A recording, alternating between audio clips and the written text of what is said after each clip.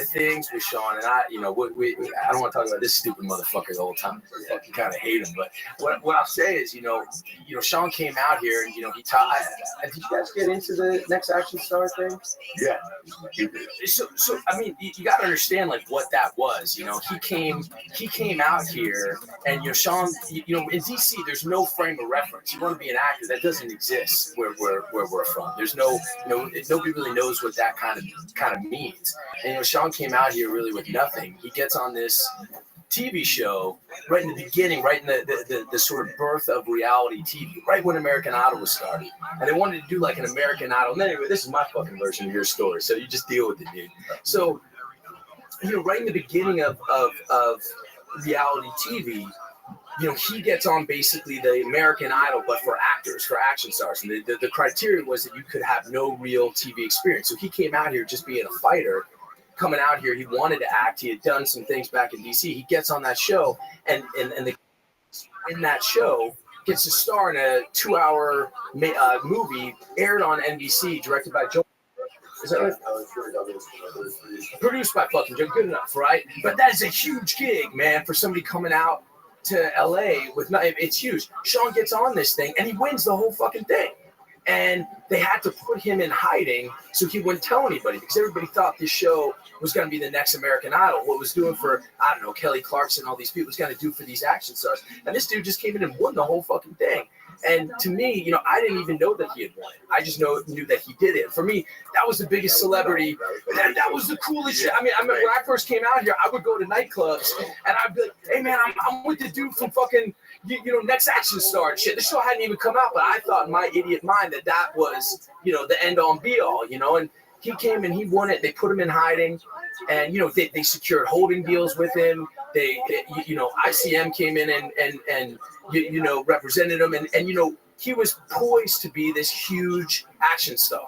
And I know him. I know how talented he is, and I know how good he is, and I knew that, of course, this all made sense. They ended up airing the show much later than they thought they were going to air the show, and the show was a huge freaking flop. And it ended up not being the American Idol what they thought it was going to do. And as Hollywood is Hollywood, these motherfuckers, and again, this is my version of the story, but these folks, as much as they were pumping him up, now they're all turning their back on him and backing out one after another, and all of a sudden, this guy who has this what do you say, meteoric? Yeah. Meteoric, yeah. Thank you, brother. So he's got this fucking rise. Just like that, they kind of leave him high and dry, and the movie doesn't, the movie on NBC doesn't do what they thought it was going to do, and so this guy gets a taste of the falsehood and the bullshit that this town can give you, and 99.9% of these people who this would happen to would tuck tail and run. Would fucking leave, man. And being a psychiatrist for a year and a half at home. That's it. And this motherfucker, because he is a fighter, he is a real fucking man and a real fucking fighter. He said, hey, look, man, I'm not letting this thing lick me. He could have gone and fought in the UFC. He could have gone and done a million different things. He was an undefeated fucking boxer, Division I wrestler. And what he decided to do is invest and dive into acting school and to learn and put his work in. He went and did open mic nights every night. I have so much respect for stand-up comics. I mean, I envy you guys, because you guys don't need to be hired to do your art. For me, I gotta go, grind, hit the pavement, jerk people off, do whatever it takes to get hired onto a job. I love the fact that stand-ups, you just need an audience and a mic, and I'm so envious of that. But what I saw Sean do is work day in and day out every single night, getting up there, performing somewhere, and he went and kicked fucking ass, and he did it. Now he's got this great career, both acting and in comedy. And for me, that's about being a fighter. And it was a huge lesson for me. It was a huge lesson for me to sort of, man, for me starting out in this job, it was me and Kerrigan meeting in the mornings, 5 a.m., going to get fucking coffee. We would go to each other's auditions, wouldn't let anybody fuck with each other. We would get each other. We got each other the work that we got. He would be right there with me every step of the way, and we'd go box in the afternoons. We'd go out all goddamn night and start the next day. And that's what being in California was like for me. And I can't tell you how much I owe to him and how much I've learned from him. and how much I respect him. Now, before you came out here, you said you went to Russia. You lost. You take any acting classes in D.C.? No. Was there anything being offered? No, man. Maybe at a college? Nothing. I went to college to play baseball. I had no real business being in college. I was getting in trouble all the time, getting in all kinds of shit. And then, in the college that I went to, I ended up taking an acting class almost as a fluke. And I've told the story before, but I ended up, because I'm an asshole, I thought I was going to be in a 250-person intro to acting class where I could drop acid, sit in the back of the theater and just watch movies, because that's what I heard that the athletes did. But I was such a dipshit. I signed up for the wrong class and ended up into this intro to acting class, which was with theater majors. And it was just 10 of us sitting on the goddamn floor trying to learn how to act. And I'd never met theater people before. I didn't understand what they were like. It was so different for me. And,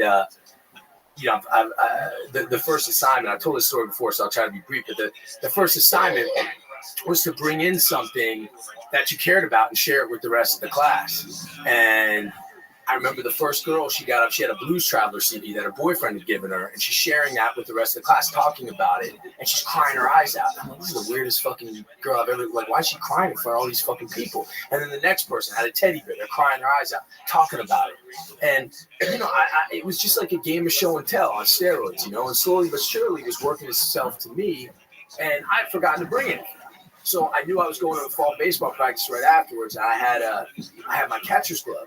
So I just decided, what do you do in that situation? I bullshit. I made up the story about how my mom had given me this catcher's glove on her deathbed. And my mom's alive and well in D.C., you know what I mean? And I'm telling this story, and I'm fucking crying my eyes. Everybody in the class is crying their eyes out. I'm like, whoa. I'm just bullshitting. I'm just doing the acting. I mean, that's what... And the teacher, this woman, Alma Becker, who ended up marrying my wife and I, she's an angel. She saved my life, man.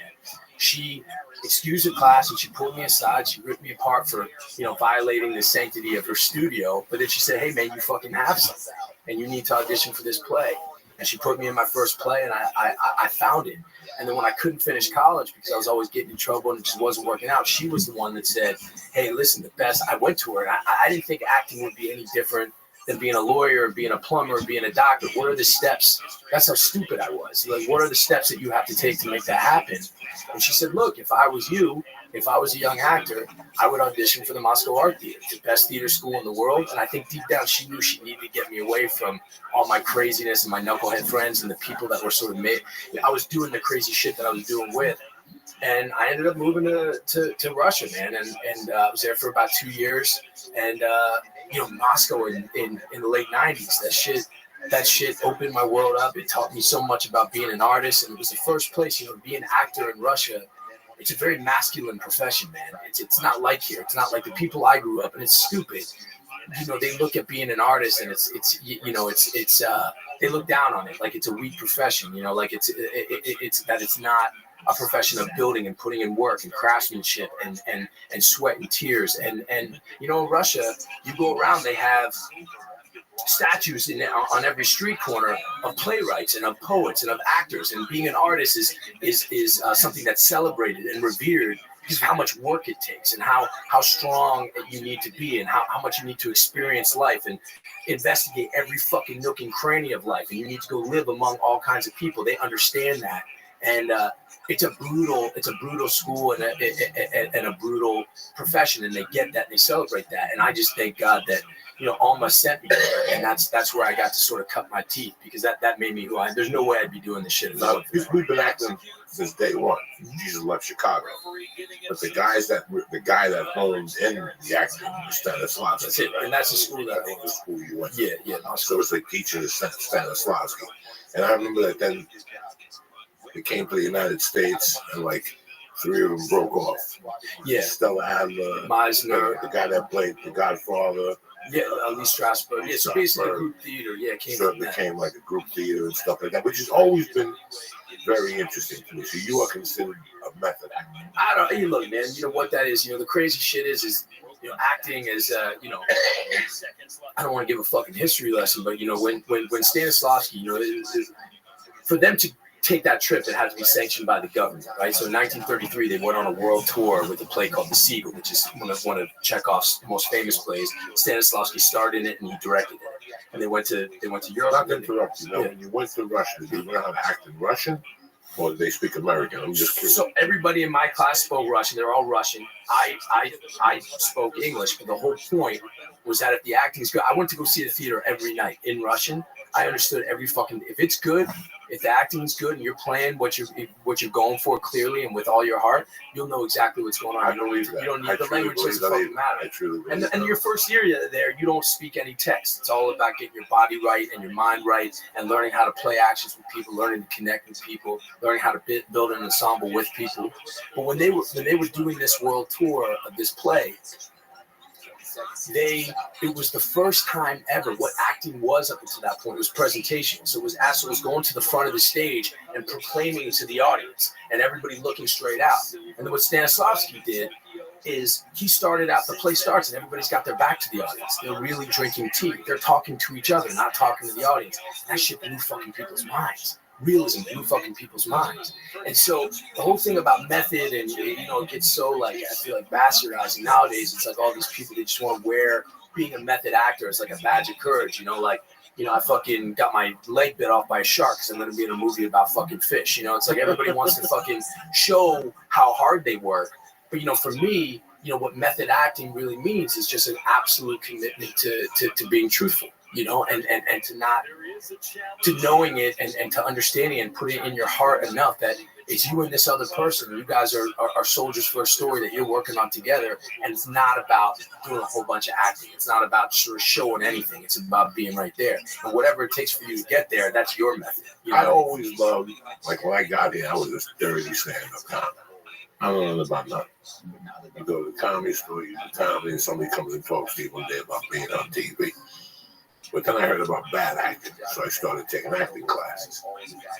And it was so weird that I took, you take the basic one, like Frank Megna off of Gardner across from Toy. Behind Toy, there's a little actor studio. He was on Monday nights, but he hated stand-ups. He liked me, but he didn't like stand-ups in his acting class. Because he says we were a little too wild for him. So I went over to Vanna Chubb. I don't know what the fuck she teaches over there, but she had the blonde, Therese Sharon, and she had Holly Berry, who had won Academy Awards back to back, so I got her everybody in town. And I enjoyed it. When I was going to acting class, it showed me how to hustle as an actor. Like I wasn't hustling as a stand-up comic because the stand-up world wasn't responding to my material. So I was getting breakdowns at 5. I would pull them off and email them to my manager by 9 or my agent. And in those days, there was no computerized thing. So I had 3 agents. In my world, people would call first. So I would call Sean Kerrigan. Sean Kerrigan, they cast this movie. They call you back in an hour. You're in an hour. What happened? Oh, I left a message for fucking person. Yo, call this guy. Yo, call this guy. I would see 3 people. And 3 people would be pitching the same one. But it's amazing. I had 3 agents at one time. And the auditions I was going in taught me what each agent saw me as. I had a gay guy that was crazy gay up here in North Ventura. And he telling me about bars in Hollywood where there's a red light. They're all sucking dick in there. I mean, this guy was crazy gay. He only represented the theater actors in New York. And he took me, he saw me at the store. But he would send me for high-level stuff. Like he was an agent by himself that would call casting people. Like he got me in movies. It was an extra. He contacted the writer and made the writer write me, and he thought it would be a funny thing to listen to. Yeah. Like he'd been around that long. Yeah. I really got into the acting thing. Yeah. But then it got to a point where it got creepy. How so? It was too creepy for me. Like I started working with people that they had to be in character before the thing, and don't talk to me, and the trailer. And then I was like, that's it. I'm done with that part of it. Listen, I love the acting thing. I love Stanislavski, and I love Stellar Allen. Everybody, I got bad news for you. I know a bunch of fucking black dudes from Compton that they put them in a movie with no previous experience. They could fog up the bottom of a class. Queen Latifah, she came from East Orange, New Jersey. Look at it. So if you understand my comparison in my head, like I was like, there's people, and then there's other people. But the people who study like you, I see that richness in your work. Look, man, I appreciate you saying that. I see that. But I hear what you're saying. You got to live life. Yeah, you got to go through life. You got to, you got to be. That's what we do. We're telling stories. What year did you get here? I got here, I think 2004. How about you, Sean? Do you remember on Santa Monica on Fountain, right below like the Comedy Store in that area, there was an acting coach, and every hour on the hour when you drove on Fountain, you would see 40 people reading lines out loud. Reading lines on the street. Dog, I used to beat them. He knows. I beat them, go crazy. And I would tell them, get out of there. You're a bunch of dick suckers. I ain't going to do nothing for you. Listen, in my world, be reading on Santa Monica Boulevard with some other movie. It ain't going to fucking cut. Like, it got too abusive. Ivana Chubbuck was making women strip. Like, when you meet an actress from Ivana Chubbuck that's been there for a year, she's crazy. Because Ivana Chubbuck made women do shit they wouldn't normally do. They come to the house and show you. They would cry, dog. But motherfuckers, you want to dream. You want to dream, that's it. Money for it. And that's the problem I've really found. I never did like acting classes out here, but look, versus Russia, here to be an acting teacher, so many people are doing it because it didn't work out for them, or because they're validating their own sort of thing, like that they're staying in the world by taking other people's money and showing you how to do it. But you didn't fucking do it. So how are you showing, what do you really have to offer? And don't get me wrong, I think there's great coaches. But, in Russia, the way it worked, the highest honor that you could get, the highest honor was to be a teacher. So if my teachers were the biggest, most respected actors of stage and screen. Those were the teachers over there. Who's one of the greatest NBA teams in the last 20 years? Who are one of the greatest? The Bulls. The Bulls. Let's talk about the Bulls. Who coached the Bulls? Phil Jackson. Did you ever see Phil Jackson play basketball? He played. You wanted to stick a stab through your heart. He was the sixth man. Yeah. And he had no meat on his bones. And I was in the 8th grade. And me and Whitey O'Donnell were gambling addicts. Yeah. So we would split 5 times. That's $12.50 a piece, 15 if you lose. Yeah. Let me tell you something. Whenever they put Phil Jackson, we just hang up on each other.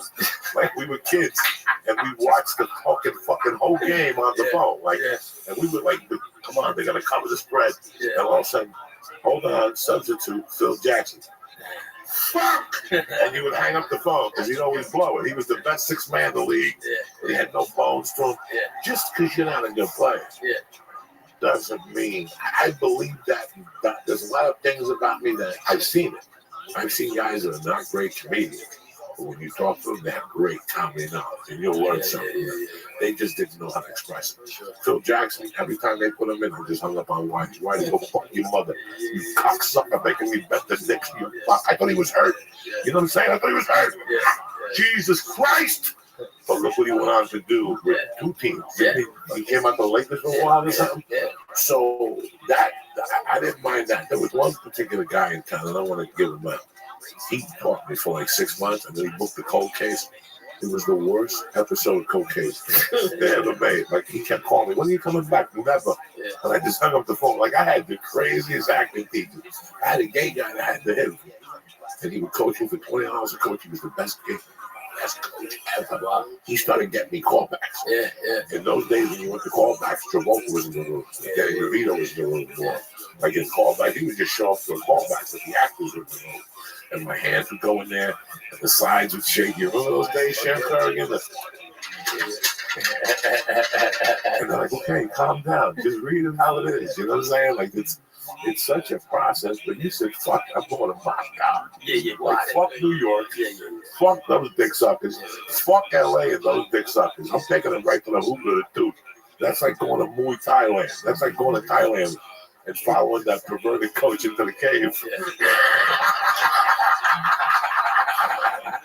But you learn Muay Thai in the Muay Thai-ville. You want to learn how to cook French. What do you learn? New York? Go to France for 3 fucking years. That's what I respect about you. That you went to the heart of the fucking matter. You took 2 years. It wasn't some smart idea of mine. I got led. I didn't really. I just got lucky. Absolutely. You know who else lived in Russia? Mike Swick. You know Mike Swick, the UFC fighter, good guy. His mother was the consulate or the ambassador of Russia, so he grew up in Russia. Oh, and one day he was telling me and Rogan Russian stories for 6 hours about how it works in Russia. You pay at every level. Every level. They don't fuck around. You get $1, it's not really your dollar. It's not just on loan. Next thing you know, you got 18 cents. Everybody has their fucking hands out in Russia. Like, just repeat these stories. Now after Russia, you end up in New York. Yeah, I went from Russia to New York. I was there for about a year or so, just doing what I could do, and it was crazy. Actually, right from Russia, Harvard's got a graduate school for acting that takes their students to Russia to get taught by these Russian masters. They saw me in a show acting with these Russian kids. They saw me in a show and they said, "Hey, what are you doing?" I told them my story. They said, "Hey, would you want to come to graduate school in Harvard?" And they invited me to come there. I said, "Hey, kid, like I didn't finish college. I was like a fucking fuck up."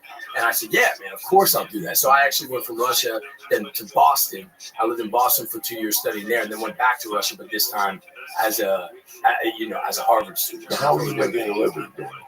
Well, when I was in Russia, I played baseball. I played some pro baseball, which was like a joke over there. But I got paid a little bit. But then when I went to Harvard, it's just student loans. Yeah. And then you come out and then you talk about a racket. You talk about a kid coming out of acting school, and then you owe $70,000, and you can't do a fucking thing. Because that's the thing. I thought I was going to go to Harvard, and I thought, finally, I'm going to be with the best of the best. They see 10,000 kids. They only take these few, and you just got to be the fucking best. And I remember on the first day, everybody got to do their thing, and I'm like, oh, really? This is it. This is who's here.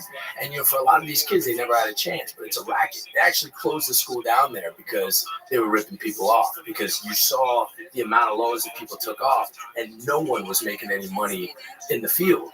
And so they said that the school was unlawful. I think let's be honest, it's 2018.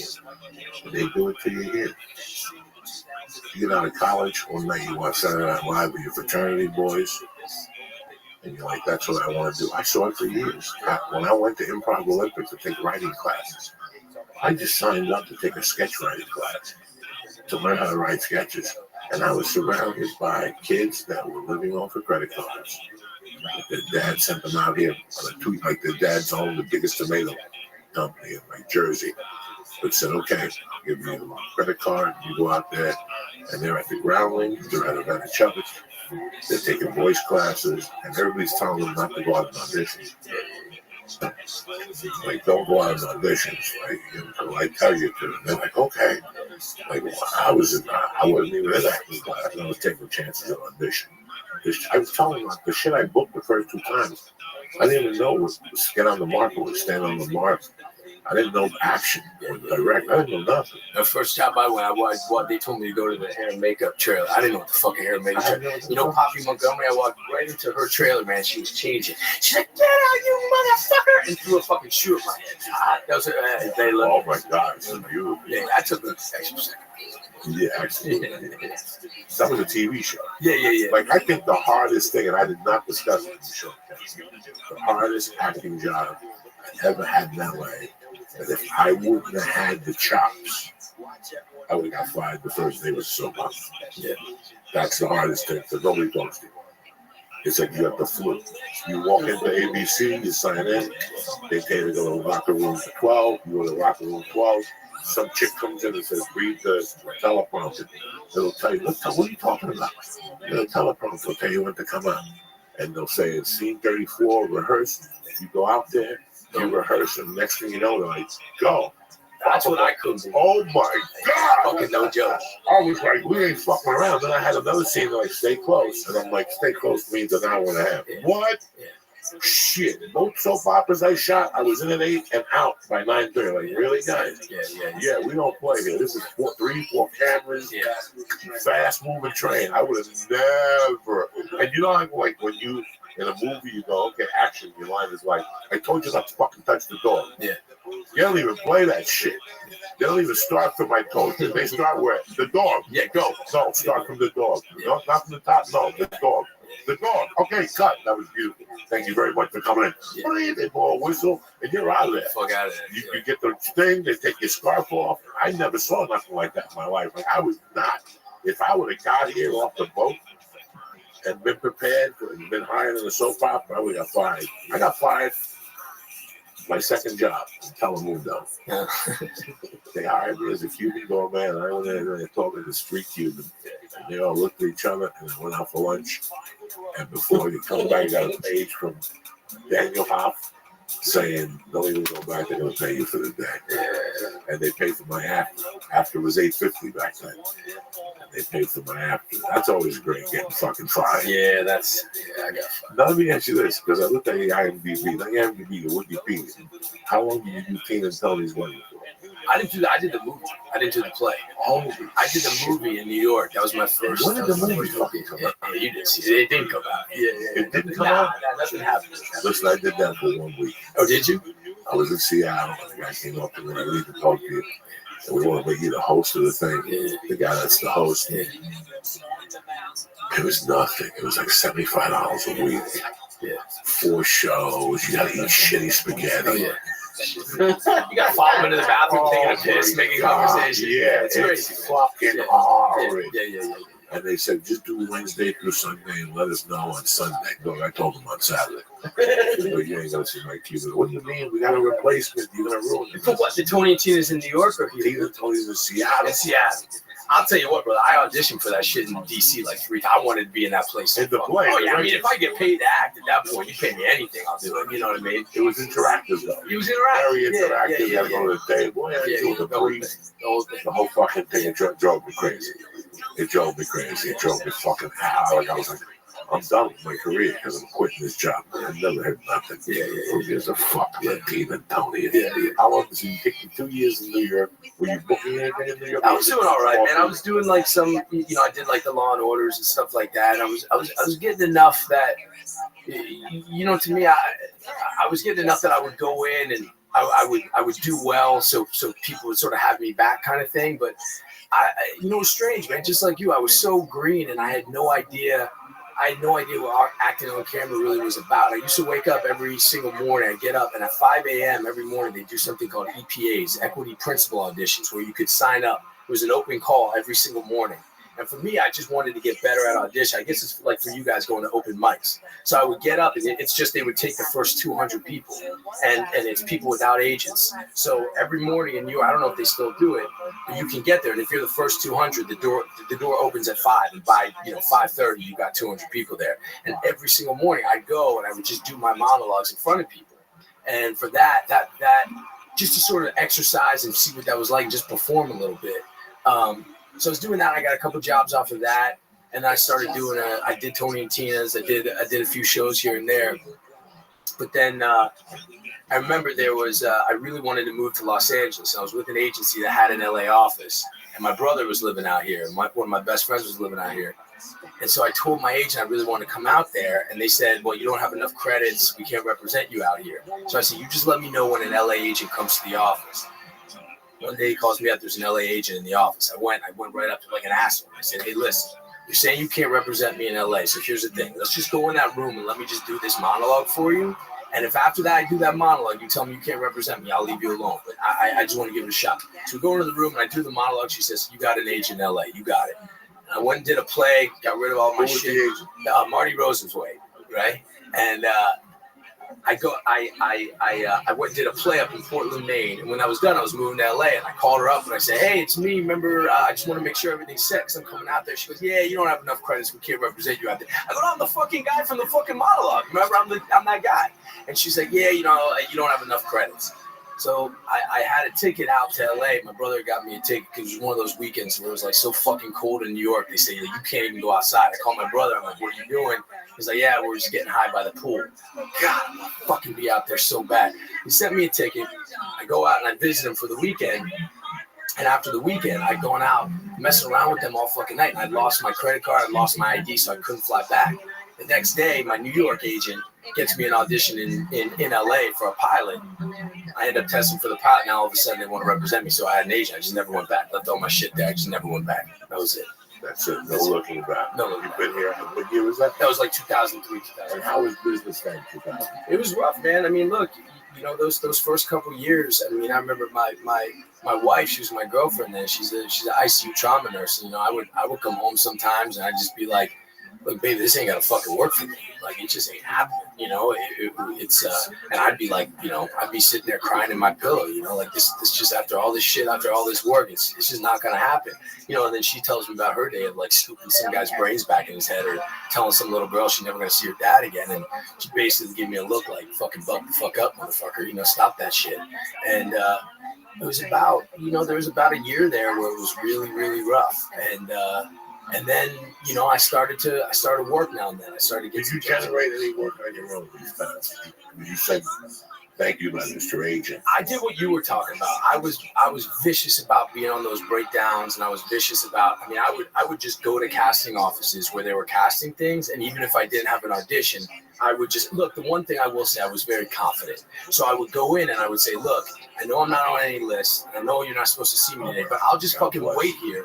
And when you're done, or maybe before lunch, just let me do my thing. And if you don't like it, I'll never fucking come back." This is post-9. His was easy because I was pre 9/11 and you could walk in the lot. Yeah, you could just walk in the lot. I'm going to Nancy Bot's office, and in those days, I would get I didn't give them about. I took criminal skills. Yeah. I was working with actors and I was saying, how lazy are these guys? So what is it? How does it work in the world? Well, agent submits us, and then we wait for the audition. Yeah, fuck all that. And I was like, that's not going to work in my work. Gangster one time, the Jersey gangster told me that a casting director's movie, their job is to cast a movie. This guy was like a retard and told me this line. You know what? Casting director's job is to cast a movie. Did you ever think about that? And I started getting envelopes. I was doing the breakdowns. But see, the breakdowns, people don't know at home, it's a service that comes out that tells you the commercial shootings in town. Like, not commercials and films are the commercial shootings. Yeah. There's 1,000 movies that are made that you don't even see the breakdown on. They don't even, it's all in-house. CAA and ICM, or they'll hire somebody from WME. But you don't see it. In those days, you got called in. So it really teaches you. The breakdown also teaches you that even if you're right for something, there's 100 times I went to your office and called, and they would say, the guy had a brother-in-law that was perfect for the job. I learned a lot because I didn't take no for an answer. In those days, I told him, if you're a comic and you're not up at 9 and out of your house, don't fucking talk. Because in those days, at 9 a.m., I had 6 or 7 yellow envelopes. I remember going for an audition for the De Niro movie with Marky Wahlberg that was sold by Vinnie Curtis. You guys know who Vinnie Curtis is? He's a boxer that won the welterweight championship at 44. He's a little box. He's I used to see at auditions. I would see him at auditions and Vinnie come in. He's here like a De Niro movie. He don't know who's casting. I'm casting out of New York. I just make up a name. John B. And before he'd go in, he'd come back to me and he'd go, what's the name of that movie again? And I'd go, Mafia 6. It's with these 2 guys. And I would goof on him.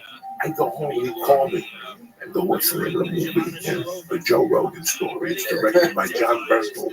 And he goes, who's in it? De Niro, Pacino, everybody. Call your agent. He called me back. My agent can't find us a breakdown. It was hilarious, but he really did win. He really did win. And he was supposed to fight Marvelous Marvin Hagler. And he booked that dog. You guys used to sit with him. Stories about Sammy the Bull made him fight under a Puerto Rican name, put a wig on him. Wow. Is that right? Oh, dog. He's got, if you open up Sinatra Live from whatever, the album, it's all Vinnie Curtis with Sinatra. He's talking about being in Palm Springs with Sinatra. Looking for a hot dog. He sent this pilot to Vegas to get Sabra hot dogs.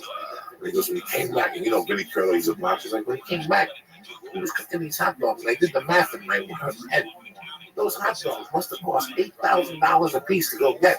So I ate like 8 of them, just out of respect. Even though I was in training, I had to run an extra mile every day. He's got real stories. And he said he's boxing at the guard under like the name of Tito Ortiz with a blonde hair on.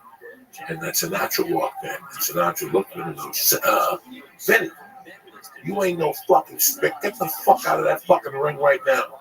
And Sammy kept saying, you better fucking be careful. He's like, he ain't fighting under no spick's name. And they took him out. They took him to a hotel and hid him out for the night. And Sinatra had to negotiate for him. He's got dog as a script writer. There's no Vinnie Curl, like forget shit. He took a script writing class and he came out here. He didn't sell not one script. He sold 2 scripts. He sold another script about being on the run from the mob. And he went to Canada. There was a kid that was handicapped, and all he wanted to do was run up the hill. So every day he would push the kid to run up the hill. Finally, the kid ran up the hill. The next day he died. Oh, a story that everybody was in. They would have a bidding war. But when De Niro bought the movie from him with Marky Wahlberg, this is '98. That's when this guy. He's the guy. Any of you guys ever see 29th Street? It's an old movie about like a neighborhood with who was the Australian actor for a while that was really hot? Anthony Lampaglia. Oh yeah. It's a really funny movie about 29th Street, New York City, and he's the guy like who sent you? No names. He's all that. So when I saw him at the comedy store, I fell in love with him. And he's half Cuban, half Italian. He's from Boston. And Rogan, all those guys would say, "Bro, his body shot. He was supposed to fight Hackman. But something happened. He was up next. Something happened. Something weird happened when he sold the script to De Niro and Marky Wahlberg. Listen, they were about to shoot on Monday, and he went to a party on Wednesday and started saying racial slurs about De Niro's wife at a party. And that was the end of that tune. They pulled the fucking movie. But when I went to see that woman, I forget what her name was. Ready for this? She was open. First of all, I did a read that was just god awful. You ever read for somebody and it's just god awful? Like I just got there. It was the 3rd time in front of the casting director. It was god awful. The next thing you know, before you knew she was holding on, she turned around. She gave me a stack of my envelopes with all the headshots. It was like 18. I was hitting her up every day. I didn't fuck around. Yeah. Your job is to cast the fucking movie. My job is to book it. My agent says I can't come in here because I don't have enough credits. That's great. Let me read for you. That's what I would do. I didn't give a fuck. Now, I advise you to do, you're not going to get through the gates unless they're in an independent building. Yeah. You know, you're not going to get through the gate. But do you guys always have this confidence, or was it, I can't imagine, like, all of us came to LA, and, like, LA is, like, kind of scary to come to from the East Coast. You went from the East Coast to Russia, where you didn't speak the language, to a school where they didn't speak your language. And now coming out here, but does it seem kind of easy to come out here to LA? Like it's not that big of a deal. Like I go back to the same thing. I go back to the same thing. Like we were talking about boxing and being in the ring, and you know, like you got to go back to, you know, why you're doing it in the first place. Because I'll tell you right now, man. You know, three days into Russia, I got a gun pointed in my head. You know, I like being in that city.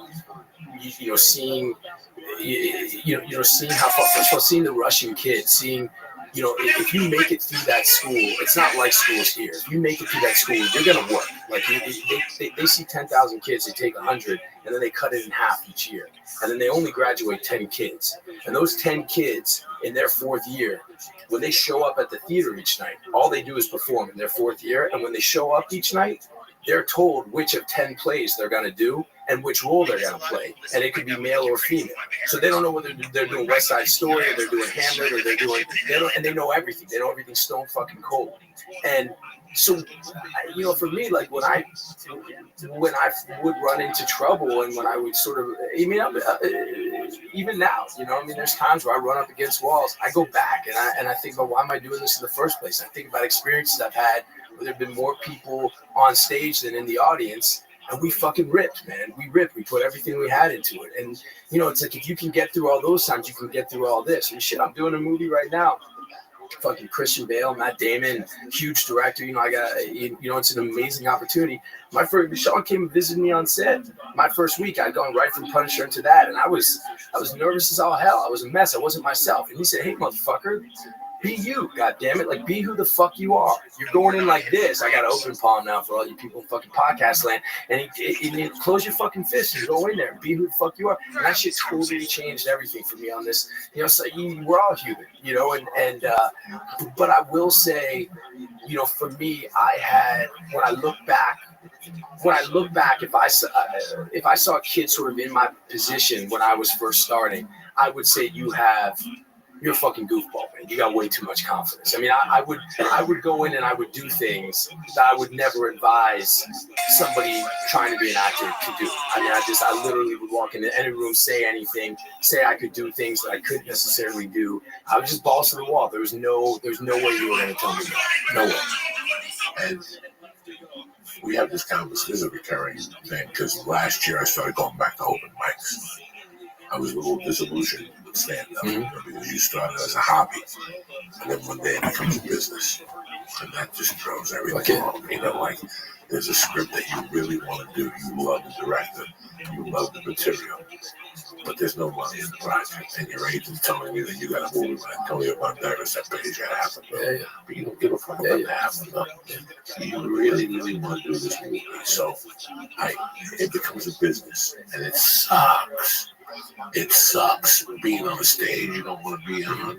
It sucks to be in a movie you don't want to be in. And I'm sure you pick movies that said, what the fuck am I doing here for the third day?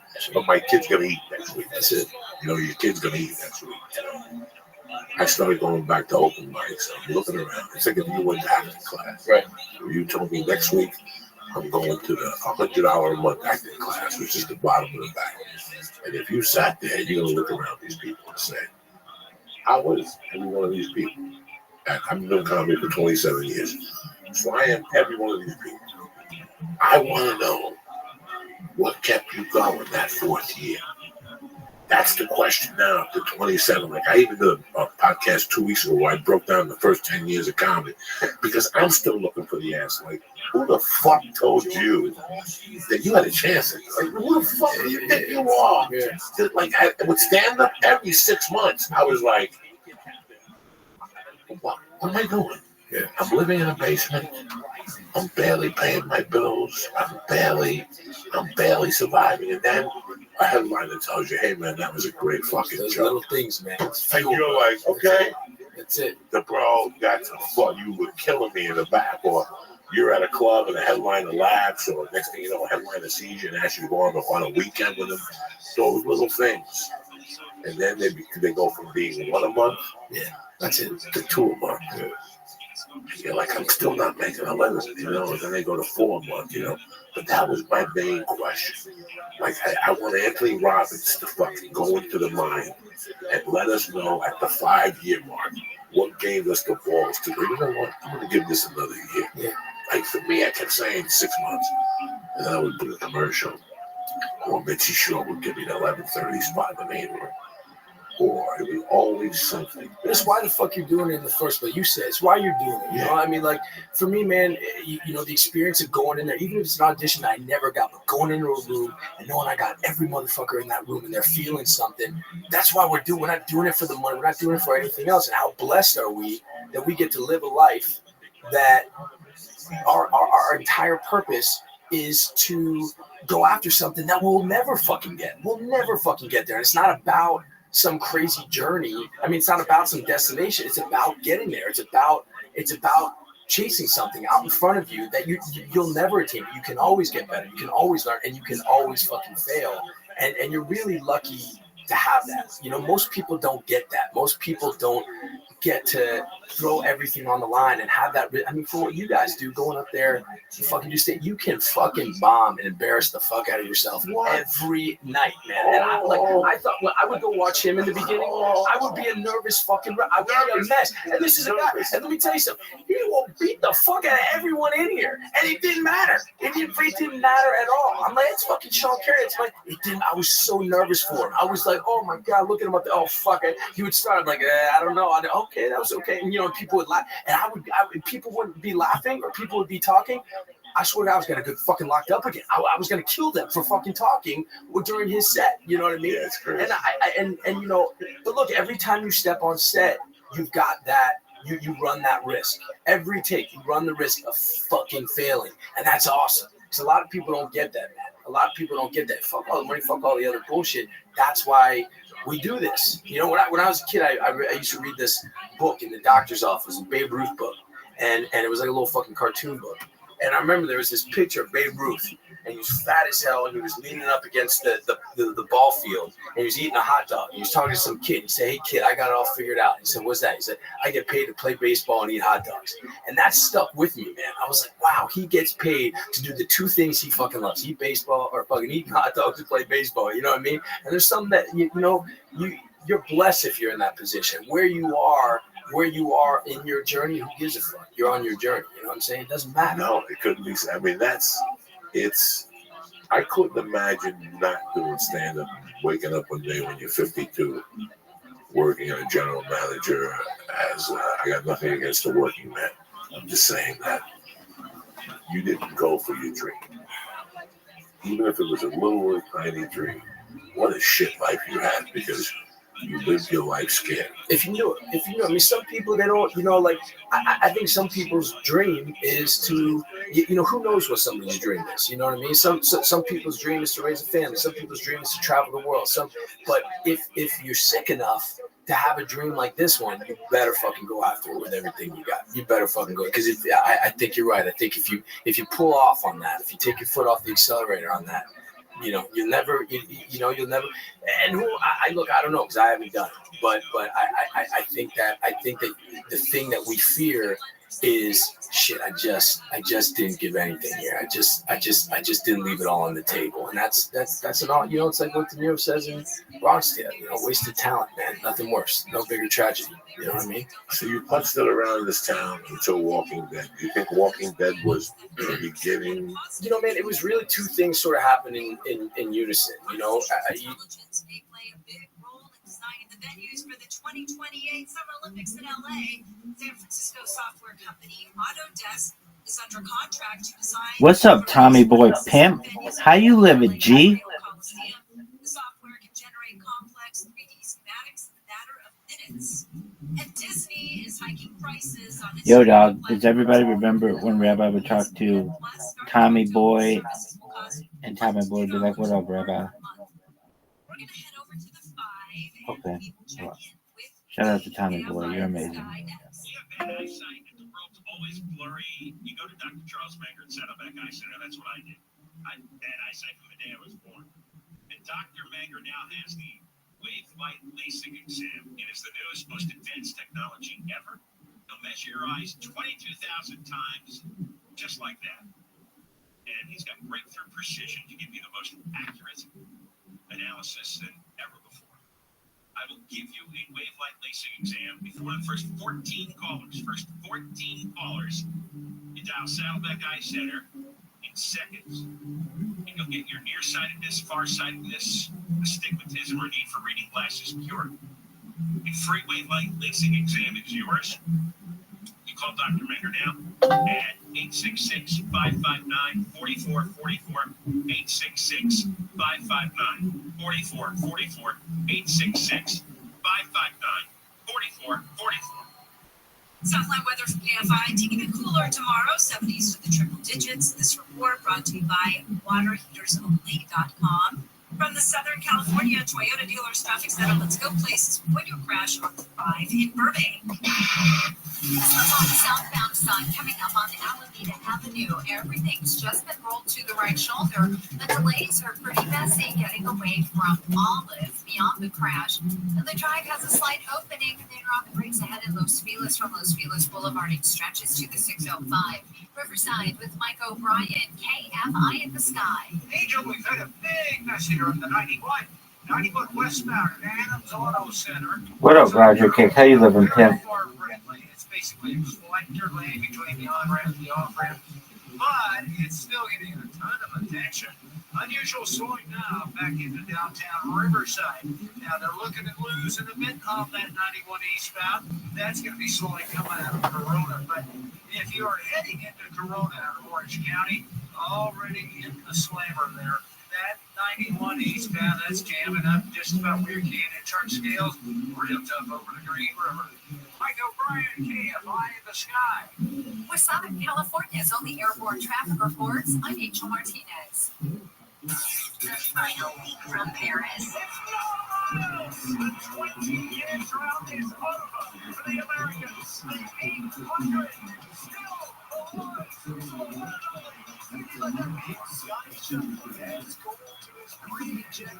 the summer games with you from your phone to your car or wherever you listen. Open the free iHeart app now and enable push notifications for live updates from Paris. iHeartRadio, the exclusive audio home of NBC's coverage of the 2024 Paris Olympics. The free iHeartRadio app is #1 for music, radio, and podcasts, all in one. Discover a new podcast from our library of over 350,000 titles. Here's an iHeartRadio podcast preview. So, what exactly happened here? 2 people were murdered. House was set on fire. In his right hand, he had an automatic handgun. And blood over his chest. What could the man?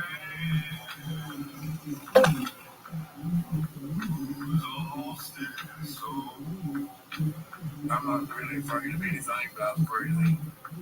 Can't take the same. He was evil as far as I'm concerned.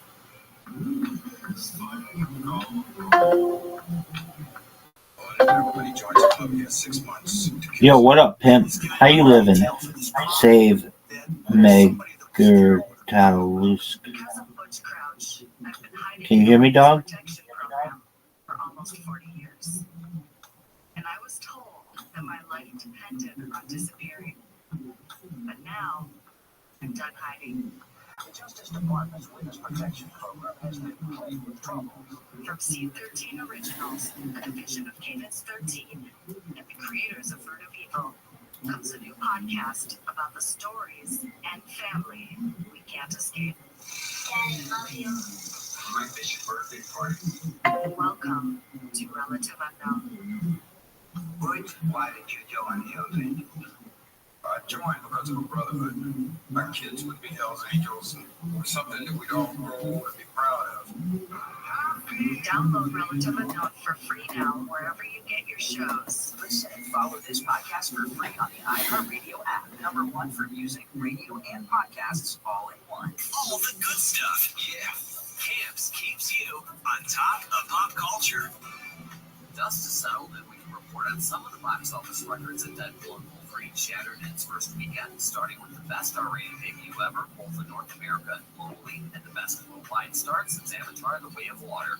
On the domestic side, Deadpool and Wolverine is now the biggest first weekend for both Ryan Reynolds and Hugh Jackman, the largest July opening ever, beating The Lion King, the 34th straight Marvel Cinematic Universe film to start at #1, the best first weekend of 2024, the biggest in Spider-Man No Way Home, and the #6 opening weekend of all time. Internationally, the film beat out Inside Out 2 as the biggest first weekend for a U.S. film overseas since Avatar: The Way of Water, and was the top debut weekend ever in Germany, the UK, Australia, Japan, and several other countries. And Disney now has the top grossing films for 3 months running. May's Kingdom of the Planet of the Apes, Inside Out 2 in June, and Deadpool and Wolverine taking the crown for July.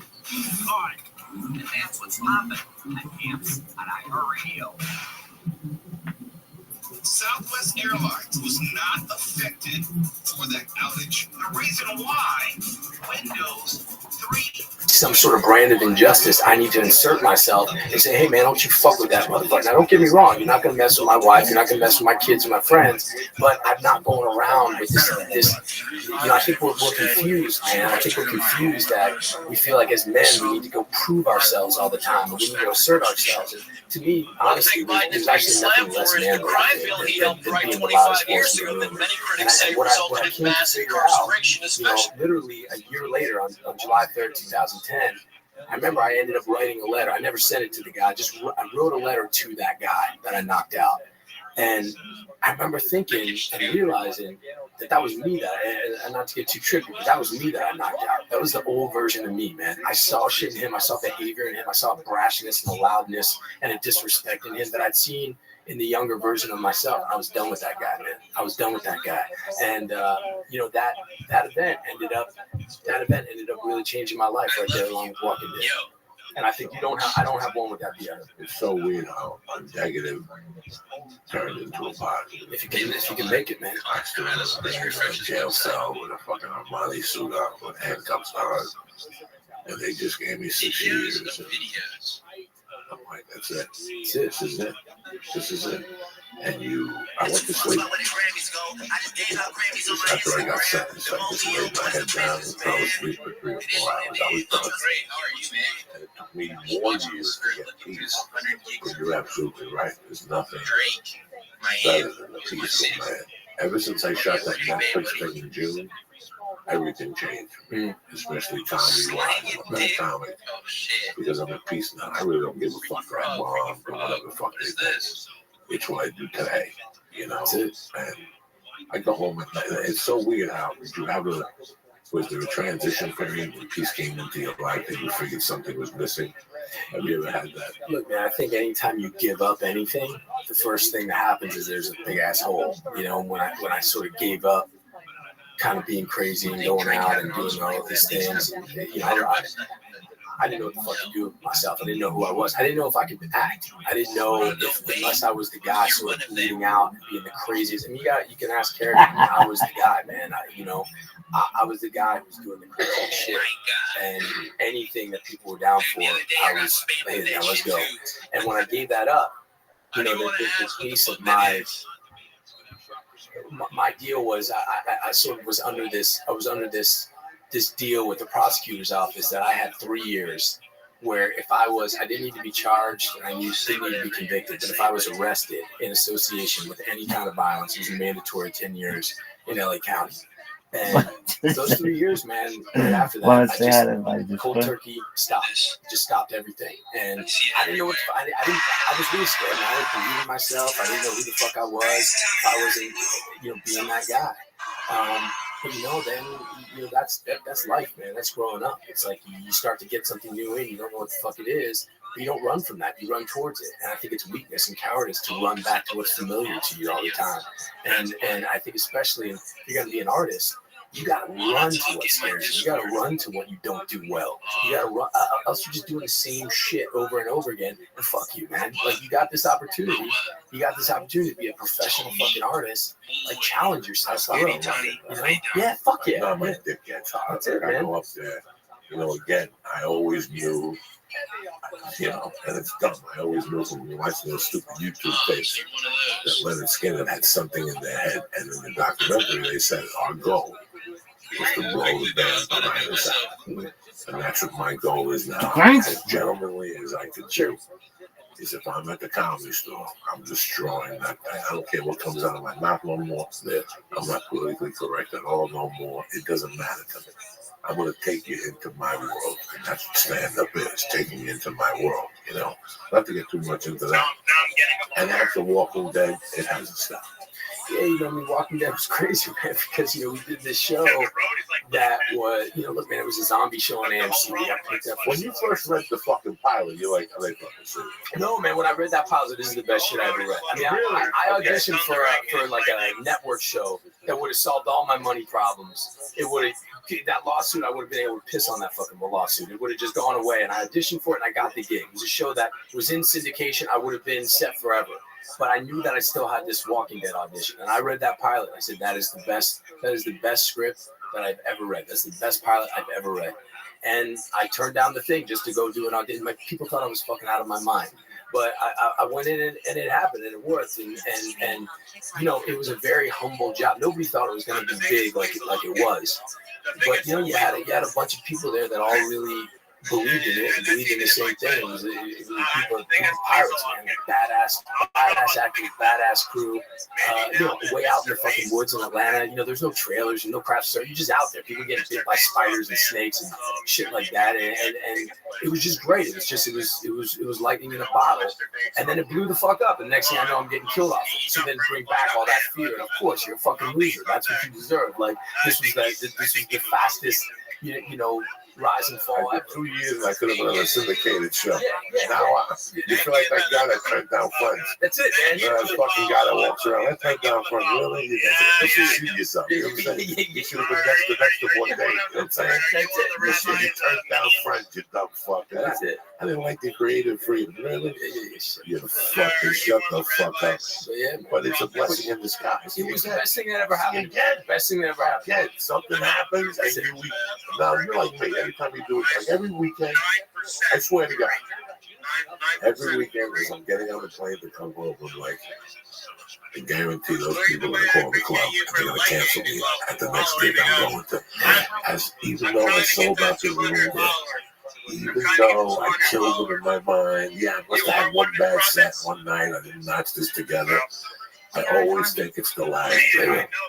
But you, I mean, And even as an actor, do you feel that 100%? You know, all of a sudden you're home for 3 days and you're like, That's the worst that first week of this job, I was a mess. But I think that means you give a fuck. It means you care. You realize. And look, man, the hardest thing for me is I got 3 little kids, that I love more than anything in this world. And I mean anything. I kill for them, I'll die for them, and I'm away from them so much because of my work. And I'm putting their name on my work. That's what their daddy's doing. That's why I'm not around. So I sure as fuck, I think about it every time before I start. When they're older and they go back and they look, it's not because I was doing some goofy, bullshit, man. You will see that I was working my ass off, that I was sweating my ass off, that I was giving everything I had. Because if I'm away from them, I'm not out in the club and I'm not. Right. Nah, man. If I'm gotta be away from them, I got to pick up an envelope and get away from the merch. that's it. I'm sorry. That's all. I know you're usually get to a festival. And I know it's going to be great for you. I'm in Marina Del Rey for 3 days on the cuff. She's got to go be karate at 4. That's it. I take her to Bully Buster at 4 and swimming at 5:30. There's gymnastics.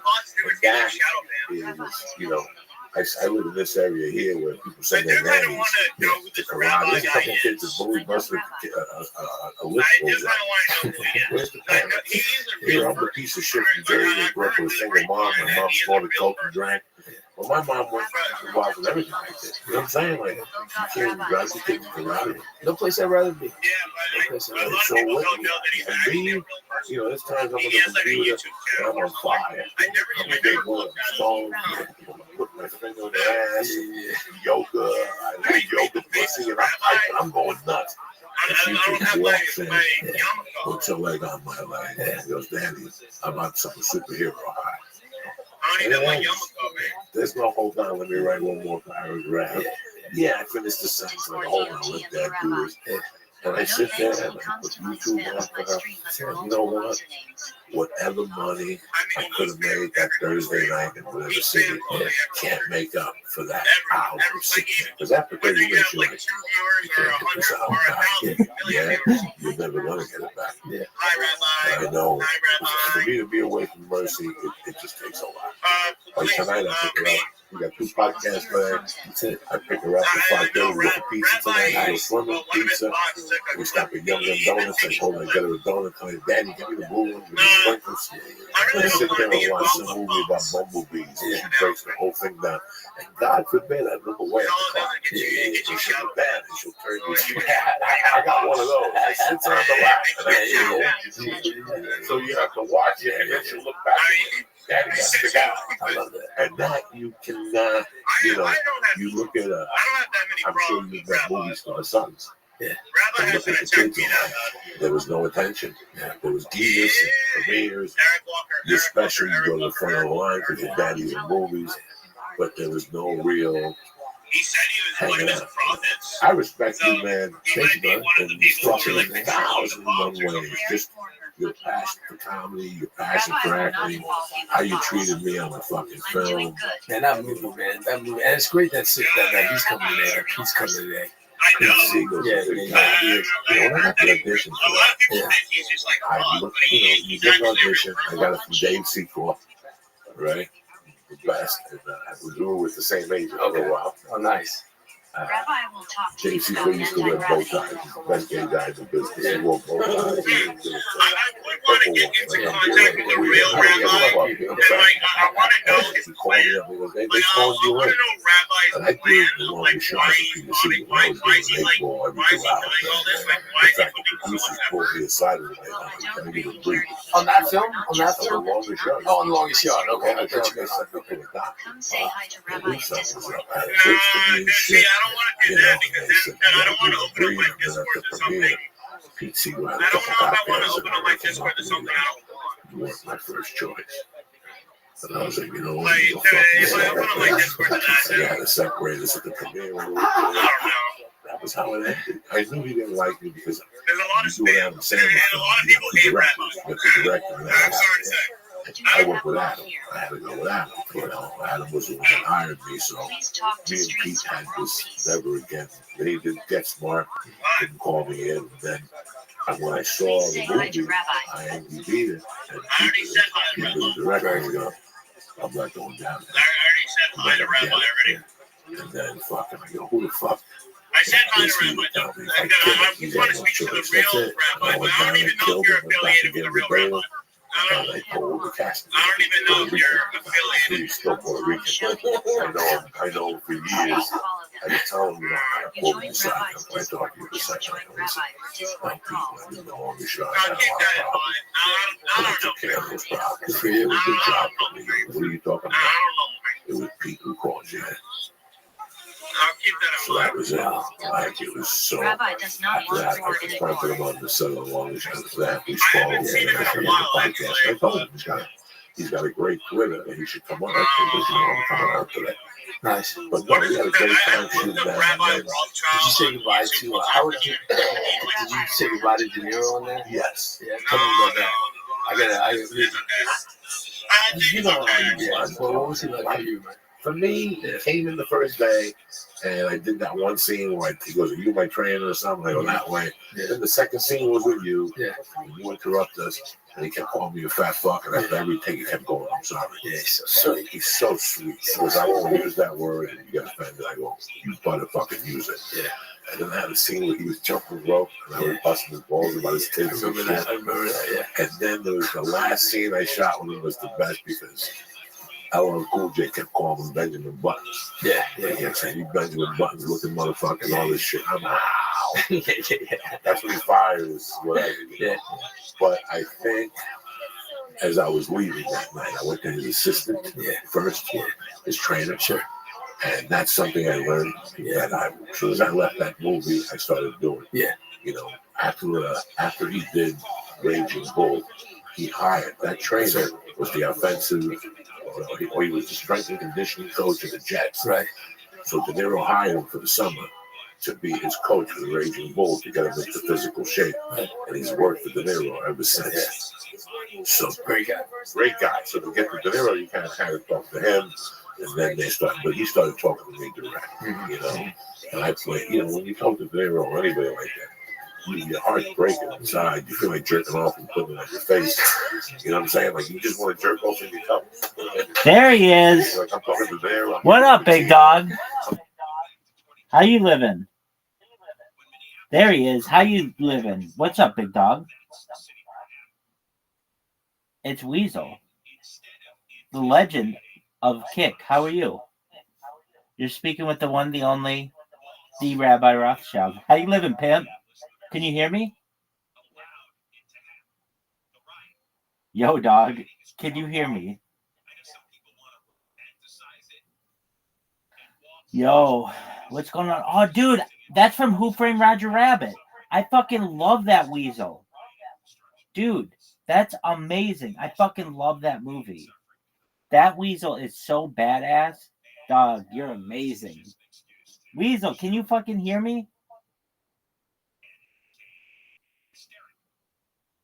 Come say, I love your Roger Rabbit avatar. Dude, come say hi. I mean, you're saying hi. Can you hear me? Yo, dog, can you hear me? That's okay if you can't. Weasel, I understand. You're doing a lot right now. It's a lot of multitasking. I just sent you a friend request. I'd love to tell you about my project and like why I bought people. I'll tell you all about it, man. You're really cool. I don't know if you can hear me though. I'm gonna go to your stream and see if you can hear me.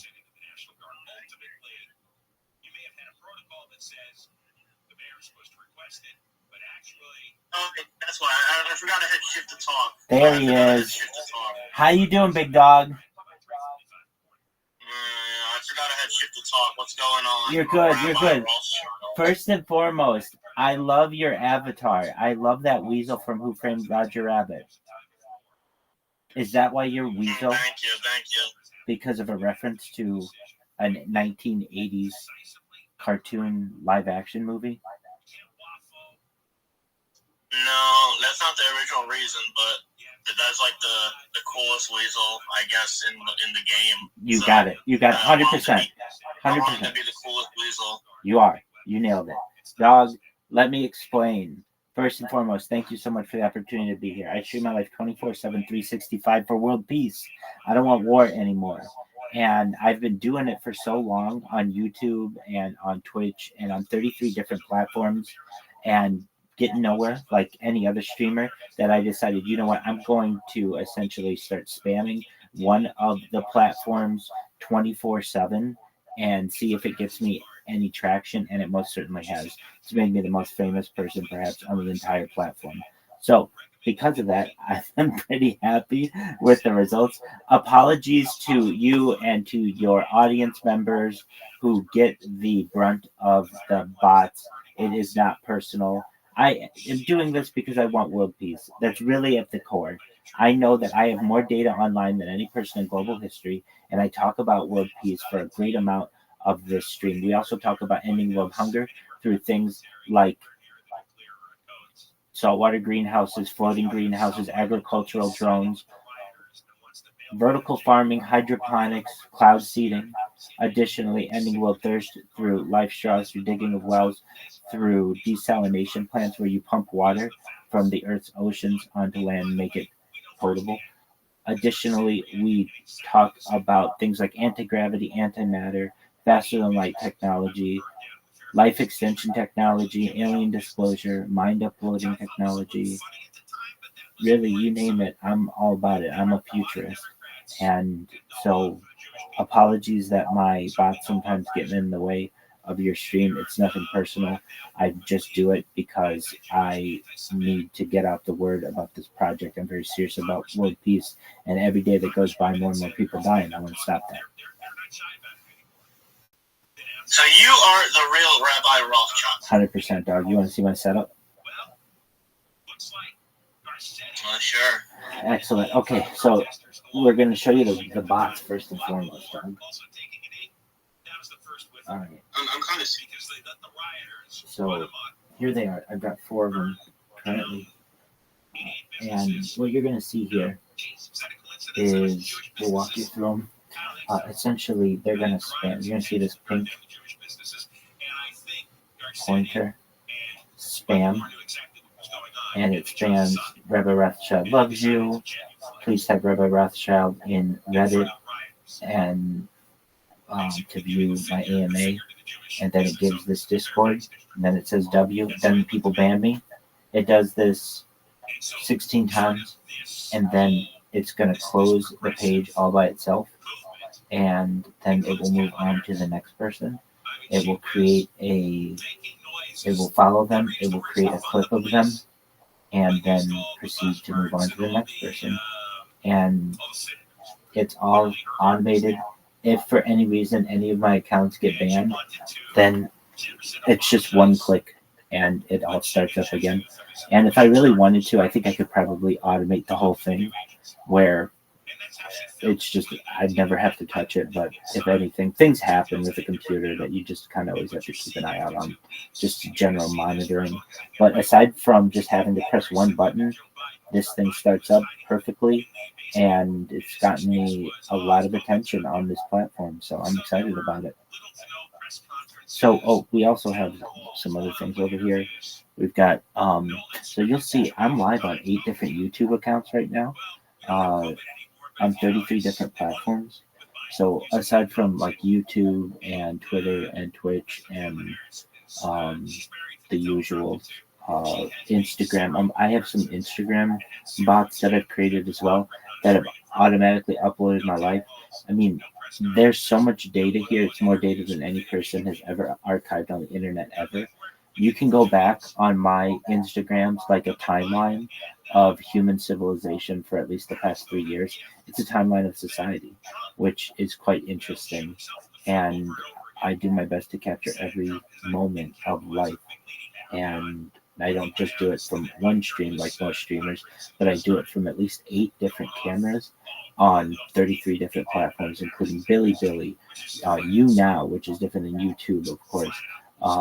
We're live on Odyssey. We're live on Loco TV. We're live on D Live and Trovo. Ones that people haven't even heard of, like Africa TV. That one is big in South Korea. You name it, I'm big on it. So the first time I've ever seen you in anyone's chat, it was Carl Doe's chat. Like, is that one of the first people who you went to? Carl Doe? Perhaps. That's one of the first people I've seen you in there. Perhaps. Or even debate. Wait, do you actually like have content, or are you just trying to like get an audience before you even have content? Yeah, no, I definitely have content. So I have a podcast. I've had 15 of them thus far. You can check it out. It's with just Kick streamers. If you'd ever like to be on it, I'd certainly love to have you on there.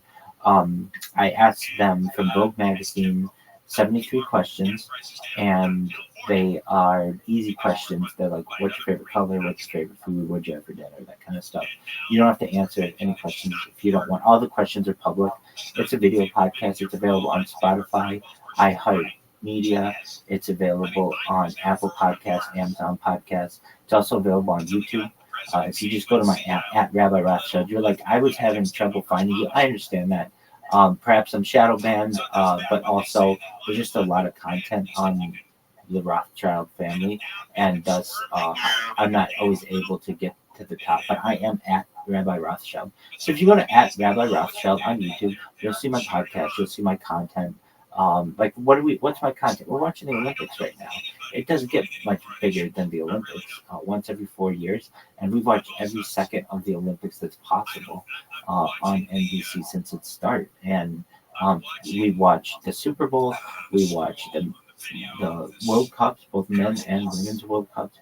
We've watched. This is our third Olympics that we've watched on television. We watched Tokyo in 2021. We watched 2022, and we also watched this year's, and they've all been really great. So you're like, what content do you make? Just go to my TikTok, Super Rothschild. You'll see all the shout outs that I've made for basically every major Kick creator, and like anybody who, if you're interested, there's Aiden Ross, there's Amaranth, there is Action Man and Mike Baby, and you name it. Like if they at least have ever been on the front page, you're going to see shout outs to them. And I also, in addition to interviewing people, my whole life is online. So I have my own Discord where people pop in and out all the time. We play games all the time. What games have we played? Like what have we done? Okay, we played. Now this is all against other people in my Discord, but at least today we played darts, we played billiards, we played shuffleboard, we played poker, we played some shooting games. So like I'm interactive with my audience as best as I can be. So how does that happen? I'm live on 33 different platforms. So people come in to these chats and like, hey, what's up? And I get them into my Discord. I've had my Discord only a month, and I have over 1,000 people in there. And are they all in there at once? No, of course not. But there are some people who stay all the time or a long periods of time. There are some people who just pop in. I mean, it just depends. We get men in there, we get women in there, we get all kinds of people in there. So it's a diverse group. And what is it about? It's about humanity having the discussion of world peace re-injected in the conversation of the globe. I am someone who doesn't like war. I don't like people dying, and I want to stop war as best as possible.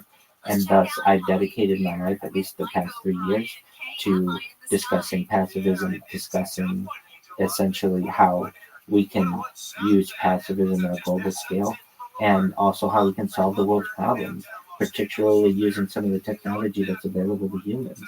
I don't know about you, Weasel, but if given the opportunity, I think that you may be able to make the decision in the future whether you want to die or not. And you're like, what do you mean by that, Rabbi? I mean, using a technology known as mind uploading technology, we may perhaps be able to scan your brain into an upload into a database for later download into a cyborg, a cybernetic being, a robot, a clone of yourself, an avatar, a cybernetic being, an ethereal being, whatever perhaps you may want to be. And maybe you don't want to be anything. Maybe Weasel, you're just like, look, I want to just watch Who Framed Roger Rabbit as I die, and I'm going to die at age 85, and that'll be cool. Absolutely. You may want to say, I want to stay in this body until age 100, but I'll use life extension technology. I'll get a pacemaker, and I'll take vitamins and some other things that are arguably defined as life extension technology. Maybe get yourself to 100, 120. But after that, you may want to die. That's absolutely fine. But you never know. You may be having a good time because today's or tomorrow's 100 years old, maybe something like today's 50 with some of the technology that's available. What kind of technology is available? Right, just off the top of my head, you have cryonics using cold therapy to essentially slow the aging process. You have human growth hormone. There's stem cells. There's a lot of different technology that can be developed to perhaps extend a human life. And then eventually, if needed, scan your brain into a computer for later download. And that's really at the heart of mind uploading technology, which means digital immortality, which is a really wild and amazing idea. No, wait, hold on. So you wanna gain all these followers to eventually change the world in some way. What is gonna be the first thing you do once you get the followers that you're ready to do that with? That's an excellent question, Lisa. Really, like, let's say immediately, right now, we had 100,000 people watching this. What would we do? Immediately, I would get my other device and I would, let me see if I can find it. It's right here. Apologies. And I would go to Wikipedia. Like, I have this all planned out. We go to Wikipedia, and there's a list of questions that mankind has unanswered. They're the list of unanswered questions of humanity. And I would inspire the world. At one time, we had 100,000 people watching. Just one moment. It's a list of unanswered questions or unsolved problems. Apologies. And I would say, okay, if you are interested, so we have 100,000 people, so we're just going to role play this. All right, if you are in the natural sciences, engineering, and medicine, please listen up. We have some unsolved problems in astronomy. We're going to go through those first. Here's what we're going to do. Planetary astronomy first. Orbiting bodies in rotation. Are there any non-dwarf planets beyond Neptune? I don't know, and none of you all know. But somebody out there knows something about our solar system, some astronomer out there, and there are going to be young people who need inspiration, need things to do in the future. This is a question that is yet to be answered in society. Please, we need some people looking into this. Additionally, how about the rotation rate of Saturn? What is the rotation rate of Saturn's deep interior?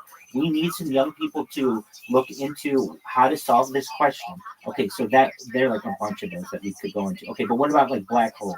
Okay, so some people out there, I like black holes. you like black holes? Okay, well, essentially, there are like many questions out there for society.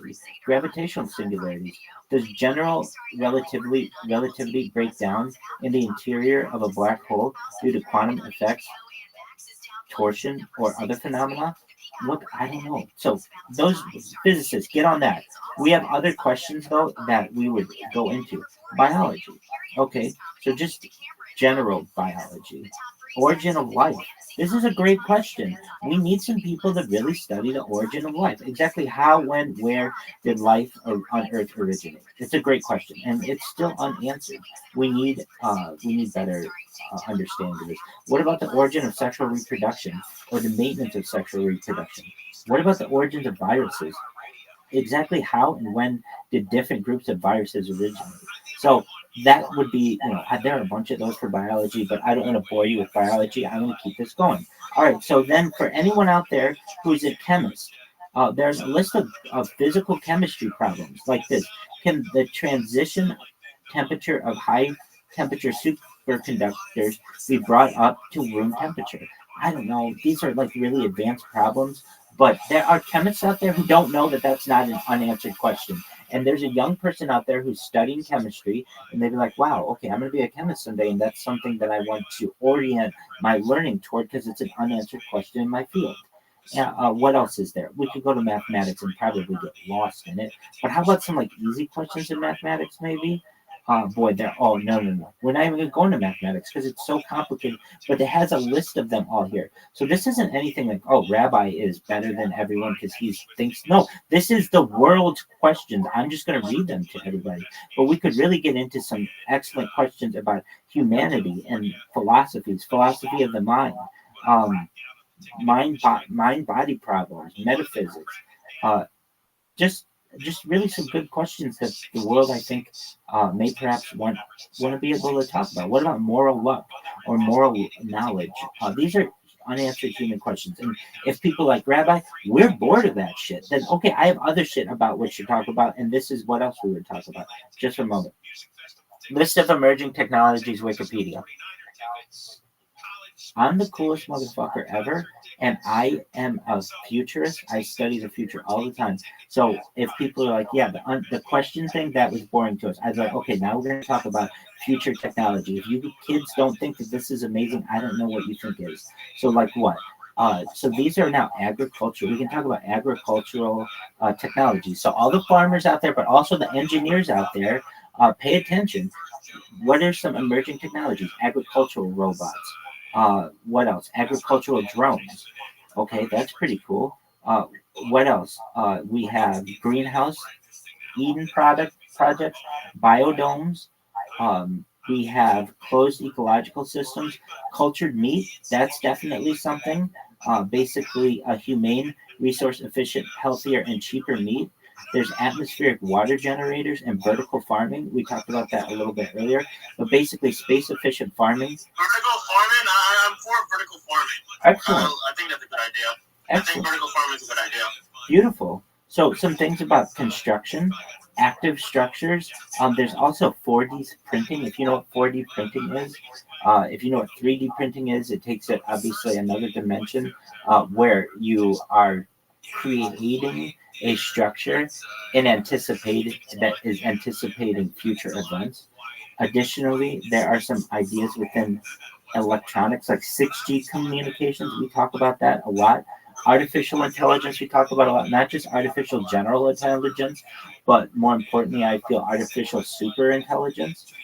We talk about biometrics, we talk about blockchain.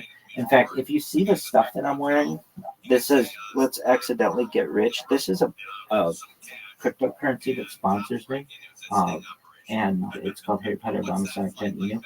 Additionally, this is really cool. Digital scent technology, smell-o-vision, where you can smell stuff through a screen. How cool would that be? What do you think of that? Smell things through the screen? Exactly. That sounds incredible. Absolutely. Well, exactly. And I would want people to listen who are listening. Let's say we had 100,000 people listening to us. Look, you could be smelling what I'm smelling. We could be smelling different foods. There are people who, probably less than 1,000 people, have really dedicated themselves to smell-o-vision in this world. Why can't that be 1,000 people? Why can't that be, or 10,000 people? Why can't it be 100,000 people? Do you think your bots could reach Elon Musk and then eventually he could start working on television? Well, I think my bots have already reached Elon Musk to some extent. Prior to doing this on Kick, I did this on Twitter. So I became a persona non grata on Twitter. And I think that, not that I would attack him by any means, what my bots do on Twitter is just follow people.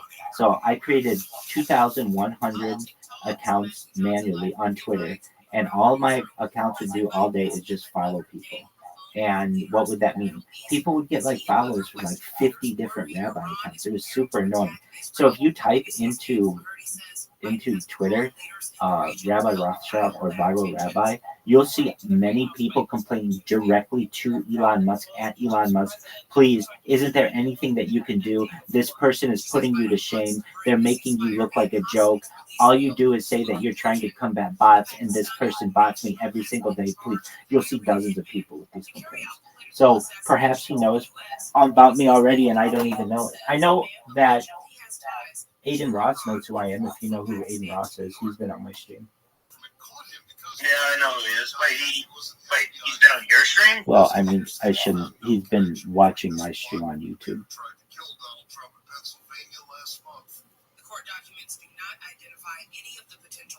So yeah, I mean, I'll just tell you right now, what I have to say is really interesting to most people, and so once they start to hear what I have to say, they're like, oh, okay, well, I guess your bots aren't all that bad if that's what you want to talk about. You want to help the world. So then a lot of times people become very positive towards it. I get people who come into my Discord every single day who I bot every single day, and they know I bot, but they know that eventually this method, it's called the mirror exposure effect in sociology, is they know that the mirror exposure effect is going to make enough impressions on people that eventually it's going to go viral. And when that happens, I'm going to take care of all of them. I'm going to take care of you, Weasel. I'm going to take care of the people in the chat.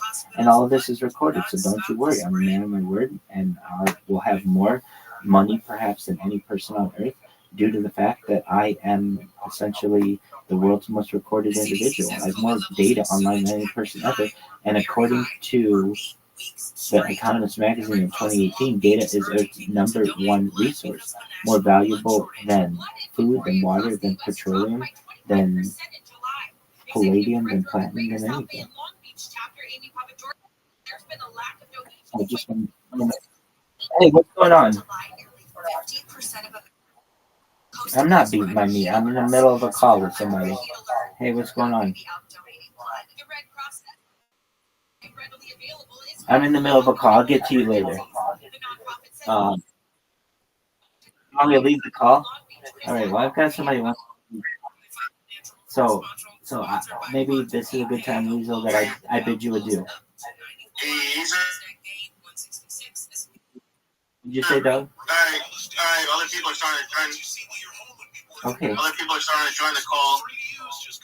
No, I said other people are starting to join the call. Oh. I'm starting to get a little bit worried.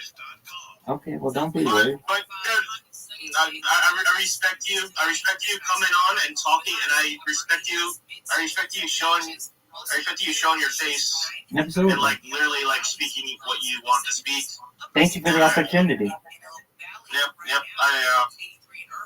Excellent. No problem, man. You take care. No hey, if there's anything you ever need, you let me know, okay? All right, yeah, I know who to hit up for the right things, you know what I'm saying? Exactly. Take care, Weasel. Yeah, you have a good day. You have a good day, man. Peace, baby. Bye. All right. Tintin, why are you so mean? Fuck no. Dog, I don't know how you talk to girls. I don't say peace to a girl. Dog, I do that so that I sound nice to them, so that it is a welcoming voice.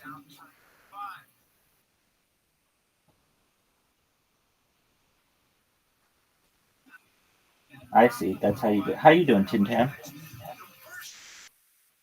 All right. Are you streaming?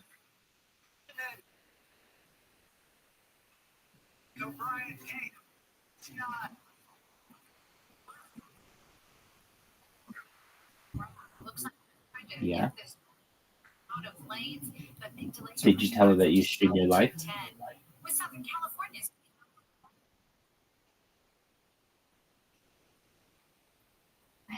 All right. You want to prove her wrong? There you go, Ben. Who gives a shit? All right. Well, don't let it get to you.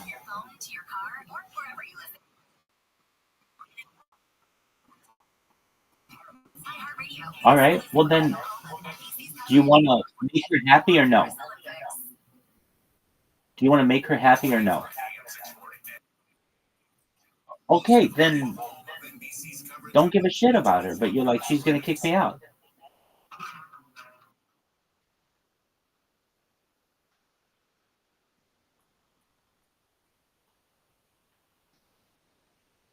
Since 2015? Oh, since you were 15. How long ago was that? Yeah. So you've been looking for 5 years. Okay. Well, there are jobs you can do working from home, working remotely. Do you know what Fiverr is? Dude, I know what you could do. Would you manage social media? All right. So there's a website. It's called Fiverr, fiverr.com, Fiverr.com. You create an account, and then what you do is it's like a independent contractor website. So you create a profile and you say, yo, I'm Tim Tam.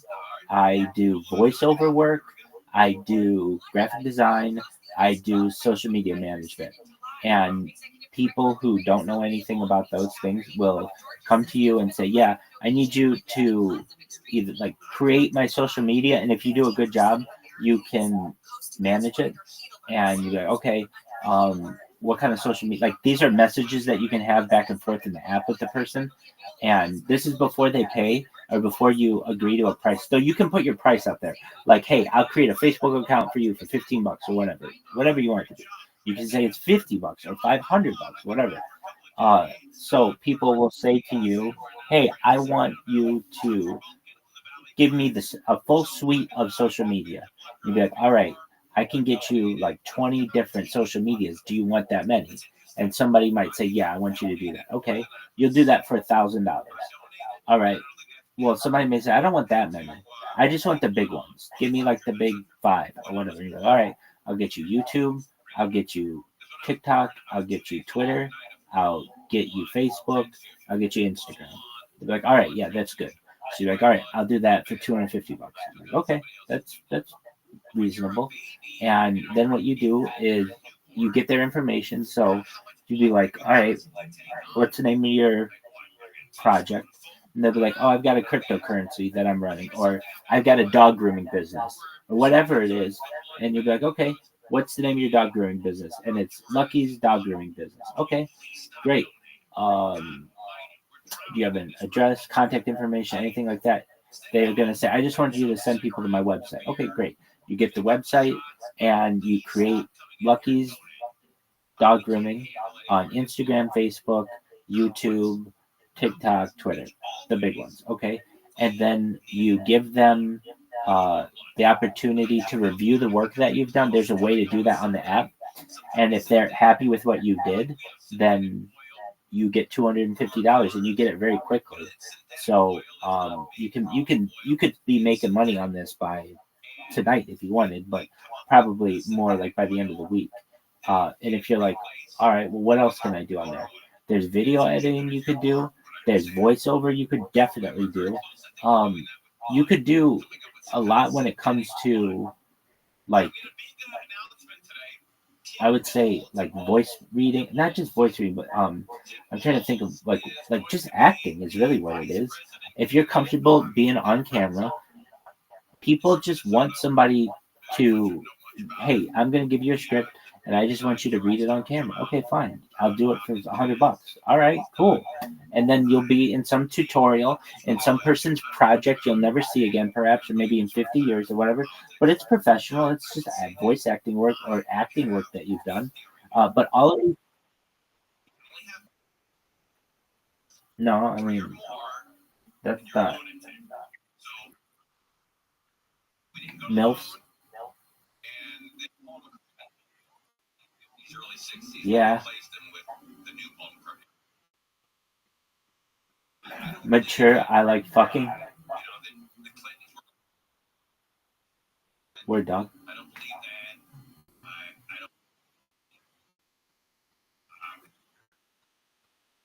Yeah, that's not gonna work for you. I'm telling you though, if you want to get your mom off your back, honestly, this is a way to do it. And you could at least bullshit her a little bit so that she thinks you have a real job.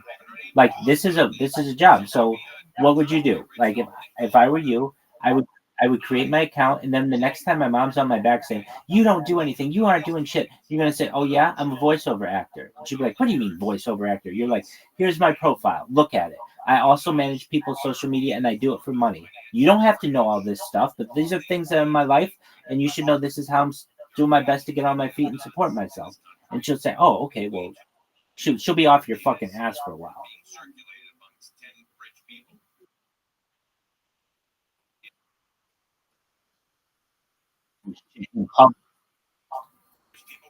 She was doing the shit in public.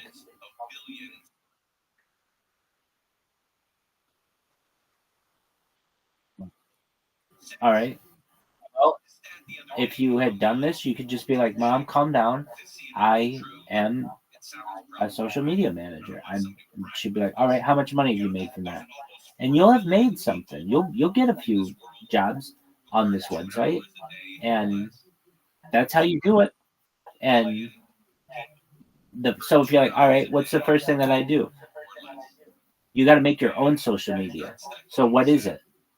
If I were you, I would call it Tin Tom's Productions or Tin. What would you want to call it? Yeah, but see, here's the thing. You're gonna want to market this to people, and nobody's gonna want to hire you for that, because even if it's no. You have to understand, these are business people. The people on there aren't like little kids. The people on there are serious individuals who have businesses, or they're students, or they're not there to make a joke. If they think that you're making a joke like that, then they're not going to hire you. But if you did have Tin Tam Creations or something like that, then somebody would go to you and be like, "All right, Tin Tam Creations, how much is it for you to create a YouTube account for me?" And you can say $50. And they'll be like, "All right, create it for me." And all you have to do is go in, create a YouTube account, and go to ChatGPT, have it do all the writing for you. All you do is copy and paste it in there, and you made $50. And then next time your mom's like, "Hey, what up?" Blah blah blah blah blah blah blah. In the parking lot, you can be like, "Shut the fuck up! I make money. I don't have to go to a job to have a job." And you can say, "I have a job, so shut the fuck up." Next time she's like, "Hey, you need to get a job. You haven't gotten a job in 5 years." You can say, "I have a job. I make money."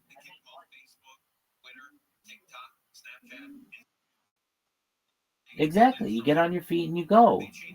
And you can tell her that. That's what she wants to hear. Imagine.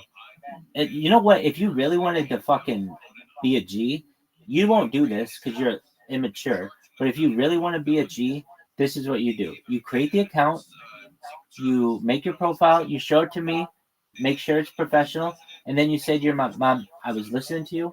I know you don't think I was, but I'm going to do my best to get on my feet, get out of here." And the way that I'm doing it is and marketing myself as a social media manager. It's something that I do for people. And she's going to say, "Well, at least it's something." And then she's going to stay off your case. And look, you're going to say to her, "This is my step to getting out of the house."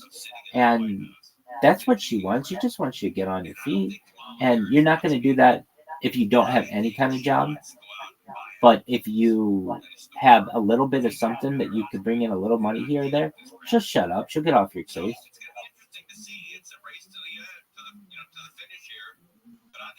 I mean, literally, all I'm saying you have to do is sit on your fucking ass for like an hour or two and press some buttons on a fucking phone so that you can make your mom happy.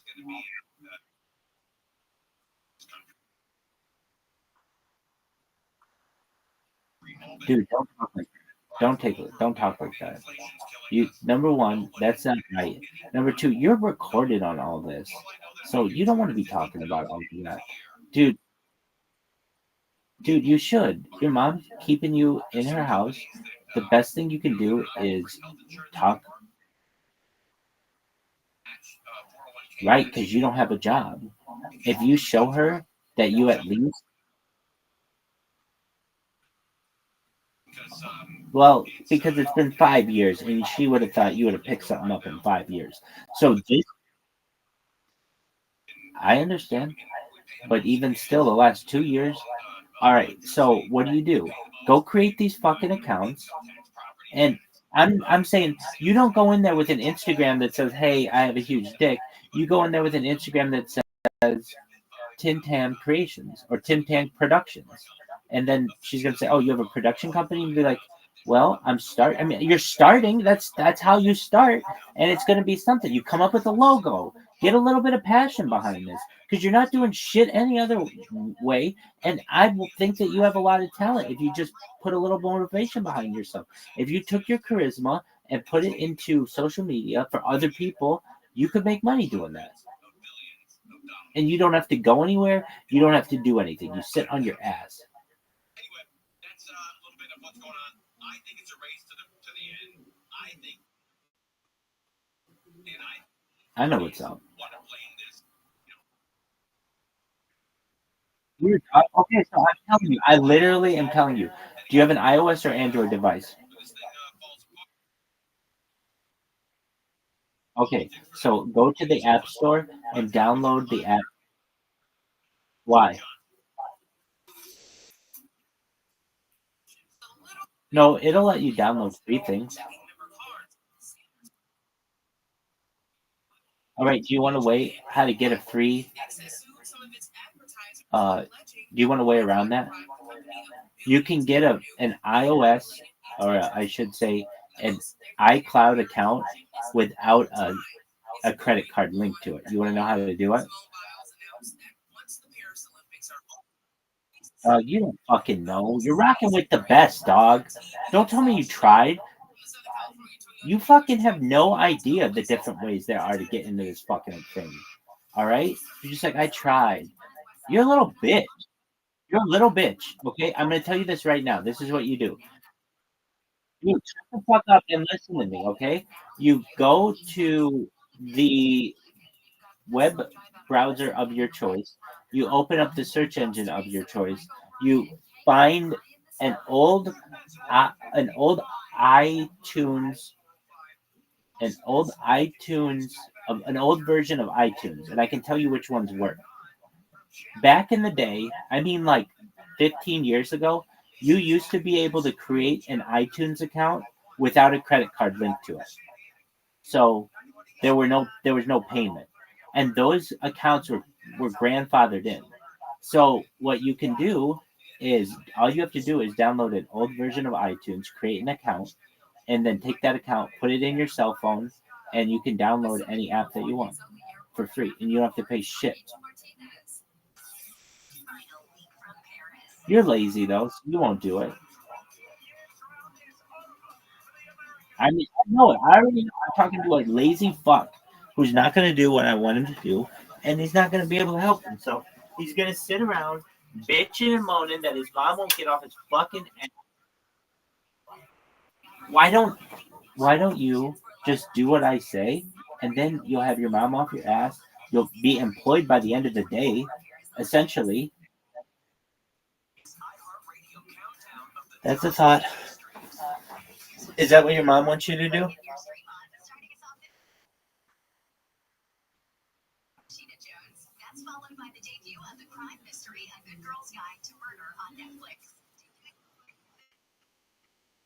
Dog, I think it's a good idea. I mean, yeah, you gotta face, but like you get a lot of good training and stuff.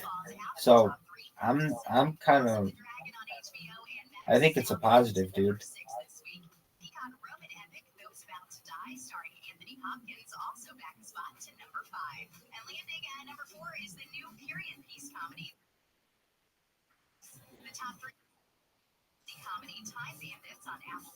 What in the fuck are you talking about?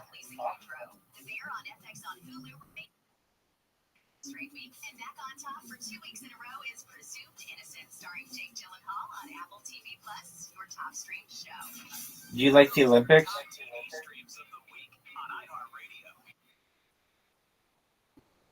All right. No.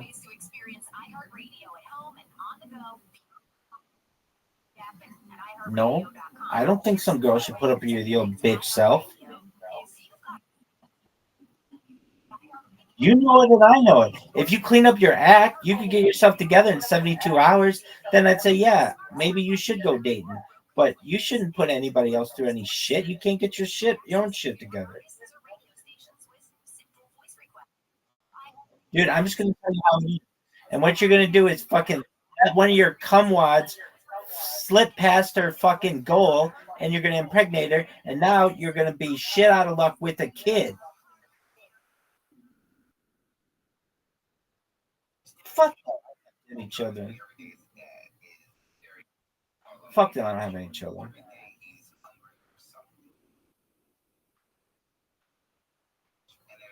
Dog, I had no children of which I'm aware. I'll say that.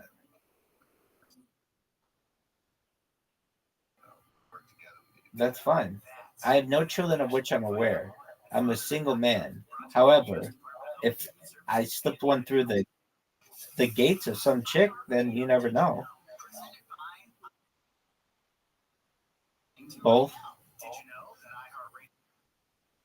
I like all girls. I like beautiful girls. So if it's a beautiful girl, of any color, I like her.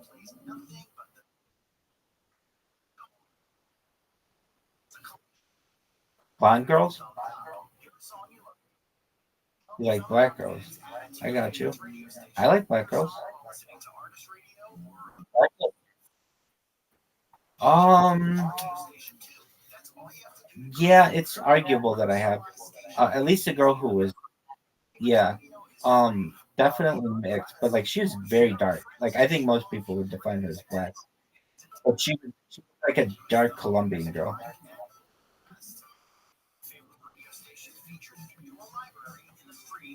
Um, dude, I used to have this girl. She used to just at parties come up to me and grab my dick and kiss me, and she was, dude, she would just come at me. That's what I liked about it. There were a ton of other girls who I could bang at the time, so I was banging as many chicks as I could. Actually, at the time, I wasn't banging; I was just getting blown by them. It was when I was younger. I lose track at 42. Good dog. I'm the biggest pimp of all time. The biggest pimp of all time. It's who I am in the present. I am the biggest pimp of all time. Look at me. I'm watching the Olympics, creating global history, bouncing into different discords. I got 3 cameras on me right now. I'm talking to you. I'm live in Aiden Ross's Discord. I'm live on Orlando Jets Discord. This is the biggest event ever.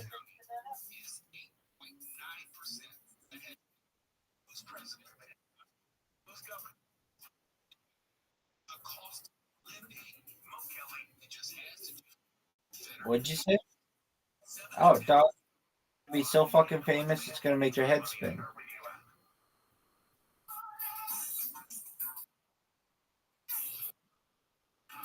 Dog, if you were smart, you would stay in this fucking Discord 24/7 until your mom kicks you out, and you either say to yourself, I'm either gonna fucking get famous with this rabbi, or I'm going to the army. He's either gonna make me rich, or I'm gonna fucking be out of my mom's fucking hair anyway. One of two things. But what isn't helping you if you're not in this Discord? If you're not in this Discord, nobody's finding out about you. If you're in this Discord, you see it. I'm fucking networking like a motherfucker here. Word, dog. I do the same thing. The way that I met the guy who I was in that call with just now, before your call, was the same fucking way that I met you. Is I just go into some motherfucker's call and start talking to them, and when they don't have a lot of people, and they're like, "Who the fuck is this?" And then all of a sudden they're in this Discord.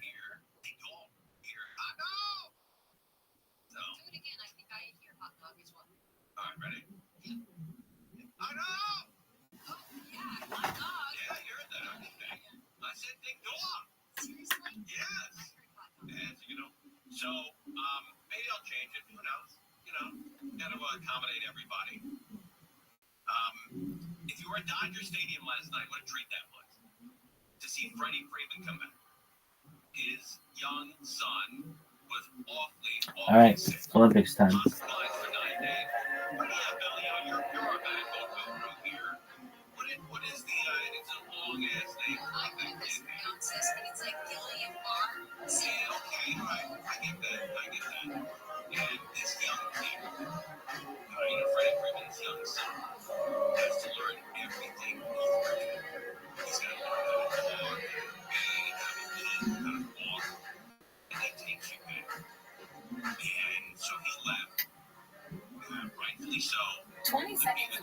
to lose 20% of your weight in a year with diet and exercise. That's the power of GLP-1s through Grow. Connect with the providers with anything at grow.co/grow. And if I do 12 on, 12 off, he's just exhausted, so he would stay with his son for 30. And then his wife. Yo, Pimp, what up? For a day, and 6 hours. How can I help? What up? I am 5'9" 3/4. However, I have scoliosis. So if my back, it's where your spine is S-shaped, and if my bad posture growing up, and so if my back, not really badly though, and not S-shaped to the side. So if well, if you straighten my spine to the way that it's supposed to be, I am 6'0".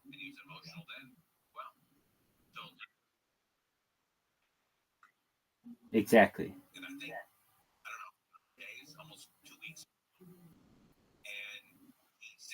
How about you, dog? Because I have a huge cock. Yeah. Dog. Huge. Huge. It's giant. It's giant. Ask those 42 plus bitches. Dog. Bitches tell me they fap to it.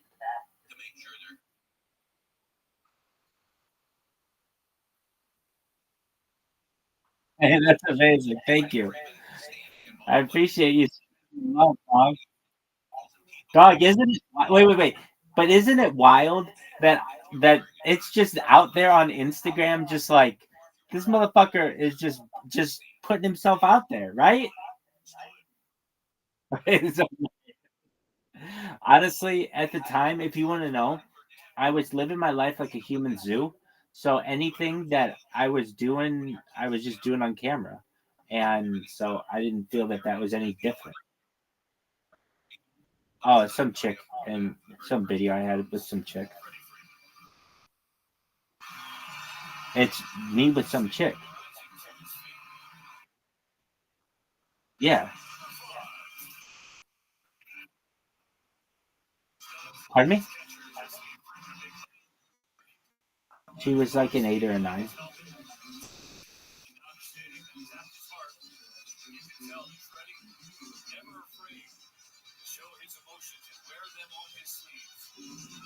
Yeah, can you see it? You can actually see the video behind me. All right, well. Yeah, you loved it, and so did all your little friends. They all watch it. They all love that shit. Reaction videos. Hell yeah, dog. You love that shit. That shit's going viral. Dog. How fucking funny is that?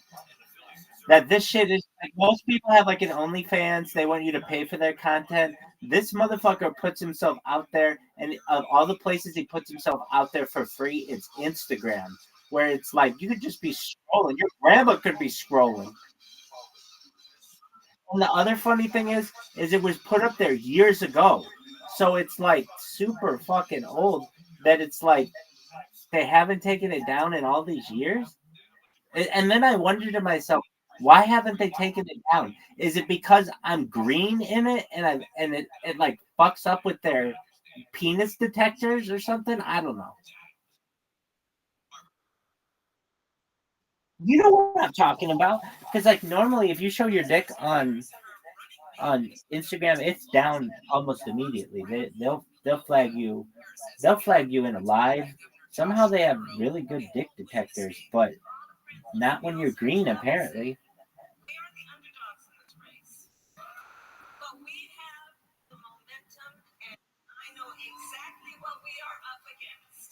Harris says their campaign isn't justified against former President Trump. She says it's a fight for the future, affordable housing, affordable health care, and affordable child care.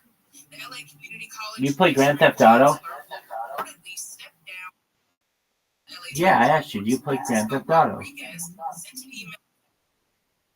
Oh yeah. Do you ever play it on stream? Oh, okay. Board of Trustees of the 9 college year contract last November. On Netflix? Boeing has announced it's making Wait, if you get Netflix, you can play Grand Theft Auto on the iPhone?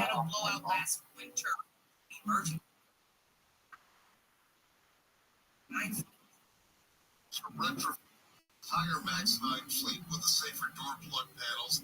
Investigators found 4 missing bolts. But you don't play it on your stream? Why not? I know. You said like 6 times it's on your phone. But why don't you play it on your stream? Oh, okay, then you said it 7 times. But why don't you play it on your stream? 8 times. So why don't you play it on your stream? Oh, you can't. You can't. Yeah, you can. It just slows it down.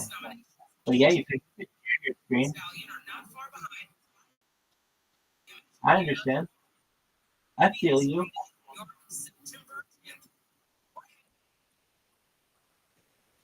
I'm ready for your story, cuz. I'm ready for your story, cuz.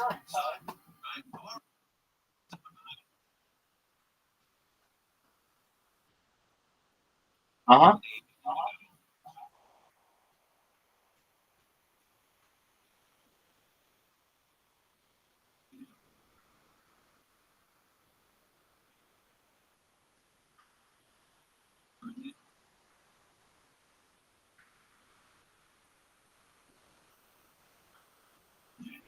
And it looks like all you're doing is getting dick pics and saving them. And wait. Hold on. What did ChatGPT say?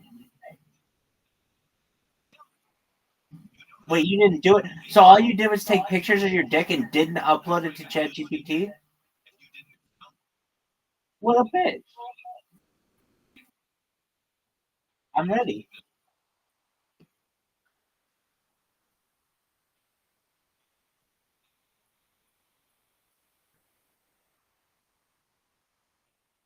You better make some pictures of your own ass.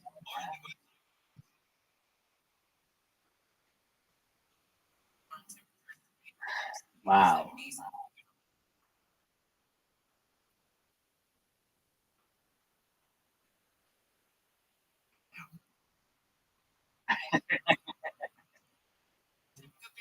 Oh, you crazy, son.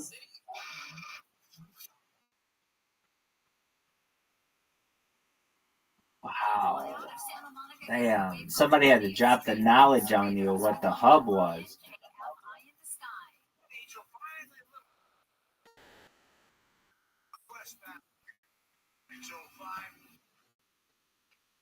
Uh-huh.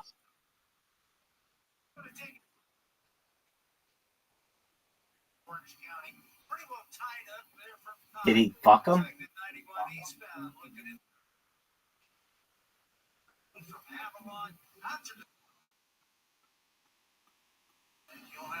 Yeah, he fucked him.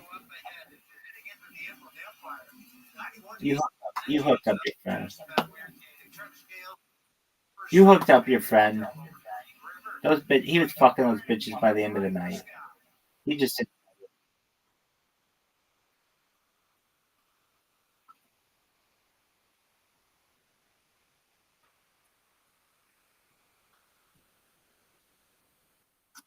that shit's cray. Hold on, I have a question for you. Yeah.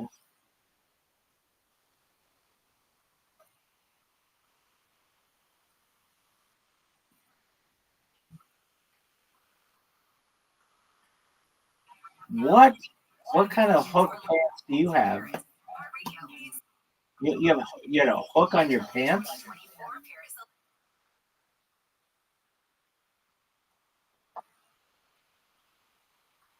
Yo, dog, do you really like the Pink Panther?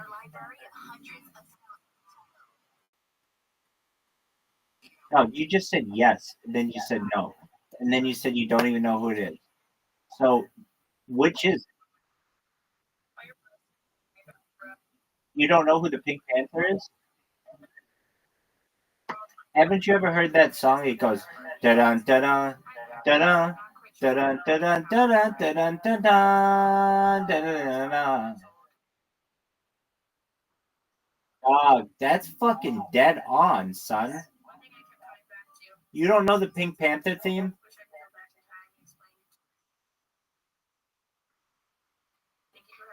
Dog. WTF?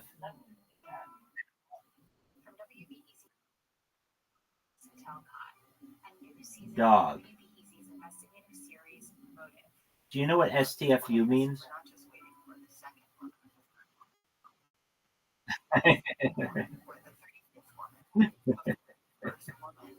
Yep. Okay, here we go.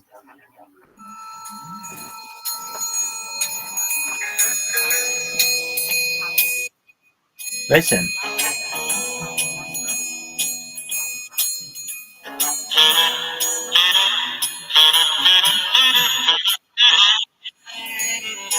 It's a song.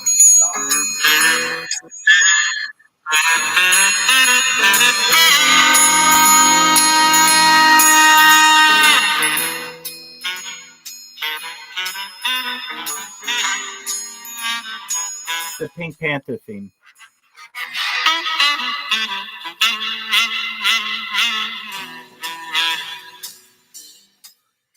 Well, your fucking avatar is the Pink Panther, dog. Well, then look up the Pink Panther theme. Okay. After looking up the Pink Panther theme, you should also look into Googling how to stop being a huge bitch. Oh, shut the fuck up. You walked right into that. Dog. So, you want to know how to take over Tinder?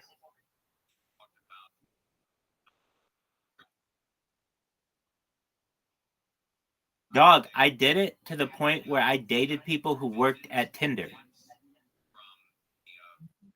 Yeah. I dated a sociologist who worked at Match.com, which owns Tinder. So I'm telling you, my fucking strategies work.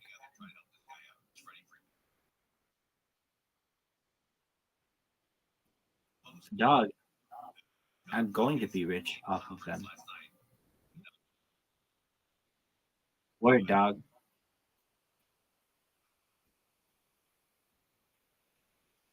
Dog, I've made $1 million in my life. I mean, that's what happened. It's like over the course of 18 years. No, over the course of 18 years, I've made about $1 million.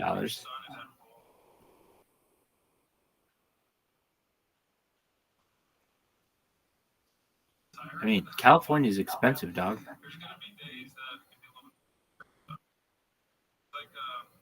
Dog, I'm fine. I'm happy where I am. I don't eat at McDonald's, but I don't know, $6 million?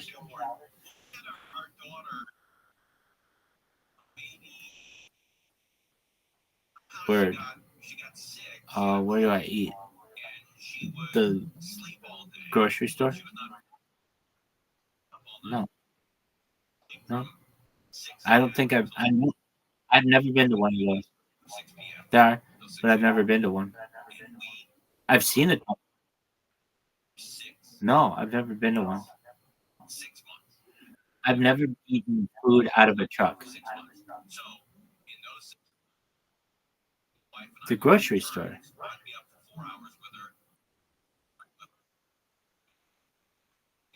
No, you order groceries. They come to your house and you make your food. No. Oh, here? I make my food in my room. What do I need? I mean, I don't need a fucking stove. I have a microwave. Dog. I'm not saying I'm fucking grilling steaks out here, man, but you can cook grilled chicken breast that's already cooked in a microwave.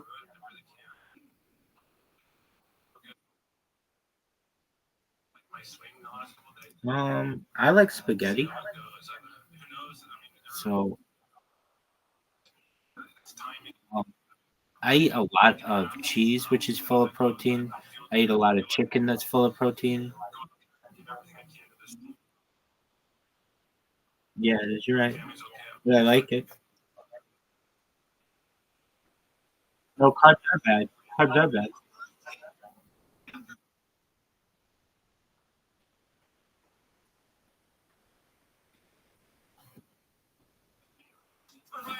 Cool story, man. Hey, do you smoke pot? You have pot, but you don't smoke it? Dude, you fucking stupid. Dog, do you know who Willie Nelson is? He is a 90-year-old country music star who's been smoking pot for 80 years, and he's never gotten cancer.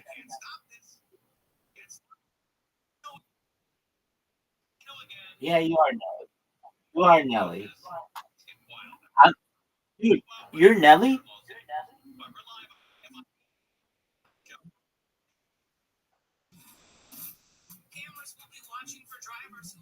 Dog, don't you think Snoop Dogg would have had cancer by now?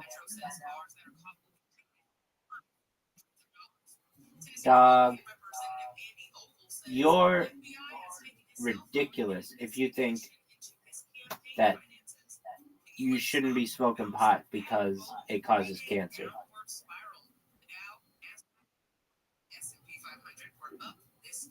Dog, then vape it. Then vape it.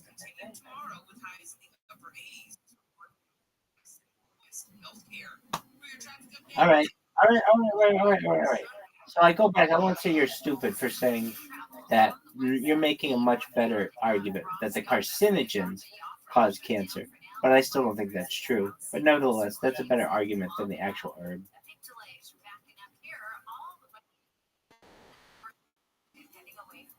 All right. Hey, I have a question. When you Googled how to stop being a huge bitch, did it just show a picture of you? Or did you have to dig to find your.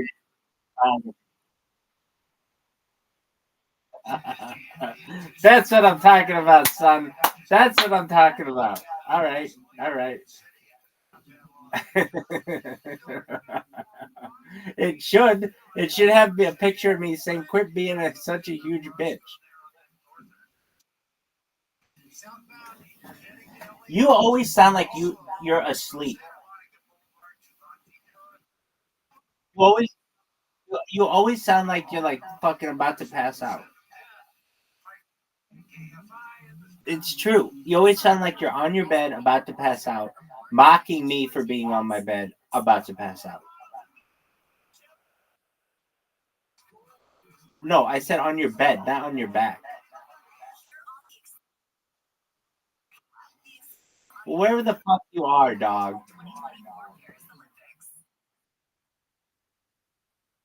Dog. Okay, on your chair. What is your favorite Olympic sport? Pool? Poop? What sport is poop? You did.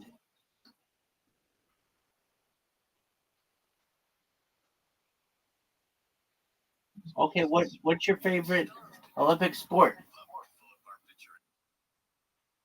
Shut up, you didn't say lifting. That's cool. I'll go back to the swing.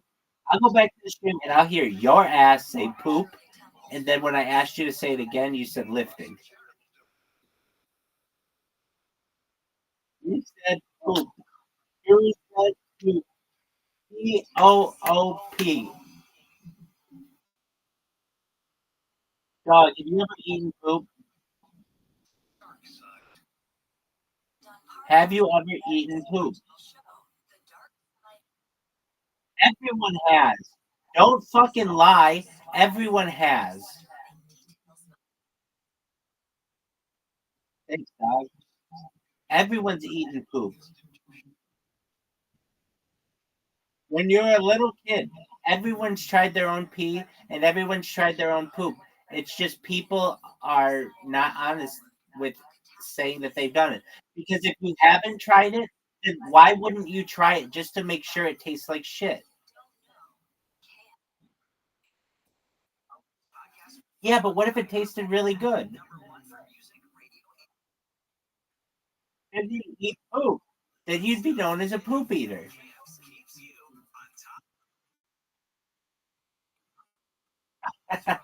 Why? Because I'm a piece of shit eating poop?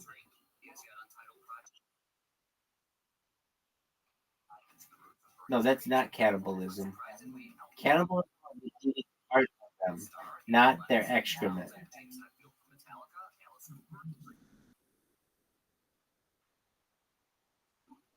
Dog. You're the one who likes it as an Olympic sport. You're the one who said poop is your dog.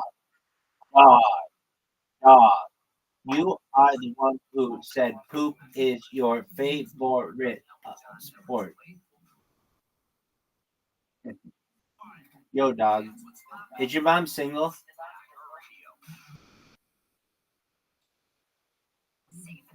Is your mom single? Do you want a stepdad?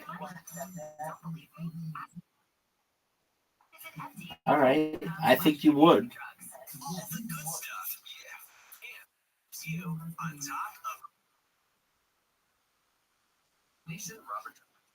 Is your mom cool?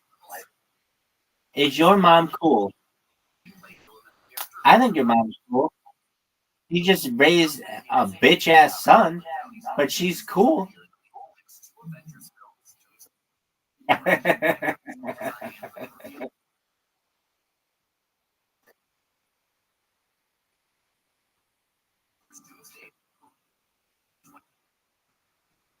Yes, there will be. You're 100% right. All right. Have you ever done that? You've just seen that shit happen in movies. Because it's in fucking movies, people do that shit. Yeah, no, I knew a kid who that happened to in real life. They did it to their next door neighbor, and their next door neighbor was like, "What the fuck? Your kids are right next door putting a bag of shit on my fucking porch. What the fuck?" No, I recall he like took a bucket and put it over it, and the bucket made all the air go out or something.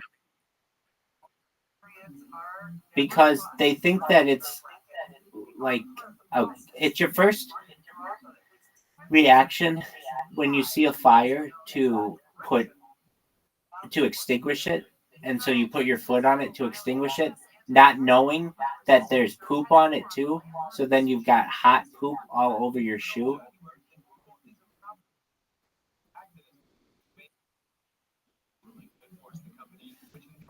Dog, you couldn't do that at your house, or you'd be eating that poop.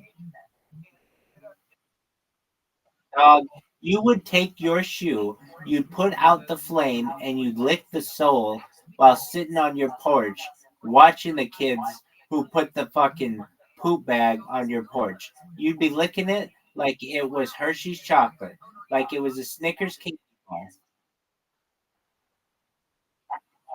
Don't I have like a lot of detail to this?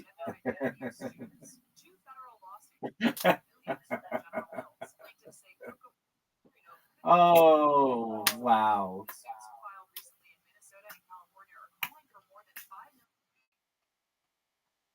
Wow, you're the one who brought it up. I asked you. I wanted to talk about the Olympics. I said, "Yo, what's your favorite Olympic sport?" You said poop. I said, "Did you just say poop?" You said lifting. I said, "No, you said poop," and that's how we got to.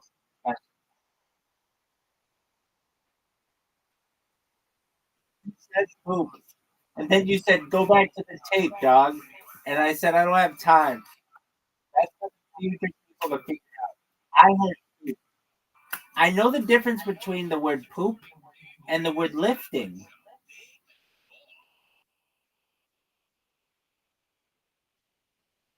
Dog, dog, dog. I know the difference between the word poop. Poop is spelled Poop. Lifting, on the other hand, is spelled Lifting. Poop is spelled Poop. Lifting is spelled Lifting. The first time you said poop, Poop. The second time you said lifting, Lifting. First time poop, second time lifting. First time was poop, second time was lifting. Dude, you know what? I'm gonna go back to the tape right now. I will.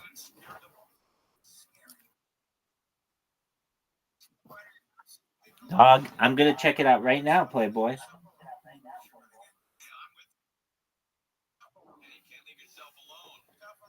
Did you know I'm the greatest gangster in the history of mankind?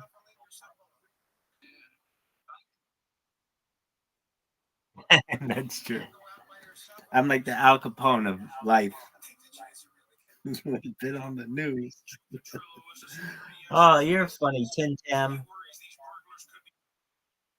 Tim Tam. What's Tim Tam mean? Just a random name you chose,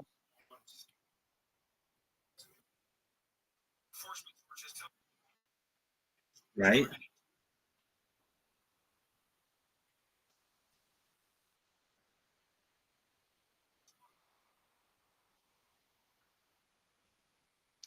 I,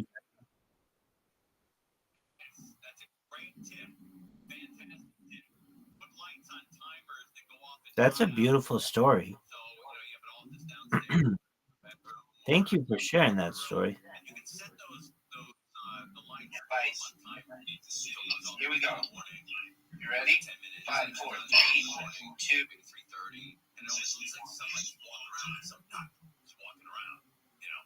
I will. Yeah, because you always put words into my name. I was toying with putting a sign outside our house and putting a light on it. And I want to put on the All right, I'm gonna get this fucking thing. And you're gonna hear yourself, you little bitch. Vice. Here we go. Hard they were. For me, what method acting really means. But you learn more times. There's nothing worth coming in for. And then at the bottom, I want to put the only thing I spend money on is guns. I don't know if I want to do that. Freak the neighborhood out. But, and I don't know if I will. What the end game is here. Because it happens every single night. Yo, dog. I don't know if it recorded. No, it did. I just have to find it. Just one moment.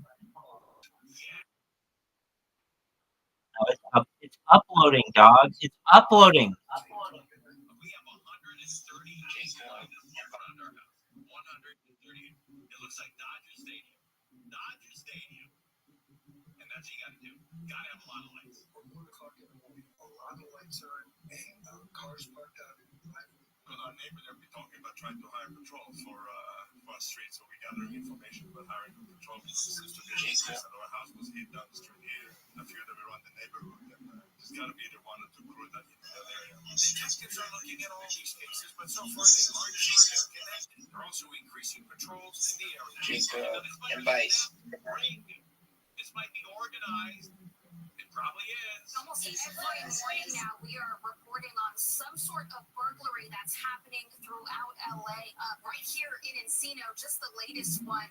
Also, Tarzana, Studio City, Silver Lake. Now, behind me, this home just hours ago made a 911 call. They locked themselves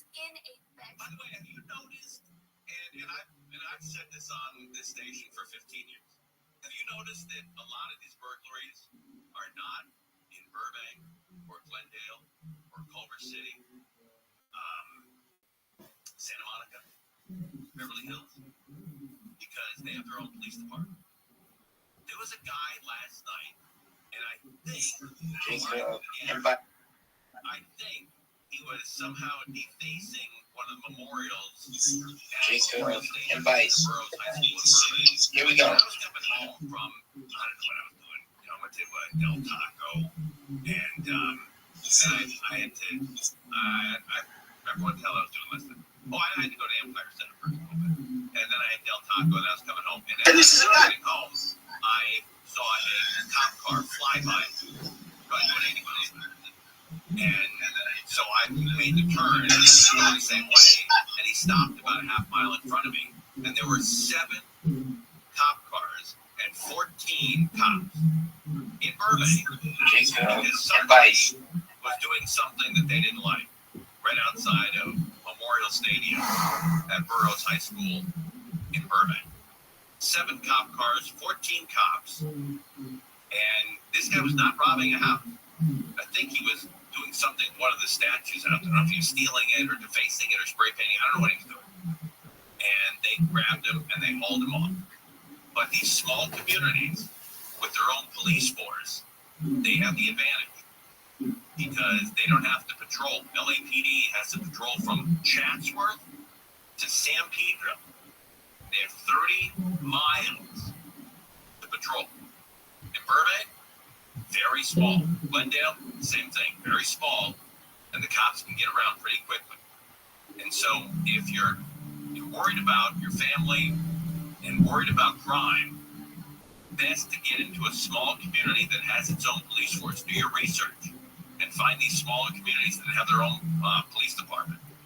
And man, it's a game changer. Big difference. Hours ago, made a 911 call. They locked themselves in a bedroom because they said burglars were inside. Be right back, Pam. Making my noodles. And it's not known exactly what they may have taken or how many were here. But they do say that police, when they arrived, those burglars were gone. The address search of this location shows that the homeowners are songwriters, and we're seeing this throughout Encino.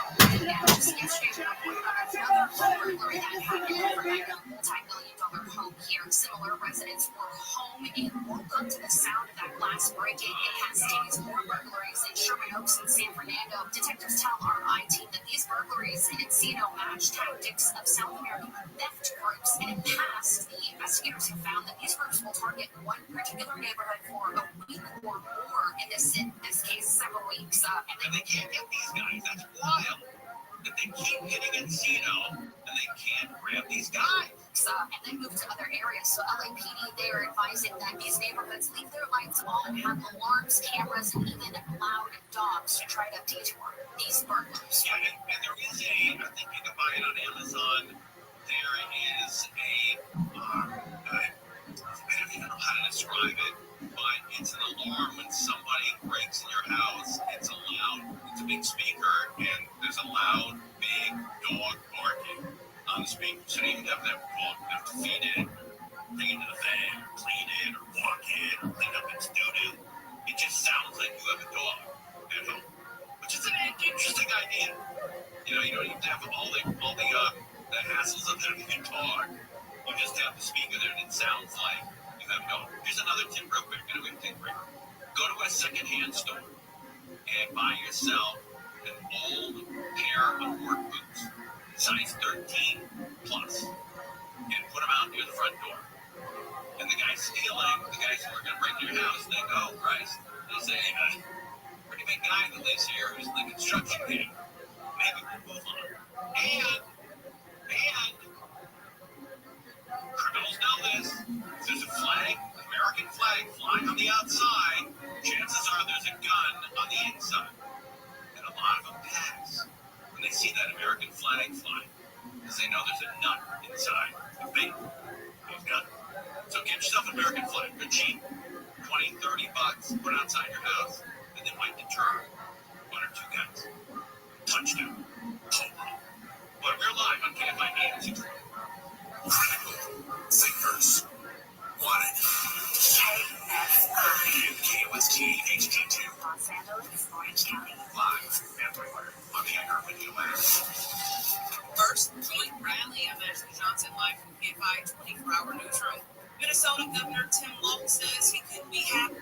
Carter to be on the Democratic ticket with Vice President Harris.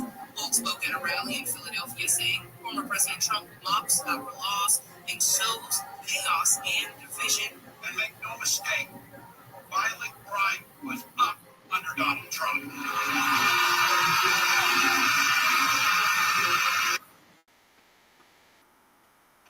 Counting the crimes he committed.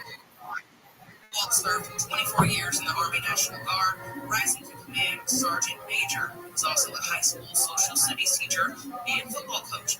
A man from Pakistan with alleged ties to Iran has been charged with trying to hire people to assassinate political figures in the U.S. The Justice Department says the man allegedly traveled to New York to try to hire a hitman. None of the plots were successful. Attorney General Merrick Garland says the department will spare no resource to disrupt and hold accountable those who try to carry out Iran's lethal plotting against American citizens. An autopsy shows the man who tried to assassinate former President Trump at a rally in Pennsylvania died of a single gunshot to the head. Officials have said he was killed by a sniper July 13th, moments after he fired 8 shots toward the stage where Trump was speaking. Trump was hit in the ear. A person attending the rally was killed and another was seriously hurt. Investigators say they're still trying to figure out the reason for the shooting. The CDC says fewer teens across the U.S. are feeling persistent sadness or hopelessness. In comparing survey results from 2021 to 2023, there was a decrease in the percentage of female students, Hispanic, and Black students who considered attempting suicide. Alex Stone says despite the positive signs, more students reported being threatened or hurt with a weapon at school in 2023. He says more also claimed they were bullied at school and missed more school because of safety worries on campus. Montana PD says it's looking for a man known as Q who allegedly kidnapped a 2-month-old baby. Officer Daniel Romero says the kidnapping was reported at noon yesterday. He says the child's mother reported she was sharing an Airbnb home with Q and her baby. Police say Q took off with the baby after an argument. Hasn't been seen since. He's 5'7", has a medium build, and shoulder-length dreadlocks. A guaranteed income program has been expanded for people in LA County's foster care. Supervisor Holly Mitchell says the payments for 18 to 21-year-olds close to leaving foster care could be life-changing. Programs like Guaranteed Income have the power to make a difference for communities experiencing poverty. What's up, Pam? Systemic racism. Excellent. Back to the Olympics, baby. What in the fuck is going on with this bullshit? Dog, is this some horse shit? NBC isn't playing the fucking Olympics the way that it should be.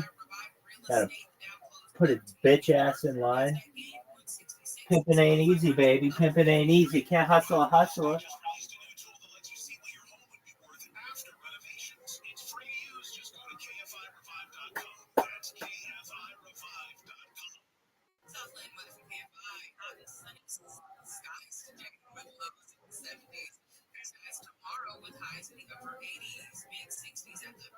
Mostly clear conditions tonight in the IE and the valleys. 70s. Greetings from Podcastville. It's Monday, September 24th. The podcast is brought to you by Onyx. You know me, dog. I've been with Onyx for years now. I love their products. From the Shroom Tech Sport, the Shroom Tech Immune. You know me, I'm flying to Boston this weekend. I popped like 8 of those immunes on the plane because you don't know who's going to be on the plane. Foreigners. You don't know. You always got to be prepared. But anyway, go to Onyx.com right now, press in church, and get 10% off your order. Listen, football season, fucking hightail, the Cleveland Browns won after 2,000 fucking years. New England just lost 2 in a row. You could be making money. You understand me? You're like, Joey, how am I going to make money? You know how? My book. Listen, it's not what you bet is as important as who you bet with. That's why I always tell people to bet with my book. I only recommend a service to my listeners that's been good to me, the church family. That's why I'm urging you to make your way to my bookie. You win, they pay. Now, this is what we're going to do this week. My bookie's so slammed with new bettors throughout the day. What they're going to do is they want you to have the best service possible. So, after 7 o'clock, they're going to give you an additional 24-hour free play on deposits over a yardstick. That's $100. So go to mybookie.com right now. MyBookie We'll match your deposit dollar for dollar. Use promo code church. This fucking deal, man. What's happening, you bad motherfuckers? Uncle Joey here. It's a beautiful day to be alive. I got guys that want to be on the podcast for the last fucking 10 years, but I just don't bump into you. I know. We made it, man. Thanks for having us. How was the weekend? Fuck, dude, I don't even know if weekends exist anymore, man. It's like, dude, we're comics every day, yeah. 7/24, taking it to the hoop. For me, weekends are the worst because people are out, man. I do shit during the weekday because everyone's working. Yeah, comics, you go out and do shit. You have the work week is basically a weekend as a comic, and then, you know, you kind of reverse. It's weird that the bullshit they sold us as kids. Yeah, I'm going to work 35-hour weeks. So we're lucky to work 10 hours a week of overtime. Yeah. Saturday, we had to go alone. But on Sunday, you got the pretty much everyone. Yeah, that's it. Everyone we know doesn't live that lifestyle. It's crazy. Out here. No, not at all. Yeah. People don't have class. It's not like that. It's not like people don't have that type of fucking way. They don't have a party unless it's celebrities coming over. They're making a big fucking deal. But I'm talking about just, that was a dream that was sold to us. They needed to sell it, though, in order for us to become consumers to run this fucking economy. But that's the dream we were sold. We're going to work 5 days a week. And have 2 days off, put money away, and go on a cruise ship. And hope the motherfucker was in the iceberg. And you wear the shirt and tie during the week, sweater on the weekend, khakis. It's weird big time. It's a fucked up day when you come to realize that you got to work Saturdays and Sundays. That's a fucked up day. Like, you just have to learn it. Most people learn it like at 17 or 18. Some motherfuckers learn it at 14. Like, I learned it at 14 on Saturday and Sunday. Cartoons are done. The cartoons, it's over. That's it. No more Popeye. No more fucking Popeye. You gotta get up. You gotta go to the Bronx and run around the neighborhood and make sure there's no cop cars in the neighborhood. Shit like that. You know, you do that. Yeah. Then you start with the fucking Sunday. Then you go to college or whatever. You realize that you're in the library on Saturday and Sunday. You really are. You're doing homework. And if you're really doing something, you're in a library on Sunday or Saturday, or you're with a group of people. So you're hello. You realize that you're hello, you can't really do the fucking work. So at what point do you realize that the American dream, 40-hour week, was bullshit? You know, I meet people out here that have 3 jobs, legit. You know, a morning job for fucking 2 nights a week they do something. And then on Saturday and Sunday they bang out 10 hours a day at a coffee shop. And that's just to cover rent, car payment, and a fucking comedy show once a month. Yeah. You know, think about that. I remember when we got into comedy, you know, the stick shift. Like, I always knew I wasn't going to be a positive influence in the regular workplace. Like, I always do. I do it at the age of that. Did you ever have a 9-to-5 job? I really tried to be an American. I really fucking tried. But I knew as a kid, I like my mother's lifestyle. My mom owned a business and she worked nights. There was something about that freedom in the daytime when everybody else is at work that got my dick on. Yeah. You can do whatever the fuck you want.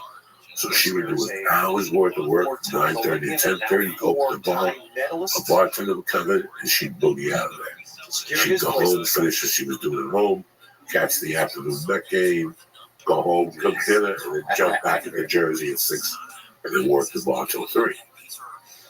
Were you always up late as a kid?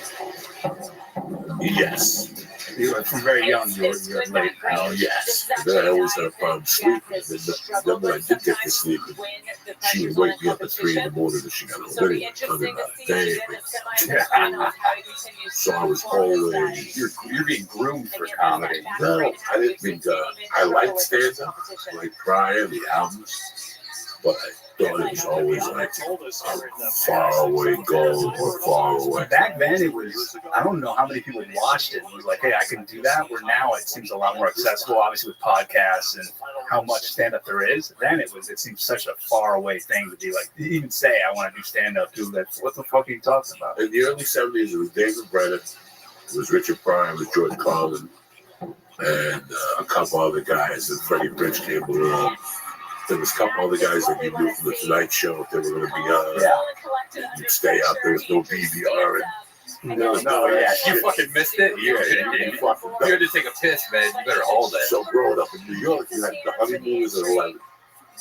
And then the yacht cup 11:30. So from 11:32 to 12:15, you'd be physically pushing, 0, 1, 4. There was no rewatch. What's that button? Yeah, last channel. Last channel. There was no last channel. There was no last channel. That's what you got to use when you were a kid watching softcore porn. If anyone else was in the house, you'd have to have your last channel queued up to something that you knew what it was. So if they walked in the room, their titties, you could go to that, like, oh, I'm watching MTV. What are you talking about? Everything's cool. Did either of your dads have VHS porn? Because I had to remember the time where it was and rewind to make sure rewind was there. Oh, well, let me tell you this. So we had a motel. I grew up in a motel my parents owned. So to special customers, they'd give them a descrambler. And so my dad would have to go downstairs in the basement and change the porno movie out like every hour. So we'd be watching Dallas and he'd be like, close your eyes at a commercial because he had to check to see if the porno was done. But he'd watch it for like 4 or 5 minutes. So I'm just fucking watching this. I'm like 4 years old watching pornos. And then he would go, oh, the movie's almost done. So we got to go downstairs and change the new porno. You grew up in a hotel. Yeah. So it's a 9 to 5 job because my mom would run the motel during the day and then my dad would stay there at night. And so then we used to live there. And then once my little sister was born, we got a house in town about a mile away. It was just too small. You were always on call though. Oh, 24/7 for 35 years. My mom had a place. Shit you see in the hotel. Oh, Jesus, man. I mean, a lot of times my mom would be like, hey, you go check to see if this guy hasn't checked in a few days, nobody's seen him. I go in there and the dude's just dead, either drinking himself to death or fucking suicide. I mean, everything that you can freaking imagine. Like, because in the 80s, people would stay there. Like, families would stay if you're on a road trip. And then in the 90s, people started going. It was in Valparaiso, Indiana. What's the closest? Chicago's like 60 miles away. Wow. So it's like, but it's pretty rural. We had a guy fuck a chicken to death in the early 2000s in there. It was like a big piece, like Leno did shit on it. Hotel or just in your town? No, in the hotel. My dad found the feathers and like the carcass and shit. Like, what was this guy wearing a boa? Oh no, he's fucking chickens again. And so he called the guy's mom because the guy's mom had put this guy. The guy was really fucking off. You can see a picture of him online. No. Like one eye's down, like below his cheekbone. Those people with the fucked up eye. And they're not smoking that piece of fucking. I don't trust people with those sleepy eyes. I got a sleepy eye. That's why I don't trust somebody with a sleepy eye. It's like looking in a mirror. Yeah, it's fucked up. But the sleepy eye was doing the coke. To get the sleepy eye for like more side of my right eye. We just started. Yeah, I got a droopy eyelid too. I got hit in the head with a 2x4 when I was a kid. So that would kind of fucking did some nerve damage. That is fucking crazy for every people. The last thing I ever would is find somebody dead from either a gunshot wound or a suicide. If I saw somebody hang them, I would fucking. Oh, that would be, yeah. My brother found a guy who killed himself. This was like early 80s. He was probably like 6. We had geese in the backyard, so in the morning he would have to let the geese out. And so we saw a guy in his car who later we found out committed suicide. He ran a hose through the tailpipe, and this was probably like 83. And it turned out he had AIDS. And this was like before anybody knew anything about AIDS. So this guy just thought he was done, so he killed himself. And my mom had to go clean out his trailer. And she was like, none of you guys can come in here because I don't want any of you guys to get AIDS. Because people thought it was fucking airborne. Usually you get it from the toilet seat. So she was just like, but somebody had to clean out the trailer and re-rent it. How old were you in 85, 84? 85, I was like 6. How old are you? In 85, 4? 83, I was 5. 5 years old. You remember the big thing, so obviously you remember the AIDS camp. Yeah. I remember even in the 90s, like with Magic Johnson, people thought he was a goner. By 90. What are you doing, Playboy? Yep.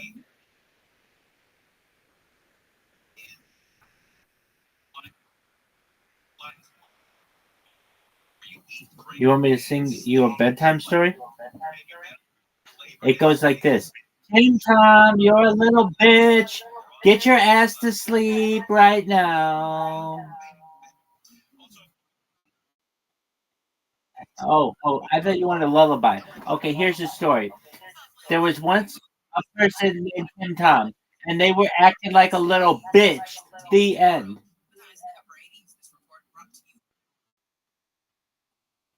Do you want a lullaby or do you want a story?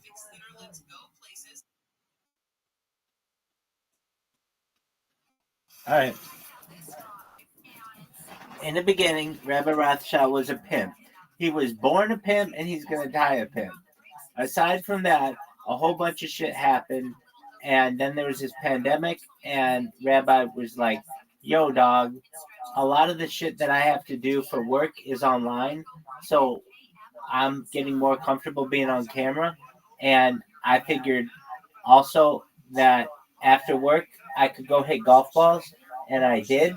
And I started recording myself hitting golf balls and eventually started streaming that, which became me originally streaming my life. And I started to stream my life now for 24 hours a day, 7 days a week for more than 3 years. This is the biggest event in global history. It goes back to the pandemic. We've seen the death of a queen, the birth of AI, the coronation of a king, and everything in between. In the 1990s, Bill Gates coined the phrase content is king, and Rabbi Rothschild is making that true today. In 2018, The Economist magazine stated that data was Earth's number one resource, more valuable than food, water, than air, than petroleum, than palladium, than gold, than silver, than everything. And if that's true, then Rabbi Rothschild might be a rich person someday because Rabbi Rothschild has more data than any person in global history uploaded to the internet and archived. Additionally, Rabbi Rothschild streams live 24/7, 365 on more than 8 different angles on more than 33 different platforms. Rabbi's live on Bilibili, Rabbi's live on Africa TV, Rabbi's live on YouNow Live, Rabbi is live on D Live, and Rabbi's live on Loco TV. Rabbi is live on Twitter and Instagram and TikTok and YouTube and Rumble and Snapchat and quite a few other platforms as well. Rabbi enjoys history and futurism and the study of humanity into the next century and about future technology.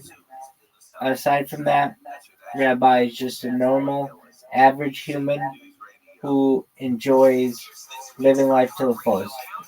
How is that, pimp? All right. Rabbi's a pickup artist. He is a master of seduction. He loses track of the amount of chicks he's fucked at 42. He's going for Wilt Chamberlain's number of 20,000 encounters. Rabbi Rothschild is going to bang out every chick on earth perhaps someday if mind uploading technology is a thing and life extension technology is a thing. Additionally, Rabbi is someone who is a big advocate for antimatter, anti-gravity, alien disclosure.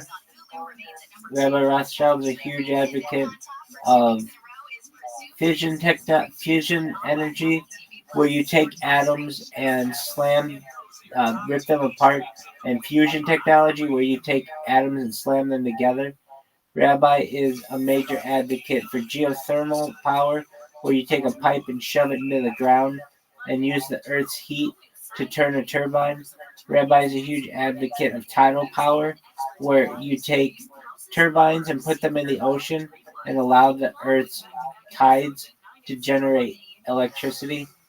Rabbi is a major advocate for different people on Earth and thinks that both rich and poor can live in harmony someday together.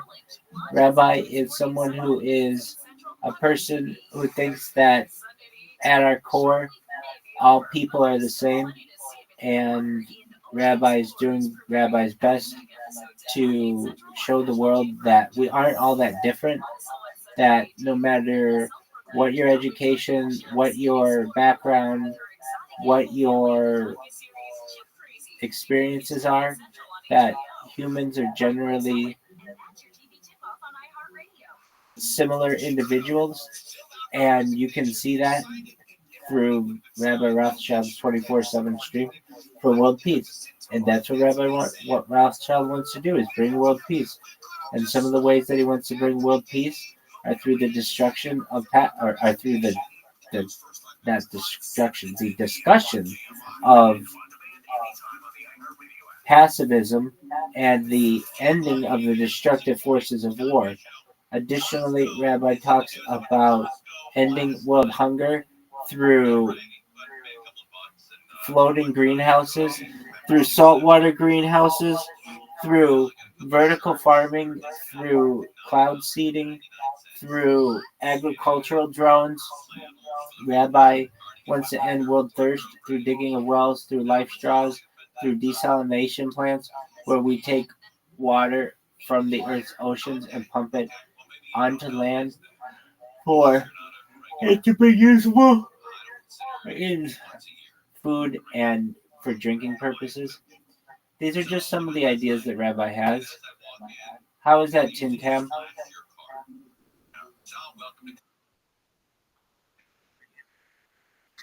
I don't have that much. But what I can do is play a little bit of a podcast for you.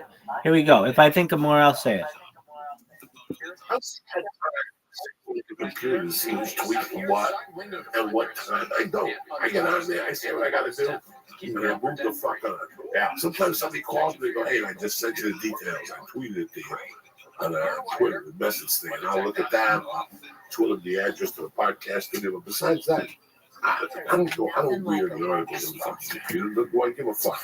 If it's not on Yahoo, when I click in, if it's not that first article on Yahoo, you're out. And I even give Yahoo an extra second to click in that second. You know what I'm saying? Yeah. The first one is always some Trump shit. Then the second one, they show people running in a tropical storm. That's it. Yahoo's always the same. Clicks on the more Kardashian stuff? No, they don't give a fuck anymore. You gotta scroll down very far to get to that shit. I don't even scroll. Like I was on that top. That's it. I don't give a fuck. We'll do so much more to this have dinner like a family person. And at 6:30, you can't just run out of your fucking family, so you sit there, you put TV on. And I like the old lady, the blonde lady, fucking 10 years. I like that. Diane Sawyer. Now she retired. She moved on. She went out to interview somebody last week, Sally Field, big Yahoo. And I was really excited about seeing that one, Diane Sawyer. She's been since Burt Reynolds. Doesn't she have a book out or something too? At the same time, she dated Burt Reynolds, right? Or married? Yeah. Is she married? No. I just see her everywhere now. That once he passed away, keep seeing stuff about Sally Field. Sally Field looks like $1 million fucking bucks. I don't think she did plastic surgery. No, I think she let it go naturally. It's fucking rare, even for dudes. You look at like Elon Musk. You ever seen that dude? No. You see what he used to look like when he was like 21? Just fucking bald. This dude's now got hair plugs. Looks like he has chin implants. All this shit. Yeah, I saw him smoke the joint on the road. Isn't that crazy? That shit like changed the stock. Like, what that did for me was let you know that podcast. Now people are going to pay more attention to the podcast. Yeah. That was just a step up. When Obama did Barrett, when Obama did Barrett, that was a step up. Yeah. Like fucking Obama did Barrett, that's a pretty step up. Now Elon Musk goes on Rogan, folks are joining on Rogan. That just gave podcasts not up. I mean, the television industry went open. So what are we doing? Yeah, they couldn't get them. They couldn't get them to smoke on World News tonight. Diane Sawyer doesn't smoke. She quit. Not even Vice got him to smoke. Fuck that whole marijuana channel. What's the other one they got? Fucking you guys too. He went on Rogan, took a joint. He enjoyed it. He had been doing it for years. His eye opened up. He looked like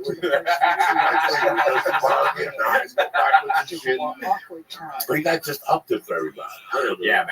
I think it was that same week, so the week before, Marinette, Paul McCartney and shit. Yeah. I was like, fuck, between the two of them. That's true. Did you imagine that? Like, that podcast caused a multi-billion-dollar company to go down like 6% That's what a fucking power. Within a week later, he's at World News tonight. He said that people are going to move and people are saying that. Yeah, no, I don't think it's going to affect them crazy. It's a short-term thing. And I would get this. Listen, there is no way on earth But they're gonna let somebody regular go up to the fucking. It's a Chinese billionaire.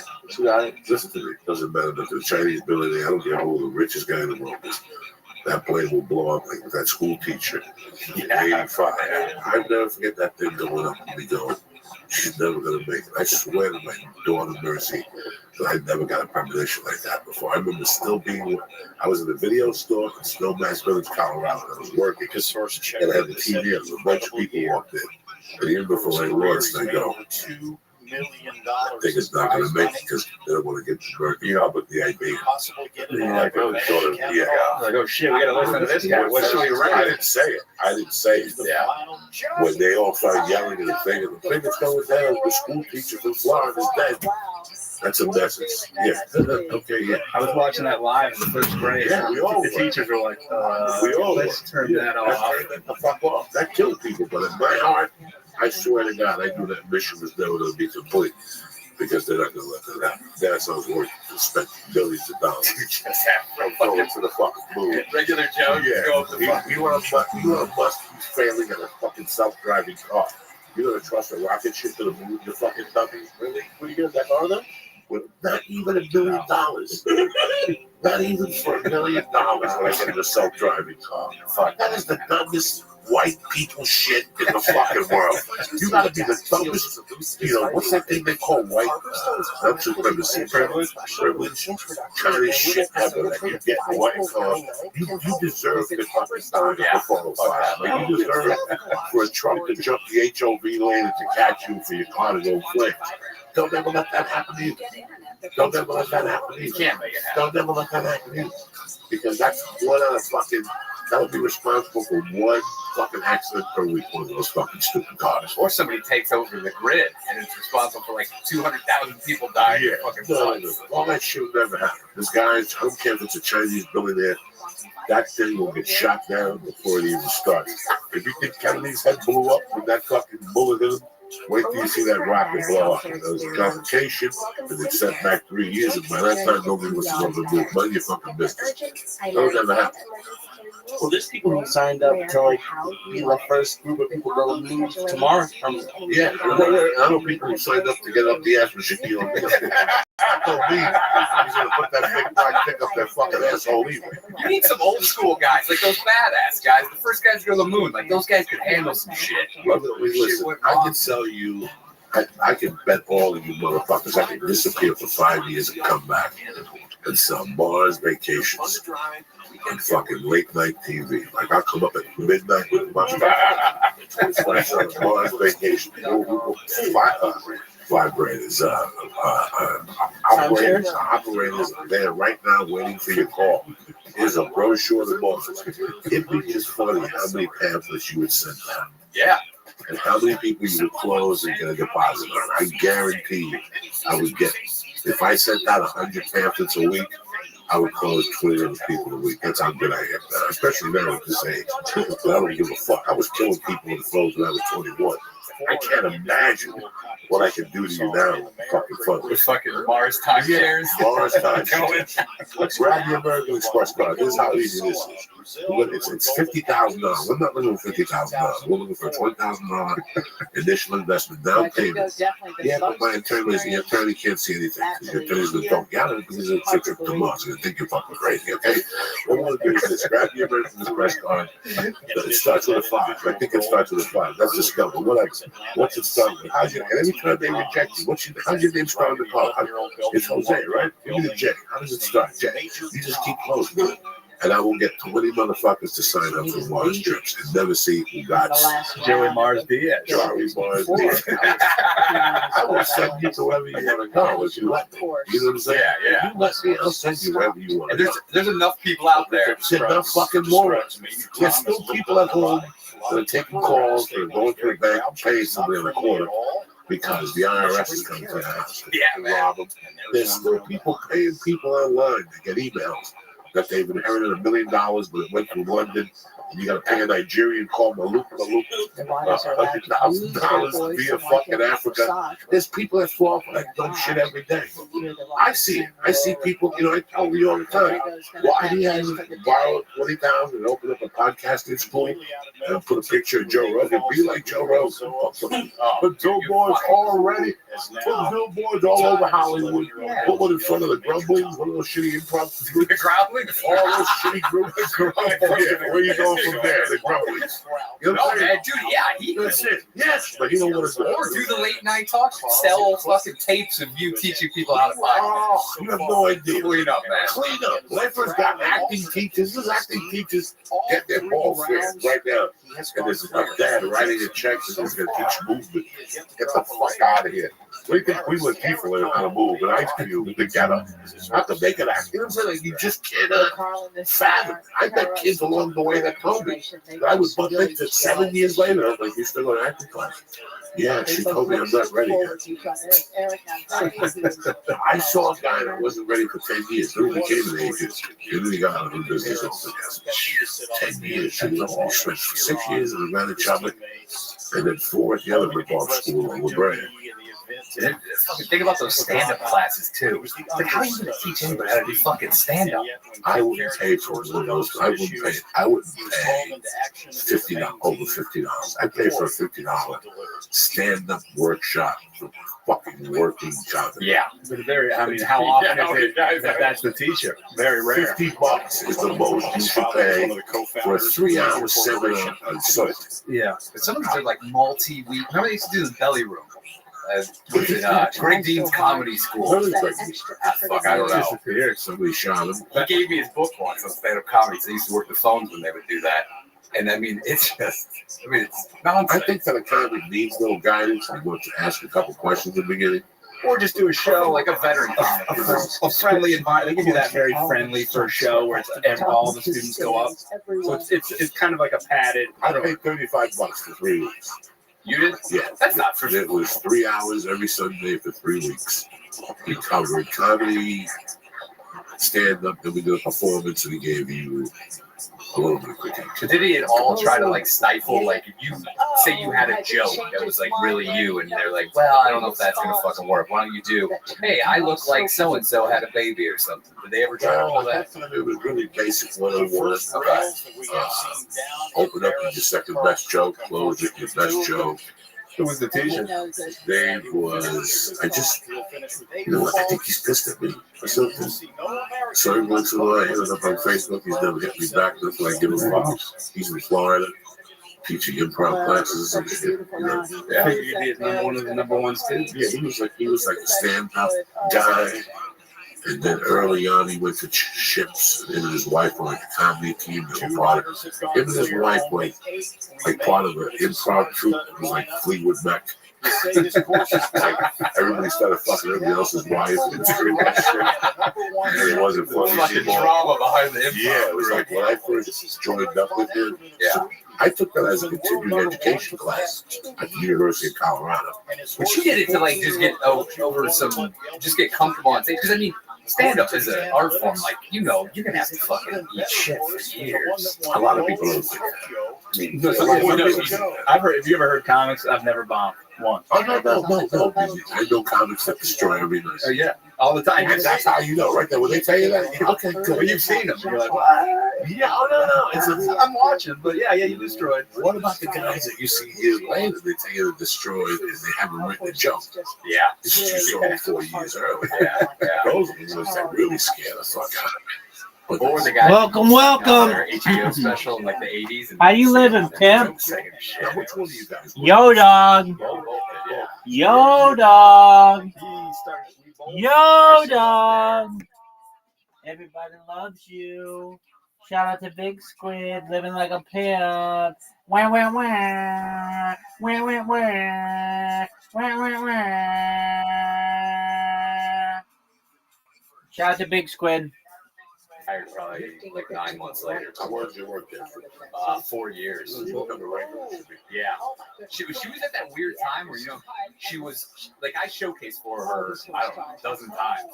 And every time she fucking did nothing. It's the worst. And do you remember when you used to go front? Like, it was the only time I ever had, like, shortness of breath and you're fucking, like, this never happens. And then she's in there and the way she would ice that room. I mean, you'd be like a child. It was like you never did stand up before. They would. So we got hired. I got hired there after him, and it was a different era there. There was no audiences there really at all. Nobody. Dead. Dean Gelber ran it. Mitzi wasn't coming around. And Tommy would come up to you and go, "Wow, Mitzi's coming in tonight. You guys have to showcase for your jobs." Like, wait, It's all illegal now when you think about like this shit. so to keep your job, you have to go up in front of Mitzi, and if she deemed you not, like, you can lose your job because of a bad set. And so you'd be terrified. And you would see, like I remember seeing Chris Rock look in the room, and he was gonna go up, and then he turned the corner, saw Mitzi in the seat she always sat in. Out. He was gone. Like, yeah, I'm good, thanks. I don't know if the guy's name is. He's still around. I get up there. I'm the host on a Sunday night. When we started, you were host. I was host. Yeah, the Cuban egg roll. So I used to close. Dick out. It's My dick out if you were on stage behind the curtain. I knew how to get them behind the. Ari Shafir once hit me in the balls from behind the curtain. Yeah. I was on stage. I figured out how to go from behind the curtain to the stage and take my dick out of here. You get great laughs back there. Oh my God. But no, they think they were shilling. I did it to somebody, and she bombed every time. She bombed for 20 fucking years up there. Mitzi just liked her because there was something about her. There's a handful of those. And I took the curtain, and I got completely naked. And she was on stage. So it was like that's when they were scattering of people. Yeah. 23 scattered in the room with sucking dick and everything. Oh, horrible. And I would just open up the curtain, go like this. Like with the curtain was open, then I would just close. And she would think she was playing. Oh my God. She would think she was killing. And then I got dressed and went out there and watched her like shake everybody's hand. Like she was like, "Oh my God, thank you, girl, you killed."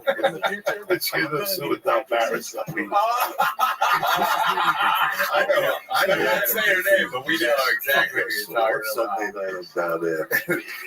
So there's a guy with a wig.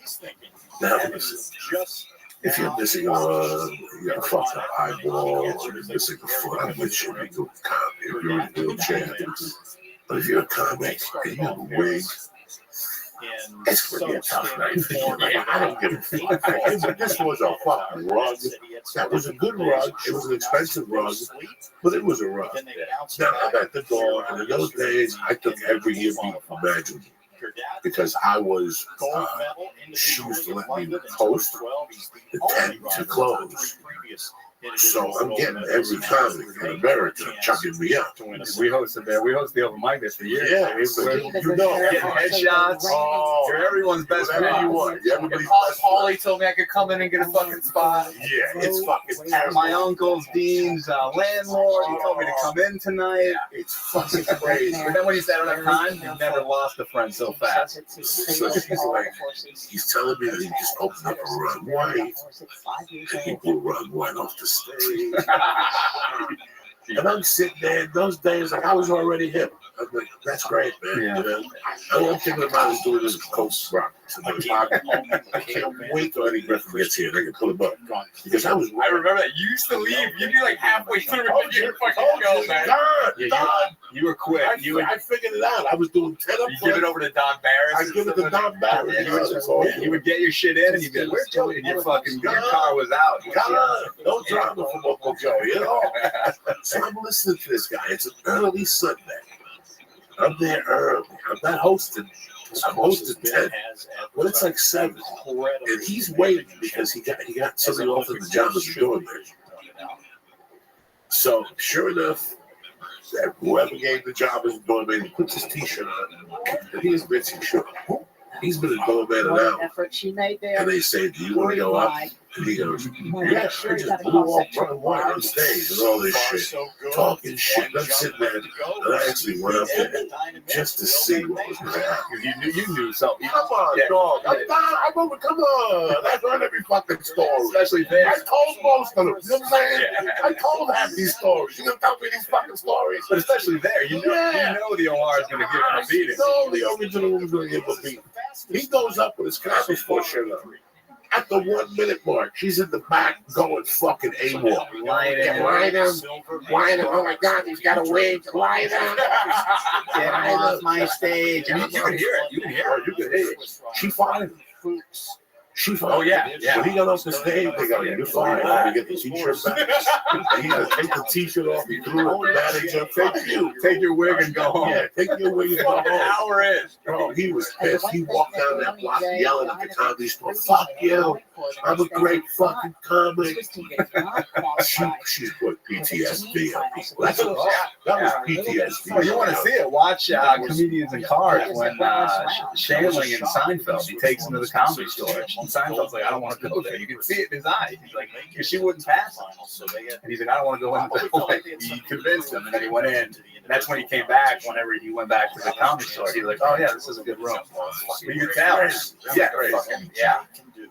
It's also, I love the comics too that are like, well, I can't do 3 minutes. I'm used to doing 45. I can't do 3 minutes. Okay. Yeah, let's see how that will work out. Let's see how that 3 goes. Let's see how that 3 goes. Not one laugh. That's weird. It's fucking hilarious. We used to have a lot of stand-up wannabes in 2000, and she was running off the stage. And then one night we got a guy that, and they would do stolen material from comedy store comics in front of them. That's when you should be shot. Like well, and most of those comics are in the room, so it's like, that's mine, that's mine. He stole this whole thing of Bill Hicks, and the whole room turned on because of the t-shirt. Like everybody. That was one of my favorite Bill Hicks bits. Why would you wear a cross around your neck? That's the last thing Jesus wants to see when he comes back. The balls to say that joke. And I remember, like, my goose hairs went up, and half the room was like, this was like, that, you can steal, but ain't that point to take that. Yeah. And she was like, get him all up. She threw on this other kid. I came up here to be the next Bill Hicks out of Houston. She threw him out of there. She was like, get him Can out. you imagine you get tossed out? And then when you get tossed out of there, you're done for good. I'll never forget that his manager walked in with him. But on the walk out, he walked out. His manager was 10 feet behind him. I never forget that. Like, that is fucking human. That relationship ended on the plane. I couldn't imagine. Did you do the open mic at the comedy store? Because I couldn't imagine just going in there. Because you know that room has such a fucking weird vibe to it. Like, we started out doing the open mic for a long time. Like, there's a level of comfort you have to get in that room before you can fucking make that thing work for you. We were open micing with the legends, but back when they did like the freak show open mics, so Gaylord Dingler, Scotty Barron, you know, like we're talking the OG. What happened to Gaylord Dingler? Why was I accused of murdering him? Years later, they even hired an investigator to see if I murdered him. Why never touch that guy? There was a guy, Mickey, his best friend, who admitted to hitting him with a beer bottle in the head in the alley and left him. We thought he murdered him. And so Mac Lindsay actually like went to the police to try to like have this shit solved. Mac Lindsay was the kid with the nose hair. Yeah. He's in New York. We just saw him live. What's he doing? He is a phlebotomist, so he takes blood at hospitals, and he's like going back to school. Very bright dude. The dude runs Very smart. runs like 8 miles a day. He got on his feet. He's back now. Still doing a little bit. He was great. When I saw him, He was a great writer, but something was not there. And I heard they told him to leave or something. It was almost like if he was doing really well, he would try to push it to the right. They asked him guys. Yeah. But he's fucking funny, man. Yeah, it was actually funny. Yeah. But Gaylord thinks Ari Shaffir held a trial when he was hosting. He held a trial for this guy, Mickey. Did you kill him? Did you kill Gaylord? And he held the whole trial in front of the whole audience. they did a documentary. Yeah, On Gaylord, They wanted to interview me to see if I killed him. I never heard your name. I didn't know who. How are you associated with that? He used to torment me. Really? Gaylord. Gaylord was very tormentable. What? And it was one of those people. Are you serious? What would he do? He just walked. Thank you. Thank you. Like, just ask me stupid questions constantly. When I was like, when I had $18, when I needed $25 to get half a gram of dope, when I was $7 away, the last thing I needed was a question. Gaylord did that. I can see that. I can see that. Yeah. So the last thing I fucking need is a question. Gaylord did. But he would ask me 50 questions a day. Was it him you would throw ice at? Was that the count, or was it Scotty Barron? Wasn't one of them? Do you hate it? Was it Scotty? Yeah, somebody got it. You were getting into it with somebody. It might have been, maybe it was Gaylord, because if you say that he was always fucking with you, I remember you'd come in and throw ice at somebody walking on the stage. I don't remember who it was. Yeah. You did. If you were there early, you would go in and listen. Main Street. Oh, you gotta think from 97, I walked in there to about 2000. The screws weren't really tight. If I look back at it, like, the screws were not tight yet. Yeah, the criminal instincts were lowering and the comedy confidence was getting a little higher, but I would still slit your fucking throat. Like, I would still rob you if I had to. Like, I still did a lot of creepy little things that nobody knew at that time. But at that time, I was still a little bit on the crazy side. Then I had to beef with the guy who I told not to touch the fucking microphone. It doesn't take it. When you do comedy, the most important thing about doing comedy is being intelligent and being courteous to the guy behind you. You never, nobody, I'm saying that, brother. Like, Yeah. what are you doing? Yeah. When that light comes on, it needs to get the fuck off and do the fuck that expensive. Once you do that, you're disrespecting your word about. Yeah. So I'm very respectful to the comedian. Okay, but you want to lose my respect, do dumb shit. If you're sitting there watching him on stage and you see that he's hitting the microphone and it's loosening, do me a favor when you come up. Don't touch that fucking microphone. I don't give a fuck what your act calls for, okay? You're going to break the fucking mic because Dodo over here, he ain't coming back ever. Like, don't worry about it. He ain't ever coming back here. We already made a note in the back that he fucking broke the microphone. Okay. So now you go up here, you're going to touch the microphone. So I'm sitting in the back, and I tell the kid, do me a favor, don't touch the microphone because it's about to break. There's 100 people on a Sunday night. You know what I'm saying? Yeah. Don't fuck tonight. Yeah. We've been working on 64 people every Sunday for the last 2 months. Yeah, this is We got 120. Don't touch the mic. What do you think this motherfucker went up there and did? Grab the fucking mic and it broke. Shut down the show for 6 minutes. If you want to go fart in the room and stab somebody, and Anthony Bourdain in front of everybody. Just come in with Anthony and hang up. You ain't got to laugh now for another 30 fucking minutes. That show's all about momentum. It's right there. Yes. When that guy had a plan, he couldn't. Yes. You got the 3 minutes, momentum going through, and good old bikers are going up, and they're fucking improvising, and they're bombing, and they're improvising the bomb. And you're going up there, you come say a couple funny things, you get those laughs, you bring the next guy up. Yeah, and this motherfucker, that's what I told him. Now, here's the other part of that story. Again, I didn't become a comic because I follow rules. You know what I'm saying? Yeah. But you see that the fucking microphone is the some rules are the string is barely hanging on. Especially barely hanging those on. mics are from like most of those mics are from the Guinness era. They're all they were dented. Because Dice rebought them, and then Rogan rebought them. Yeah. So Rogan paid for the system, and Dice paid for something. But that night when he got off, and I got off, I went up to him like a man. I go, hey, man, I asked you like a man, not to touch the microphone. He threw a verbal tirade. That ended up not bueno for the second shot. He got thrown out of there. He attacked me in San Diego. I hit him with a cue ball. Remember the fucking... This is like fucking a Seagal movie. Oh, yeah. Remember the little table they had? It wasn't a pool table. It was a foosball, wasn't it? It was not foosball. It was a foosball. It still has pool sticks. Yeah. It has little middle. Yeah. I know what you're talking about. Yeah, like a fucking miniature one. They called us the boy and said they were there to threaten me. I took all those. Put the flower plants in front. I took every night from the kitchen. No bartenders could cut lettuce. Every drink was given that night. It was fucking no lemons in them. I had every knife in the fucking building. And I saw them make the left turn onto Main Street. And I saw them pull out water pistols. And as they were about to do water pistols, they unleashed one of those cue balls at their car. They bent them, and they fucking ran off into the night. And they called the Hollywood Comedy Store. And they called the police on me and everything. Yeah, I had beefs from those fucking Monday to Sundays because it was a thin line between mental health. Now, boom, shakalaka. You can tell they let him on Sundays to spin it right back, right? Yeah. 20 years. You can tell they let him on Sundays to see the birds.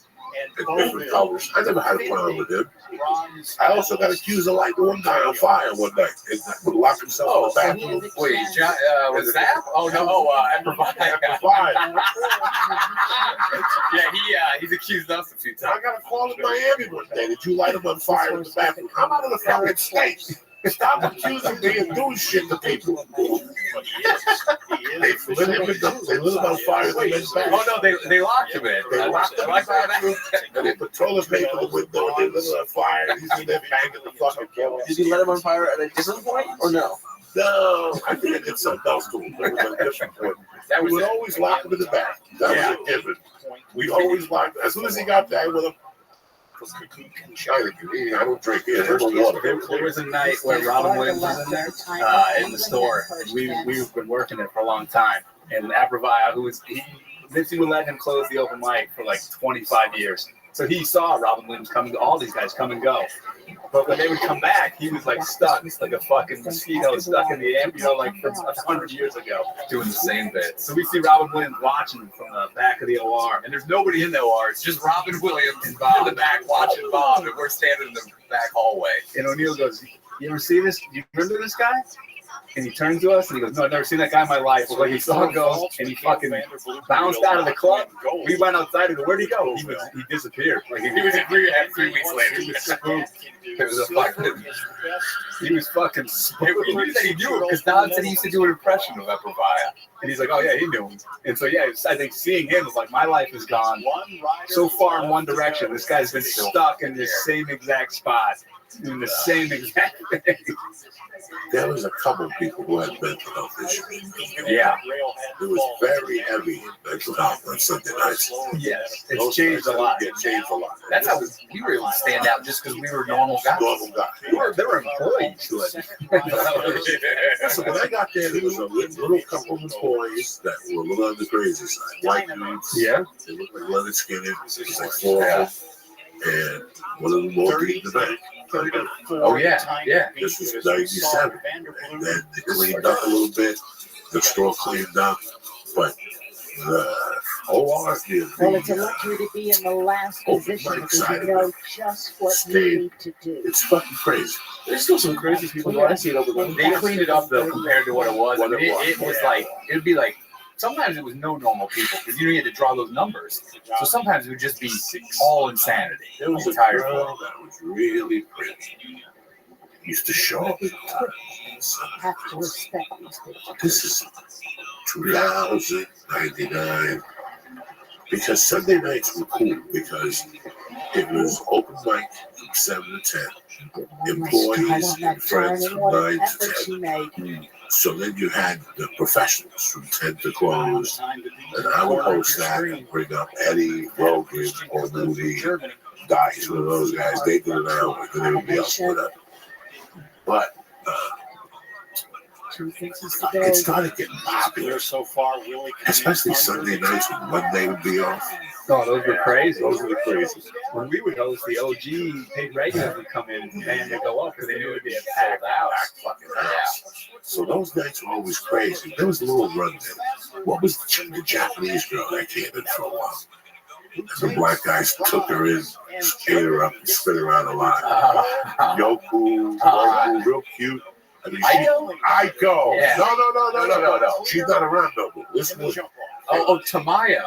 Was it? No. Tamayo was the one that was Dennis. Yeah. And then one came in like in 2000, pretty funny. She started getting spots, but she leaned over to the fucking Freaky Monday side.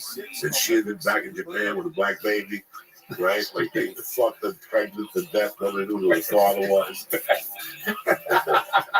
they fucked her Japanese to death. So we knew who the father was. She was scratching her head. I don't know. She made a black friend before we got there. Yeah, she left. It was raging down there. But there was a girl that would show up, and I didn't put this together until like a year after because everything was moving so fast. And you're trying to decipher different characters on Sunday nights. Sunday nights, Mondays, there's such a different character count out there. What was the old school guys? Just way ahead. They were there for the Guinness. And they would sign up on Sundays. And nobody would really talk to people. And it's The duo? There was a couple. You talking about Piper and Tupper? You remember those two dudes? Piper and Tupper? They were from like a whole new era, and they came back. There was occasionally some people that would show up and be like, I was here then, and they'd tell you their story. You're like, yeah, I don't give a shit, man. Your name's not on that list. This is my kid. Now he's 18. He was just like, oh, my name is written on the other side of the building. When I worked a lot, you'd have guys come in like that. And they'd be like, do you know who I am? And I'd be like, I just started working here. Like, no, I've never seen you. And they'd be like, you got pissed at you that you didn't know who it was. You're like, I've never seen you in my life. Oh, there was a great. She ended up in the Ding Dong show. Who, Iris? Oh, yeah, wait. That Granny? Real pretty girl. Real pretty, 24. Open biker. She would always go on the cab and go in. And then she would do her set in the wig. And she was pretty in the wig. When she took the wig off, she was even prettier. And one night, like, she cornered me, like, you're the host yet. She cornered me and she gave me a ferocious ear beating. I thought you were going to say blowjob. That's back then. That was like, you could trade spots for like blowjobs. Yeah, you could trade spots. They were fucking crazy people. Yeah. You would do anything to get on there. Anything. It was such a crazy. I still remember certain woman. What was the girl who came with the Mercedes? And she had fake tits, and the doctor didn't do it right. So there was a vein in her tit that was gigantic up at the top of the tit. The tit didn't just go natural. She wasn't even that attractive, but they did the fake tits for her. And she had a yellow car, like a yellow. I know you said yeah. Do you remember? She had the big tits, but the tits were up here. Like she did up in Mexico. Yeah, it's like right under. They put them under her neck, right under the collarbone. And they took this vein from the tit, the neck, and they put it over the tit. You're like, you stab that vein, you kill her. You're like, yeah. It's like it costs too much to run it underneath. But she put it over the fucking. She would get spots just on Sundays. Yeah, I know you're talking about. I have an idea, but I could be completely off. I'm not going to say it. No, I think I know what it is. Barbie. Yeah. Was it Barbie? Yeah. No, I was in a different direction. I know where you were going. Different Mercedes. Same do you remember the bit? I don't know, this may be at one time, but you know what some people's bits you remember? You used to go and spit a bit about doing fucking wheatgrass, a shot of wheatgrass. And then you said you made it out your door to the garage. You had to pull out your pants and took a shit so big it looked like a lion just took a shit. I remember the bit. We were crying. I don't know if you ever did that. I loved wheatgrass for a while because in my mind, no matter how much coke I did, if I drank a shot of wheatgrass and had some sushi, I was nullified. You know what I'm saying? Yeah. Yin and yang. Yes, I would blast out two of those fucking, now they call it E3. Now it's a complete supplement, whatever. No wonder you can eat hot edibles if you're drinking wheatgrass. Back in the day, they just would rip off a piece of grass.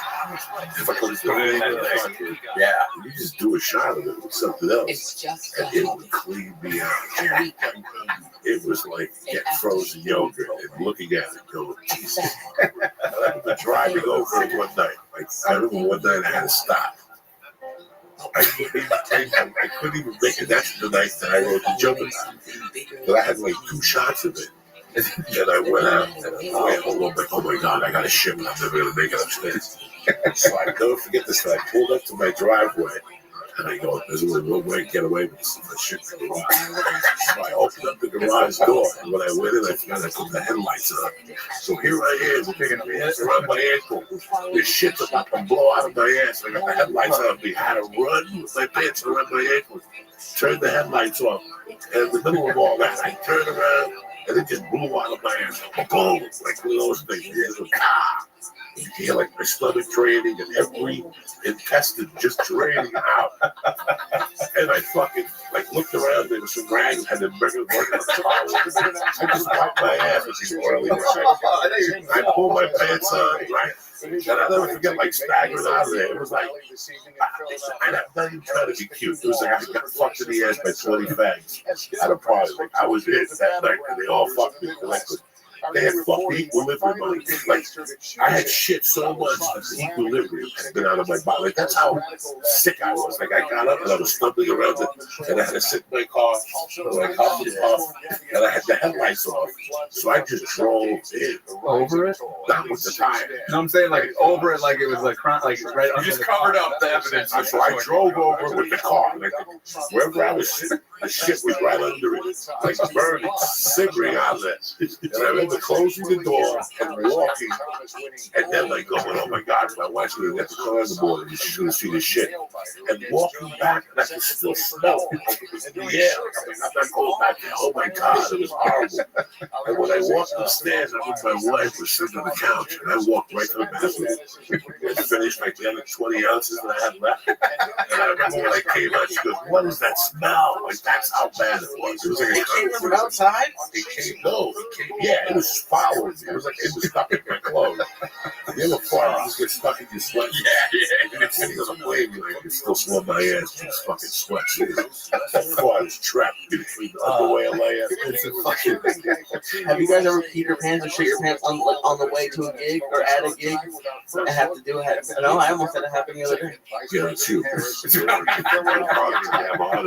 Which one was it?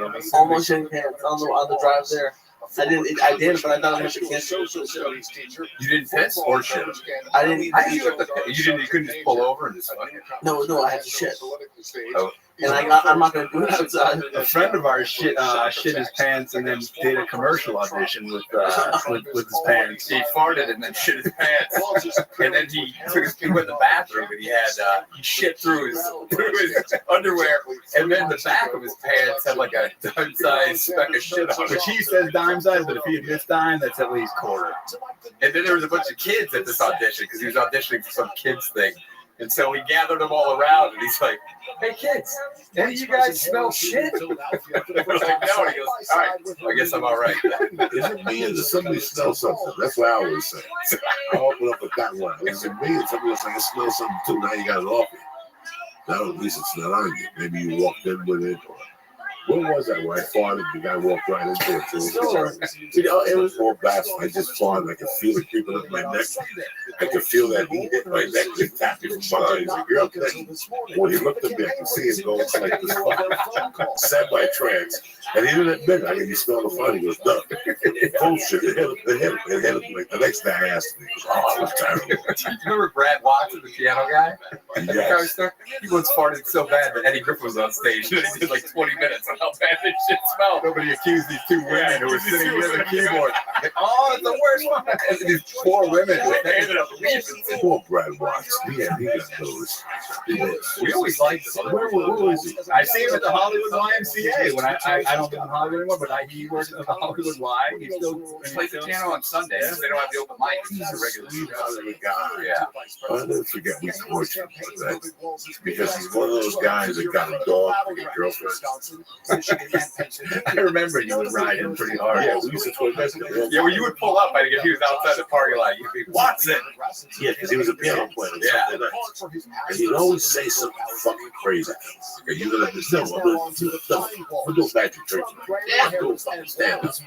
Like, he'd always ask me some creepy fucking questions. Which is fucking just obvious. Yeah, and I like Jeff. You know what I'm saying? Like, I was used to Jeff. You just went up with Jeff. Watson would always drive me crazy. But I don't forget one night Watson got a dog just to meet chicks with. So he got the ugliest dog in the world. The dog was missing a tooth. And the ear was nobody even liked the fucking dog. I remember going up to him going, "Why did you get this dog? Was it to meet girls?" He said, "Kinda." And you got the wrong fucking dog. It's just like he couldn't do anything right. He could fuck up like a wet, like there was just so much. Those Sunday nights, I did them for 10 years, maybe. Like when I started going, Freddie Soto was gone. Yeah, we got there. Well, you were still over. Oh, Shaq. Thank you. Oh, Shaq. Oh, Shaq. Yeah. You were like, I think, just about done with it. Yeah. Ari was starting, Renazizi was starting, Bobby Lee, Bobby Stropshire, you remember her?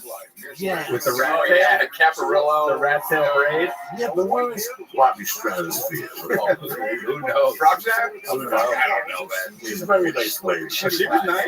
Yeah. No clue though. There was a couple other women too. Who was that? There was another woman that. Christy Miller. Yeah, Christy Miller. Quite a love face. Quite a love face. Christy Miller was a soldier. She's still around. Would take her on Yeah, she's still around, Christy Miller. She still did the bit about sucking the gear shift and jerking off the parking I lot. don't know. I know that she's still around. She's in New York. It's crazy. Yeah, she was good. You know what I always wanted to ask you? In like 2004, I'm riding my bike along the LA River down by like Frogtown, and I stop to get some water, like on my water bottle, and I hear this voice. And I look over this fence, and here's you walking out of this fucking warehouse, in like this industrial area. And I was like, what the fuck is he doing here? Where was it? You know where Frogtown is? No. Or you know where? So you know where like the 2 freeway is between the 2 and the 1 panel on the LA River, like between like Dodger Stadium and like Highland Park. It was just a real shithole. I remember asking Ari, he's like, you know, who knows what he's going to be doing anything there. I remember you walked out of this. I heard your voice, and I look over this fence. It's just you leaving this fucking warehouse. It's just like a totally abandoned area. Did you have a bunch of shit-stained rags? I don't know why you would remember it, but I don't know if you were. I don't even know if you would go. I don't even know what area you're talking about. You gotta be more. I'm trying to think of the fucking name of More it. specific.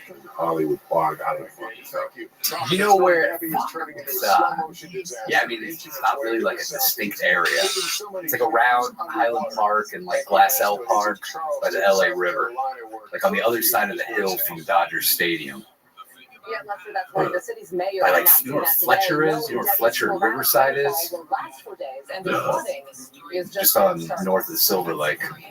I know like Duncan and Glendale. I used to go to Mimi's in Glendale. Yeah, I don't know what this is. My uncle lives in between Mimi's and like when you make the exit most release. But that's it. That's the only reason why I'm being in those places at all. I feel like I derailed the show like that. Yeah, grab the fucking microphone. Maybe I was, But I was just like, what the fuck? Because it was a sketchy area enough. I don't know what the fuck up here. What was that voice? I remember you guys in the comedy store. When the comedy store was just down. It was just it was a place run by the inmates. Yeah, that's our time there. Mitzi her health was failing, and I remember Fraser Smith used to come in and say, "Man, this reminds me of Brentwood," which was, they said, the inmates around the asylum. And so it was just a madhouse. There was no rules really. It was just insane. Whenever you would come in, you would drive in, I'd be working the lot, he would usually be doing the back door. Who you guys fucking with tonight? More often than not, there could have been someone in our crosshairs. Yeah, man, it was a great time to develop though, because you could do whatever the fuck you wanted. It's become a showcase. It's changed a lot. But I went back to doing what the fuck I did. Yeah. I had that fear for about the last year. I kept bitching, and then I realized it was just an excuse on my part. I kept saying, well, if you go down there, you can't work out. What's the use of going down there if you can't work out? It's still yeah. Just go down there and do old material, new material. If you get one thing off that's new, go. I just go down there and let my mind run away. I use the comedy store now. It was like, how lucky am I that I could go to that gym in Florida on Muhammad Ali. Yeah. That's what the comedy store is. I don't put the radio on the way down to the comedy store. I just dip into a part of my life. But I haven't thought about it in a long time just to get my mind exercising. So when I pull into the store, my mind's already moving. I don't really want to. The only problem I have with the store is that now we have people that go down there to see it. Yeah. So that takes away from the original planning of it. Yeah, especially you, Rogan, Bird. I avoid those people before I go out. My thing is to smoke a joint and get there an hour before my call time and watch the 4 comics before. That's my Tuesday night assignment, to watch Ali Wong. Sometimes people corner you though. People fucking corner you. No, I sit down the fucking row. There's a rule, number one. Rule number one, New York Times, don't fucking talk to me. You know you're not supposed to talk to your time. There's nothing you gotta say. I understand. Guess what? I understand. There's nothing you gotta say to me. Look at my body position, look at the description of my eyes. Does it tell you in any form I want to hear hello or conversation from you? When you're in a room where your job is to listen, you know what I mean? Yeah, last night I was having a great time watching Justin Martindale, whatever his fucking Martindale. Fuck this room up. And some girl tapped me on the shoulder. You do my show next time. You know what I got in my head. Get the fuck out of here. Yeah, that's not the shit. No better. Don't even fucking say a word to me. I'm in here. I'm in the fucking seat. I'm getting butterflies in my stomach. I'm thinking about what I gotta say. Maybe they're gonna give me something to play off of. Maybe she'll give me something to play off of. If you want to come and tell me some story about it, I'm gonna give a fuck. Once some of the Mitzi shows work well, there's nothing I want to say to you. You walk by, they put your hands down. I get it. I get it. I'm ready to rock and roll now. I'm not there. Afterward, we'll take pictures and we'll walk. I will take pictures of people before I go on stage anywhere. Because you catch a guy with stinky armpit, and now you got to go on stage with that armpit on your armpit. Thinking about fucking you smell that fucking garlic on my own. So there's no pictures before. What Dice calls being in the cage. Yeah. I'm in the cage. I've seen him berate people. They're in that row, nothing to talk about. Yeah. You see me in that back row, I purposely did that on purpose. I went down there an hour earlier so I could sit in the back and watch the fourth numbers in front of me and learn something. And learn how I'm going to gauge my set for the fucking rest of the night. There's nothing I want to do. I don't want to hear about the mother. I don't want to hear that, oh, you found me for $10 million and you almost come to later. I don't give a fuck. I really don't. Why? I agree, man. I 100%. Why? What's the reason that you won't stay in the condo in La Jolla when you were doing the Jolla Comedy Store? Does that have to do with the rat, or is that a made-up story? The rat was number one. The rat was gigantic. I saw that David caught Marilyn's husband under the bed. Oh, he caught under the bed? Yeah, he put a trap under the bed. Didn't somebody say it ran over their face while they were sleeping? I don't know. And then from then on, you were... No. Then I went outside one night to smoke a joint on the balcony, and I saw the rat in front of them. That was all the same weekend. But I can't sleep. I can't sleep for 2 hours. Yeah, remember do you remember we did Christmas weekend? It was me, you, Sean Polowski, and Renazizi. And you would drive down for the shows. And I remember Renazizi was up, and like, you got to like, they were worried you weren't going to show up. And it was like, I don't know, it was like either your phone was off or you didn't have a phone, and like I didn't know where you were. You showed up like 10 minutes before you were going up. You were wearing a white long sleeve shirt, and you set up like a Chinese food fucking a meal in front of you. This guy's got some confidence. He had the white shirt to be eating off the street. The Chinese to be eating the food was delicious. And Lou, the keyboard, this is one of my favorite stories. Lou's hovering around you, and he just keeps going, man, that was a long time. Look pretty good, Joey. Yeah. And you're eating, you're trying to ready to go off. Hey, what about those wontons? He kept saying the fucking wonton. No, you want a fucking wonton? You just asked me for it. He kept saying, yeah, I think I would like one. And you went up. I remember you murdered. It was, do you remember that weekend? It was Christmas weekend in Zambia. But I remember you murdered with some of the craziest material from your youth, and I was like, it was Christmas Eve, and you were saying some of the craziest shit, but you fucking slayed. I just still remember that comedy store. The fucking comedy store in La Jolla and this comedy store now just prepare you. Yeah. They give you this different mindset. They give you a different mindset all the way around. Because you're just worried about what's in front of you. Yeah. I got Paul Mooney in front of me. What do I give a fuck about your Tuesday night show at some spaghetti restaurant? What made you think I even give a fuck about your restaurant? I'm here watching Paul Mooney dying inside, thinking about all the missed opportunities I had. I could have been in the Hertz. I could have been in the Hertz management program right now. You know what I'm saying? I didn't need this. I could have been in the apple business with my uncle in Wisconsin making millions right now. But no, I'm sitting here at 12:30 on a Tuesday night waiting for Paul Mooney to get off. There's 8 people. I think it's going to be 4. An increase in And you want to ask me about a show next Tuesday night at the spaghetti place. Get the fuck out of my face, all right? I'm trying to figure out how to pay the rent. This is 29th. You know what I'm saying? Yeah. Like, this is it. That's the life of the town. Yeah. Like, it's the 29th. I got to figure out how to pay rent on fucking 3 days from now. The rent is $400. What am I like? The whole way. I'm like the whole way, and we're going into Friday. I got to come up with a yardstick or two for some cocaine. All right, we're back now. Plus, you know, I got the audition on Tuesday. Plus, I got to follow the whole movie right now. Yeah. I mean, there's nothing scary to go in that room and there's 4 people. Nothing. This isn't comedy, man. I don't know. And then you go home beat up. Yeah. Man, your soul is beat up. And you have to fucking snort coke and jerk off and look out a window and write. Fucking cry. Question your every decision. Only thing that makes that feeling going away is going up again in front of 4 people and doing well. It'll haunt you that whole fucking time. You know, people think that we're giving away fucking lottery tickets here. Like, this is like, yeah, come on stage, you're going to get it in 3 years. Even if you do get it in 3 years, you're going to falter at the 7-year mark. Yeah, good luck. They're going to put you in a position where you're not supposed to be in, and your legs are going to go out right the Monday. And I've seen it before. Those people don't come back. The best thing that can happen to you is it takes 20 years to make it. 20 years. Because you don't give up. You've prepared for everything. That's why I said to myself, why am I fucking around with these other comics? Like, before I shot the Netflix special, which you'll see, you'll go, it's terrible. Why? Because I wasn't training at home. I was training with all the other clubs in the area.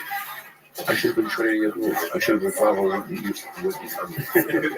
I should have been following Chris Lee, Bobby Lee, Brogan, Jeff Ross. Yeah. You know, that's the environment you need to be in when you're ready for it. It's like a UFC fighter. You got to train with the fucking black affiliates. And then I really made something. I was thrown into that comedy store and I wasn't ready for it.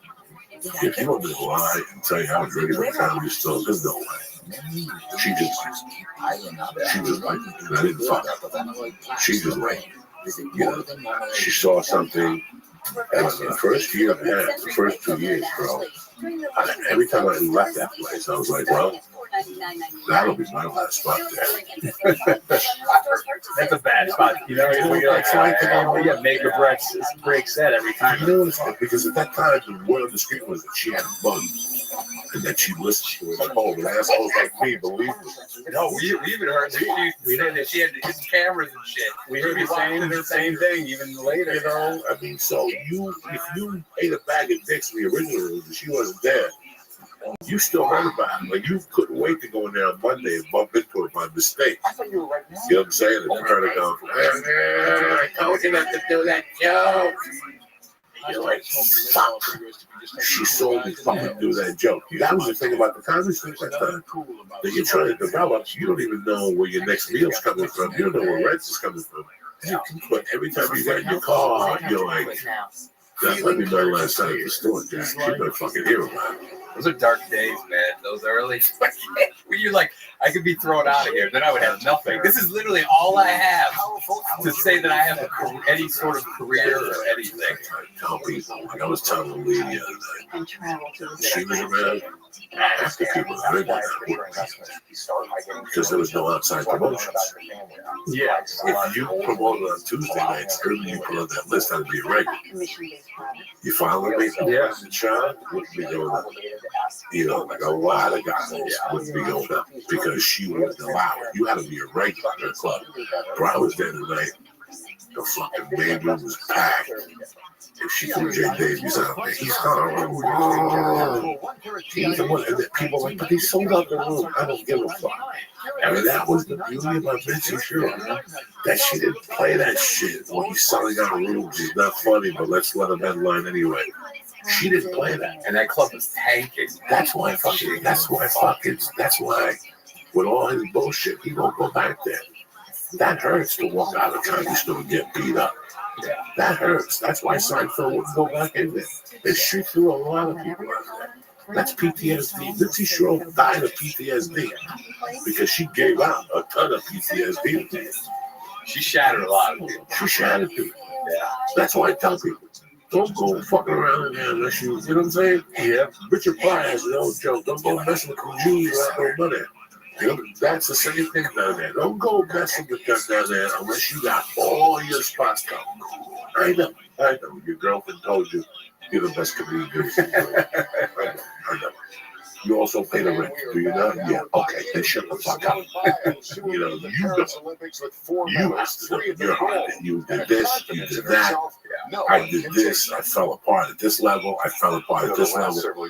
Because every time I was going to the store, there was a Saturday or Friday night lineup that I couldn't follow. AJ Jamal. Remember the name, yeah? AJ Jamal, and you might see fucking Dom Herrera's name, and I had to follow him. Dom, always. You know, and that was it. And she was going to be down there. She was going to be down there, so you would watch her. And you would hope that Eddie Griffin would get her, or one of the girls would get her. Yeah, feed her into the fucking original room. But if you seen her making her way to the main room, your heart just fucking stopped. You would just go like, and then she'd sit on her bench, and you go up there, and after 3 jokes, you got a long 16 minutes, G. That's a long 16 minutes with her in that fucking booth over there. She would light a candle so you could see her face. Yeah, so you could see how much you either liked you or hated you. So it would get ugly. I bombed consistently in the main. Like, I'm a big boy. I can tell you guys legitimately. Open that door and get anxiety from the story. Oh my God, my heart's gonna blow up. Like, I love. You never shake that shit. I love people who doubt. Like, every once in a while, I get emails from people who have written something like, "What's that page where people talk shit about it?" Reddit. Yeah, basically something Reddit page. And they were like, Joey and Ari, they're not good comedians. They just kiss the right rings and all this shit. And I laugh at those statements. Because they have no idea. Like, I started bombing in the original room. So, listen, she made me a regular on a Sunday. She put me in the original room on Monday. I got bumped by Eddie Griffin. Then I ate like a bag of dicks Wednesday. How long have you been doing comedy at this time? Square business? Yeah. Square business? I started in 91 and she made me a regular in 97. But I was doing comedy from 93 full time. Okay, so you weren't in it 30 years. So I was 4 years, but I was good 4 years. Like, I was featured on the road. Okay. I was legitimately featured on the road. I was walking there. It's these motherfuckers that don't. I was already featuring on the road. I would have done be a Stanhope's thing. Now, I got out of my car on a Monday. I ate dinner at the shower with Acapulco, with the Sycamore Inn, the Sycamore Lounge. That motherfucker used to be Acapulco. All you can eat at night and shit. I went to Acapulco and I went right to the comedy store on Monday night. And as I was walking in the comedy store, Eddie Griffin and Tupac from the movie, the Black Kung Fu movie from the 90s that was popular, the Shogun of Harlem. He just died 2 or 3 years ago. The guy in the Last Dragon? The Last Dragon, Schumacher, Leroy, Bruce Leroy. Eddie Griffin and Bruce Leroy were walking out, my fucking head almost blew up. I'm like, that's fucking Eddie Griffin, Bruce Leroy. I saw Don Barris, Wheels was up there, Lies behind the door. Had a show with Don Herrera. And never forget that through the grace of God, somebody went up there and remembered me. I think it was James Stevens III. And on that Monday night, somebody pulled Don Barris over. There was maybe 2 people in the original room, and somebody talking Don Barris to let me go up there. And I went up there thinking I was at the Garden Boys. And it was 8 minutes of just death. Death. My timing was off. A couple comics came up to me and consoled me. Yeah, that's the worst. Like, hey, man, don't worry about it. It was all right. Yeah, it was pretty good. It was great. Yeah. Come back next Monday. I'm like, yeah, come back my ass. And then I became a regular within the month. But my point is this. The main room, and I have no reason to lie to you guys because you guys worked in there. I ate ass in there. In 2000, no, 97 to 2002 or 3. And then I figured something out. I figured out that I had to attack them the same way I attacked them in the OR. In the OR, forget that Mr. Nice Guy shit. OR the street fight. OR is the street. Always has been. In the old days, the Cowboys used to go down, and then the quarterback would go up, and they would all bounce up and go down again. And that second bounce meant they were coming to kill you. That's yo. I was going into the main room thinking,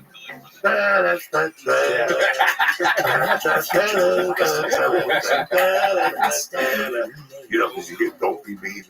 There was a dress code too. Like Mitzi, you got to dress up if you're doing the main room. Yeah. You wear a fucking collared shirt. Like, it was a different set of rules. So I didn't think I could be me. Like I didn't think I could do what I was doing the original the main room. That maiden does have that vibe though. It has that vibe. Where you're like, I better not do this joke. It's maybe a little too dirty for the fucking maiden. But it's also like a big brother who beats you up for 10 years straight and keep getting you with the overhand right. One day you actually just go, and you go, oh shit. The second time he does it, you go, oh shit. Now every time he throws that punch, I'm gonna come in there with a left, a 1-2, and a kick. Once I went like this, figured out the main room, and it was about 2003, the summer. So it took me 6 years. It took me 6 years of meeting dicks. The original room was something completely different. Yeah. I already had it down the original room. I was hosting. I knew every fucking kick, Randy. See everything that you I knew every trick. I knew everything. I'm not up there saying, let's give a round of applause for the troops. They'll kill you. You use the cheat codes for that. Yeah, you need to fucking. But the main room was something different, and it took me 3 years to learn how to just grab the words and just tell them all something. Like I saw you. I started seeing the main room in 04. I am sick of fucking touring and getting beat up. Like I'm sick of dying. Beat up. I was like Farrah Fawcett in the burning bed. Remember when he beat her up the last time that she lit him on fire? Like I'm not getting beat up in the original room. Ever in the main room ever again. I made a decision. I remember you used to be like, take the fucking sticks out of your asses, people. Yeah, I made a decision that is it. I'm gonna bomb, but I'm gonna let these motherfuckers know who I am because I read a thing written by the casting director of Godfather 2 with Donnie Brasco. He goes, auditions are not for you to book a job. Auditions are you to be remembered. And I'll never forget that. I go, why can't I do that stand-up comedy? I love to be the funniest guy, but if I left my ball sack on fire, they're going to remember me. You know what I'm saying? I left my balls on fire. That motherfucker had no sense of humor at all. So when he lit his balls on fire, it was pretty funny. Especially when they put the extinguisher smoke on and he was all white and shit. You're going to remember that guy the rest of your life. Every party you go to, you're going to tell people that the guy lit himself on fire. So once I started thinking out of the box like that in the main room, like these people are better than me. You follow me? Like, yeah, absolutely. The original room was like the people who I could deal with. They don't pay rent. They do drugs. They're smuggling their own booze in there. You're like, booze in there. But the main room were uppity. Yeah. Once I started attacking them, it was a game changer. It's crazy how long it takes you to figure that stuff out. Like everybody. Like it just seems. Now when you look back, you're like, what the fuck? But who right now is at home listening to this podcast that's saying 7 years, Joey, fuck you. I'm not going to become an attorney and get paid. Oh, yeah. That's true. Go to med school? Yeah. Think of all the shit I can do. Yeah. And by the way, if you don't have a fucking burning passion, this is the only thing you can do, please become that attorney because it's going to be a better lifestyle for you. I started going on so hard in the main room. So fucking hard, I started going on. There was a time where I was just going off in the main room at 11:45. And then they were going to get Holtzman at 1:45. By that time, they were either being therapy. And I was just going off. Holtzman in the main room is it's pretty fucking. I was just looking back. So I love fun. I'm watching him in the main room. He's not going out there playing games.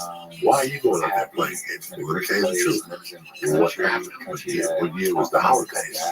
It was that week after Christmas, before New Year's. Yeah, where there's a lot of action at the store. And I fucking went in the original room where I came out there like, dogs, there's nobody here. You gotta go up in the main room.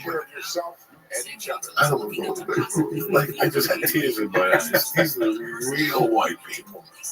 Like these people are living here for Christmas, they go to the ball games. Yeah, they're wearing their fucking Wisconsin sweaters. That's the worst week. I hate that week. They're really, really white. And it's a family. I mean, there was, listen to me, it was 9:45, and there was No comics there. Exclusive. Two contractors No comics at all for the baby. So you ready for this one? That's when people you find out that there were comics there and they're up in the belly room, they're making themselves scared. So they come grab me. The fat little heart is beat. Mitzi's sitting there, and it's got to be sold out. My fat little heart is beat. And as I make the turn to the main, Mitzi's there, and I make believe I don't even acknowledge her. I don't want her even going into my mind. Nothing. I just walk right past her and fuck this bitch. And as I got to the fucking door, guys, possibly Eddie Griffin, not worse. At that time, who's walking in? It's 2 nights after Christmas. It's 10 o'clock. There's no coming into the building. And either I go next or I follow somebody. Guess who just walked in? Hi, Chris Rock. So I was at the point where, okay, so he's at the main room. So either I gotta go out or I gotta follow Chris Rock. Okay, this is it. Now I've been following for 7 fucking long years. I gotta either go up and die in front of Mitzi or follow Chris Rock. What are you dying? You're dying. So I never forget. You know that step? You go down you walk in, you pay your $15, you walk into the main room, then there's like a little step, there's like a dip, and then you have to go up. Yeah. I fell. I fell. That's it. 400 pounds. I'm gonna pop up to the floor. I'm 370. I'm doing a pound of coke a day.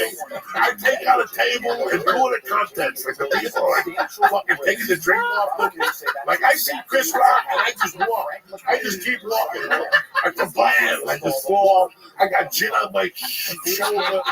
Yeah, and I'm dying inside. That walk, in those days I couldn't even get up. Like the breathing, like I had a breathing issue. Yeah. And I was getting up, and I was getting anxiety. And now I gotta walk up those little 2 steps to get to the main room thing, and then walk up to the main room. I don't know who the fuck was on it. It was somebody who was spotless clean. And I fucking went up there. I prayed, Jesus, please let him do 1 more minute so I can catch my breath, because I don't even have the breath to walk out to the thing. My knees starting to swell from the fall. I think my elbows bleed. The fucking table's still wiping the gin off their faces. Now I look through the curtain and Chris Rock is fucking sitting next to me. Oh, it could get worse. Yeah. Oh, how can this happen? What do I do to deserve this? I don't want to do comedy if I go to jail. Now you're trying to tell me Chris Rock is sitting next to Mitzi Shaw hugging it up, and I got to go out there. That's what you're trying to tell me. Guys, I just went out there and I avoided them. I looked to the right, to the left, and I just went on. I didn't come to for about the 13th minute.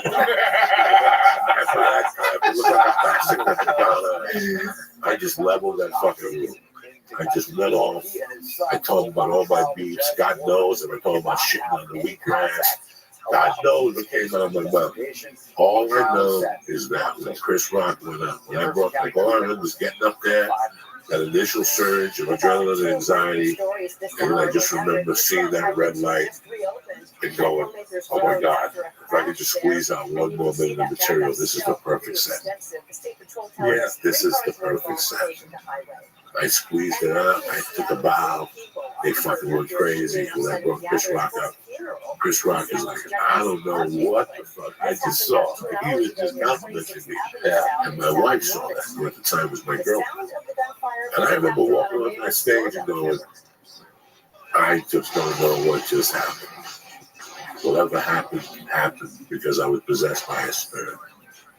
And I walked out of it and I never, ever, ever thought about it again. I shot the longest shot and he reminded me. Oh, really? Yeah. So far, He's like, what about no, he said something to me about that night because I never forgot that night. How you fucking. He don't say much. No, off stage, he don't say much. I've been at the back door with he and I for 15 minutes, like 5 feet from each other. There's not a word. Not a word. Not a peep. So for him to say to me the first day at the table read, it was the first day at the table read. He gave me 5 and he goes, man, I never forgot that set that night. You didn't give a fuck. Because homie was off. That's what he kept saying. You was off. You just was off. I don't know what you were on. I go, nothing. I was pissed off and embarrassed because I either had to follow you. I was in a dire slow death. Any way you put it. They just told me to jump off the cliff and jump off the bridge. That was the option I had there, you know. That's great. That's great. I remember though, you were like that. You were the guy though. Like when we were coming up, like people were like, "I gotta follow Joey Diaz." I'll take my dick out. No, but people. But you were a powerhouse. Were you the night where the chick took a pussy out? Which night? Yeah, we've been there many a night. My favorite night at the store was the first time I took my dick out up there and I got in trouble. It didn't get banned, but I got in trouble because I was there and I was watching. And a girl was drunk and she kept assaulting all the comedians. And I went over to the side and I'm like, this girl's too pretty to be insulting comedians. And she Who was on stage? Was Don doing it? No, this is Friday. Oh, this is okay. About 11 o'clock. I had 11:45. And they started jacking it up like at 11. They started tormenting comics. And she was really pretty. I remember walking over to the side going, why is that pretty girl acting fucking I didn't know the dynamic of comedy clubs. I didn't know that women went out and got drunk to get attention and they yell and shit. So I didn't understand the dynamic of it. And she kept saying something. Then she said something to somebody. You want to see my titties?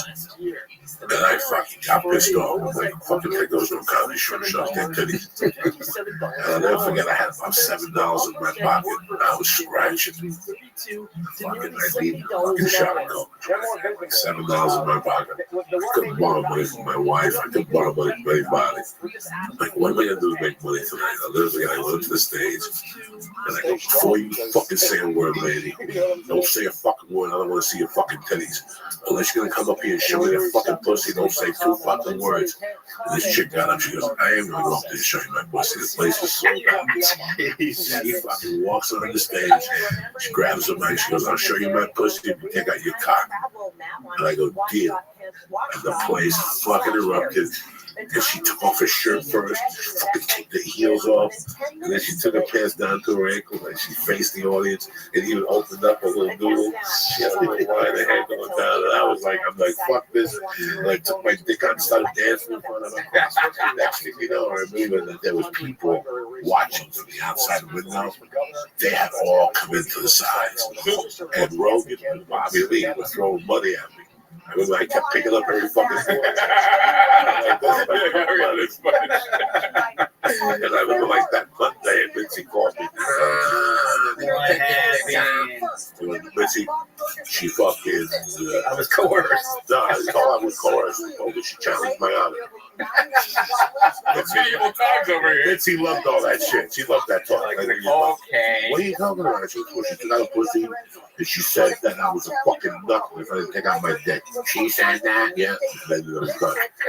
I think you're thinking, no, well, okay. Okay, I'm going to take my dick out. It's crazy though. Sometimes like that's the kind of shit you have to do to survive a set in those late night spots. Sometimes you have to fucking. Sometimes it has to turn into a circus. I'll never forget complaining one night at the great Brian Holtzman. I go, what the fuck am I doing up there in my life on a Wednesday night waiting to go up a 1:15 spot? And all for dollars. You don't want to do it. Put a sign up in front and see how many people sign up for that spot. Hundreds, if not more. And they put it into perspective for me. And I was like, okay. Like, I fucking get it. Like, that was very, that put everything in there. And I don't care what spot I get caught, you know. Yeah. I was always very lucky to be. Like, at that time, the Laugh Factory was the hot club. But I didn't give a fuck. I didn't want to be in the Laugh Factory. I thought the Laugh Factory was NBC or something. No, I mean, how many times I opened mic like twice. You have to wait outside for like 6 hours. And then you go up, and this guy back in the day, I think his name was Harvey. You can sit at a fucking school desk on the stage with you, and you even got to approaching edgy language. What? Whoa, wait a second, time out. Like, oh my God, you fucking jump the mic. Oh my God, you fucking, oh my God, Harvey, that's right. And Jamie said you got to work clean, otherwise you'll never work. That's right. He told me the same thing. He gave me a lot of do and they threw me out of there the first. Fuck that. Because that was the first open mic. I went to the Comedy Store Friday, and the last factory was Tuesday. I still on the line all day. What's his name drops off water for you? Oh, Brother Woods? No, the white convict, the one that always touches his head. He's Jewish. He plays the piano on stage. I got problems. I talked to my psychiatrist. I don't know, Richard, whatever his name is. He would drip. Yeah. He's in Curb Your Enthusiasm. Yes. Oh, Richard Lewis would come. Oh, really? Richard Lewis. I never saw him. Yeah, Richard Lewis would jump. He was really big. Yeah, you better bring your suntan lotion if you want to go out there, right out there, man. One of the people would drive up and down Sunset, everyone you know, they'd see you fucking, it was right there. I did it one time. Yeah. They told me not to come back, so they came back. And then the improv gave me love right off the bat with Latino night. Yeah. Calling for the schedule. So I started calling in, so I go beat fast. The ha-ha, right? You were at the No. I didn't get to the ha-ha. The ha-ha was fucking bad. Oh, yeah. It was the club I was talking about. You were Gardner, right? I was Gardner. Yeah. I was Gardner. I was right across the street. I was Gardner. And everything I did was around Gardner. I went to karate school in the corner. That guy had the fucking a little sports car with a dragon. Yeah. On the hood with a ponytail. Matt McConaughey had the garages behind those buildings where he has his garage. Because he collects those type of cars. Was that you? Oh, wait. Who told us? Ralphie May. Who told us that Ralphie May, and you used to fuck with McConaughey? McConaughey had his car collection back there. Who was that, Bird? I don't know. Ralphie used to scream out there, McConaughey, all the time until McConaughey lost his shit. You really think of the dynamics of that neighborhood in '99. You ready? It was Josh Wolf on Vista. It was One street over. Ralphie May on Gardner. It was Nick DiPaolo and Mitch Hedberg on Sierra Bonita. Jesus. And Doug Stanhope with Chris. The consecutive blocks. That was all consecutive blocks. And these guys, I would see all these guys. We would see each other at Ralph's? Ralph's. That Ralph's is all fucking comics. The place across the street with the headshots. Oh, yeah. The guy died and he left the Asian wife. That was really cute. And she closed it up eventually. He was like an older man with an Asian wife. She was very sweet. That's where we got our headshots. I got my haircut there. I did everything in that facility. That hotel. What's the name of that hotel? It was like Sunset Hotel or some bullshit. Nasty motherfucker. I lived in that neighborhood with the hamburger stand was still there. And the Pips used to hang out there. Then they did that American. Was that where that bar is now? There's something there. What's the two brothers to the movie in 2000 about Pips? American American Pip or something like that. Yeah, I know what you're talking about. The Hughes brothers, the documentary about Pips. Yeah. I know you're talking about. That's when Pimp culture became big. Yeah, it was really good. Yeah. And they exposed that hamburger place. The hamburger place, we walked past the hamburger place, Renaissance, right in between Rock and Roll Ralph's and Uncle Padre. Yeah. Was that hamburger stand. Then they closed it. It was closed for years, and God knows. A new law going into effect in January 2025 will require all It's not the gas station, but it's that little mall next to the gas station. That gas station, not a gas station. That was a tire place. It's a tire place now, but it was a gas station. And the guy ran it for his father by himself. So I would stand by the corner and wait for him to go outside and pump gas for people. And I would go in and grab a soda and stick my hand behind the counter and take a pack of cigarettes, any cigarettes. And he would let me charge the sodas on the other fucking like candy cakes. That's a great neighborhood. But that was now, I don't know. It's different now, though. I mean, when he first changed. When I lived there was still a little bit of criminal element. I remember there was a night. What year did you live there? I lived there my whole time. I moved out this past year. So for 15 years. From like 2003. So you were 98. There was Pips and hookers. So that was like starting to leave when I went there. That was Pips and hookers. We did see a lady get abducted. Yeah, some guy was trying to shove her in his truck, kidnap her, and we look out the window because he had a bay window that overlooked Gardner, just screaming. and we see this guy dragging this lady, She got away. We were like, what the fuck? and somebody robbed. Yeah, this chick at gunpoint. We were watching TV in my living room. This girl knocks my window. I go, these fucking idiots always leave their keys. I live in the front of the building.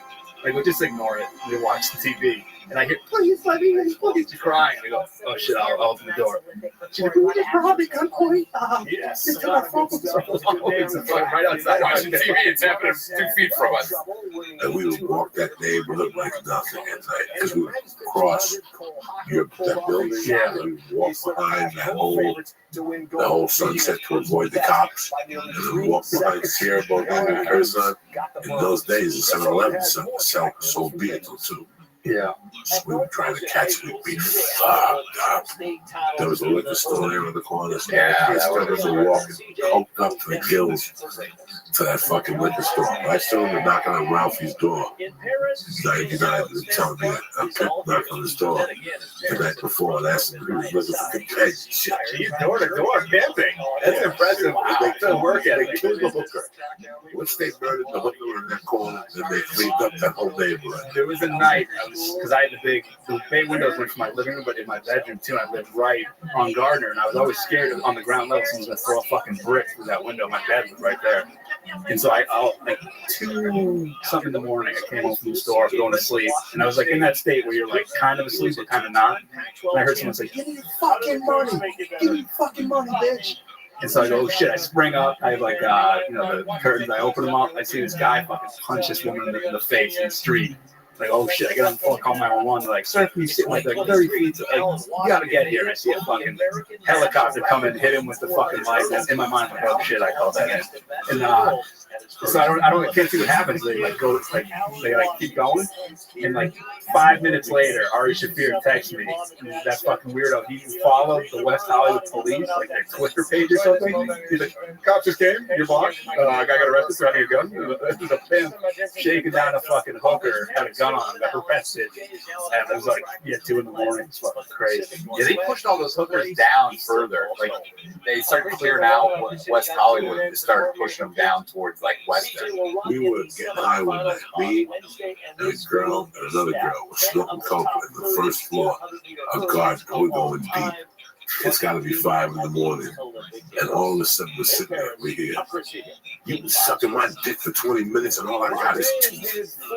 Suck that dick correctly. We're like looking at each other. We felt like somebody threw their voice in. Like, we felt like all of us, like, did you just say that? Everybody just done it. And we looked outside. The guy was out there with his hooker on her hands and knees, sucking the guy's dick. And he's like, I just told you, stop using your teeth, bitch. That's how fucking nuts that neighborhood was. Right off Gardner, too, if you went down towards, like, Santa Monica. Oh. They were so Vaseline out. Yeah, that's Trannyville. Yeah, they'll fucking get here. Astro Burgers? Yeah, that's when they give an Astro slide. That's why that was the Vaseline out. Oh, yeah. There used to be a bar, a restaurant across the street from there. When we first got to LA, if you didn't want to go to Rock and Roll Denny's, Stanhope would go there for breakfast. They had a back, smoke cigarettes, and they used to keep it open at night. And somebody got raped there or something. Then they had to close the place. Like, we used to go to restaurants where a woman got raped, and a guy got raped. We went in there the next day, the place is closed. We got to close out too many rapes around that night. They were like, yeah, there's going to be some deals today. The place was used for They rape. won't go to Denny's. Fuck Denny's. They need that check. I'd rather eat in the rape place. This rape place is run by like Hawaiians. Come to Rapey's down there. They have like the best breakfast in that neighborhood. But at night it was like double as a bar. I never went to the bar. But I guess some guy, it was like a raping place for guys. They would start raping guys, and the guys would go in there, get loaded, they get fucked in the ass. That was their new marketing campaign. You're a dude looking to rape another dude. And you don't want to know where the border from right there. And he bought. Did he? Oh, he did. I remember. Yeah. I remember. Yeah.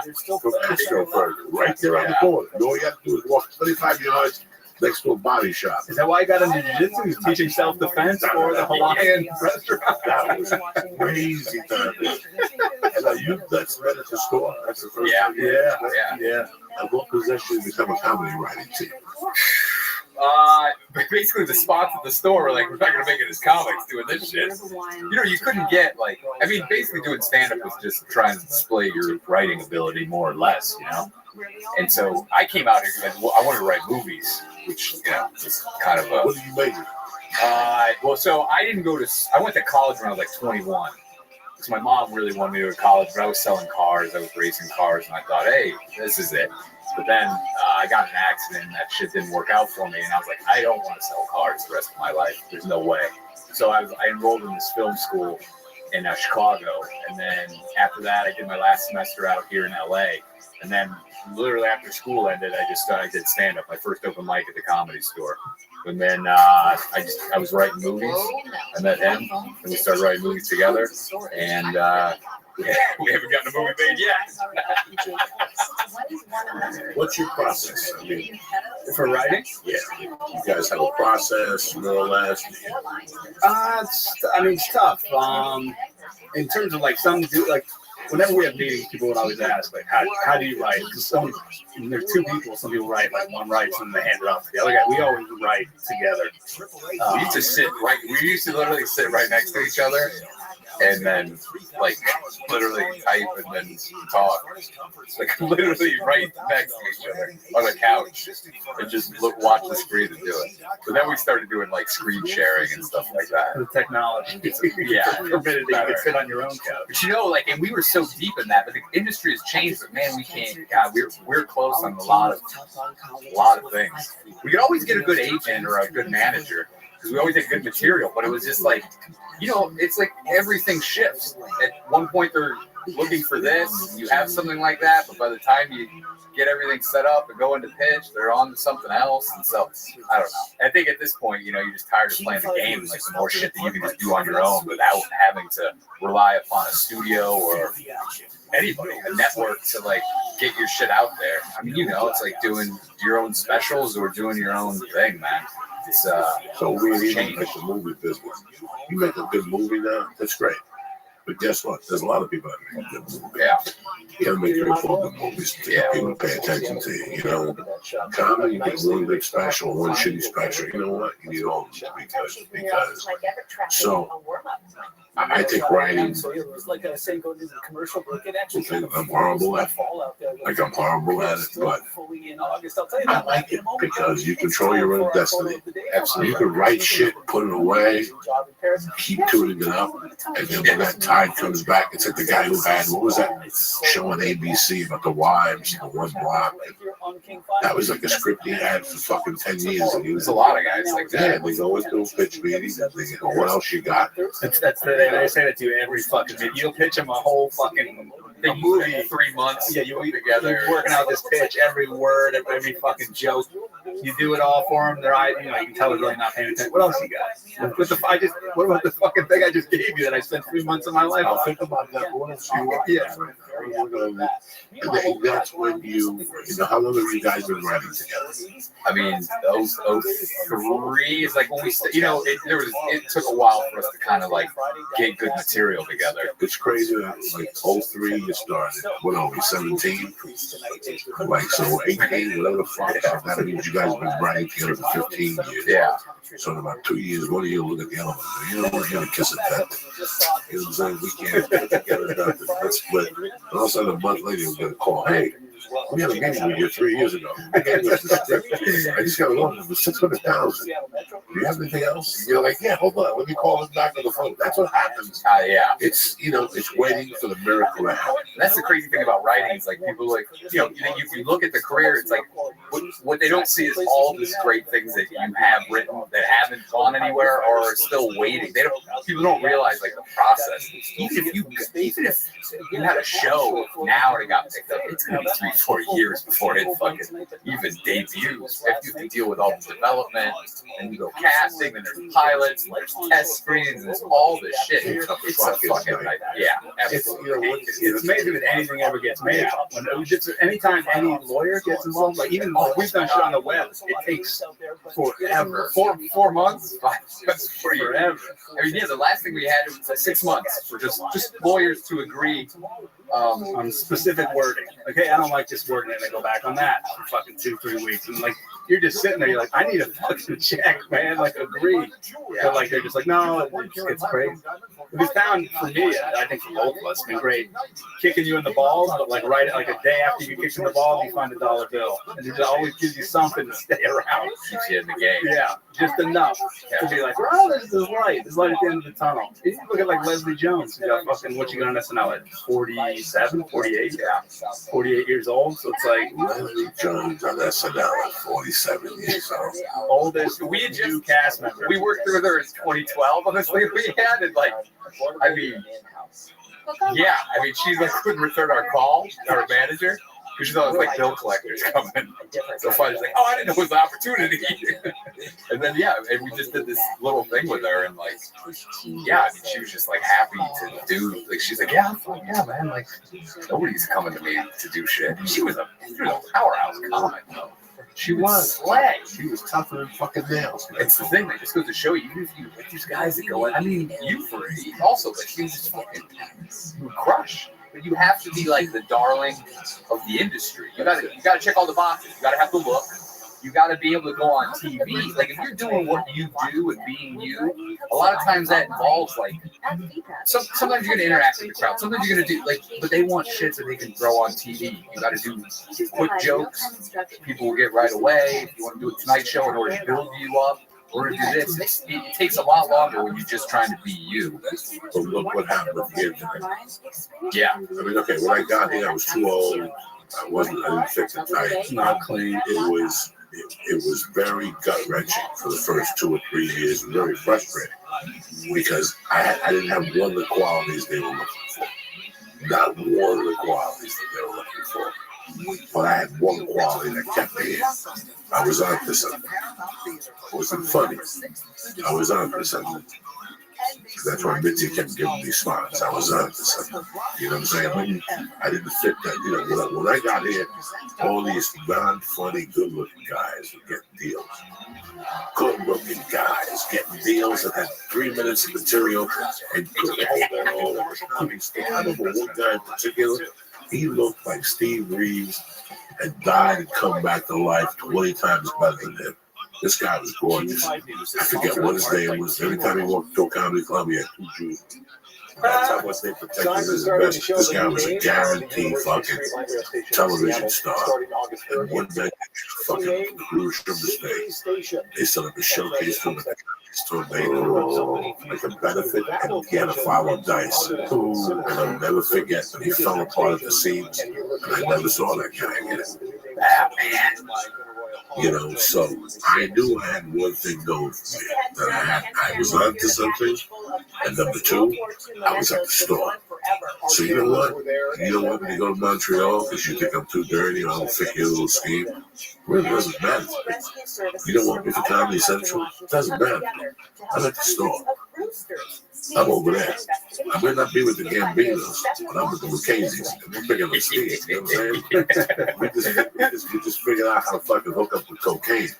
So we're picking up fucking steam. Within a year, we're going to have 3 million. Then we can battle up against you. So that's how I always looked at it. It looked different. Every year it looked different. Like once 2000 came, 2001, it looked like I didn't have a chance. But then they told you have if you book television, you have a chance. So I booked Pilot, nothing happened. I booked Baseball Rats, nothing happened. I booked the De Niro movie. I was already with that one. I was already getting the fucking suit with Walking Dead. Nothing happened. So all that shit was bullshit. So it's like every year they rewrote the rules on you to what you need to do to get that next level. And also you think like, oh, once I get into CAA, or we were at more of the big agencies and they didn't do anything for it. I mean, then you realize now you're the lowest guy on their fucking roster. And now people say, well, where'd you guys come from? We came from CAA or we came from ICM. Well, I'm Joe Schmo up in fucking Woodland Hills. If they couldn't do that for you, what am I going to do for you? So now you're on your own and you're pretty much shot. But see, I believe in something completely different. I believe that now you have the internet. Yeah, absolutely. I believe that now you have the internet. You know what? You want a book you never want to read? Right? You can write an ebook that motherfucker. You want to shoot sketches or something like that? I mean, yeah, you could fucking go out there and look for money and beg for money and get $50 to go account, whatever the fuck. That's not what you want to fucking do. You want to shoot videos or something, keep the money low, but to shoot that, you got to use either actors that know or actors that have internet presence. Every fucking day there's a new web series. And what happens? They go down to Pizza Row. Why? Because, number one, you never told nobody about it. You didn't prepare them. You didn't prepare them. You didn't let them know it was coming. You put it on this guy's Facebook page and waited for it to sell itself. Web series can do great because I'm going to work. I would love to be able to watch a 7-minute clip 5 days a week, every day at work with a fucking ending on Friday. I would love to have that. It comes out every fucking day at 6 a.m. So basically all you're doing is shooting 10 episodes and cut them into 7-minute clips 5 days in a row. That would fucking kill right now. Yeah, that's what that was what when we first started doing stuff. We did stuff with Run Is Easy. We did a web series. We did a couple seasons of it, and it was a big hit. I mean, if you can get 500,000 or 1 million views, it's fucking, you're doing as well as Comedy Central's doing. And so, that's where we're at. It's just kind of like, you just got to do everything yourself now. Like, everything is yourself. Here's the beauty of it. Here's the thing that nobody really understands. That you do everything yourself since day one. At the end, when they ship you in that casket, you're like, my agent was great. But all he did was piggyback the seeds of that plant. You always have to plant seeds. That's why there's such a high failure rate here. Because people sign with an agent, they think that's it, the end all be all. Not me. I bought backstage every fucking Wednesday. If it was at that cursor at 7-Eleven at 4:55, it was at my house at 5 o'clock. By 8 in the morning the next morning, I had my envelopes out for student films. You follow me? That was different between me and everybody else. By that, guess what? I throw those envelopes coked out to the gills. I'd be snorting coke, writing fucking resume in the envelope, putting it in the envelope. But at 8 the next morning, as coked up as I was, I mailed those fucking things. So even though the agent kept telling me, no, you're not going to get in for this, no, okay. Let's just see. Because the casting director's job is to get the job done, to get the job cast. She doesn't need more politically more fire. You're the one for that movie. Send in your own audition. Stop talking shit. There's money in this town. Absolute money at every different level. You guys are a cut hair away from being millionaires. You're a cut hair away. You're great writers. I like your stuff. You're a little out there. You're a little bit fucking crazy. It's just hanging in there. Yeah. You've seen the people around you grow. Have you done? Yes. Yeah, without a doubt. This is 2003. 2000. I would see Ari at Ralph's when Ari lived on Sunset, and you have a fucking car full of meat. And like, what the fuck are you doing? He was buying meat that was like expiring or like on that day for very cheap, and he would freeze it all. He was like 30 pounds of meat. So he was so, like only $1. He was so broke that he was buying fucking old meat to freeze. I mean, now I look at Ari now, and he's just fucking. It's a little different. What's the difference that he did? He finally stopped playing the game. Yeah, that's it. That's it. Someday you gotta wake up. You go, hey, what do I do playing this fucking game? It's like I told you, I'm listening. Every week, I gotta read that. But now the seat is really wide open. Let's take a look at what we're looking at this year. That's really. Let's say, how you doing? It's in the midst of. Oh, we love your podcast. It starts off fucking complimentary and shit. And then it goes into shooting, blah, blah, blah. We'd love to have you on this project for you. Sometimes you click the link. Sometimes you say you can't, whatever. The shit that comes my way is so fucking bad. And you know when you read it, you know by the structure. Yeah. Like I know as soon as I see structure, you're done. This is no break. You've read so. I mean, you've read. That's the thing. Actors know, and then I see. Like I got one a couple weeks ago. There was a lot of dough attached. When I read the thing, I go, "This ain't." How much will you read before you're like, I know this? 4 pages. Yeah, 5 pages. And do you stop and you read? You're like, that's it. I'll come back later on. I'll think about what I read. Yeah, come back later on. But I know in the first 3 or 4 pages what I want to do. Yeah. Like I was with a guy that we were trying to pitch something. And I would talk to him. This is very difficult. I would talk to him and explain to him what I wanted and what I didn't want to do. He came back to this whole thing and he started telling me all these movies he referenced that I fucking hated. So all this shit he had, so in the middle of the night pictures, I don't want to do because that's not what I want to do. Then what do you want to change? This is what I have to change. This is what I just know. I've been here long enough. So I know, you know how many mob things I've read? Oh, I'm sure. Yeah, how many mob things I read after The Sopranos? When The Sopranos are getting ready to get off the air. Do you have any idea how many mob things I've read? I'm sure everything that was ever going into production came through years. No idea. No idea. So I know the first one. And join us for a special edition of Things I You hate being judgmental, but you gotta look at the time. Yeah, the time you spend on fucking. And I gotta look at what that movie's gonna do for you guys. Absolutely. What am I gonna do young? When I was 32, I do the heartbeat. What is it gonna do? Be acting next to this, acting next to this guy. This guy's going to Bill IMDb. What am I gonna gain for this? I'm not gonna gain that. You're taking me away from your family, making me do something I want to really do, and you're not gonna lift the rock. At this point, even if you lift the rock, I really don't want to do it. It's not going to be good because your heart's not I really don't want to You're do not it. attached to it. You got other revenue too. I mean, you got stand up. You got, you know what I mean? It's not like you fucking. No. But I remember I got disenchanted with acting years ago. Like once I saw, first of all, I never came here from Broadway, so I'm not that guy. But I did enjoy it. I did like it as a, what's his name said that. Whatever his enthusiasm drove from field to field. I love doing stand-up. Guess what? I want to do it 52 weeks a year.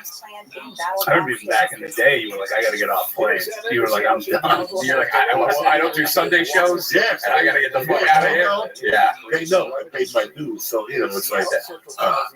But it keeps me fresh. I love doing stand-up. But as far as I think 10 years ago, I think a little after the longest shot, by 2007, I was done with acting. Unless you come at me with, and I decided that. Like I was getting all this shit thrown at me. YouTube stuff, this, and I was like, I don't want to do none of this stuff. And I made it a mental note. But no, and they offered me grudge match, which sucked. But it still gave me a level up. Yeah. That's like you're an actor, De Niro, so I don't mind doing those. That's going to help me a level up. I get to experience different people. But to be honest, at this point in my life, to work with my son in 3 days, and I drive to Calabasas, I can't shoot my podcast. You got to get it done. Like, you got to get it done. I can't do it. I'm not even interested. Yeah. It's so fucking weird. But my heart goes out to you guys because I know you're doing the fucking game. In the trenches. All it is sticking with it. That's all it is. And also, if you've adapted your life, like my lifestyle is so cheap now, I can live off anything. Like, You don't give a fuck. If they pay you, it's like a cherry on the sundae. Yeah. The most important thing is that you love what you do. And you didn't get trapped back in fucking, still sweeping at the hotel. And you didn't get trapped back in Boston, where the fuck you came from, doing what you didn't want to do. That's the shit that's the most important about being out here, is keeping that dream alive. Also, once you get a certain age and all your friends that do have money, and they're just like, all they ever want to hear is the stories of what you've been up to. Because there's nothing. Like, they have money now, but it's like, can't go anywhere because they're working all the time. Can't do anything. 2 weeks out of the year that they want to go on vacation, they're too tired from their job the whole year. They fucking want to go anywhere. Brother, like the man said, it's better to want. I agree. Sometimes I fucking agree. it's better to want than to have. That's why you better fucking think about it really good. Because one day they might come to you, Danish, and they'll go, hey, we love that sitcom idea. And for 8 years, for 30 weeks out of that year, you're working 14 hours a day. I mean, you hear a lot of fucking, comic act, whatever. And they're like, my glory days, or when I was struggling creatively. I mean, obviously money-wise and all that. But. Well, yeah, I mean, we even know, like, just the stuff we worked on, and then you start getting notes, and you're like, man, this was so much more fun. We were just writing shit that we wanted to write. All this shit, I can give a fuck about. If I could turn the clock back and get to sleep on Ralphie May's floor, Ralphie the throat. If I can go back to when Ralphie was pro, that was the best time that I had here. The only person I knew with money at the time was Rogan. And not really, he was just on his radio. I remember years ago, I was a door guy, and you just like when you work that job, you just sit. I didn't know you very well at all. Yeah. I remember seeing you talk to Rogan, and you had this like 10-minute conversation with Rogan about what are you gonna do if the apocalypse comes, or like some fucking like a flood or an earthquake. And you're like, fucking ATMs are gonna be closed. Your money's gonna be no good. You can see in his eyes like, oh shit, this guy's got a fucking force. Yeah, your money's gonna be no good. But I always have 20 cheese lines at the house. He thought I was trying to set him up to rob him. He's like, oh, if I put 20 lines in my house, you just fucking rob me. He didn't know I'm that serious. You gotta have it. Oh man, yeah. You gotta have it level up and take different places. That ATM system is set up to shoot down someday. You're gonna go. I'm a cash guy. Your balance is gonna be zero. And they're not gonna know what the fuck happened. There's the power out in China. You're fucked. When he was looking at you, like, this guy has a fuck. He had like an hour-long plan. Oh, yeah. What you were gonna do? And he's like, I have no idea. Like, I could see the wheels. yeah. Like, oh shit, I better fucking. Oh yeah, I'm not a conspiracy theorist. Whatever the fuck. I'm a realist. One day, that's what those ATMs are for. You can have every single dime you have invested in those things. And one day the power's going to go off like your computer, and all the files are going to get erased.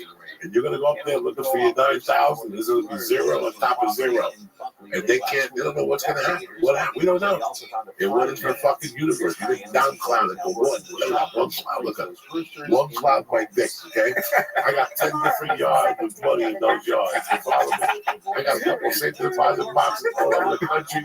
In case I got to fly into there and take a picture. I'm close to the airport. I'm way ahead of you, motherfucker. You understand me? You see Jelly with the shovel, you know shit. Oh, I'm way ahead of you guys. I'm way ahead of you guys. Miner's cap on. I've always been way ahead of you guys. You got a fucking map that's on a cereal box. Look at it. Fuck yeah. Fuck the bank. I trust them like the fuck you. Guys, it was a real pleasure. Thanks for having us. Finally. Thank you. We're going to have to work together so we can talk about the top topics I wanted to talk to you about. Whatever you want. About writing shit. We don't want to write the money and when they send you the writing. Sometimes when you write shit for that you don't want to write for money, you wish you had a 9-to-5 day job. Listen, man, it's like when they shut this Netflix thing, they're like the first 5 minutes, you got to write about your life and then go through, and it was like, you killed it. Oh, they gave you. They wanted me to say because it was only 48 minutes. So they wanted your first 5 minutes to be a little bit about yourself, to introduce yourself. But then the night of, they changed it up. So all I gave them all was shit. You know what I'm saying? So it was like, you learn to stick to your fucking guns. When you just rather, when I'm in those, you just rather fail on your own stuff. Yeah.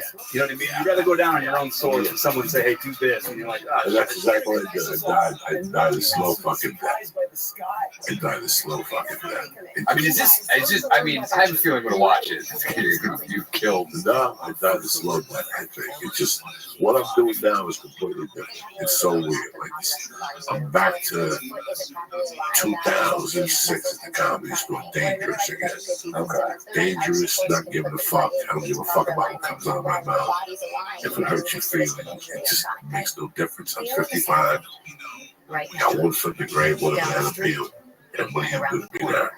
You gotta come back and be like Kavanaugh 36 years later. You can suck my dick. You know what I'm saying? So you got choked at a party. Big fucking deal. I was like, you put his dick in your ass? No. You put his dick in your mouth? No. No harm done. They just choked you a little bit because you were a dumb bitch in the closet room. They fucking didn't go in the closet room in my hotel. They would have put fucking jackets on top of you and fight in the ass. There would have been no choking or grabbing. What the fuck is wrong with these people? 36 years later now, you want to come out and say a judge grabbed you? Really? He would put his dick in your mouth. He put his dick in your ass. So who's the big deal? You know what I'm saying? You fucking asshole. What the fuck is going on? I love you guys. Where can they find you? DanishAndO'Neill.com. Yeah, find us at find the podcast at Danish and O'Neill, Twitter account Danish and O'Neill. Danish and O'Neill Instagram. You can find me on Ryan O'Neill Comedy on Instagram. I got a newsletter at as well as our own, but I got at the Jeff Davis. Thanks for having us. Thanks so much. I want to thank Danish and O'Neill for coming on today. Also, don't forget Boston and Foxwood is sold out. Right now, all I got to work with is West Palm Beach Improv, October 11th to the 13th. And Hilarity, October 25th to the 27th. Now, like I told you at the beginning of the show, listen, since I started the podcast, people always want advice and picks, and usually a good way, but Khabib, I don't know. If I knew who was going to win, I wouldn't be here doing a fucking podcast every week. The truth is, I don't know who's going to win, but if you think you know, you got to check out my book. Why? Because who you bet on is just as important as who you bet with. I would only recommend the service to the church family that's been good to me. That's why I'm urging you to make your way to my bookie, because you win, they pay. That's it. They got in-game live betting, over and unders on fantasy points scored, and the most rewarding player perks in the business.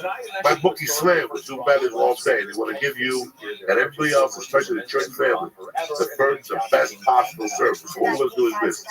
If you're willing to deposit after 7 o'clock Eastern time, that's 4 o'clock California, they'll give you the additional $25 free play on deposits over $100. Yo, the Dodgers 6 games away.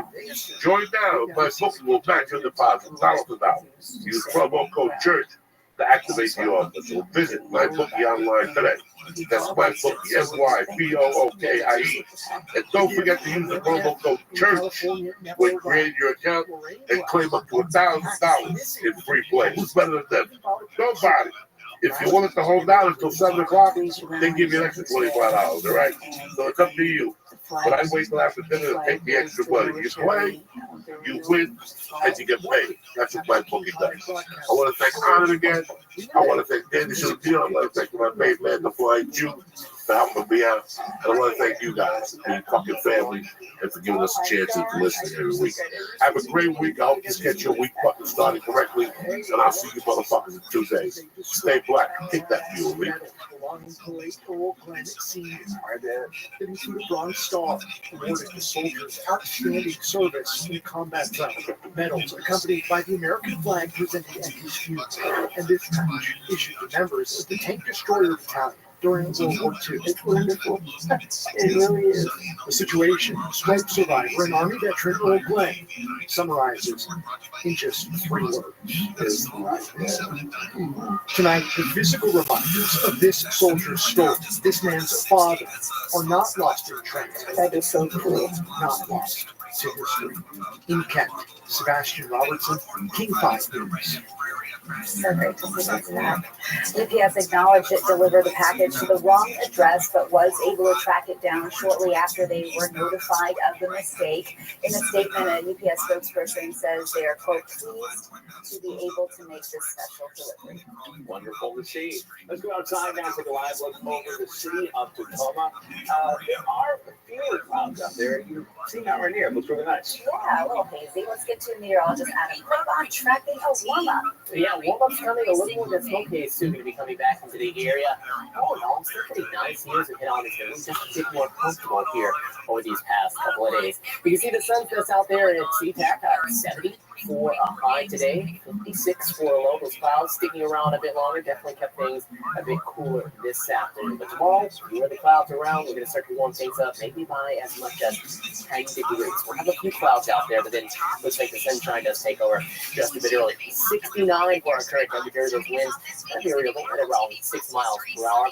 We're going to continue to see temperatures drop now as we head on into the night, into those 50s yet again. We're going to talk about some of this smoke haze that we have across parts down that way across more Oregon and California heading our way here pretty soon. But you can see that's all moving its way northward.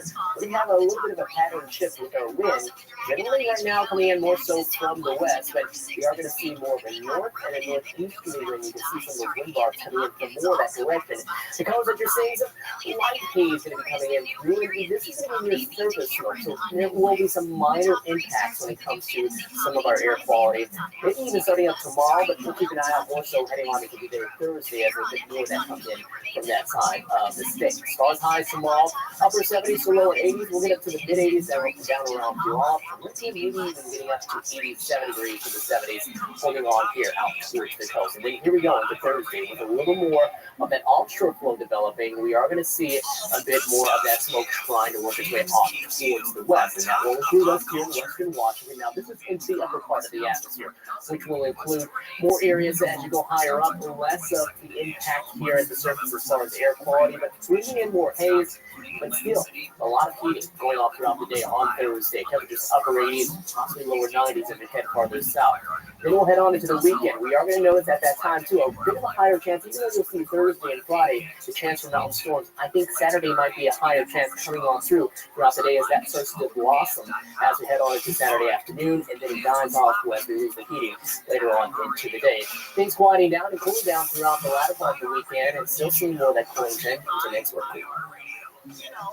Thank you, Adam. And we want to thank all of you who came out to the Seahawks Football Fest this weekend and donated food to Northwest Harvest. We raised 38,918 meals for people who need it in our community.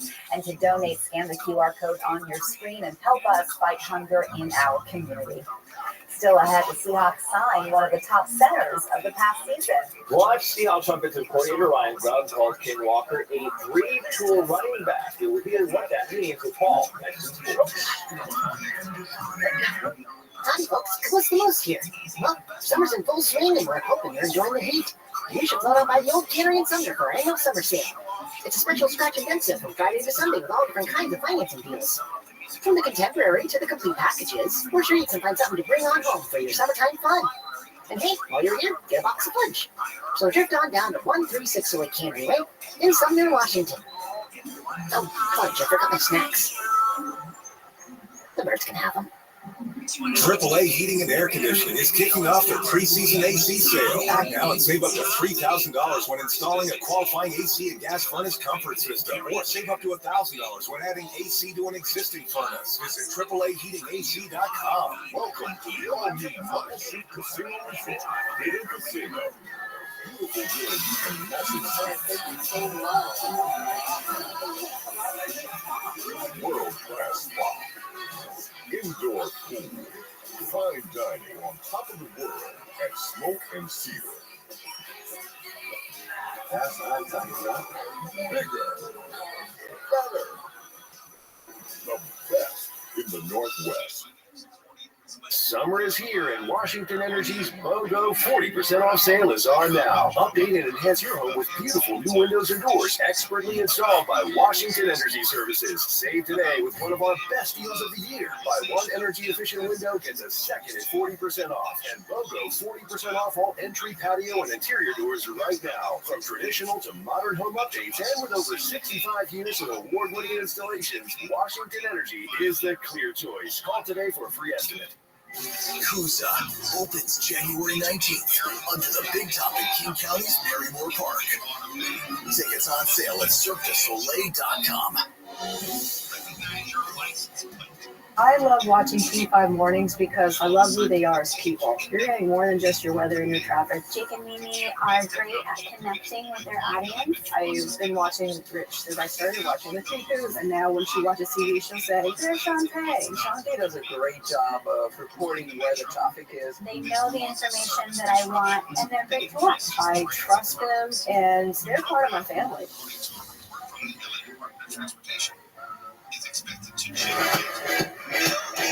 The King 5 Sports Report, sponsored by Xfinity. Stream sports from the best seat in the house with Xfinity, because it's only live once. The Seahawks bolstered their offensive line today, signing center Connor Williams. He gets a one-year deal worth up to $6 million, $3 million guaranteed. Last year with the Dolphins, Williams was rated the NFL's #2 overall center by Pro Football Focus. There is a lot of anticipation regarding the Seahawks' new offense under coordinator Ryan Grubb. Receivers know there's potential to make some big plays downfield.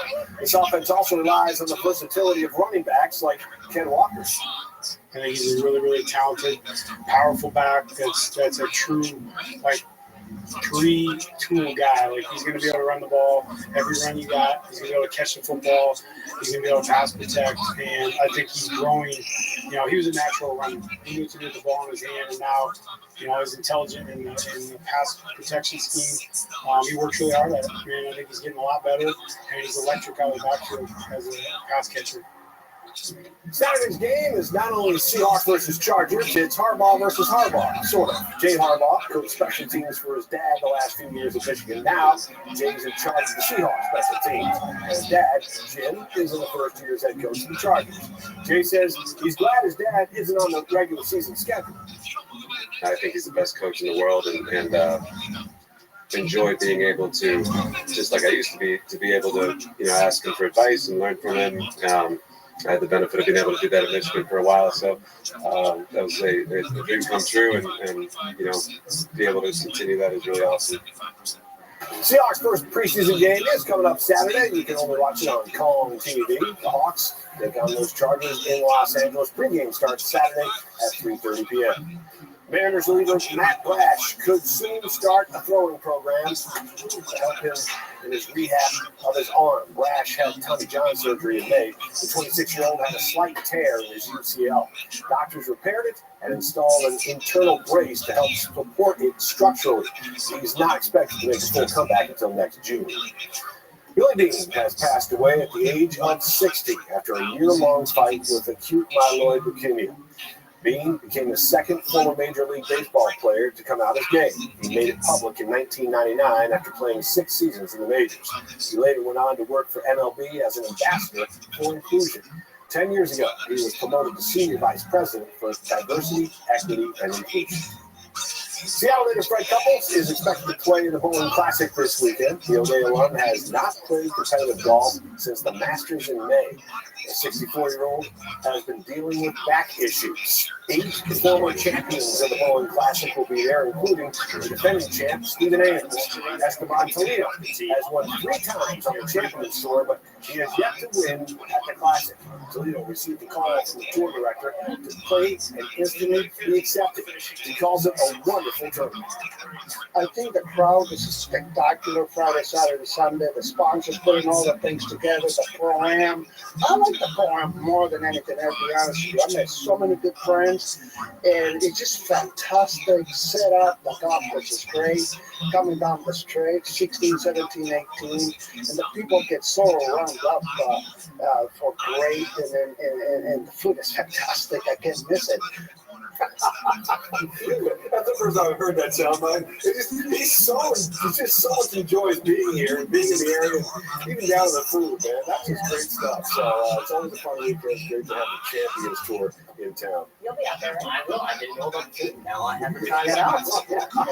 There's also some golf going on. Yes, food. Thanks for watching King Time Music Stuff. The Olympics Zone is next, and then join us at 8 o'clock over on Comm for live election coverage. We'll see you there. The King 5 Sports Report, sponsored by Xfinity. Stream sports from the best seat in the house with Xfinity, because it's only live once.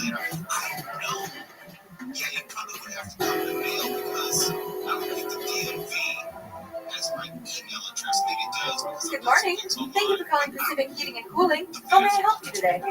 I'm having some trouble with my air conditioner. I'm having this problem with my furnace. I'm sorry to hear that. What sort of problem? It's making a clangety, clangety, clunk.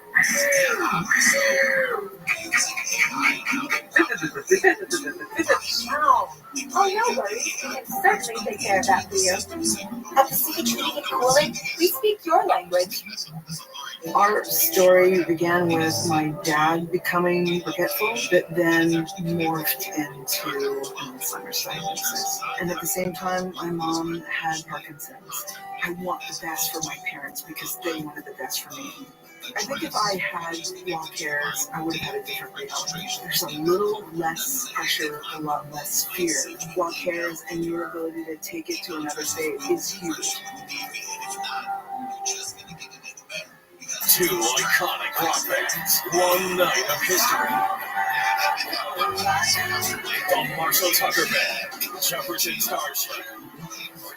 Live on Cloud 9 Tour, September 19th, Emerald Queen Casino of Windsor. All the hits, all the history. Tickets on sale now at emeraldqueen.com. The Marshall Tucker Band, Jefferson Starship at Emerald Queen Casino.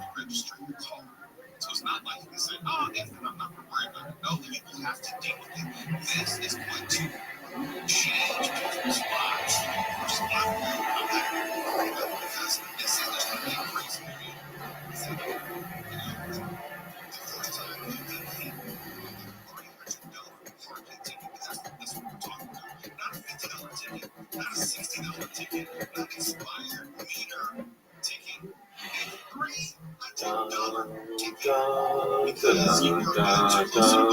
I'm Dan Biles, my head coach of the Seattle Kraken, and was the head coach of the 2014 USA men's hockey team. Getting goosebumps just thinking about that camaraderie, that coming together as a whole, as a country is truly special. Enjoy. Let's go red, white, and blue.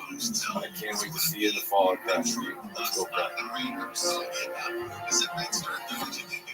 Just think of all the different ways they can extract more money out of poor people and working people. Visit Ticket Company for Jaywalk and for Speak on the Sidewalk. This is just got a good thing going on.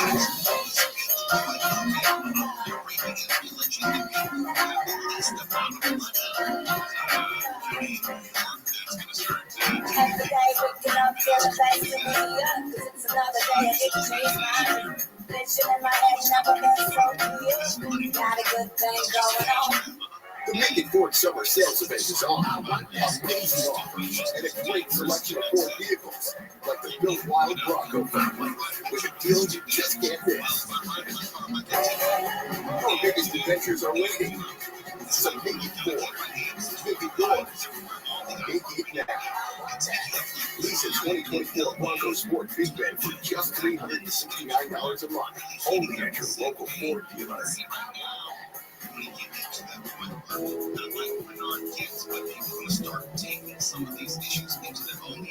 The Olympics on King 5 is sponsored in part locally by Multicare.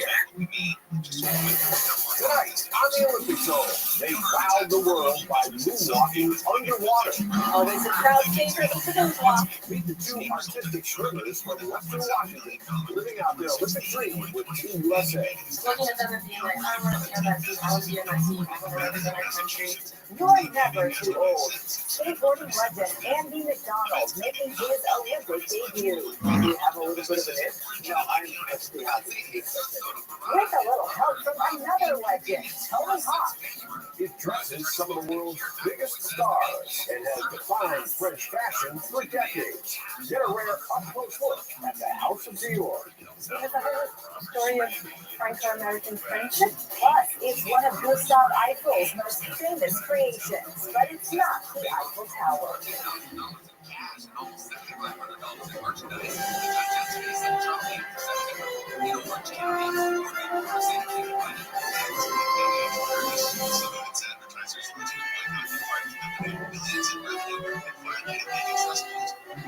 The 2024 Paris Olympics marked 40 years since artistic swimming first appeared as an Olympic sport. During the 1984 Los Angeles Games, Tracy Ruiz of Bothell and Candy Costi of Seattle took home the first ever gold for the U.S. with their duet routine. This year was expected to make history too.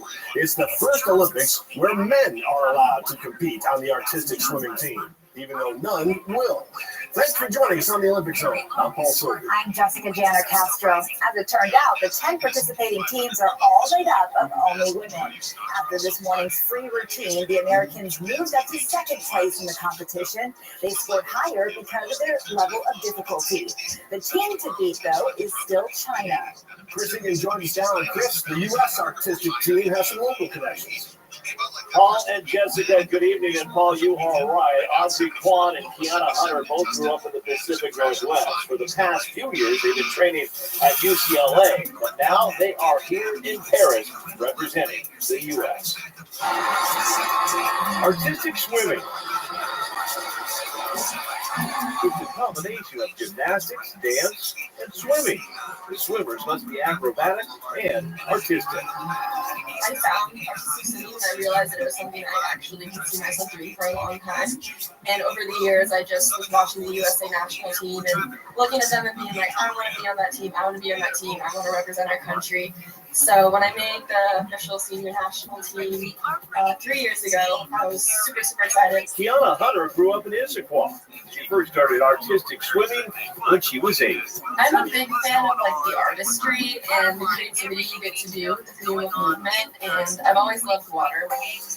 There are 8 swimmers on the team. Their routines are scored by judges. We train 8 hours a day, practicing synchronization, artistic impression, like that's our facial expressions, the movements of our bodies in the water. You have to match everything down to a 30-degree angle. It takes a lot of perseverance because it's not something you can get overnight. It takes years of practice. Audrey Kwan's family moved to the Seattle area when she was 2. 6 years later, she was in the pool. Well, since I did swimming and dance, I feel like synchronized swimming is kind of a mix of both. So I feel like I was almost familiar with it, but it was also really fun and interesting to me. The former Bellevue High student is the flyer, the person on top of a lift that's thrown out of the water by her teammates. When you're swimming with the team, you really feel a lot of energy, and you feel like there's a lot of trust that involves with flying, and anytime we succeed in that aspect, it just feels really good. They are both proud to represent the Pacific Northwest, but say it's extra special to compete for the U.S. It's been my dream since I was a little girl. I definitely feel a lot of pride. I'm very patriotic, and I'm just very honored to represent this amazing big country. Because I just know how hard everyone works to be at the Olympics. It's an amazing feeling, and I'm just so proud and excited. This is actually the first time that the U.S. has had an artistic swim team in the Olympics since 2008. They will wrap things up in the pool tomorrow night. Paul and Jessica? All right, Chris, let's look at the big picture. I can't believe you've been out there for 17 days now. What's your favorite venue so far? Well, I think the popular answer, Paul, is the venue behind me, beach volleyball. Everybody loves the center, under the Eiffel Tower. Yes, it is very, very cool. But for me, personally, it's the tennis venue, Roland Garros. I had the pleasure of being out there on Saturday, watching Carlos Alcaraz and Novak Djokovic battle for the gold medal. The Joker gets the gold medal. You cannot top the clay, in my opinion, and I have a feeling, Paul, Jessica probably sees things the same way I do as well with this one. Oh, I absolutely agree. And Chris, I'm so happy you made it out there, and what a finals match to catch. You can watch the final artistic swimming team competition, the acrobatic routine, tomorrow at 10:30 a.m. on E! And then on Friday and Saturday, the duet competitions begin. The U.S. men's basketball team had no trouble with Brazil in the quarterfinals. Anthony Davis flies in for the putback jam. The U.S. with 6 in double figures, led by Devin Booker's 18. Nice pass from KD to Anthony Edwards. He stuffs it home. The Americans roll 122-87. The U.S. moves on to Thursday's semifinal showdown with Serbia. You can catch that game on the USA Network. Also, a reminder, the women play their quarterfinal game tomorrow at 12:30. Local rowers Aaron Small and Jonas Ecker advanced to the K500 Sprint Canoe semifinals this morning. They'll compete again together on Friday, but both will compete individually in the 1,000 meter early tomorrow morning. Pole vault defending gold medalist Katie Moon begins her quest for a second gold medal tomorrow. Katie is from Ohio, but practices out in Pullman. She tells us about a very special person she thinks of before each jump. She is now an Olympic champion, and the party is just getting started in Ohio. My name is Katie Moon. I am the Olympic champion in pole vault, and I am from Cleveland, Ohio. After winning the Olympic gold medal in Tokyo, backs that up, becoming the 4th Olympic champion who is a world champion. He's been on the top of the podium. When you're up there, what do you think about? My dad passed away when I was 16, and I always think about him. She taps the inside of one of her track spikes in honor of her late father. He was the perfect girl dad because he was supportive in every sense. He found my club that I grew up going to for pole vault. He would take me to everything and sit there and listen to what the coaches were and telling me, and then he would just regurgitate the information back. It was really fun because it was our thing without it feeling like it was his thing. It was like it became our thing together. Many athletes have written themselves into the history books in these games already, and what you just saw there was Swedish pole vaulter Mondo Duplantis setting a new world record and Olympic record with a huge clearance here of 6.25 meters. That's incredible. The 24-year-old beat his own record for the ninth time in his career. It's a clean start for both. One Alexis started, Alexander Miller, 6.2, what you did in the previous scene. This will be followed 6.06. Also breaking her own world record, you have to see it to believe how fast she is. Poland's Alexandra Miroslav speeds up the climbing wall in 6.06 seconds.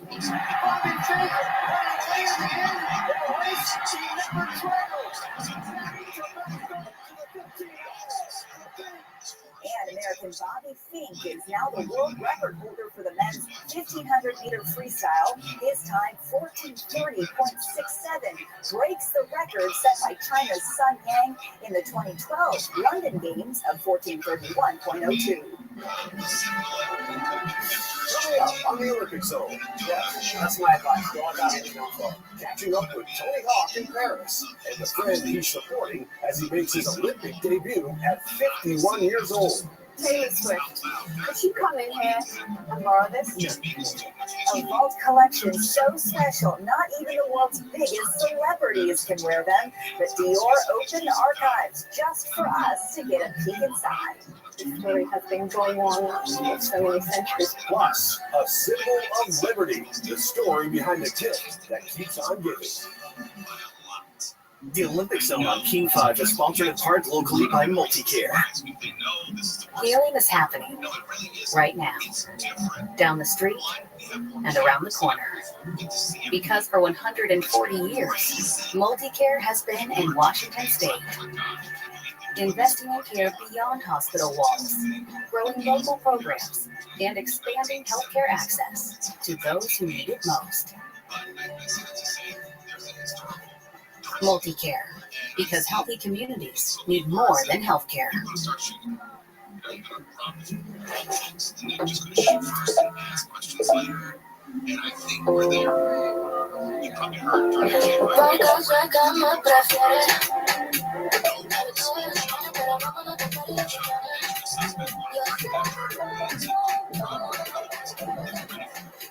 When your bedroom has everything you need, it's okay to give everything else a rest.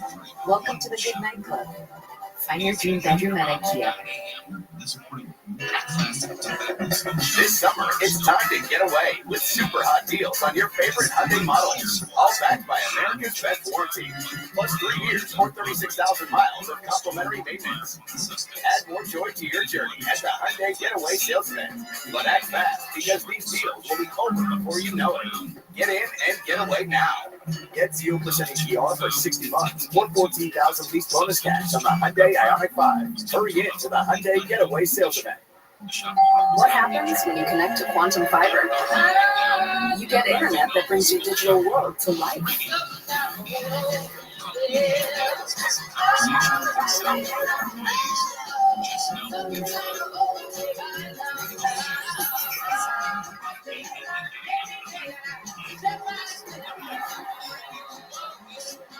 Quantum Fiber, your world unleashed. Set yourself free with a price that fits your life. What does it take to be the best? For the world-class leukemia team at Seattle Children's, it takes a competitive spirit, a desire to change the odds, and never, ever, ever give up. Giving every child a winning chance. Like Sealy, Spunky, 3, and cancer-free. Hope, care, cure. Seattle Children's. King 5's Athlete of the Day is sponsored by the Hyundai Getaway Sales Event. Team USA surfs to gold. Caroline Marks captured the gold medal in women's shortboard surfing in Tahiti. She beat Tatiana Weston-Webb from Brazil. All winners of the Paris Olympic surfing competition are first-time Olympic medalists. An unlikely Olympian, a friendship forged through competition, and the secrets of staying young. Johnny Schwartz hangs with skateboarders Andy McDonald and Tony Hawk. Practicing out here on the Plus Welcome Court, it's hard not to notice living legend Andy McDonald. 23 X Games, 8 World Cup titles, and now competing in his first Olympics. At 51 years old, he's 4 times older than Chinese skater Zheng Hao will turn 12 next week. He's just always been around. I mean, he's the most consistent dude out, and he's been skating at the highest level for 5 years now. Out here for support, another living legend, Tony Hawk. I guess it's the elder statesman here. Any advice before he goes in? Hey, don't fall. Good job. Yeah, that's my advice. Go about it, don't fall. The road to Paris for the guys was tough. Falling on 2 runs off in there. And qualified in Budapest in June. Not for America, where he was born and raised, but for Great Britain, where his father was born. What was that like when you realized that you're going to the Olympics? It's just surreal. It's still surreal. I'm here. I can't believe that not only that I'm here, but I'm here in the capacity of an Olympian. And his rivals, Tony and Andy, were like best of friends, training together back home in California, and now here in Paris. In terms of how you're feeling, I mean, how was practice just now? I was tired, actually. This is my 3rd day on the course, and I haven't had time to do any recovery. Do you have a little bit of an itch? Me? No, I'm perfectly happy to be a spectator. A spectator that came bearing a belated birthday gift. Sorry, I forgot your birthday. I think I gives you. Thank you so much, dude. I'll never guess what it is. And I hope you didn't have to eat it. It's right now, is it? What do we do? They say the secret to skating this long is never getting down the floor. As the oldest skateboarder, it's neat because my whole career I've been like all about inspiring kids to pick up a skateboard, but at the same time, if I can inspire an adult not to put one down, it's just as well. His mental expectations are realistic. Making this Olympic Games was always a long shot for McDonald. That's not why he's here. If there's a gold medal for like whoever has the most fun on the course, that's way better than what I was doing. I got it wrapped up, dude. I got it wrapped up. Coverage of the Paris Olympics is brought to you locally on NBC by Verbo, private vacation rentals. Relax, you booked a Verbo. Watch Andy in the prelims tomorrow live at 3:30 a.m. He'll go up against 3 American skaters, 19-year-old Tate Carew, 17-year-old Gavin Bacher, and 24-year-old Tom Shaw. The finals are at 8:30 a.m. All that airs on the USA Network. Still ahead on the Olympic Zone, a rare look behind the scenes of a world-renowned fashion house. We take you inside the House of Dior next. Crafted in France, cherished in America. Lady Liberty's forgotten history. And as we head to break, here's a look at where the medal count stands today. Team USA holds the lead with most medals in these games. Coverage of the Paris Olympics is brought to you locally on NBC by Nissan. It might be your best day, or it might be your worst. Who knows? That's why we are grateful for our people who never give up and are recognized nationwide for their skills and compassion. And we are grateful for you. It's a profound privilege serving you. Welcome to Overlake. Whoa, Nelly. iPhone 15 with tons of storage. I really want one. Yo, you've run 14 times on the LPGA Tour. Since when is one enough for you? That is true. Get your head out of the sand trap, switch to T-Mobile, and get 4 iPhone 15s on them. And 4 lines for just $25 a line. And you can save on every plan. There's something other things. Swing big in T-Mobile. 4 iPhone 15s on us and 4 lines for $25 a line. Or it's Toyota's national sales event. Swipe into end of summer fun with an exciting new Toyota. Whether you're paddleboarding in a RAV4, mountain biking in a Tacoma, or tubing with your best friends in a Camry, you'll find plenty to post about all summer long. The all-new, all-hybrid Camry is here, now with 5.25 APR financing, or lease a new Camry for $409 a month, with Toyota Care 2-year no-cost maintenance included. Come in today. Ooh, like Toyota, let's go places. At Delta, we measure our flights in minutes, not just miles. Because we know time is our most precious resource. Every journey takes it. But no matter how long your journey takes you, how you spend that time can make all the difference.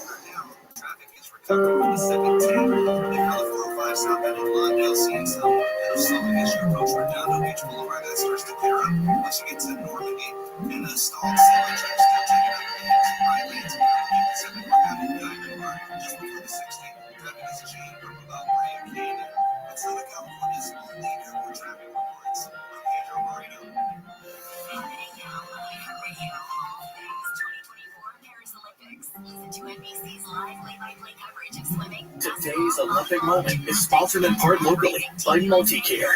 Healthy communities mean more than healthcare. For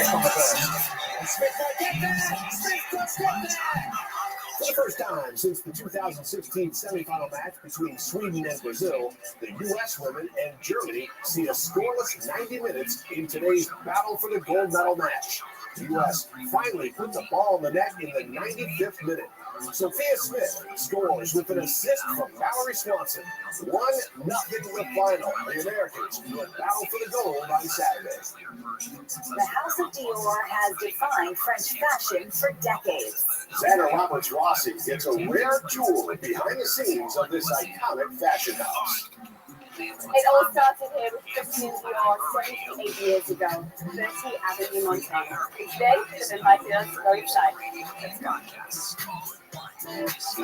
Original spaces that were close to Dior's first fashion show usually could only be seen from afar, but we got up close. So all the guests would stand on these very stairs. It was so packed. People were also sitting here on the landing on the staircase. Celine Dion, who's worn many iconic Dior looks, wore a custom piece for her dazzling opening ceremony performance. How was that here when it was literally on the Eiffel Tower a few days ago? Celine Dion doesn't have to actually be here for fittings because you have a mannequin in her exact measurement. Swazi Khan, the former director of Dior Heritage, gave us a sneak peek at how they present their dresses. The Venus gown was worn by actress Anya Taylor-Joy at the Oscars this year. Many of those hanging looks are kept in the vault. It's freezing in here. Yeah. That's the coincidence. And 50% humidity. So Christian Dior himself would have created this dress. Yeah. If a celebrity today wanted to wear this very piece, if Taylor Swift, could she come in here and borrow this? No. You will not open it up, guys. You can just lock me in here for me. I'm good. Thank you. Bye-bye. Bye-bye. Bye. Hi there, Mike Tirico here, coming up in prime time. A winner's going to be crowned in the women's 200 meters, and America sends a trio of runners into the final. Meanwhile, it's one of the most anticipated events on the track, the men's 1500, complete with a star-studded field and a serious rivalry. Plus, more gold medals will be awarded in everything from diving to the hammer throw. It's all ahead on prime time in Paris. Coverage of the Paris Olympics is brought to you locally on NBC by PwC. Next on the Ozone, she lifts her lamp over our country every day. How Lady Liberty continues to unify France and the United States. From here, the top feels out of reach. But it's all about perspective and the right tools. At PwC, we bring together specialists across all industries, harnessing the power of human ambition and cutting-edge technology to make even the toughest climb look easy, even though it never is. This is PWC. The Big Ford Summer Sales Event is on. Amazing offers on the best-selling trucks in America for 47 years. Don't wait. Get a deal you can't miss. Lease a 2024 F-150 STX Super Crew for just $399 a month. Only at your local Ford dealer. As a professional athlete, the pressure of the game never leaves you.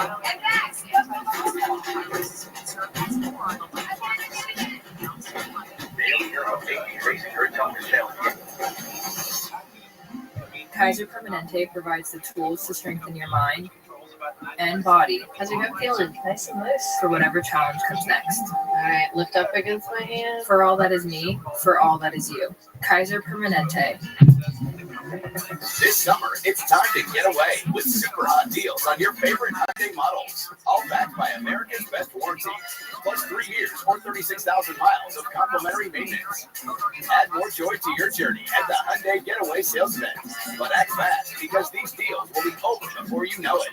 Get in and get away now. Get 0% APR for 60 months or 14,000 lease bonus cash on the Hyundai Ioniq 5. Hurry in to the Hyundai Getaway Sales Event. Healing is happening right now, down the street and around the corner. Because for 140 years, Multicare has been in Washington State, investing in care beyond hospital walls, growing local programs, and expanding healthcare access to those who need it most. Multicare, because healthy communities need more than healthcare. The Big Ford Summer Sales Event is on. Amazing offers like the Bill Wild Bronco family. Get the deal you can't miss. Lease a 2024 Bronco Sport Big Ben for just $369 a month. Only at your local Ford dealer.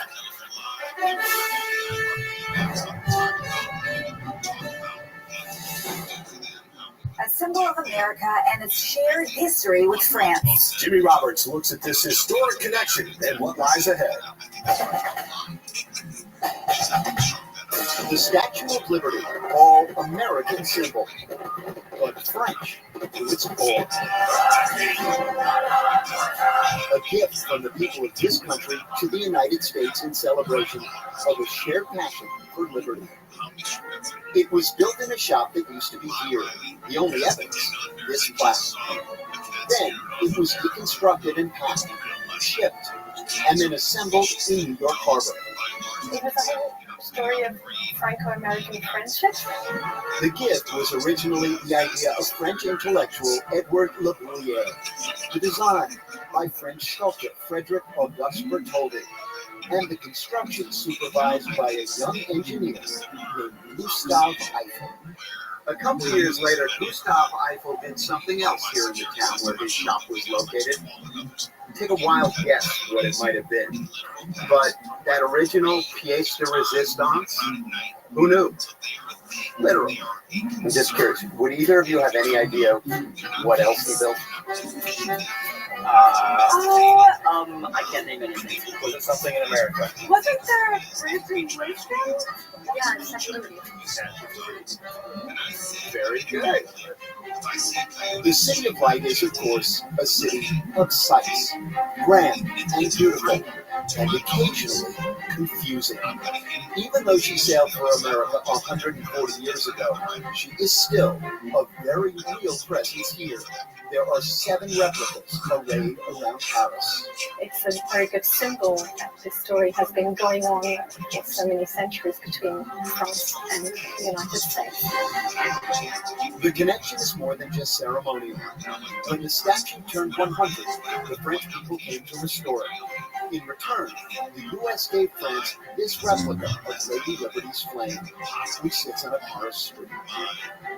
Soon, the exchange of a flame between these two countries will happen again, as the next host city, Los Angeles, takes the torch.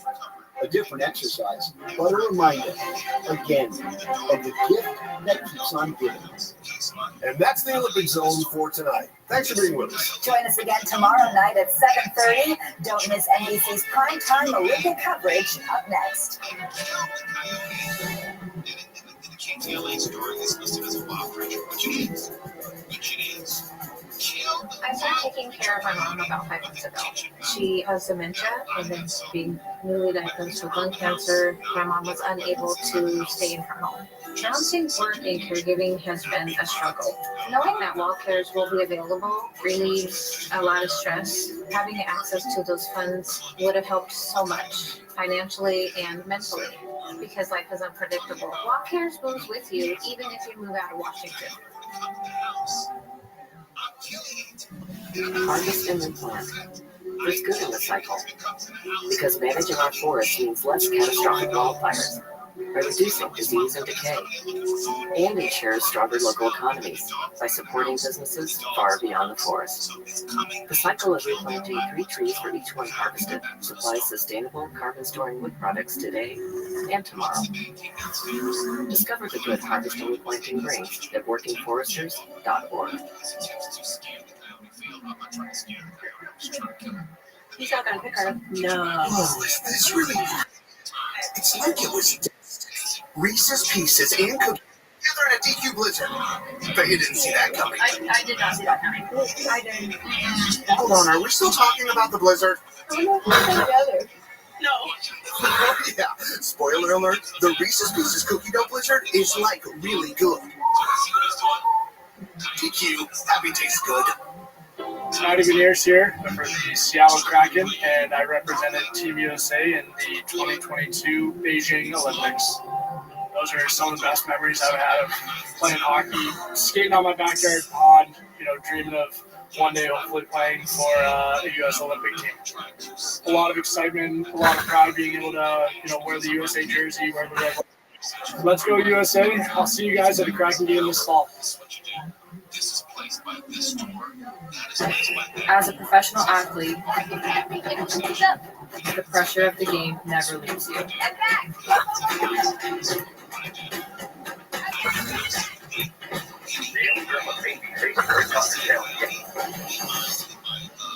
Kaiser Permanente provides the tools to strengthen your mind and body as your gut feeling nice and loose for whatever challenge comes next. All right, lift up against my hand. For all that is me, for all that is you. Kaiser Permanente.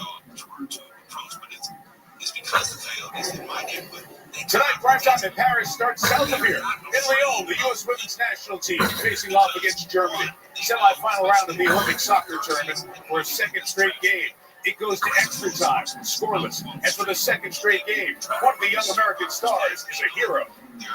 Smith on the burst. And Smith might get there! Smith does get there!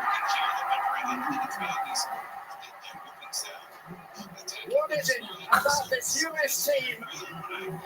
As in the quarterfinal, they will always find a way. Just needing one player to step up. It's Mal Swanson playing this beautiful ball through. Gets on the other side of Brown. And there it is, the breakthrough finally for the United States. John Champion and Julie Foudy on the call. Sophia Smith on the goal. Team USA to face Brazil in the gold medal match on Saturday. It's how we start our Tuesday at the Olympics.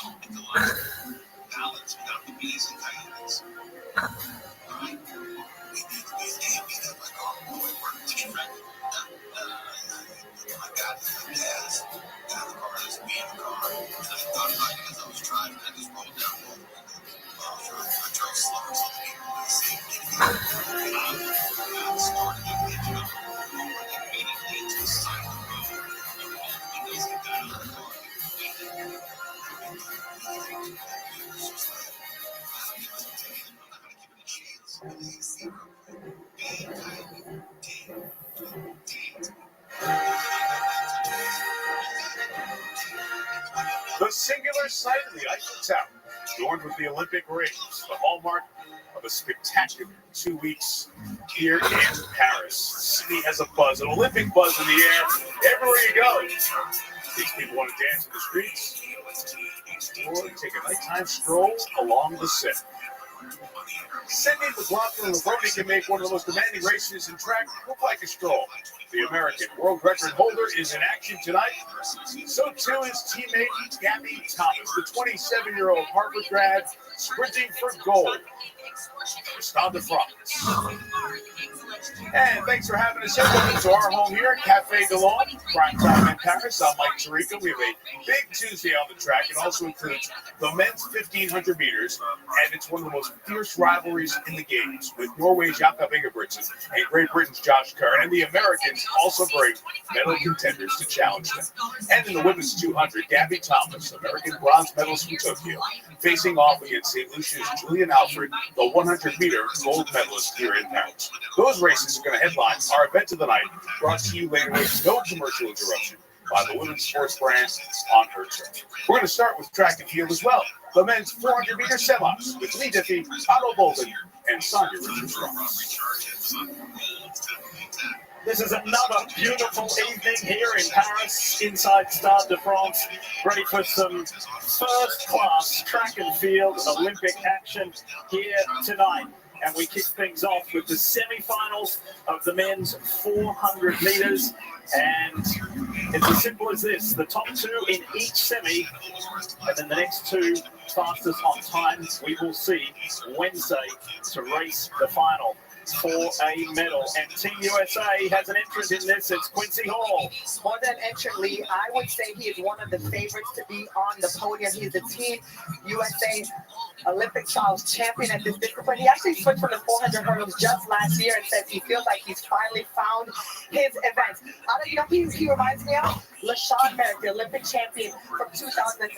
He's unafraid. He's bold. He just has this swag about him that I think you need to be successful in this event. And to your point, Son, he said round one, it felt like practice. It felt really good. Listen, it takes somebody tough, as Sonya knows, to run this very, very tough 400-meter event.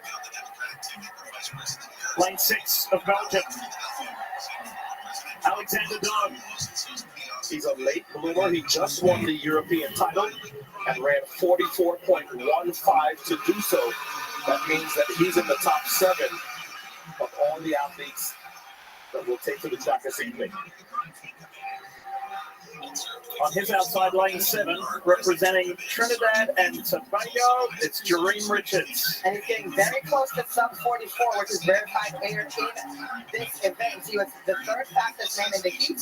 And what makes him so dangerous is his prowess in the 200 meters. He's an Olympic finalist from Tokyo at this discipline.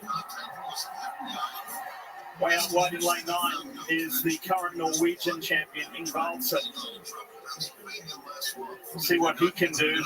Kevin Tsipi of Botswana is over in lane 4. Diouf is in lane 2. But all eyes right in the center of Quincy Hall. Again, top 2 will go straight through to the final. There are 3 semi-finals, and coming up shortly, actually, he's in the 3rd semi, is Team USA's Mike Norman. He was the fastest in qualifying. It is 44.10 in the first round.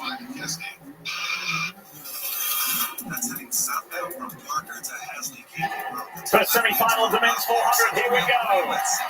And right in the center of your track, you have 2 men who finish strong. But the best part is they have someone to set the pace in Jareem Richards. He has the foot speed, so he's going to get out really well. And you see Quincy Hall there now making a move because you do not want to save it for too late, Otto. The way that Quincy Hall looked yesterday in the rounds, I don't think he's going to have any problems with this semifinal because nobody has had an answer, at least so far in these Paris rounds, for his last 150 lead. Time is out, but Belgium is gone. He pulled up inches, so Jareem Richards has a chance of getting the order qualified. It's Quincy Hall of Team USA, runs his way into the final, and so too does the man from Trinidad and Tobago. 43.94 in the semi, and he's off the gas. Look, he's not even tired. He's like, I'm ready to go. I'm all business. Get out of my way. And this is a really big shame that Dome was not able to finish because Sonia and I both thought that he could contend for the podium. The European champion has pulled up and is out. Let's have a look at Quincy Hall did it. Man, oh man, he really started to work midway through the backstretch. And I always talk about the third 100 where you really want to start working your arms and get back on the pace. And he did that. Looked like he wasn't going to separate that much. Obviously, Joe pulls up there. But when you see how much of a lead he had when they straightened up, it's so impressive that he was able to do so much damage in so little time. And then he does look up at the big board, and he gets off of the gas auto and still runs under 44 seconds. Okay. He had second time to do that. Okay, Sonia. You remember what I said about a possible world record as we look at Dome grabbing at his leg? You remember what I said about a possible world record in this event? Yeah. What percentage do you think Hall was in that semifinal? Finishing up about 80%. I think it's about 80. In the tank. And to put it into perspective, that time you see on the screen, 43.95 is only 2/10 off the fastest time in the world this year. So that's in a semi. That's in a semi. So, Jareem Richards, he gets the auto qualify as well, and he was pleased with that. And you feel for the Belgian, Alexander Dome. Now let's hear more from Lewis Johnson. Quincy, how much of a percentage were you giving out here in the semifinal? Just take a guess. I got out pretty good, but after that, I gave about 80% from the road. So that's all I got. I tell you, I got something special. We're going to keep going from there. See how they know what he's doing. Yeah, let's see what we can do tomorrow. And what is that something special that you want to deliver in the final? Like I said, I can't tell you what I'm going to do tomorrow, but I know something going to happen. I don't know. Something going to happen. Thanks. Thanks. Thanks, Lewis. And when we come back, we'll see the legend, Karani James, on track.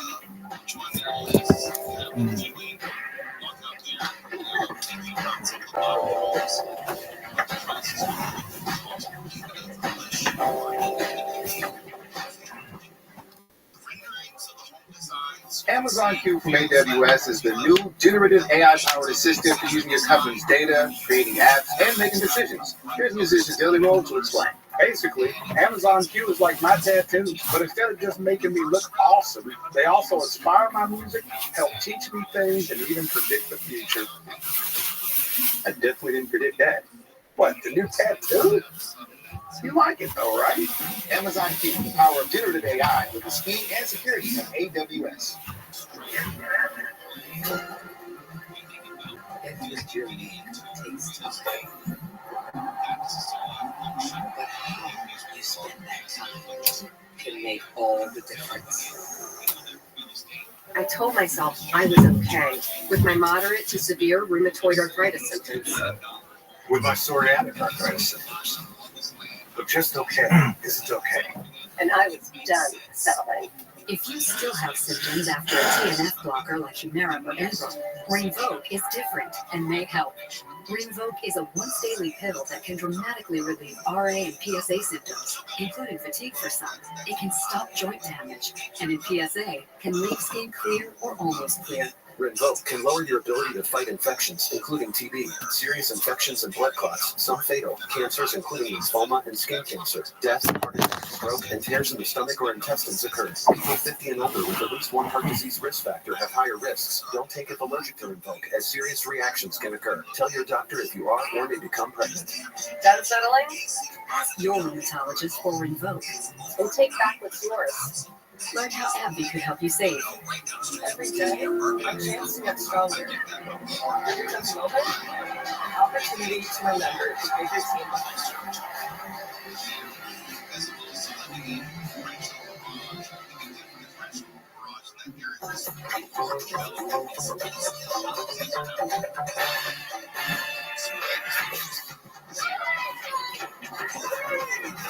Towards the Shiner Cat in the 100-meter final.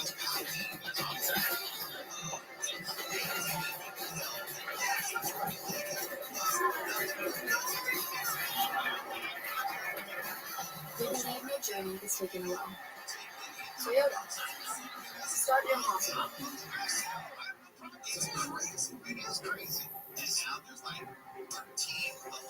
For the some 120,000 who call Grenada home, there are few heroes greater than Karani James. His unprecedented success in the 400 metres means all the more to the small island nation in the Caribbean Sea. And for more on Karani's story, here's Lewis. After Karani James won the 400 gold for Grenada at the London Olympics in 2012, I had a hunch that something special would occur. So I flew down to the Spice Island and witnessed an unbelievable celebration. I was in this caravan of vehicles that circled the entire island, and there were so many people on the streets of Karani's hometown of Guaz. We could barely get through. The Seaside Stadium has been renamed in his honor, and Karani James is forever a national hero. He has a massive heart and has done so much for his small island nation. You know that feeling, Addo. You've done it. You've got a stadium named after you, but this guy he is special. Lewis and I were actually in Grenada the night that they dedicated and renamed the national stadium the Karani James Stadium. That is what Julian Alfred, the Olympic 100-meter champion, has to look forward to when she goes back home. But Karani James is the only person alive and in history who has a full set of medals, gold, silver, and bronze at both the Olympics and the World Championships. All right, Quincy Hall is already through to the final. Here is his Team USA teammate. This is Chris Bailey.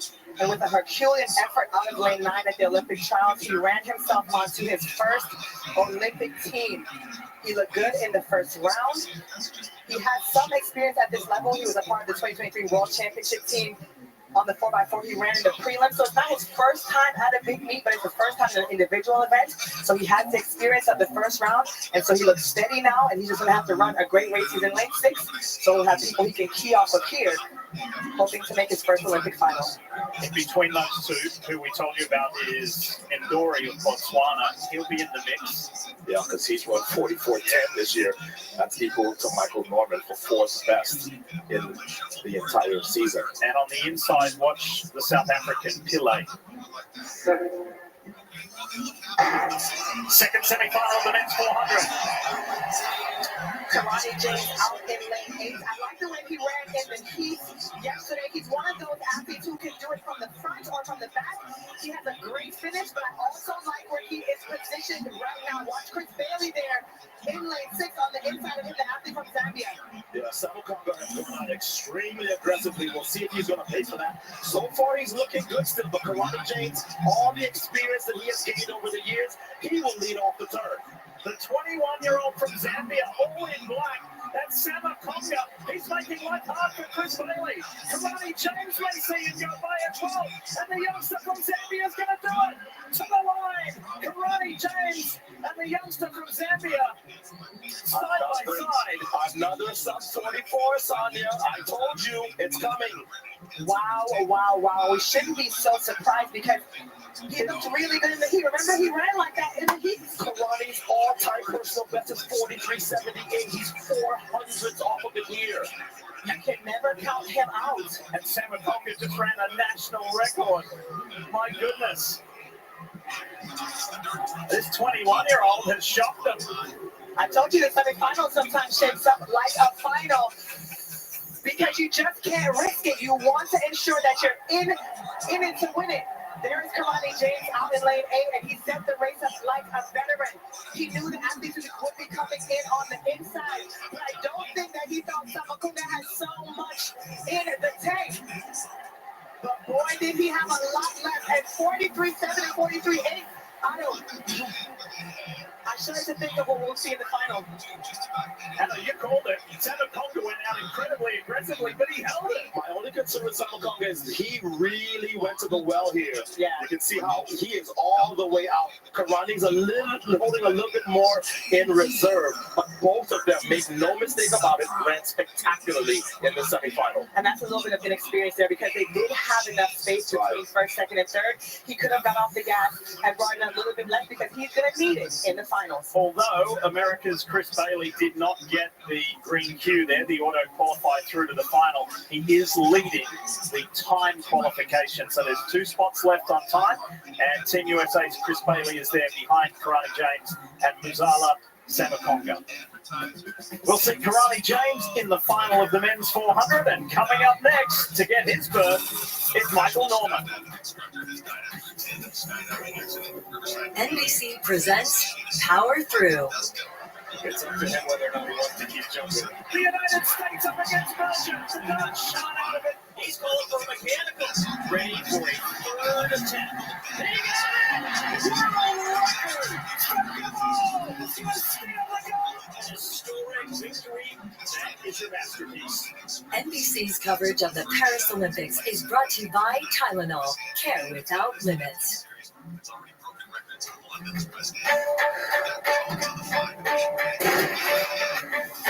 Greatness hurts. The aches, the stumbles, falls. So we'll be there with care to help you keep chasing it. That's Tylenol. That's care without limits.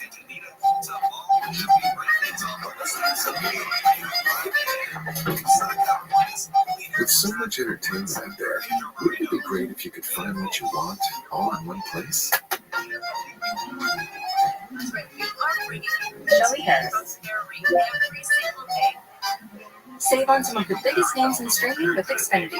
Plus, get a free 5G phone and our best offer yet on internet and mobile during the Olympic Games only. Get the fastest connection to Paris with Xfinity. Fancy feast. Chef inspired. Cat adored. Every silky broth. Every impeccable pate. Every delicious detail brings you and your cat closer together. Fancy feast. Love is in the details. I'm running to fight for an America where the economy works for working people, where you only have to work one job to pay the bills, and where hard work is rewarded, where reproductive rights are not just protected by the Constitution of the United States, but guaranteed in every state, because that's our America, and that's the America I believe in. FFPAC is responsible for the content of this ad. Run! Go, you magnificent being! I bet you I could do that. With a little help from Google Gemini. Create an Olympic hurdle training routine for a 6-foot-tall comedian. Set hurdles at a comfortable height. Gradually increase the hurdle height and distance apart.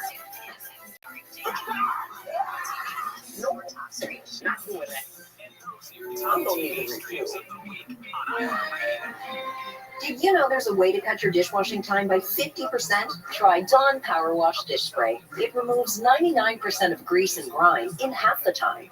Dawn Power Wash has 3 cleaning boosters not found in traditional dish soaps that remove food and grease 5 times faster. And because it cleans so well, you can replace multiple cleaning products for counters, stoves, and even laundry stains. Try Dawn Power Wash Dish Spray. Brand power helping you buy better. Semi-final number 3 of the men's 400. Here's Michael Norman. Last time we were at the Olympics in Japan, the birth nation of his mum. There was enormous pressure on Michael. There was a lot of headlines, a lot of build-up. Unfortunately, it didn't pan out the way that he wanted. That's right, Lee. And when you go into an Olympic Games as the heavy favorite and you finish 5th, it's a huge disappointment.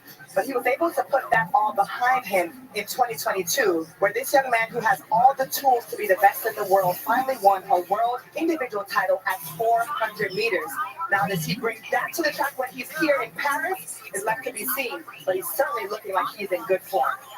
And last year was an interesting year, for want of a better phrase, right? Well, he has to be reminded that he's a quarter miler because he did a little Noah Lyles, Fred Curley looking over the fence. Different agencies. Maybe I want to go do the 100.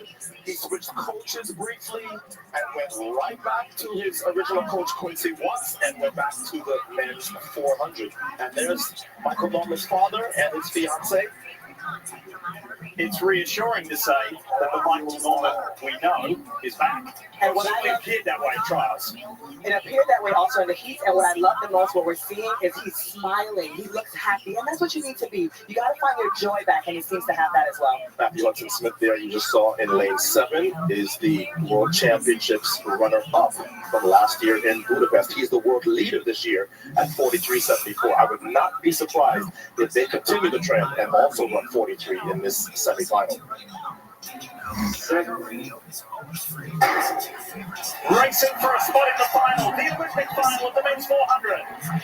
Michael Michael Norman looks so good in the rounds. You have to be thinking that he's going to want to have a carbon copy of that kind of run here. But so far, he is letting Matthew Hudson-Smith from the UK get away from him with just about half the race gone. And I see Matthew Hudson-Smith almost peeking behind because he is anticipating that Michael Norman is coming, but he has gone away with this one, and Michael Norman has a lot of work to do, Lee. He sure does, because on the outside of Javon Powell, Michael Norman is going to have to dig deep here.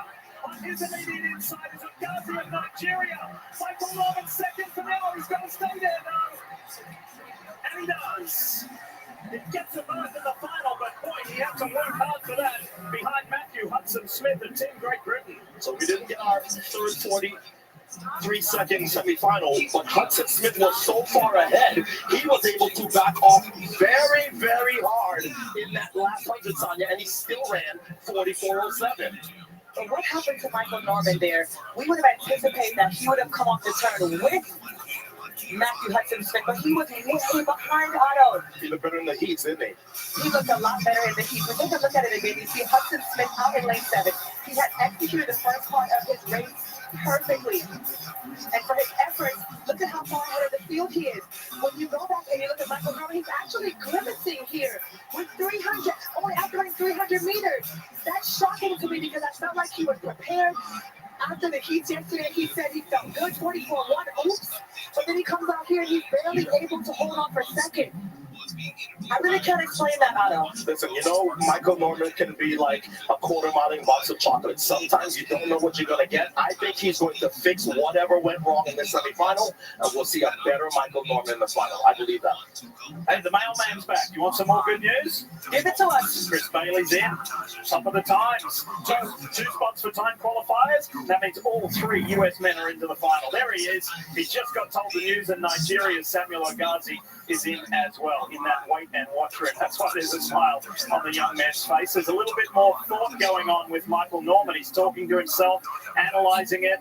He got that second place. He's into the final. He'll race for a medal. No problem about that. Matthew Hudson-Smith had a great run for Team Great Britain. And Ogazi, you see there, who came home right behind Michael Norman.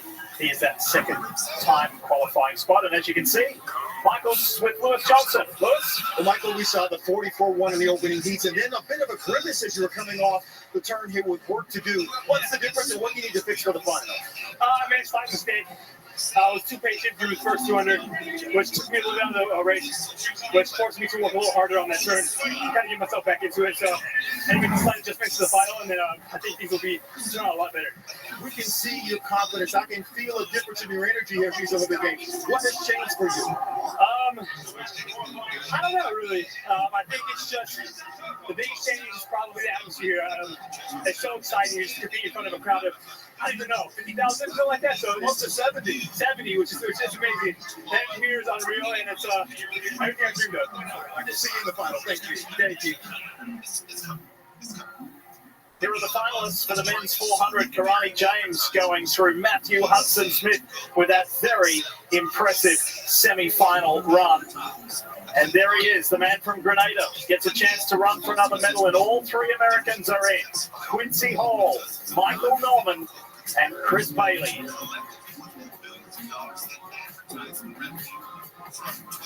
So gold on the line, 400 meters tomorrow night. U.S. has more Olympic titles than every other nation combined in this event. The last time an American won gold was 2008. Much more track and field still ahead on this show. We are, of course, in the shadow of the Eiffel Tower, the Trocadero.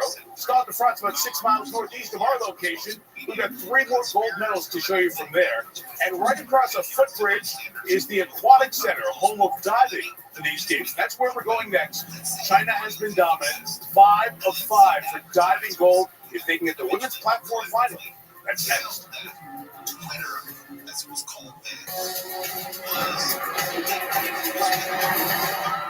can't believe Daddy never told me I have a half sister. He always said family is the most important thing. Maybe that's why he started 2 of them. We have a bar. No, I have a bar. I've always wanted a big sister, even if she is old enough to be my mom. This is Tennessee. I'm old enough to be your great-grandma. This fall on NBC and Peacock. Welcome to St. Dennis Medical. We help our patients and each other. Let's get out there and heal some people. You know, it's not always glamorous. Oh, wrong side. You got myself. Well, you need to go to the hospital. But every now and then a moment comes along where you truly change someone's life. Damn. No more cirrhosis. No more cancer. I have cancer? No, we're just kidding. You good. St. Dennis Medical. This fall on NBC and Peacock. No one has more experience covering the places we call home. Raised and rooted in Washington. I'm proud of it. Joyce Taylor and Greg Copeland, King 5 News at 6:30, weeknights after Lester Holt. Feel the action with no restraints, no blackouts, and no subscriptions necessary. This is Seattle Kraken on Con, your new home for hockey. There's a reason those of us at Delta measure our flights in minutes, not just miles. No matter who you are, time is our most precious resource.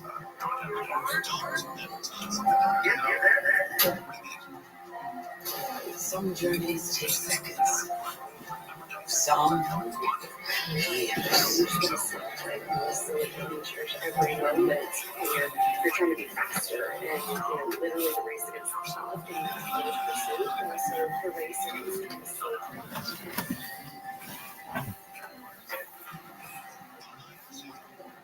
But we at Delta know, no matter how long your journey takes you, how you spend that time can make all the difference.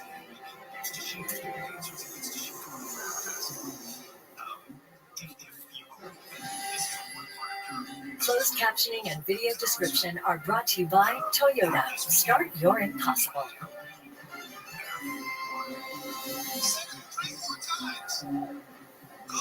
Inside the Aquatic Center, we'll go back up high for the true spectacle of diving. 33 feet in the air, the first individual medals to be won in the women's 10-meter platform. China has the two favorites. 18-year-old Chen Yuxi won silver in Tokyo, outshined by the extraordinary then 14-year-old Chuen Hong-chan, who had one of the greatest individual performances in Olympic history. In the final, 35 scores, 24 tens. They never see anything like it again. But round one of this final, what does Chuen do? Sucking the water in behind her as she enters a perfect dive to set high as far as you could in the first of 5 rounds of this final.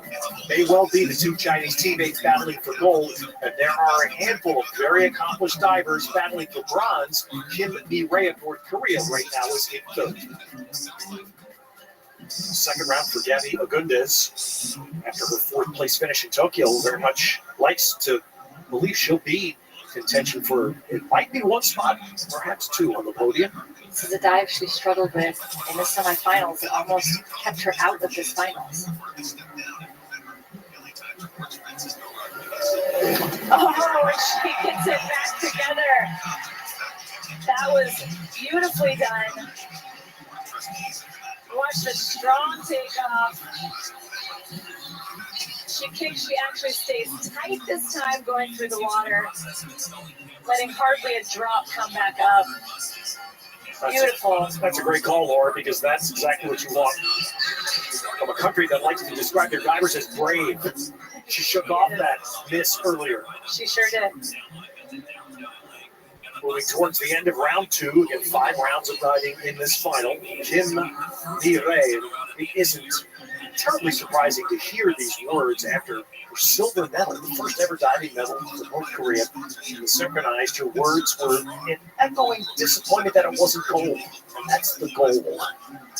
I get that that's the goal, but it is heartbreaking. Silver medal at the Olympic Games is something to be very proud of.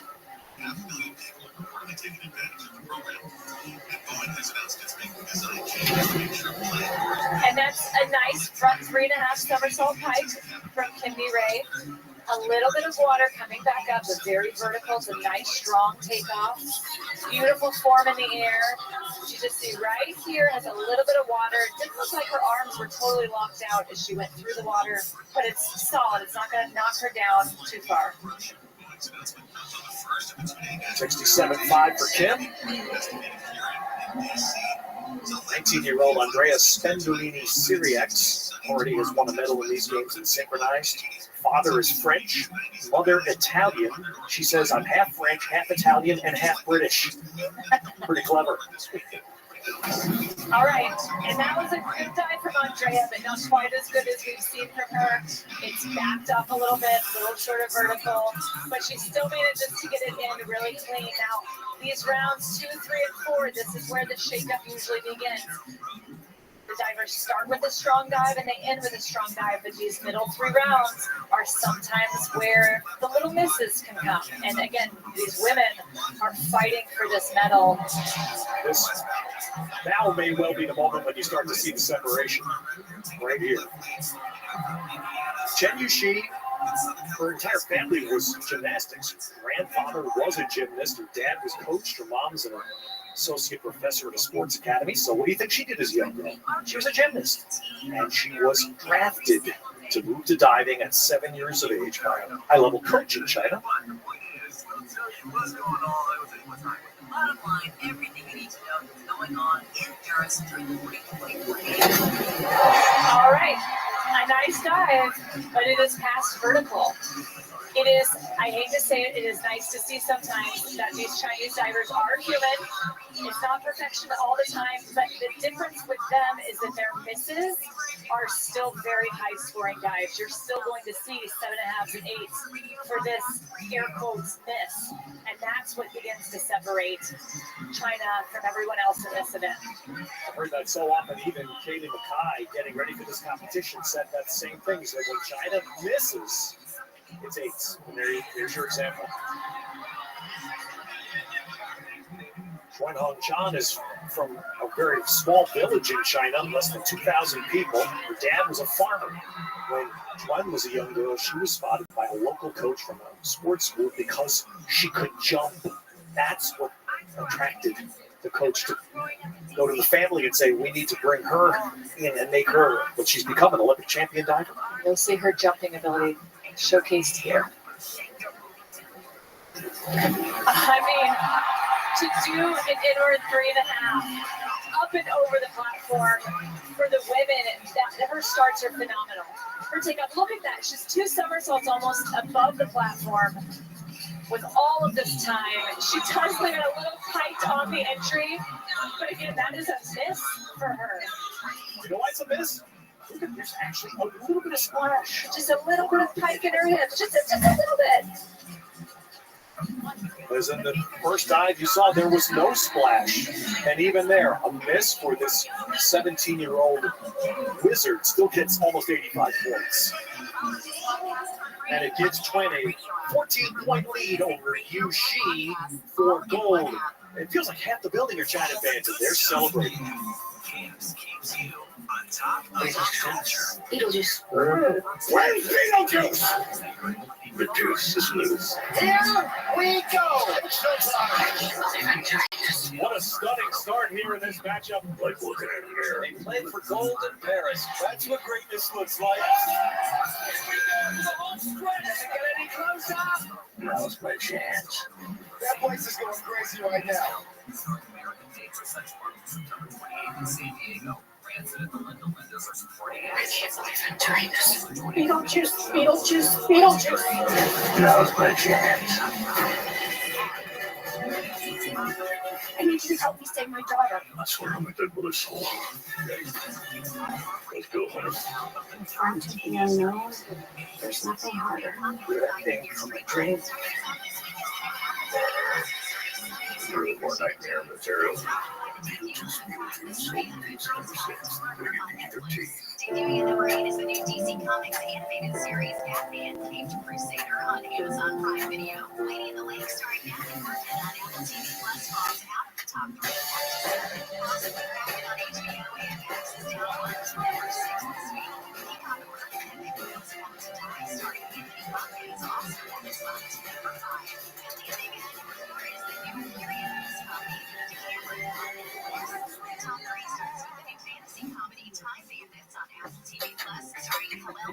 Back to school means back to the doorway. Find new favorites that fit just right and saved during our back to school customer appreciation event. Plus, earn Kohl's Cash. Kohl's. Sorry, I need to work today. Mine's also a work thing. I just need someone to cover my shift. So is mine. Alan says your business vehicle is now covered with Progressive. Protected 24/7, just like your home and auto. Oh, that's great. So dinner time's just phone time. Sorry. You know, I heard that ground turkey is the healthiest poultry. You know what? Never mind. Just be on your phone. Upset stomach? Ibirogast. Indigestion? Ibirogast. Bloating? Ibirogast. Thanks to a unique combination of herbs, Ibirogast helps relieve 6 digestive symptoms to help you feel better. 6 digestive symptoms, the power of nature. Ibirogast. At Fisher Investments, we may look like other money managers, but we're different. You can't be that different. We are. We have a team of specialists not only in investing, but also in financial and estate planning and more. Your clients rely on you for all that. Yes, and as a fiduciary, we always put their interests first. But you still sell commission-based products, right? No, we have a simple management fee structured so we do better when our clients do better. Huh. Well, more different than I thought. At Fisher Investments, we're clearly different. With Chevy Equinox EV, you can wake up every day with a full charge. Your crew can have a roomy, no-compromise interior. And starting around $34,995, you and your money can go further in America's most affordable EV with over 315 miles of range. Equinox EV, a vehicle you know, value you'd expect, and a dealer right down the street. Go EV without changing a thing. Chevrolet, together let's drive. No surprises yet through the first 2 rounds of this women's platform final. China looking very strong to continue its astonishing dominance of this sport. Just since the Tokyo Games, where they won 7 of 8 gold medals, the 3rd different Olympics where that's happened.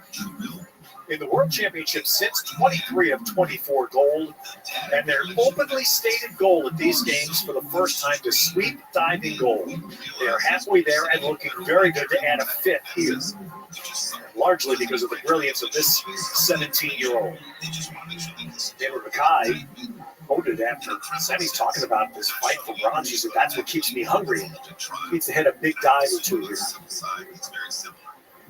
When the federal government comes after you, they pretty much already have it.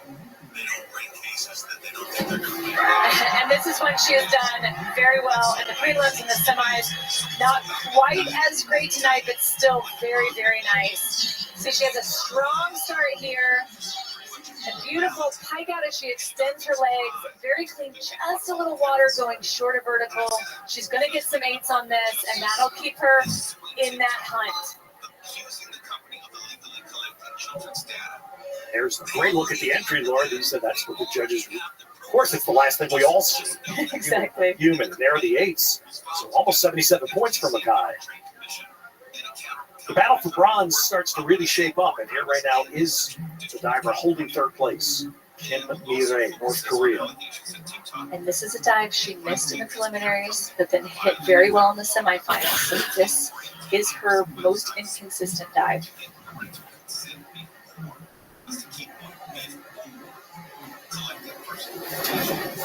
I would say that's a hit. I saw a little bit of both legs, but it's good. It's very solid, and that will keep her in that medal hunt. So they're flat feet in the air, but she kicks strong, gets a good entry, but you see a little bit of both feet. We shouldn't see that from the side. The judges will probably see both of those legs going in. That scores of over 72 points for Kim.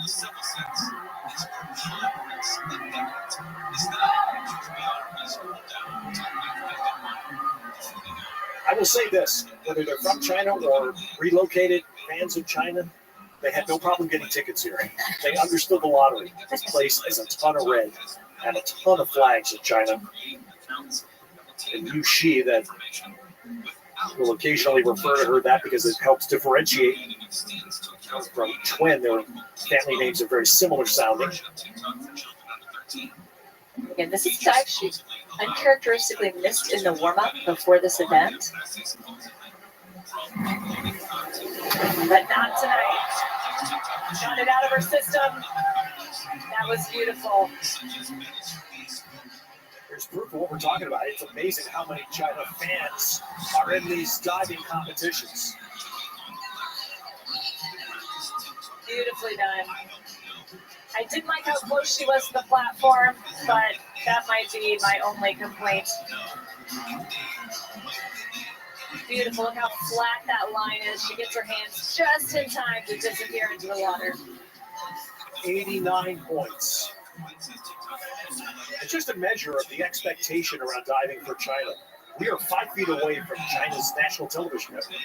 They did not televise the prelims or the semifinals of this event. Did televise, we know, we've seen it through their actions and words for years. There's really only one medal that matters to China in diving. It is. It's a different expectation. And Chuan is also doing an arm stand, but she will be twisting in her arm stand, unlike her teammate, Yu Shi, that just did a back arm stand triple somersault. This is one dive she got a lot of tins on back in Tokyo.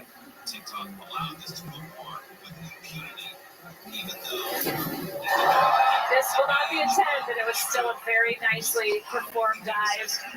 Her takeoff again, when you see her push with her arms right here, she goes so high above the platform, even pushing with her arms. So vertical, but doesn't get that characteristic rip. Laura, that might be I think that's the most splash I've ever seen on an entry from Chuan. And again, it could just be as she's talked about how her body has grown in the last 3 years and she's had to get stronger to keep up with that. 10 meter can take a toll as you get older on your triceps and the muscles that you need to enter that water real clean.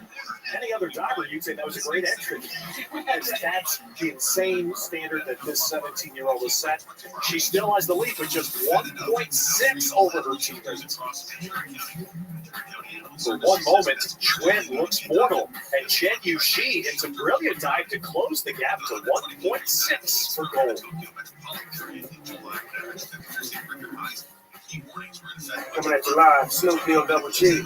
What is it about this show that lights you up, makes you feel some kind of way? The camaraderie we have, we're having a lot of fun. Maybe like the sound of the music. I think you've never been on TV before. Like, I've always been a solo act. How does it feel having 3 All-Stars on the team? Amazing. It's not easy, right? What are you excited about? Like having you here, you and Buble, you never know if that's going to happen again. You add a little sweet sauce. What creepy.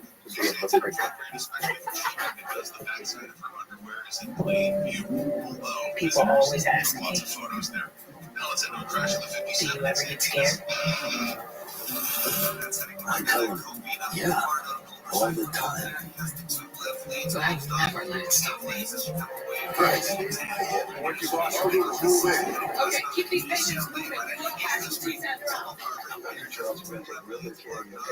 Spread, let's move. I was thinking we should buy a place together. Me too. Love that for you. And I can walk you through everything from mortgage rates to closing costs, all of it. Got an opinion on wallpaper? Oh, yes. Jenna, hug, Greg. Now, what do you move? For every financial need, we'll meet you in the moment. KeyBank opens doors. Healing is happening right now, down the street and around the corner. Because for 140 years, Multicare has been Washington State, investing in care beyond hospital walls, growing local programs, and expanding healthcare access to those who need it most. Multicare, because healthy communities need more than healthcare. Summer won't last forever, but during Toyota's national sales event, you can make memories that way. Come on. There you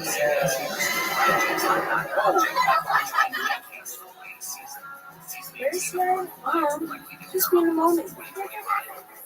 Get a new 24 RAV4 or RAV4 Hybrid with 4.99 APR financing, or lease a new all-wheel drive RAV4 Hybrid for $399 a month with 2 years no cost maintenance. Toyota, let's go places. Asher Hawk, who let it all hang out at the nail in the vault. Boom! This is me when I get boarding group A or Southwest. By the way, sometimes you just gotta take notes, and when the coach goes, you get windy. They know where hell. I'm going out there to guard and stop. He is the youngest male Olympian in the history of USA track and field. 16-year-old Quincy Wilson. Corn is one of the hardest events, and to be honest, I'm not as short as Kev. Like I said, I'm what the. What's going on? What the fuck is it? What shots? When I see you in person, I'm gonna kick your ass. All right? It's a fun way to follow the action from Paris. Kevin Hart, Keenan Thompson, Olympic highlights, only on Peacock. It's been all highlights from China at the diving competition as we send you back to the women's platform final.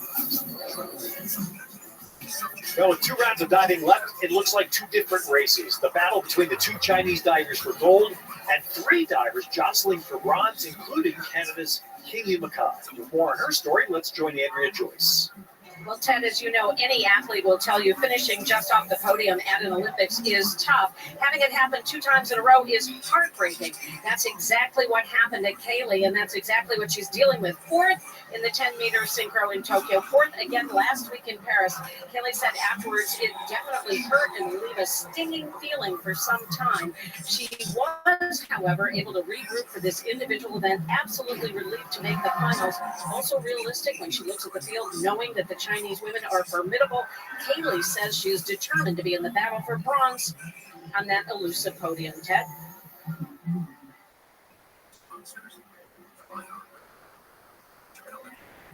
Now sitting 4th with 2 rounds remaining.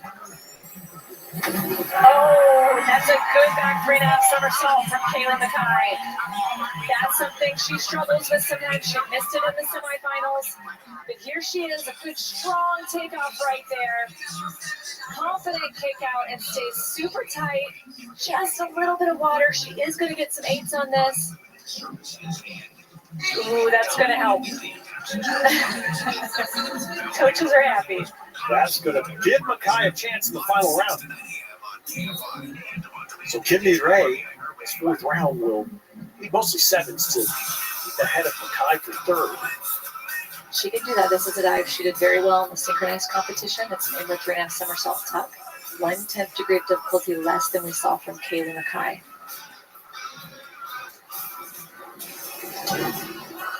Very nice. She's going to get similar scores. It is perfectly vertical, beautiful in the air, but just that little bit of water coming up. I see she's probably going to be right in the 8 range.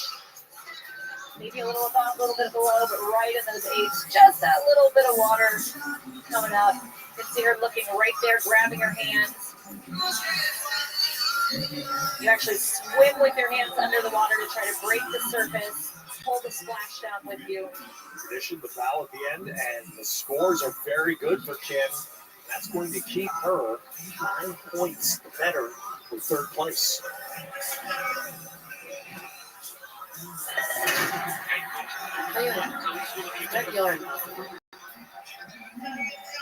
And now it is the 2-diver battle for gold.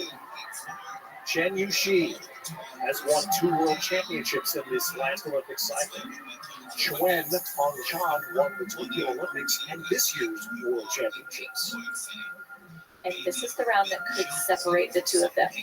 They're both doing a back 3.5 somersault tuck at 3.3 degree of difficulty. We can directly compare them just like the judges.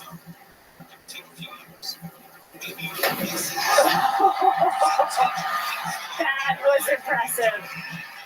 Like a toenail short of vertical, but absolutely not a drop of water coming up. Look at that. Great jump off the start.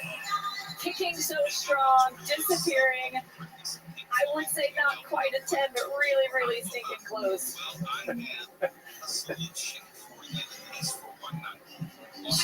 It's beautiful. It is absolutely beautiful. And again, you'll see an entry speed right just about 30 miles an hour. And fabulous scores, 89 points. Chuen Hongchan mother was in a significant automobile accident when she was younger, and under the motivation, Twen was taken to be a diver. Is the ability in return to have the state help cover moms who need full-time medical care. And what a motivation that is, Laura. I think so. When you have that purpose in what you're doing, it can help you do incredible things.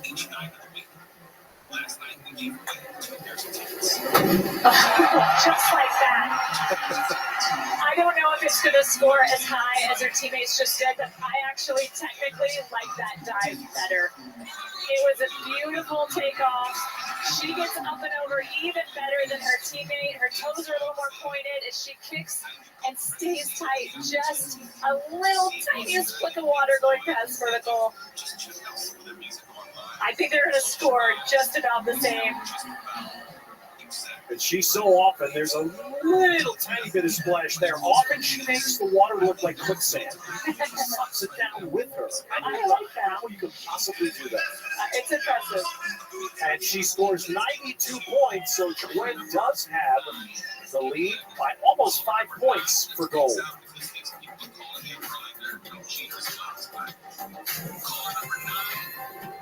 Visa presents Small Steps. Into the deep end? Oh! When I fall, it's frustrating because I've been doing it over and over again. If I just give up, like, that is not going to feel good. I want to feel that feeling of making it. That's the best feeling. She sticks the kickflip Indy. That was a big, big finish. Wow, what a performance. Small Steps is presented by Visa, everywhere you want to be. Show me your prodigies, your wonder kids, overnight successes, and we'll show you the late nights, the early risers, the tough days, the relentless fighters, taking small steps forward to make the big things happen.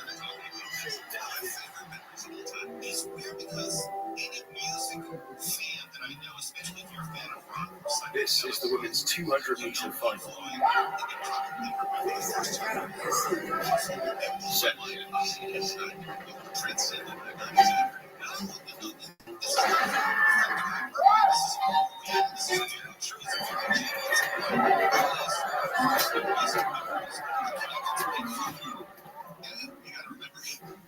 We believe no journey is taken alone. Toyota, start your impossible. The one thing Kamala Harris has always been: fearless. As a prosecutor, she put murderers and abusers behind bars. As California's Attorney General, she went after the big banks and won $20 billion for homeowners. And as Vice President, she took on the big drug companies to cap the cost of insulin for seniors. Because Kamala Harris has always known who she represents. This campaign is about who we fight for. We believe in a future where every person has the opportunity not just to get by, but to get ahead. Where every senior can retire with dignity. But Donald Trump wants to take our country backwards. To give tax breaks to billionaires and big corporations and end the Affordable Care Act. But we are not going back. I'm Kamala Harris, and I approve this message. To celebrate Team USA going for gold, Xfinity is offering a gold medal deal. Now through August 11th, get our best offer yet with Xfinity Internet and one line of unlimited mobile for just $35 a month for a year and a free 5G phone. Plus, add the new Xfinity Stream Saver for just $15 a month and get Peacock, Apple TV Plus, and Netflix. Hurry, when the Olympic Games end, so does this gold medal deal. Get the fastest connection to Paris with Xfinity. When you really philosophize about it, there's one thing you don't have enough of, and that's time. Time is a truly scarce commodity. When you come to that realization, I think it's very important to spend time wisely. And what better way of spending time than traveling, continuing to educate ourselves and broaden our minds. Biking, exploring the world in comfort. Tuen Hong Chan is one dive from a second career Olympic individual gold medal. Her impact on this sport has been momentous. Her impact upon entering the water, turning the water into quicksand. Lauren, they've created their own phrase for it in Manly. Water splash disappearance technique, and that is exactly what she does. Look at this. Incredible. And at 17 years old, she holds a lead, 4.9 over teammate Chen Yushi for gold. Kim Mi Ray, by 9.2, has the lead for bronze. For Kaylee Mackay, she needs one of the dives of her life right now. 9.2 is the gap she has to third place. And she is capable of those disappearing entries. And that's one of them. That was absolutely excellent. Now we have to wait and see if Kim Mi Ray can stand up to that pressure. That was a beautiful dive. Great strong jump off the platform. Maybe a little bend in her knees. I'm not sure if the judges will see that in real time. We get the advantage of slow motion. But she puts that Kaylee Mackay rip on the bottom. Very nice finish. Now she dove well at the end here. The coaches like that. 76.8. Now comes the diving version of agony. The weight. Exactly. Kim Mi Ray of North Korea did dive in the Rio Games at age 15, but it's still fairly unknown to the world. North Korea does not participate in international competitions, and so the World Championships earlier this year were the first time in a long time anybody had seen Kim. That's where she earned her spot to be in this competition here, vying for a medal. And mostly sevens. Should be a bronze medal dive.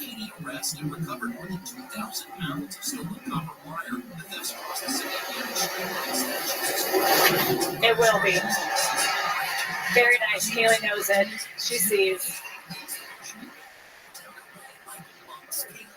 And that's tough. It's excellent for Kim Mi Ray. She stands up to the pressure, does a beautiful dive here. Probably receives 8 and 8.5.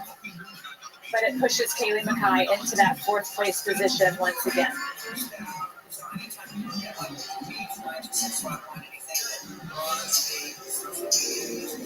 Kept waiting for the scores of the confirmation, and there it is, 75-point dive. So Kim Mi Ray knows it. She's won her second medal of these games.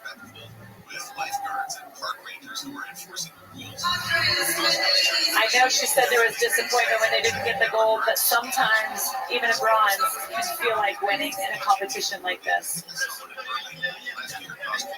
That's so tough, and these women are absolutely phenomenal. Well, most of the Aquatic Center today came understanding this was likely to be a coronation. It will be 1-2 for China, again, barring disaster. Which order? 18-year-old Chen Yushi, 17-year-old Chuan Haobuchan. In a duel.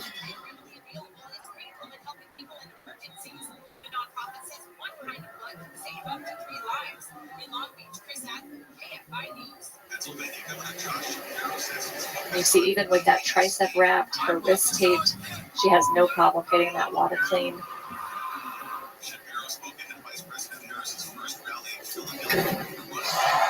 It's a beautiful dive. It is a smidgen past vertical, which for Twin, maybe that is her open door to take advantage of. She keeps her feet together. Very nice, just from her heels over. Absolutely beautiful list of dives from Chen Yushi. Remember, Yushi had to make up almost 5 points in this round. She gets 81.6. And although those are incredible scores, I think that opens a door for Twin. We would need here to see a miss like we've not seen from the 17-year-old. The entire time that we've been here, every time I've seen her dive, it has been nearly flawless. Like we're talking about, her misses are still exceptional. And to get to a place like that, it's more than just physical. She has such an amazing mindset to handle all of this pressure and time again do these near perfection dives. That's what her coach at home has said. Her spirit is a desire for perfection. We saw it remarkably in Tokyo and dive one here. Now for gold. I think she's done it.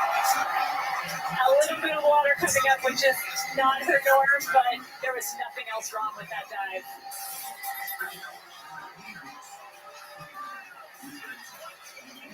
Beautiful, strong takeoff. Again, no one matches her tops. And right here, so accurate. Just that little bit of water. May score almost identical to her teammate, but she did have that 5-point lead.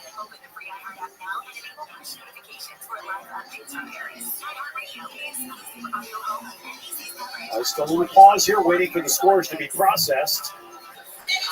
And there they are, and it is gold for Chen Hong-chan, silver for Chen Yu-shi, and bronze for Kim Mi-rae. That's her coach, Chen Lin, who is a 5-time Olympic gold medalist as well. Chen Lin is now in share with Chuen, 2-time Olympic champion on the tower.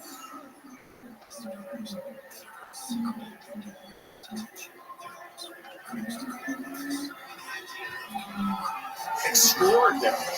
Absolutely incredible. China has distanced itself from the world in this event. Very evident in those standings. Chuen the gold, Chen Yu-shi the silver, and Kim Mi-rae by 7.6 wins the bronze for North Korea.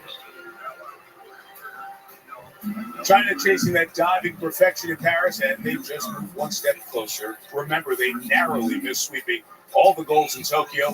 Now they're 5 for 5 here in Paris. 3 events still to go, and yes, they are favored to win gold in all of them. Let's check in on the Americans in Paris, and one won a gold today we need to get to know. Amit Elor. She's 20 years old, from Walnut Creek, California, a superstar in the making in the sport of wrestling. Today, she won gold. She only lost 2 points in her 4 matches here in Paris. She hasn't lost a match since 2019, and at age 20 is now the youngest American wrestler to win Olympic gold. Emotional at the end with the gold medal. And also, I'm sure thoughts of family. Her father and one of her brothers passed in the last few years. You are thinking of them and celebrating her moment, a young rising star. Now a gold medalist. Other sports, artistic swimming. If you're not familiar, 8 swimmers per team, 10 countries competing here in Paris. It's a 3-part competition. This is Team USA. 4th after the technical routine yesterday. They crushed the free routine today, moving up to 2nd. China comfortably in 1st. Of note, the U.S. seeking their first medal in this sport since 2004. Great chance to do it tomorrow. Women's volleyball quarterfinals. This is knockout action. U.S. and Poland, Americans, won a tight first set. Much easier time in the second set. Poland got off to a good start in the third. But the U.S. team really gelling together. Battles back. Closes it out. USA-Brazil semifinal on Thursday. I was paying then for Sling TV, which was $40 a month for as many channels as I wanted. DVR wasn't even close. It was a bargain by all means. And then you had different companies start their own streaming services, like an HBO Max, like a Hulu, like a Disney Plus, but they were pretty economically priced. Disney, I think, was maybe $5.99 a month starting. Apple TV was $5.99. Netflix, in the beginning, it's like maybe $11.99 when they started their streaming. And now all of them have at least double. At least. And they're also now combining in these bundles where it seems like, okay, well, you're just streaming cable. You're not hooking up an actual coaxial cable to a box in your TV. You're just getting it, via the internet. It's adding up to just about the same thing because they're raising the prices sometimes twice a year. Now, I wouldn't call it greed, only because these streaming services, by and large, were not making money early on. It was an incorrect price point when they were spending too much money on delivering new content. And I still haven't figured out the whole Netflix model, given how much money they spend on these new TV shows and movies, which are Netflix productions. Disney has announced that it's hiking its streaming prices again for Hulu, Disney Plus, and ESPN Plus, starting in mid-October, as in about 2 months from now. Most plans for Disney Plus, Hulu, and ESPN Plus will increase by $1 to $2 per month, while the most expensive plans for Hulu, which include live TV, will cost $6 more a month. The company said Disney Plus Basic and Premium will go up $2 and be priced at $9.99 and $15.99 respectively. Remember when I said Disney original was $5.99? If you got it at the very beginning, like I did, we bought it for years, like averaging up to $5.99. Well, now it's up to $15.99. We're only maybe 3 or 4 years in. Hulu with ads will now cost $9.99 a month with ads. Remember, the whole idea of having ads was so what about having ads? Well, in this guy, you're paying money to watch ads. That's not how it's supposed to work. Your subscription price was supposed to be how you would be able to avoid ads. They said, well, we're going to charge you a subscription and show you ads and general price on it. So Hulu with ads will cost $9.99 monthly, up from $7.99. Hulu without ads, Hulu, just Hulu, will cost $18.99 a month, up $1. ESPN Plus with ads will cost $11.99 a month, up from $10.99. Damn.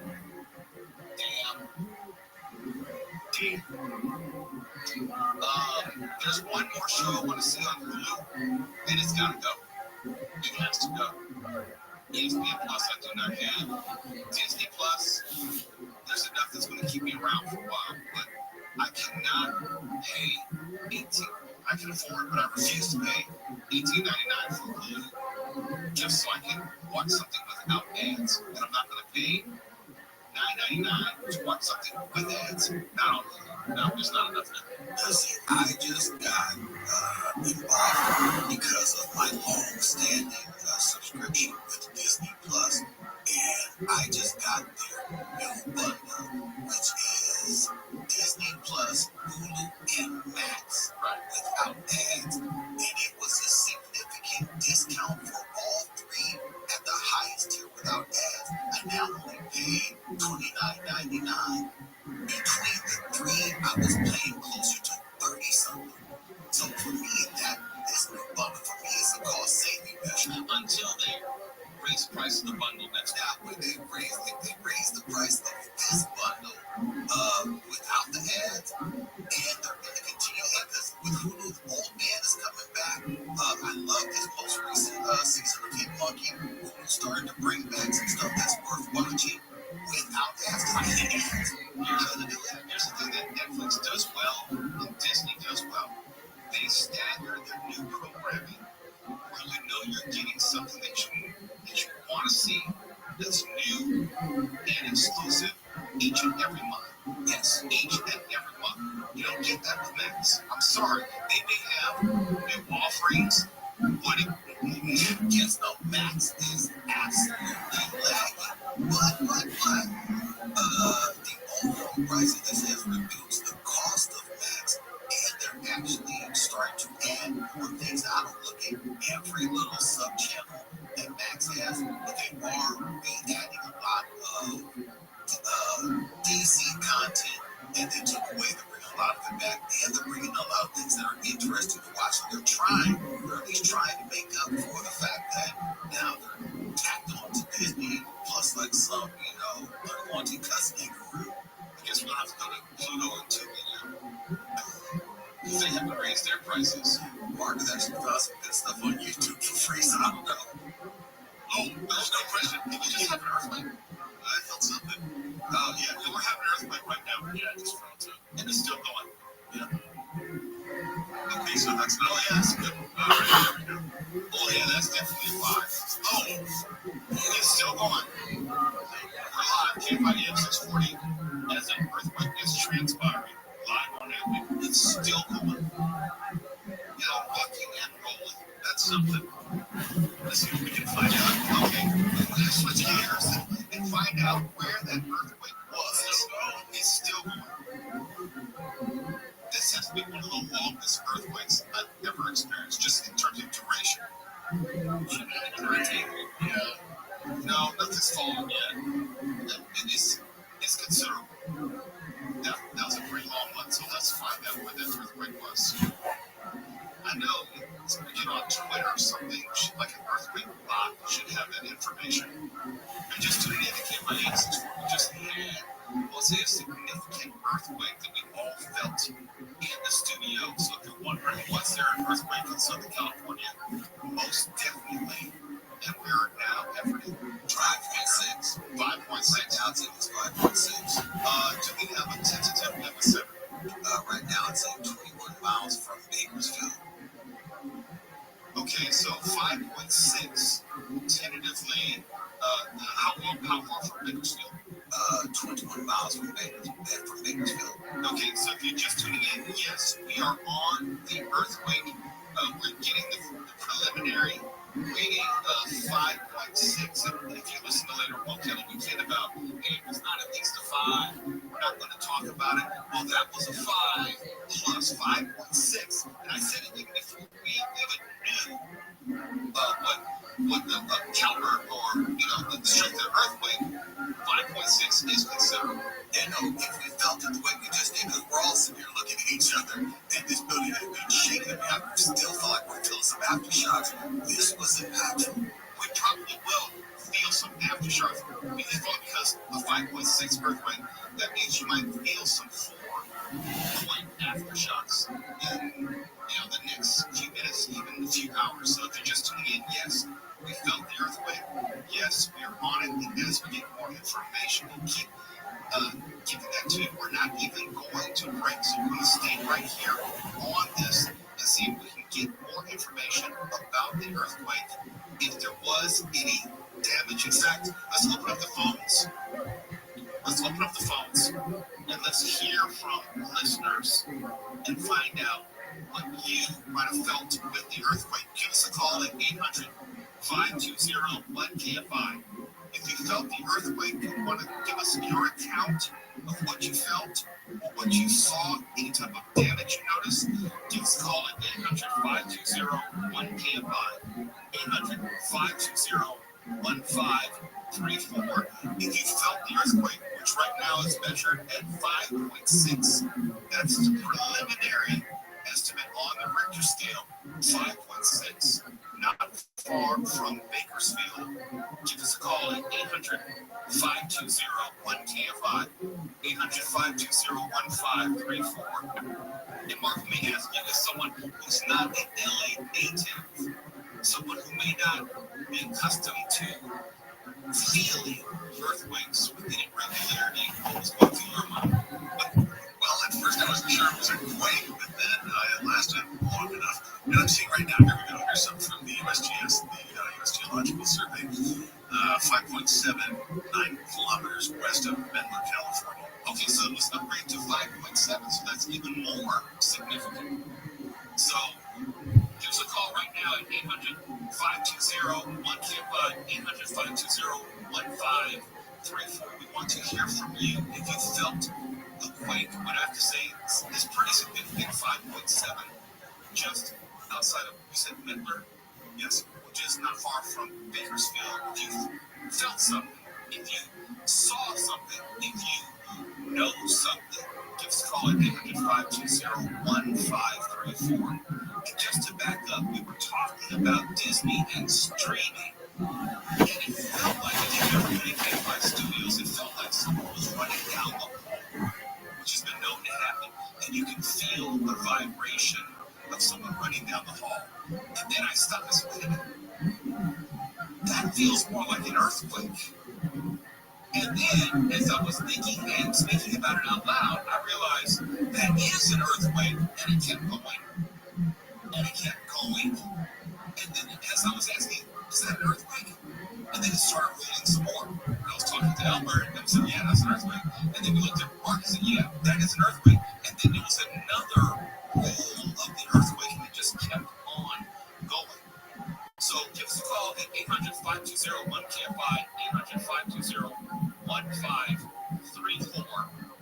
I'm going to get you on hold, and then we're going to hear from you and find out what you felt, what you experienced, and what you know. Now, I know that for a lot of people, if you're like me, if you've lived in California for all your life, the idea of an earthquake may not be unsettling.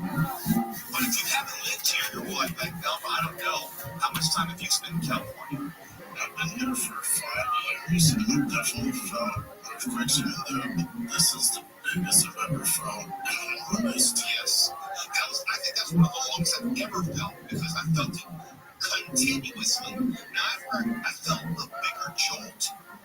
But as far as duration goes, that was the longest quake. I don't know how long it was, but it felt like at least 30 seconds. And 30 seconds is a long time when it comes to earthquakes. I haven't personally felt any aftershocks since then. But I definitely know that was pretty substantial and that was pretty serious. We don't know of any type of damage. Hopefully there are no injuries. But when the preliminary estimates are 5.7, that's a sizable quake.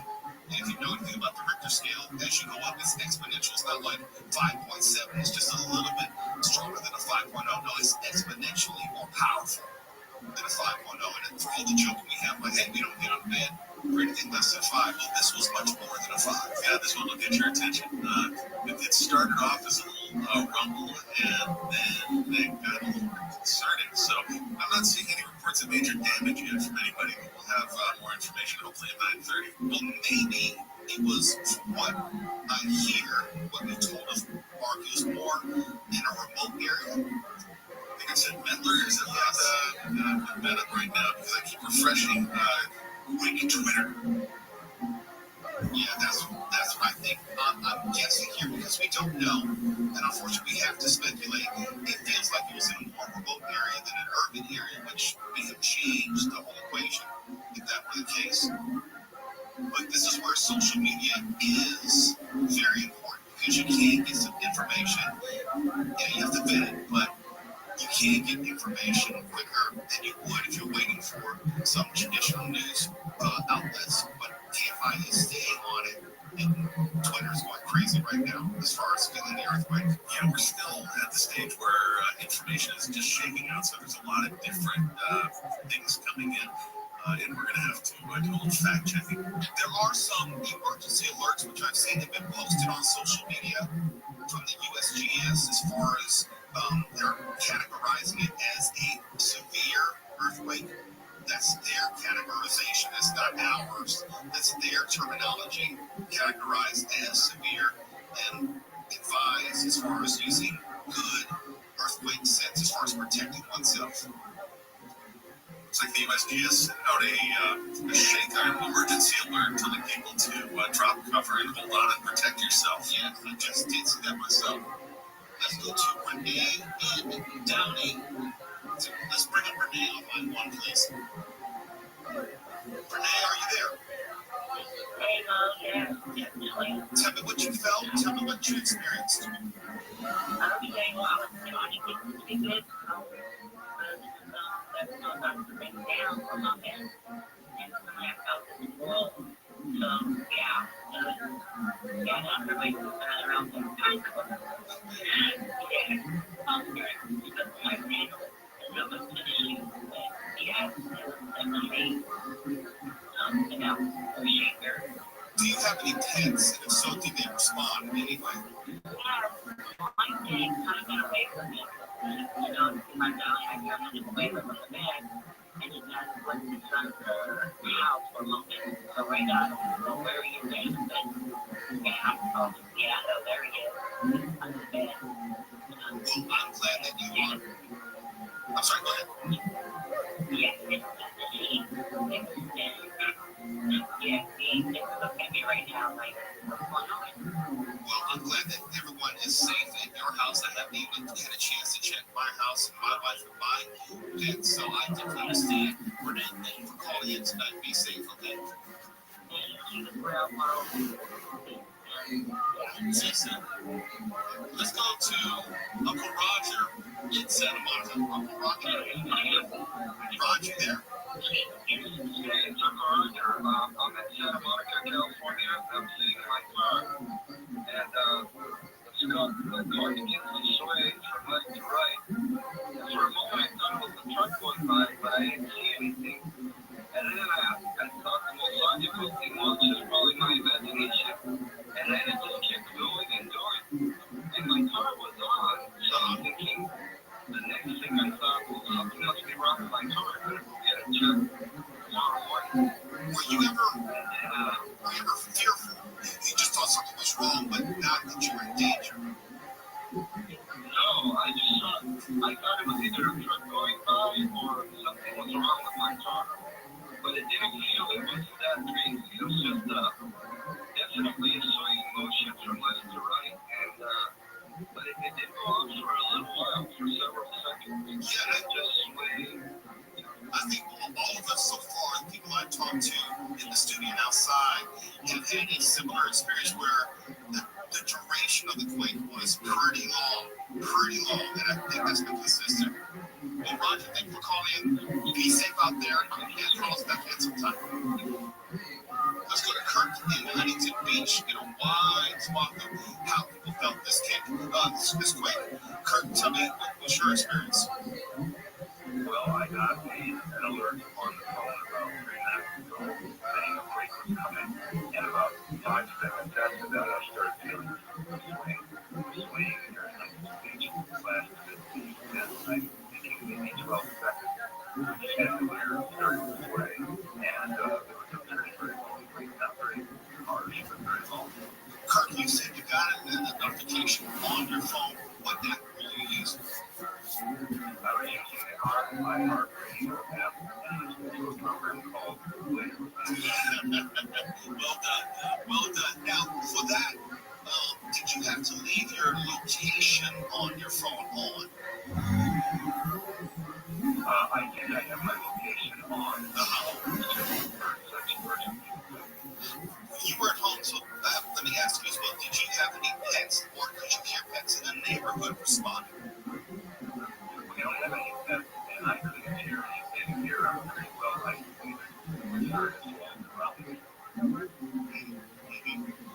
You didn't hear from any neighbors saying anything, even after the quake. People outside, concerned, any sirens? Nothing like that at all. Okay, but that's actually good news then. All right, Kirk, thank you for calling in. Thank you so much for your great program. Thank you, sir. All right, be safe. Let's go to Dave in Bakersfield. Dave, you're probably, from what I can read, closest to what has been listed as the epicenter, so I'm curious to hear what you experienced. Yeah, good evening. Well, I am. I'm actually in, right in downtown Bakersfield, California. And it actually came on really quick.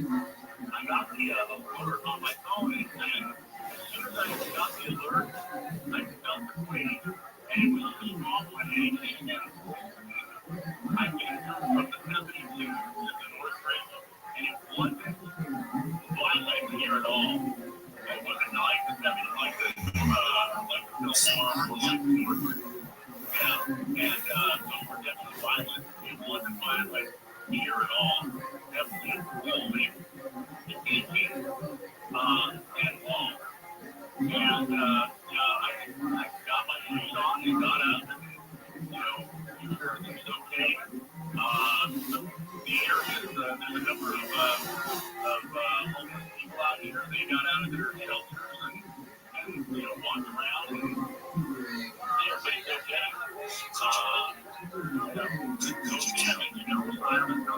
Could you tell anyone lost any power? You know what? I'm standing outside right now. All lights are on.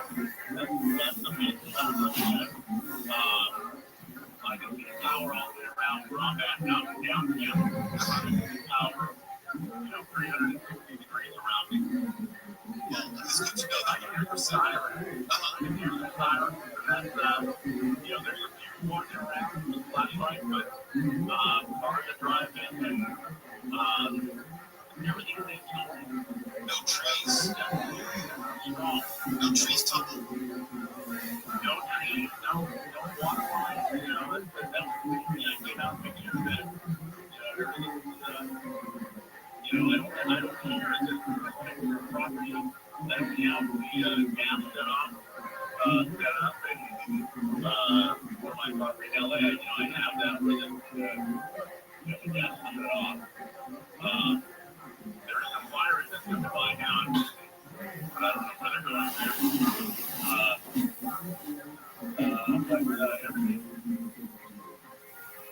They're coming down right here. Right now, they're coming right here. So they're turning down my street.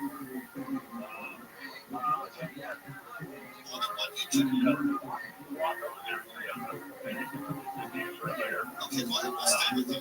About how far away are you from the fire engine? Down the street, walk over there.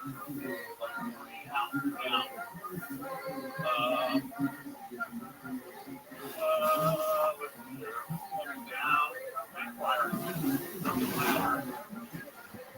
Are there paramedics with help? No paramedics, but no fire. Yeah, I can definitely smell. Can you see any smoke? Yeah, it looks like they're coming out something. It looks like there's something on fire. I don't want to get too close, but they're coming out with their hoses. They have something on fire on this particular house. I can't tell you what it is, but they're all coming out with their hoses. Hey, Dave. Apparatus and everything. Yeah. How about this? There's something happened. I don't want to tell you. It's the neighbor's house. That's okay. I'm going to put you on hold and see if you can get some more information. We got to go to a break, and then we'll come back to it on the other side. If you're just tuning in, it's labeled, okay, we're changing to earthquake coverage. If you don't know, a magnitude 5.7 earthquake hit about 10 miles from Bakersfield tonight at about 9:09 p.m. And the earthquake occurred 13 miles from Lamont, California, if you know that, 19 miles from Rosedale, and 22 miles from Oildale.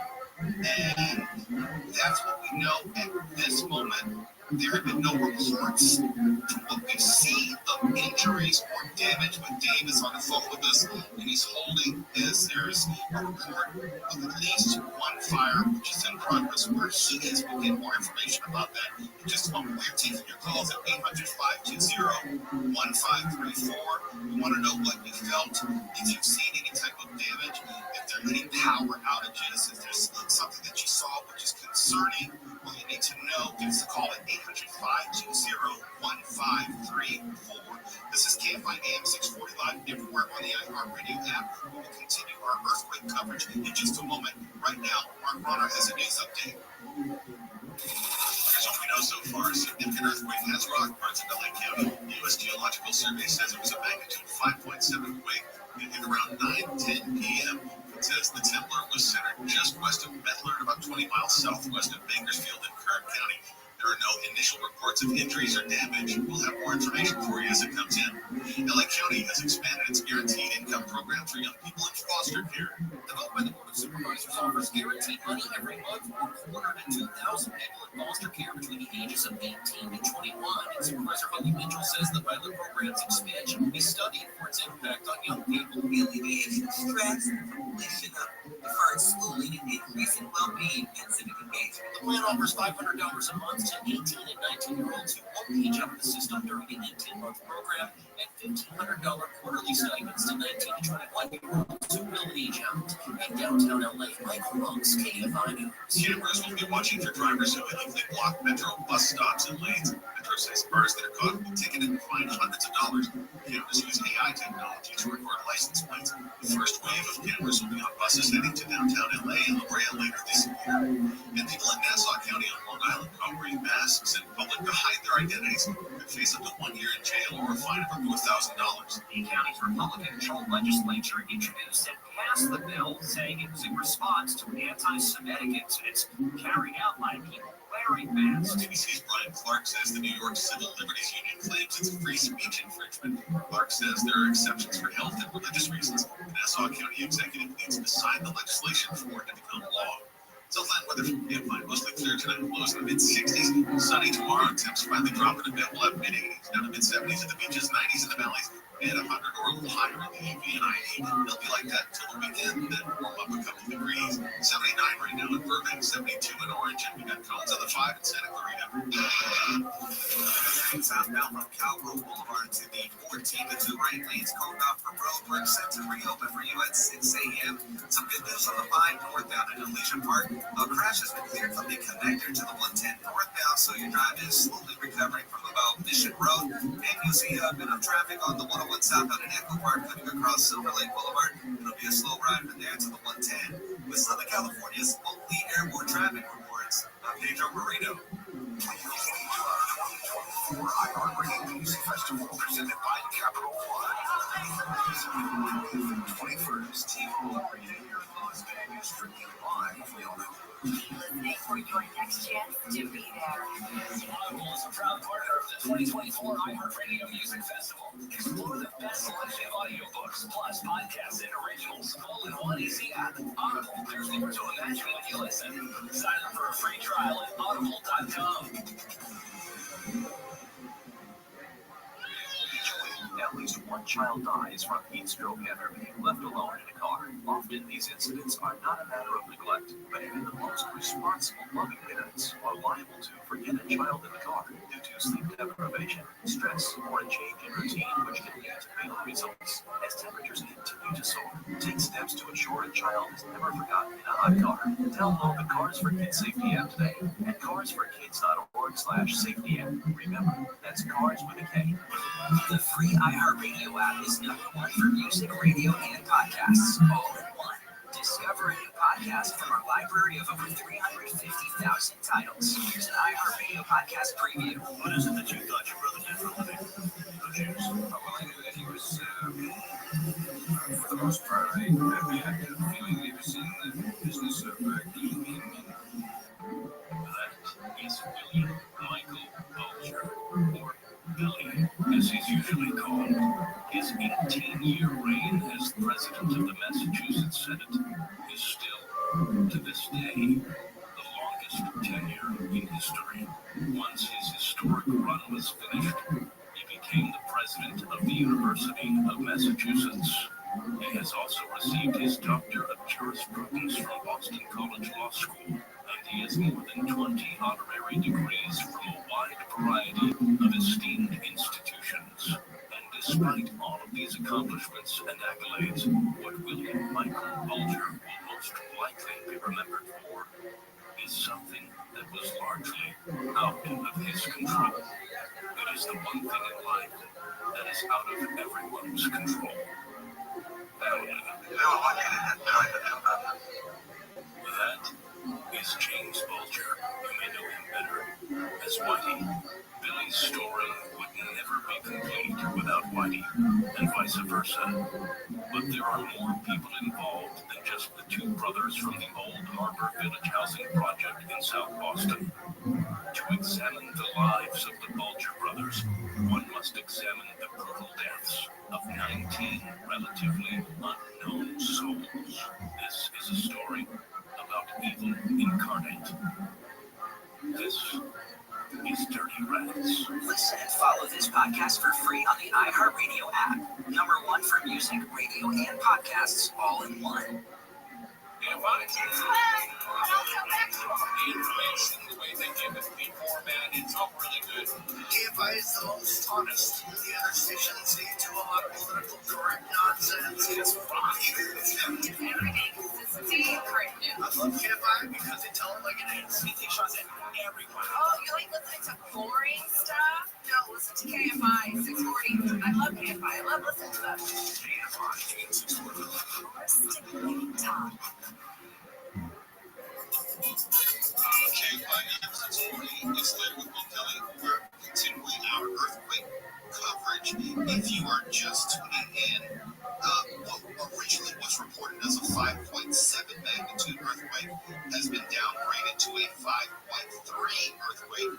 This is the latest information, and it struck near Bakersfield at 9:09 p.m., about 10 miles from Bakersfield. This is according to the USGS.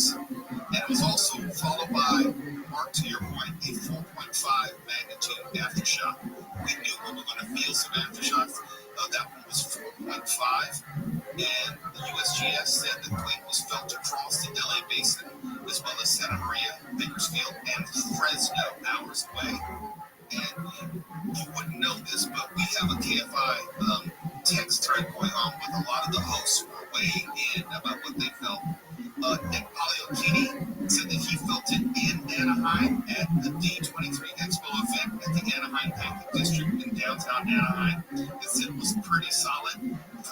Reporter Neil Saavedra said he felt it in Silver Lake. And producer Kiana said she felt it in Fullerton. Producer Kayla Austin says that she felt nothing in Miracle Mile. We don't believe her. And Shannon Farron, here in Shannon, says that was nothing. She felt it, but she didn't think it was all that big a deal. Of course, that's Shannon Farron. So that gives you just a little bit of a sampling of what KFI hosts around Southern California felt. Now I'm going to go back to the phones and hear from you. Let's go to Charlotte, who's calling in from Santa Barbara.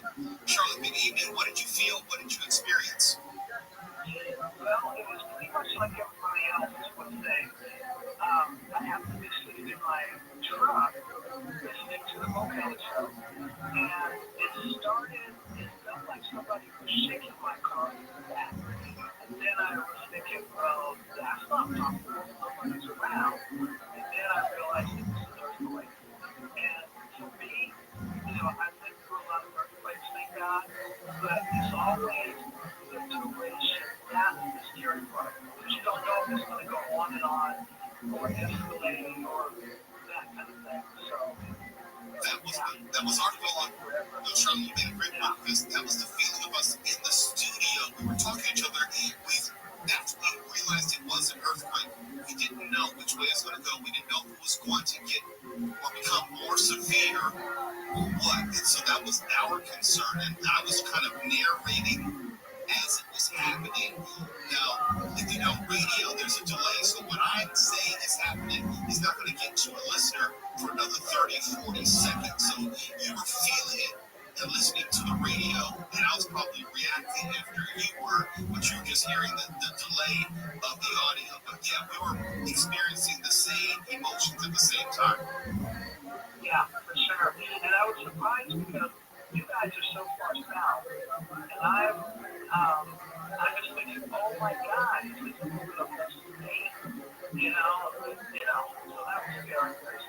Well, at least from what we've seen, we have not had any published reports of injuries or damage, but we're staying on this to make sure. Charlotte, thank you for calling in tonight, and I'm glad that you're safe. Thank you all. I'm glad you're safe too. Let's go to Stephen in Santa Monica. Stephen, good evening. I hope you are safe as well. Yeah, I'm safe. Tell us what happened.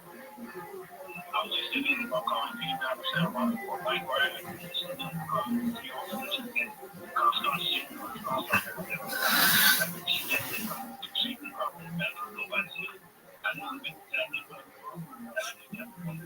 Have you ever experienced an earthquake in a car before? I haven't, so I don't have that type of reference point. I've always been in a house or a building. Yes, I was making my house. We call it on section 2. So I'm like, every next day, I was people to like to change my car to sleep. Were you ever concerned tonight that it may turn into something much more dangerous? No. Okay. Well, Stan, thank you for calling in tonight. Okay, thank you. Let's go to Dana in Chino Hills. Dana, good evening. How are you tonight, all things considered? Good evening. So what happened? I was in my bed and my little picture was just sitting in the garage and I'm walking and I'm like, my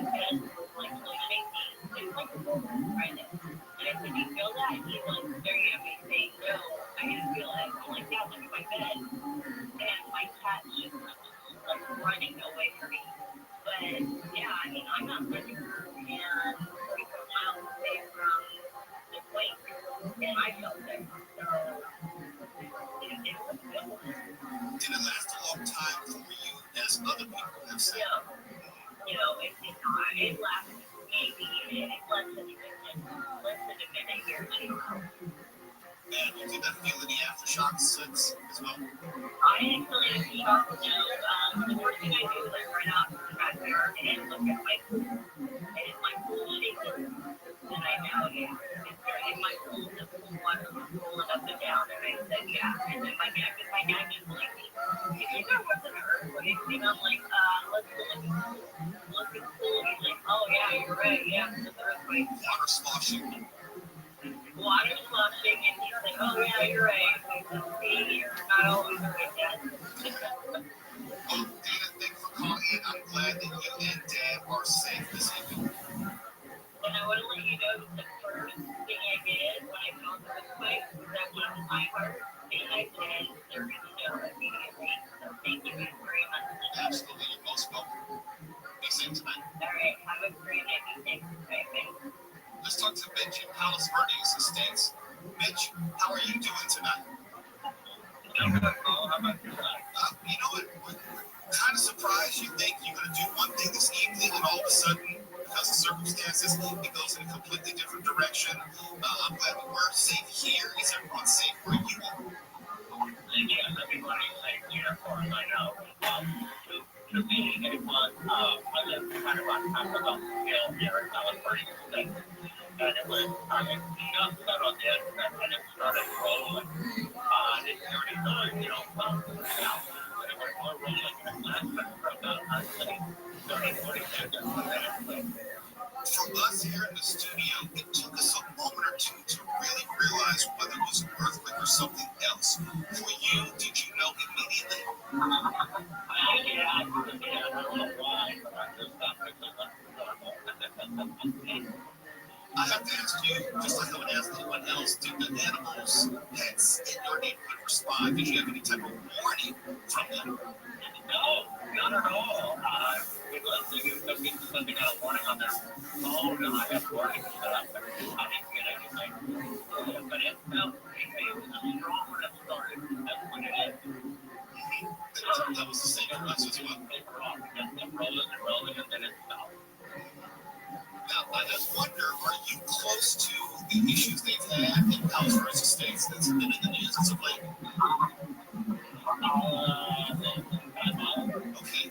I wonder if that might have exacerbated it as well, given this earthquake. That's something we'll find out in the news. Yeah. All right. Yes. All the time, so, you know, there might have been a little. Well, Mitch, thank you for calling in. I'm glad that you're okay. I'm glad everybody else is okay. Thank you. Let's go to Dean in Aliso Viejo. Dean, good evening, and I hope you're well where you are. Hey, can you hear me? Yes, we can. Perfect.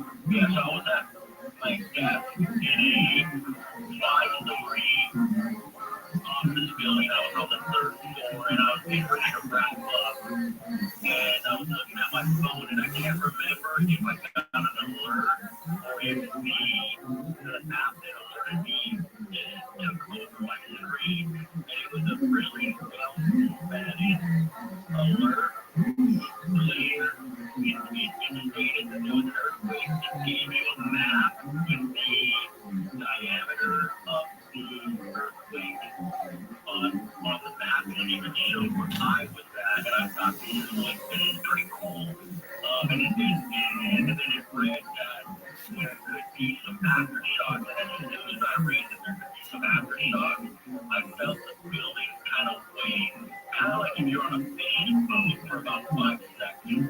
And it was kind of nauseating, and I was like, whoa, that was weird, that was really cool, and I got alerted to it, and then 5 seconds later I feel it. So I called my wife, and she said, no, I didn't feel anything, and then I talked to the cleaning people there, and they said, no, I didn't feel anything, but I definitely felt it, and it was enough for me to get it. Dean, let me ask you, just from a technological standpoint, you got the alert, you got the forewarning. Did it help you in any way? Could you emotionally prepare? Did it make any difference? You know, I'm still processing, but definitely made me aware. I don't know that I could have done anything if it was more significant, but I was at least made aware. Well, nice. You gotta take what we can get these days, and sometimes just having that little bit of awareness may make the difference next time. Dave, next time, that you're safe as well. Let's go to Christine in Pomona. Christine, tell me about what happened for you this evening. Well, I was sitting at my desk listening to you and my computer on, and I found that my recommender TV and the cable telephone was and the next thing that came to me is my thought, this is great. I enjoyed it. I just thought, wow, there was something or,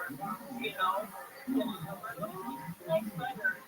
And when I think paper on, and didn't do anything in the neighborhood, I used to wait to hear the dog howl. But it was nothing.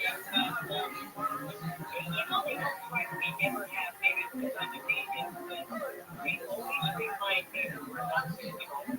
Yes, and I think you as well, your experience was similar to ours, and that's why, for me, being on air, my thought obviously was not about an earthquake. It took me a moment or two to realize and recognize it was an actual earthquake because it was smooth. There was no jolt. It was like a rumbling, but it was consistent. That's why I thought it was someone running down the hall. It was almost rhythmical, where it wasn't a sudden, it wasn't herky-jerky. So for me, it's like, I'm a native California like you, so I've been through, hundreds and hundreds of earthquakes. One, because it was very long, and it wasn't violent, thank goodness, but it was long. You could feel it. Yeah, I did start to wonder, okay, what's next, and then it just went away, but I just relaxed. I don't know what I do if it really got bad, but I've never really had one. Happening that one, and I took the freeway down. In Northridge, 94. I left for that one, so I don't know if it would have been here or not. How did you sleep through that one, Christine? How did you sleep through Northridge? How is that possible? Maybe it was the distance from it. What's funny is, I grew up in San Diego, and I worked in a beauty shop there for years. And I had a customer, and I came from the Lion Country area, and I thought, hold on, they won't make a mistake because the earthquake and the freeway was down, right? Well, she walked in the shop right on time, and I looked at her, she went around the mountain into her haircut. I just thought that was the funniest thing I've ever done. Well, Christine, all I can say is you missed a big one in Northridge, but you didn't miss this one. I am glad that it was just smooth as butter, that no one was harmed, and there was no damage around you. Thank you for calling in tonight. Okay, thank you, Bo. Have a good evening. Let's go to Francine in Ventura. Francine, from what I understand, you did get an alert. How much time or notice did you get? I got an alert. I can see like seconds before it happened. As Joel was speaking, and all of a sudden my phone buzz, and it was over. And like, get on your chair, drop. And it gave me the instructions. I felt the wheels roll, and then a jolt. I felt that was a jolt, and that's when I really got concerned. Didn't bother me, but it jolt something. Uh-oh, not Northridge, not again.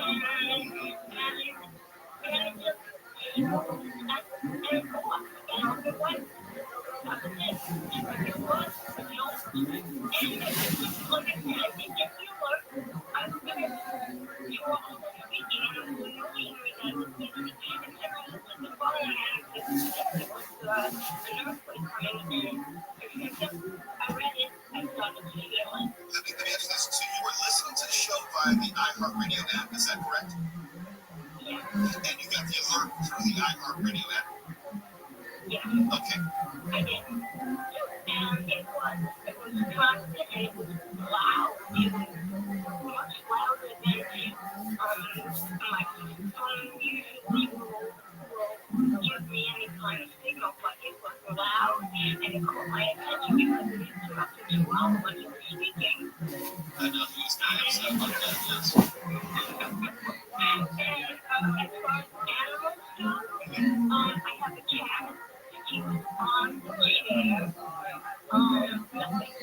Didn't even raise his head. Nothing. Just lay there. Not a move out of him. Nothing. Cool as a cucumber. I can't believe it. That's what I said. Well, you're going to be great help. Well, maybe because you can't understand, there's nothing to worry about. I got it under control. Just go ahead. Fine.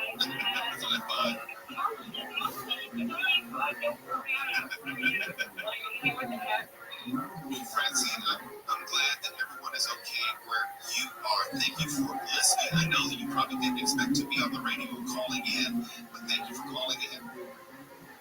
Thank you. I was just surprised that when I found out where it was that we felt that hard. It seems like just about everyone felt it in Southern California, from just my anecdotal look at texts and news reports. Just about everywhere in Southern California it was felt. Well, I hope everybody's safe and I hope everybody's safe. Okay, we'll talk soon. Francine, call us again sometime. Thank you. Bye-bye. Bye-bye. Let's go to Thomas in K-Town. Thomas, good evening. You were in your car, is that correct?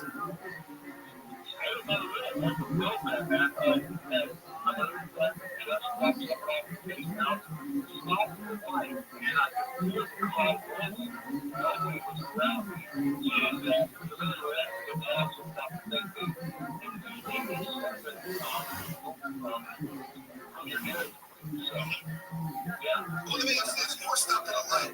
Could you see the light in front of you sway? Could you see any type of structures moving? You know, I didn't look at it. I was looking around me, so it was in my car. Right. How long did it last for you? Duration? It felt like it was going on. It felt like it was going on forever. Maybe 30, 40 seconds. But it was a good shape. You know, being in a car makes it worse because you have to switch it. Yes. But it was a good, long shape. Nothing really violent when you leave the car shape. It was more than just a check. Well, I'm glad, as I said to everyone else, that you're safe and you're able to tell everyone about it and there's no damage. So thank you for calling in tonight, Thomas. Be well. Let's get in these last calls. Let's go to Jill in Sherman Oaks. Jill, good evening. Tell us about what happened with you. Hi there. Yeah, let's start with the video. I was listening to watching television, and all of a sudden I heard kind of like an automated voice coming from somewhere that was talking to me. So I grabbed my phone, and it was telling me to drop the cover and hold on. So I decided to just sort of sit down on my couch and see what would happen next. And then, like everybody else, it started, you know, that world in motion. Was it long in duration? It was, yeah, longer than most, I would say. And you seem pretty cool about it, so you were never concerned at any point. Is that right? I was. It's always a concern. You don't know if, it's going to start checking more violently in a little bit, or if it's going to be an aftershock. But I really enjoy it. All I can do is just sit on my couch and process everything. Well, we all crossed our fingers and we all came out on the other side, hopefully unscathed. We haven't had any reports of damage, but I'm not going to get out ahead of that. But hopefully it will turn out okay for everyone. Jill, thank you for calling in tonight. Be well. Let's go to Ed in Riverside. Ed, tell us about your experience, please. Well, I thought I'd call in and Riverside quite a ways away. But I was just view and we were just driving from the same way on Julia. That was in my car. Like, the parking spot. And just we were saying, hey, we were earthquake. But 377. He said that I started feeling the rumble, not rumble, like what you said, felt like somebody in the back of my car. And oh, by the way, 40 minutes said that, this is earthquake weather, right? Yes, it is. Yes, it is. We've had a few of them. We don't know if this is the first of many or the last of many, so we shall see. Hey,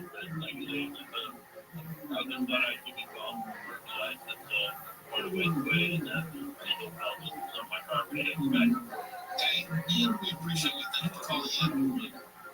You bet. I think we'll be good. Let's get in. We'll let Jim in Ventura. Jim, tell us what happened.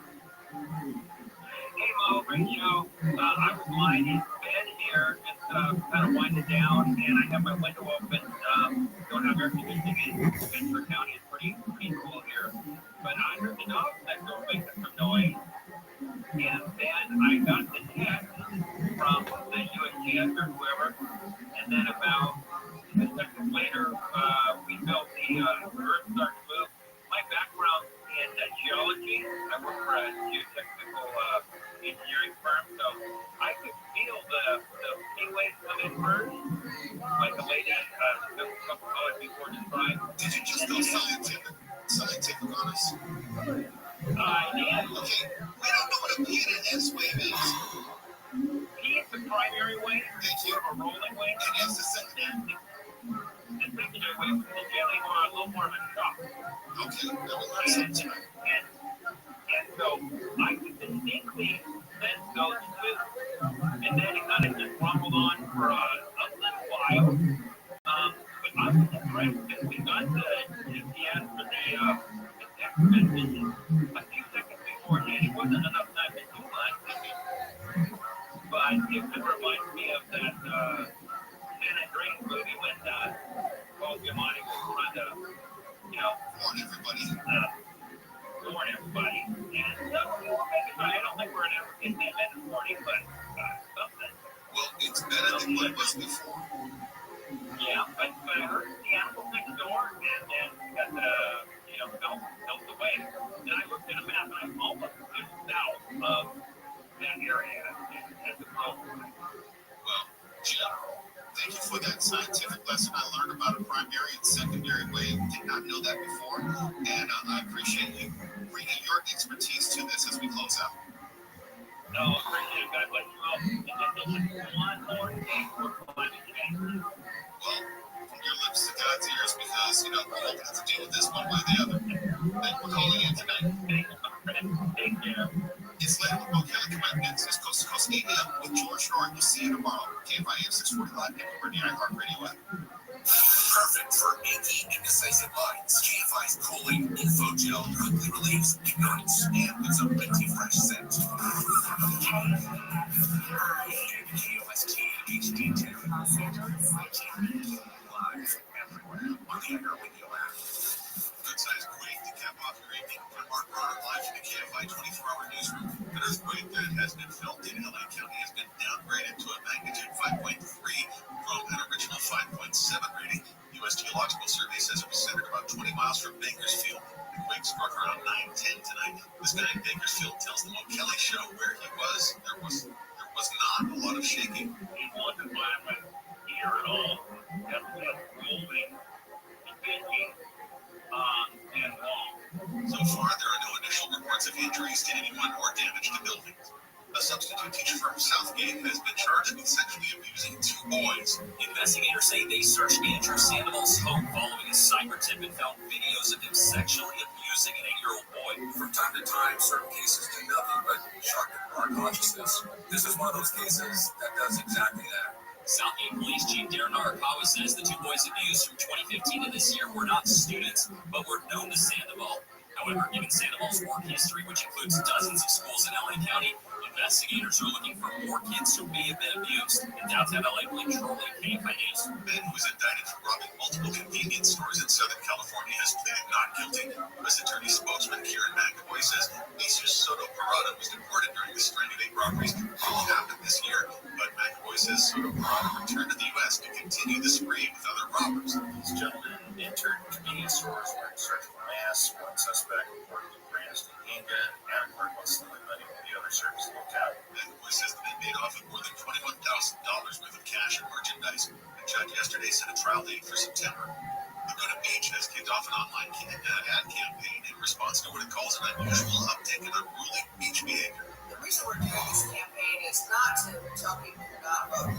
So go to Beans Mayor Sue King says park rangers are writing twice as many tickets this year and got double the calls for service. No drinking on the beach, no smoking. Please take your litter with you. So whatever you bring to the beach, please take home with you. Be respectful of the lifeguards. Don't make your own parking space. You're definitely going to get cited for that. Tickets range from $100 to $500. She says the ads show up on Google and social media feeds when people search for Laguna Beach in Orange County. Corbin Carson, KFI News. Florida Governor Ron DeSantis is urging residents to be careful on the roads as flooding continues from Tropical Storm Debbie. We had a traffic fatality in Dixie, killing 2 people.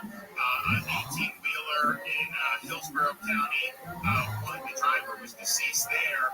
The roads can be hazardous when they're underwater. DeSantis says crews are also working to restore power. Police say around 500 people were rescued from flooded homes in Sarasota yesterday. Officials in Manatee County say 186 people were rescued. So flat weather from KFI, mostly clear tonight, lows in the mid-60s. Sunny tomorrow with heat lowering a bit to mid-80s, mid-70s at the beaches, 90s in the valleys, 100 or a little higher in the AV and IE. It'll be like that the rest of the week, then a couple degrees warmer for the weekend. Right now it's 73 in Brea, 69 in San Clemente, 72 in Koreatown, 76 in Agoura Hills, and there is a car fire on 34 in Eagle Rock. Eastbound at Colorado Boulevard, the 3 right lanes are blocked. You've got stop traffic from the 2 up to Diamond Bar on the 60 eastbound at Grand Avenue. A big rig is stalled and the right lane is blocked. In East LA on the 60 westbound at Indiana Street, you've got an accident. The 2 left lanes are blocked. A couple of work zone reminders in El Harbor on the 10 westbound between Atlantic Boulevard and Fremont. Carpool and the 2 left lanes will be closed until 5 a.m. In West LA on the 405 southbound off-ramp to Olympic Boulevard, the off-ramp is closed due to some electrical work till 6 a.m. And in Brea on the 57 southbound between Imperial Highway and Yorba Linda Boulevard, the carpool and left lane will be closed until 5 a.m. With Southern California's only airborne traffic reports, I'm Trey Alexander. iHeartRadio Olympics update. Team USA women's floorball was on the Olympic semifinals.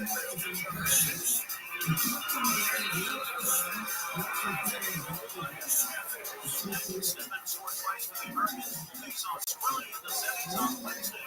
Meanwhile, the NPG group will take the first American woman to medal in the hammer throw, taking the silver. For NBC's live coverage from Paris, search Olympics on the free iHeartRadio app. This report is sponsored by Unbound.org. Right now, there are young people across the world facing a tough choice. Continue their dream of education or drop out and help their family put food on the table. You can help change their future in a single moment. See how far your support can go at Unbound.org. In this week's Marketers Report, Dana Nussbaum, Executive Vice President, Worldwide Marketing at Warner Brothers Discovery, weighs in on regional audio marketing. Although we're marketing in a very broad scale, it does include specific local markets, and that's the beauty of iHeart's network. As the number one audio company, iHeartMedia gives marketers access to the audiences, influencers, and data you need to grow. If you're a marketer, go to iHeartResults.com. Over the last 30 years, 8 million U.S. service members have returned home after serving our country around the world. The biggest challenge of returning vet faces is getting back to everyday life. And a key to that is personal wellness. iHeartRadio has teamed up with some of America's biggest veteran organizations and programs to create Show Your Stripes, a one-stop destination for veterans and their families to find the resources they need. If you're a veteran facing challenges, or if you're looking out for the well-being of a veteran you know, visit showyourstripes.org today. Perfect for achy, indecisive minds. KFI's cooling info gel quickly relieves, ignites, and with a minty fresh scent.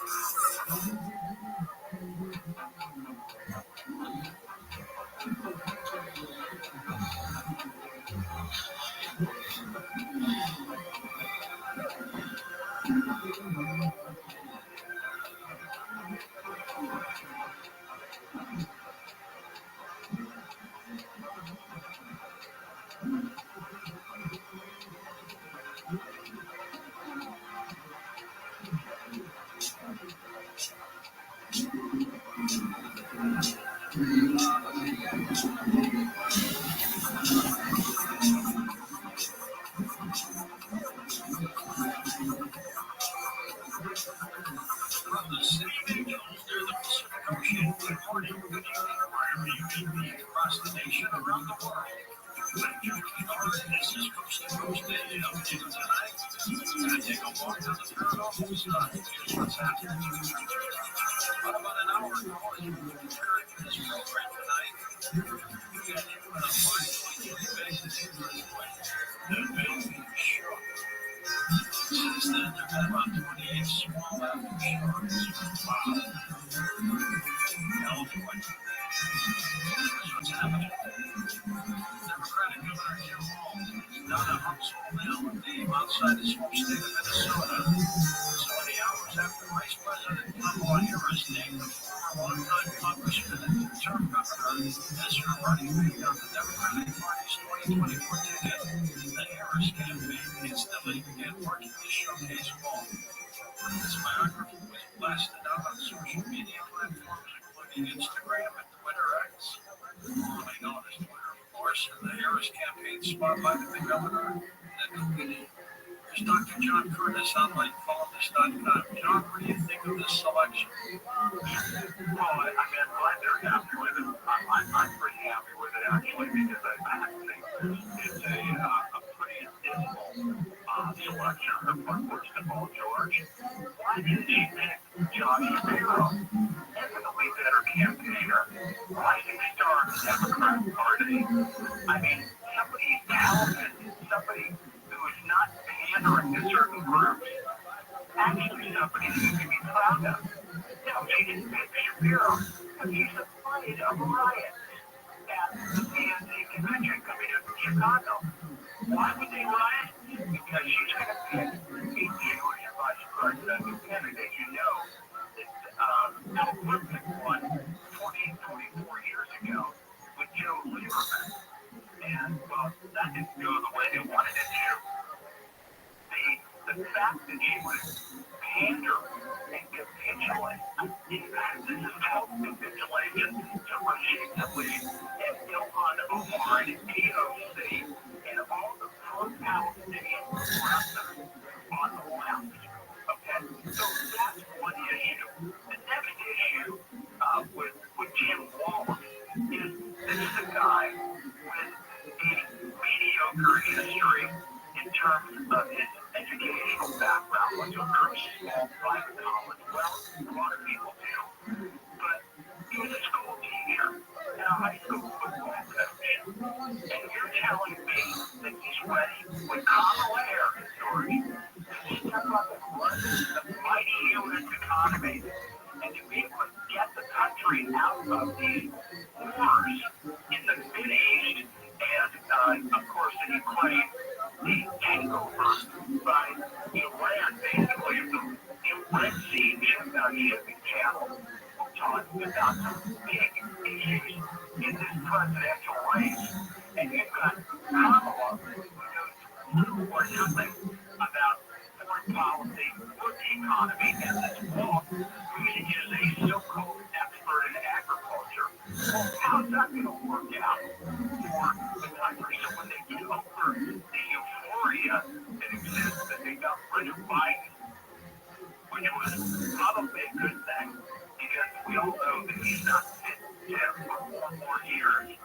But now they've got somebody who has pretty mediocre credentials, and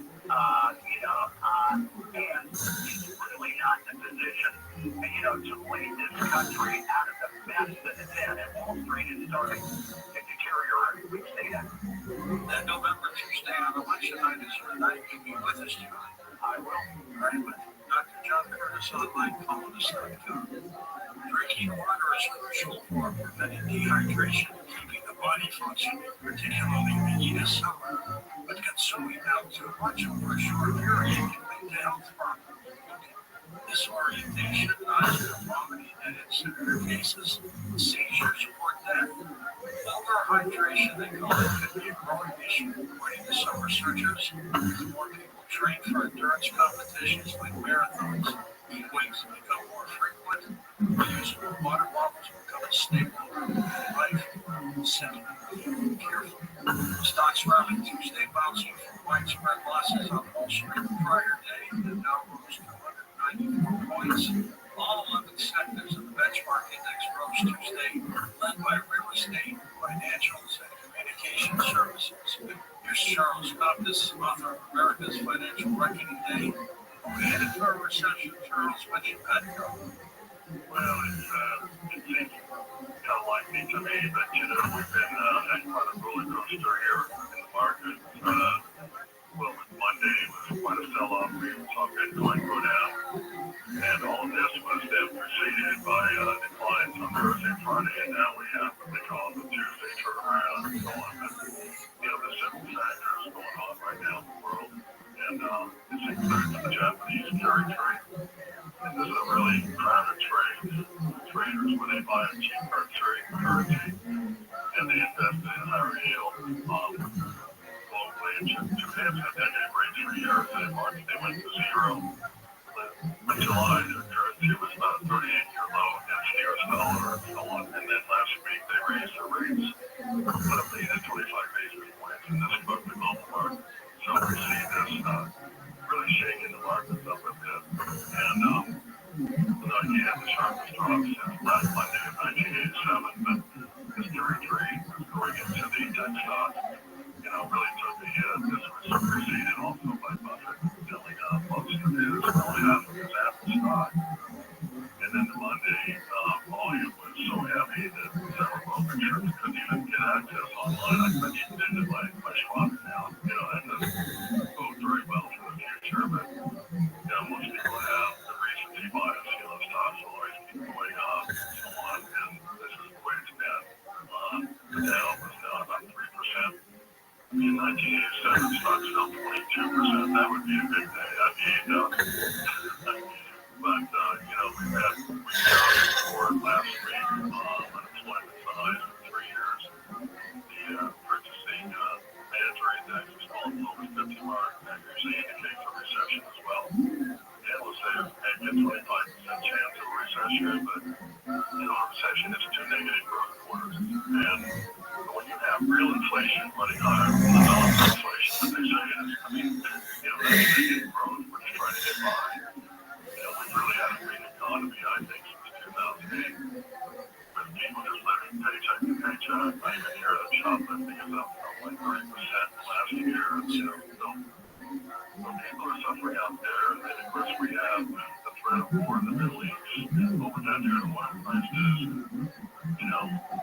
Iran is likely to strike Israel here at some point. Some think that might be on next Monday, which would be very symbolic. That's Tisha B'Av. That's when both Jewish temples were destroyed. Considered years apart, but very symbolic that they would do that. So that's something to look out for. And finally, we have the Fed making cut rates in September. We're going to have recession. Predictions. After the highest rate in 23 years, and this is after almost 2 decades of near zero rates. It shows you Georgia central planning really doesn't work. This is why I always say that interest rates should be set by the market, the free market. And that's not by these central banks. This is what happens when you mess around with these interest rates. You get carry trades and all kinds of things. So, very connected world we live in. And right now, we do have a strong dollar. I think a weak dollar is really going to help drive continue to drive gold, silver prices, and have more to say about that in my next newsletter. If you want to get that, then go to my website at idpconsultinggroup.com. Just put in their name and email and get that. Thanks. Talk to you next week, Charles. In a moment, best-selling author James Rollins joins us. His latest work, Archangel.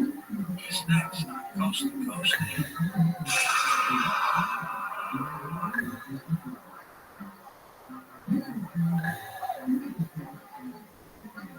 I know you're going to want some after hearing this. This is an amazing story. We've got Stephen and Malachi Gregory in Nelson, New Zealand. I understand that Malachi, who is almost 9 years old now, was suffering with not just 1 or 2 warts, but a significant outbreak of warts all over his body. So significant it impacted his ability to really function. Yeah, he was having trouble even holding insulin, right? That was potentially the doctor thinking about it. I'm not surprised. It is an amazing immunomodulator, and so I can see that it would work. And so at what point did you see that there was actually improvements really going to work? Well, look, I started medicine around 12 weeks. You can see these things actually getting smaller and smaller, and then coming down to with just a little bit max, the whole thing's gone. We're talking about once the size of the water. I thought, no way, that's wow, that's just been miraculous. To see a kid into a pair of shoes, yes. How wonderful. It's great to see him so happy. Yeah, she's been absolutely wonderful.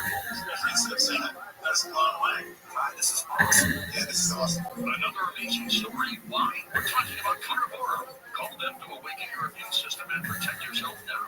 Call 1-866-836-8735. That's 1-866-836-8735. Or visit carnivora.com. CARNIVORE. Carnivora.com. I was just chatting with my granddaughter. She was raving about dynamite. Her dog Rocky had been struggling with allergies, and Jenny had just started adding dynamite to his food. He now has the softest coat in his energy. I trust Dynamite because they've been around for more than 20 years and they've helped over 1 million dogs. They're so confident in their product that they will let you try it for free. Just go to dynamite.com/radio. That's DINOVITE.com/radio.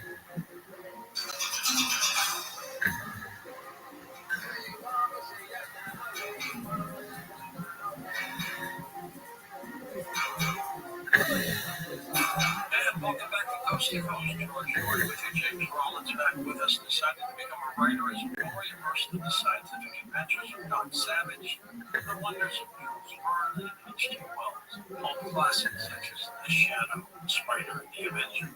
Beyond the storytelling skills, Verlin spinning elaborate tales that were often at the heart of the British played out his brothers and sisters.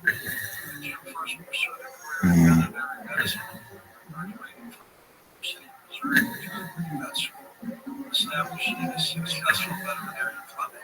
This hands-on knowledge of and interest in medicine and science helped shape the research and scientific speculation that set James Rollins' books apart. James, welcome back, my friend. How have you been? I'm good, fantastic. Thanks, George. It's always a pleasure being on your show. Thanks for having me back. So your books are incredible novels. There's a lot of truth behind all of them. Yeah, I love shedding the public purpose and showing that the wonders and mysteries in this world that people are not aware of. I'm like a shock sort of bag at the end of my book, what's true, what's not fiction, where I sort of tell people, what intrigues me and that which is fiction. And then we're surprised at how fact-based my stories are, really count to be enthusiastic.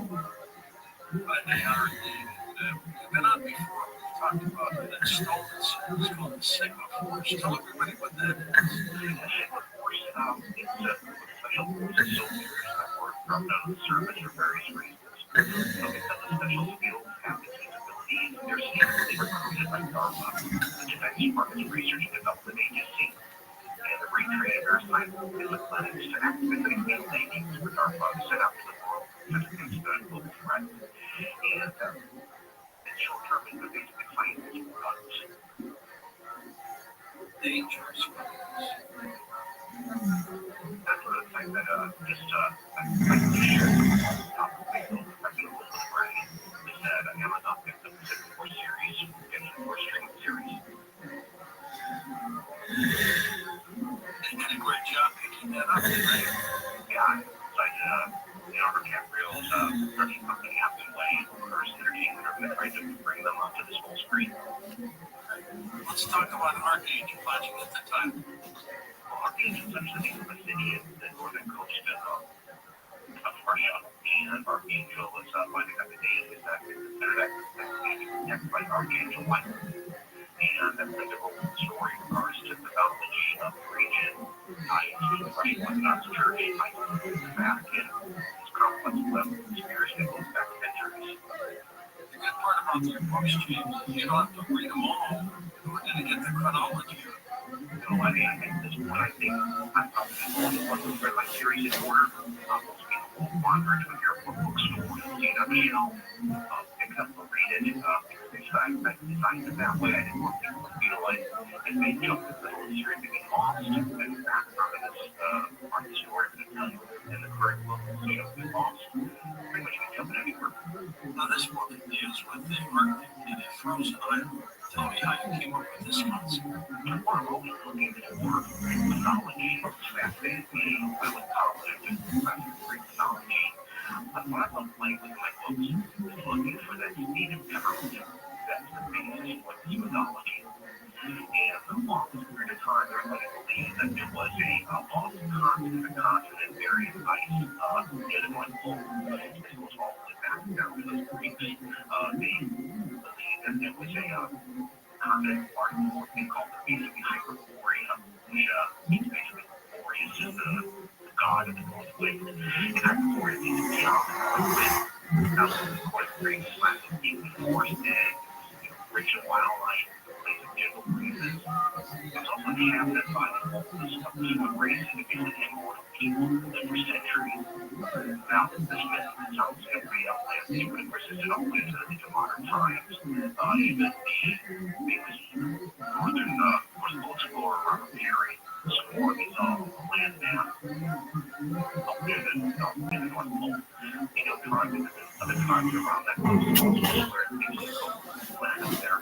So I'm maybe one of my sort of explore how can the continent be? So I think historian and scientists trying to figure out what could actually have been the past.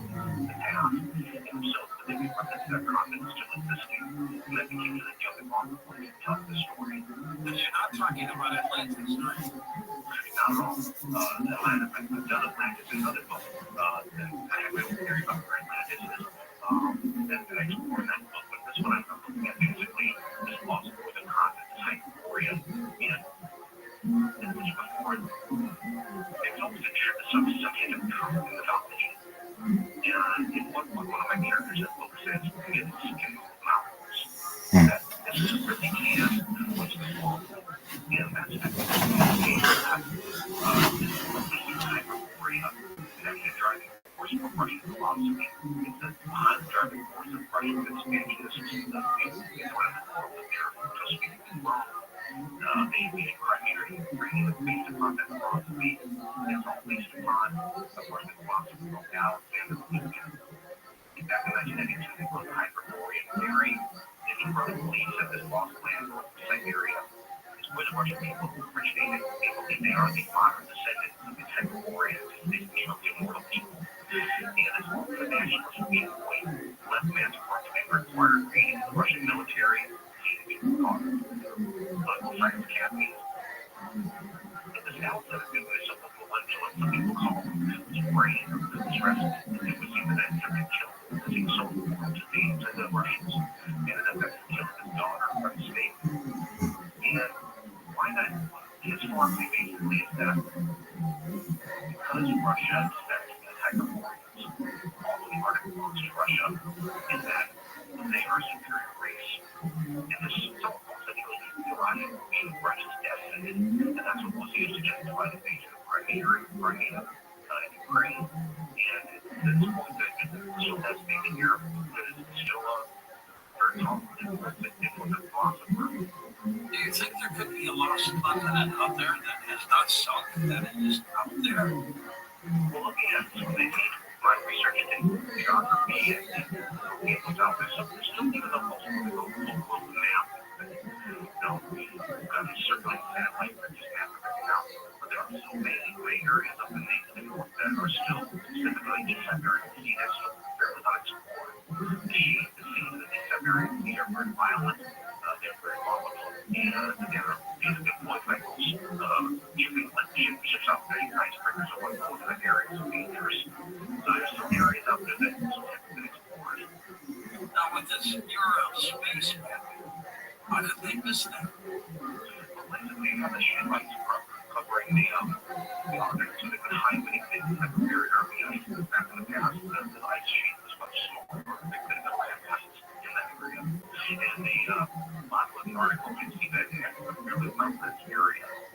To the point where it has resources of minerals and oil and gas. And so they've been doing a lot of exploring under this. The Russians actually said submersible. And they went down there to ice camp under the Russian flag, basically as the early beginning of the saying this is our territory. It's the king of this land. This is still our land. And basically their goal is to try to obtain the natural resources there that ice cap. Is that why they're out there? For two reasons. With the along with the ice cap, there's a new C-lane that's opening up that big neighborhood where the Northwest Passage was from the top of America. And also we go to East Passage, it goes to the top of Europe. And people that have tried to find that East Passage for centuries, even going back to the 18th century, had freight that they shipped out to try to find it for East Passage. And now that I don't think that that's actually easier to sort of map out. And because of that, Russians are mobilizing great forces along the northern coast. They really Soviet era, Soviet based up there. They're pouring in resources. They're bringing in, I think, basically about 20 times the number of ice breakers in Egypt, just because they're trying to keep that area under their control. Becoming a power tech, power tech up there. What do you think is really there? Well, I believe there's massive resources, but in this book, I have been theory about what could be hidden under there. There was a map maker that Gerard map of that area. Basically, the strange continent up there that he was basically put by the world was by magnetic continents. But in this map, if you look very closely, he basically lays out that there where anything hyperborean is. And if you look at that map, in my book, I have a red bird map, his map. There are some correlations that possibly will change where that map might be. I won't give away the ending to the book by any means, James, but tell me, how close does it echo reality? Well, at this point, I hope people in my books inspire people to explore further. I don't have rights to explore the book myself, obviously, but I think at this point, because we're seeing this mythology through political directions, that Russians are very secretive about the ghost with their own voters. And it's everybody's going to look at Ukraine and for a lot of reasons in Ukraine that Russia is not spoken about. Hold on for a second. You're at a break. We'll come back and pick it up right there. Get daily show updates right to your inbox for free with the Coast Zone newsletter. Sign up today, coasttocoastam.com.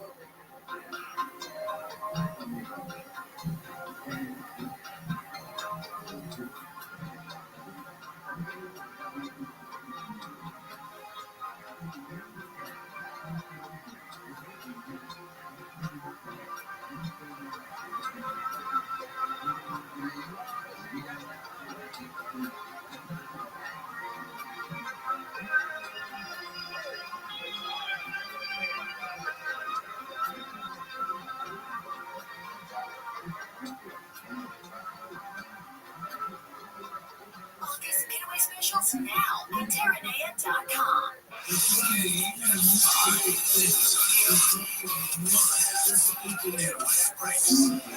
I'm Mark Bronner in the KFI 24-hour newsroom. A significant earthquake has rocked parts of Southern California. The U.S. Geological Survey says it was a magnitude 5.3 quake that hit around 9:10 tonight. It says the Templar was centered just west of Medlar and about 20 miles southwest of Bakersfield in Kern County. It was felt across LA County. The earthquake lasted for around 30 seconds. There are no initial reports of injuries or damage. A professional skydiving instructor has been killed and her student seriously injured in a tandem skydiving accident in Paris. The instructor's husband says she and her student had deployed their parachute during a routine jump last week when they ran into a pair of dust devils, which are kind of like small tornadoes. He says the two didn't have enough time to react, and they slammed into the ground. Both were rushed to the hospital. Southland weather from KFI mostly clear tonight with lows in the mid-60s. Sunny tomorrow with heat down a bit to mid-80s. Mid-70s at the beaches, 90s in the valleys, 100 or higher in the AV and IE. About the same the rest of the week, then a couple degrees warmer this weekend. We lead local from the KFI 24-hour newsroom. I'm Mark Roder. Glendale on the 134 eastbound connector into 2. You've got a crash and it's taking up the carpool lane of the connector. The vehicle is actually facing sideways, so be on the lookout for that. In North Hollywood on the 170 southbound off-ramp to Victory Boulevard, a crash has the off-ramp blocked. And in Eagle Rock on the 134 eastbound in Colorado Boulevard, a vehicle fire, the 3 right lanes are blocked, and that's not traffic from the 2. With Southern California's only airport traffic reports, I'm Trey Alexander. This report is sponsored by Unbound.org. Right now, there are young people across the world facing a tough choice: continue their dream of education of their family but put it on the table. You can help change their future in a single moment. See how far your support can go at unbound.org. Are you a victim of the voucher trap and think there's no way out? I'm John McDowell, founder of Wesley Financial Group, the original timeshare cancellation expert. And I'm here to tell you that there is a way out. All you need to do is give my office a call. I will send you a timeshare exit information kit, absolutely free, explaining how the timeshare industry works and your options for cancellation. Call Wesley now for your free info kit. Call 800-522-5700. 800-522-5700. From the team behind Atlanta Monster and Up and Vanish comes a brand new investigative true crime podcast, Flashpoint. Listen as they explore the homegrown terrorism threat through the lens of the Atlanta Olympic bombing and its aftermath.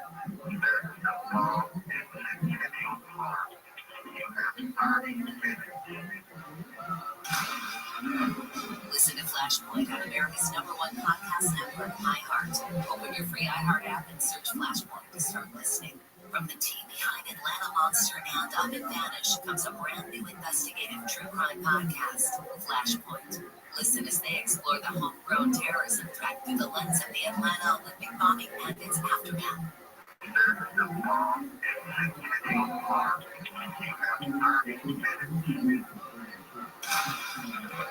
Listen to Flashpoint on America's #1 podcast network, iHeart. Open your free iHeart app and search Flashpoint to start listening. We need your help to protect your right to AM radio in your car. AM is always there in times of need with key information for our community. The overwhelming majority of legislators support a bill to keep AM radio in cars. The time is running out. Please text the two letters AM to 52886. Ask Congress to bring this bill to the floor for a vote now. Text AM to 52886. Message generates a party members who vote for messages of love. Stop. Message from the station. KFI, AM 640, more stimulating talk.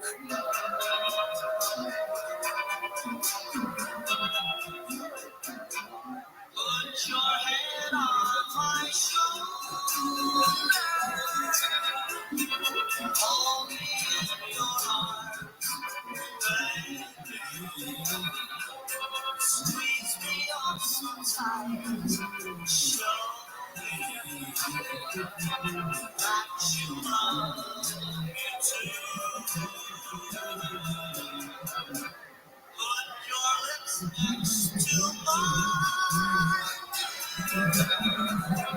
Won't you kiss me once, baby? Just a kiss goodnight, baby. You and I holding on.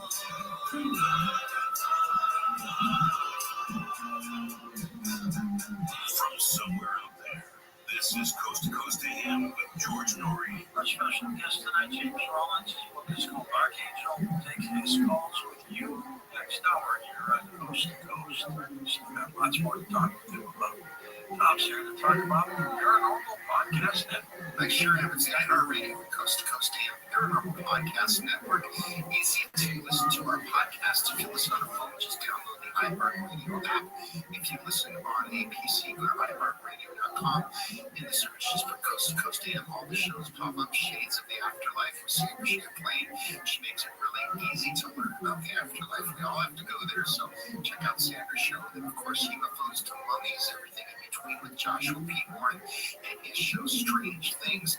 And our newest edition, Beyond Contact, with Captain Ron from UFO enthusiasts out there. So check out our shows. It's the iHeartRadio Coast to Coast AM Podcast Network. And here's something for you to build up that immune system. HealthyLooking.com. Dr. Alan Lay brings 4 decades of experience in natural products for the exclusive stem cell wellness kit that works with your body's stem cells to assist your immune system. Here's Dr. Lay with more. Whether it's physical activity, obesity, diet, smoking, lowered hormones, stress, sleep disorders, or your age, you can be supported by reducing inflammation and aiding the body to heal itself appropriately. A stem cell is a cell waiting to be told what it needs to be. If there is inflammation, that inflammation needs to be stopped. High blood pressure, high cholesterol, kidney disease, various types of cancer, depression, autoimmune disorders, osteoporosis, and fatty liver are chronic signs of inflammation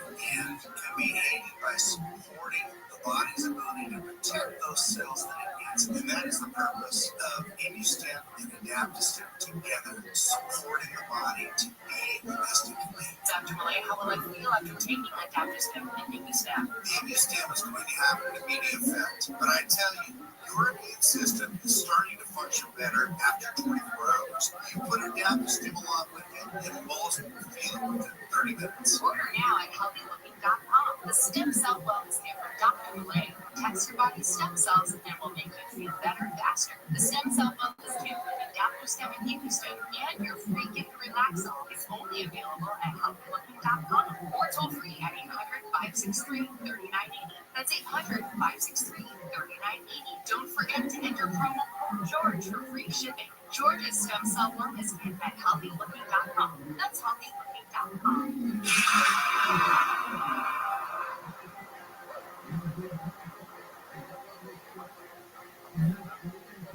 You're probably careful with your personal information, but what about the other places that have it? The doctor's office have mixed up your files. They have your social security number.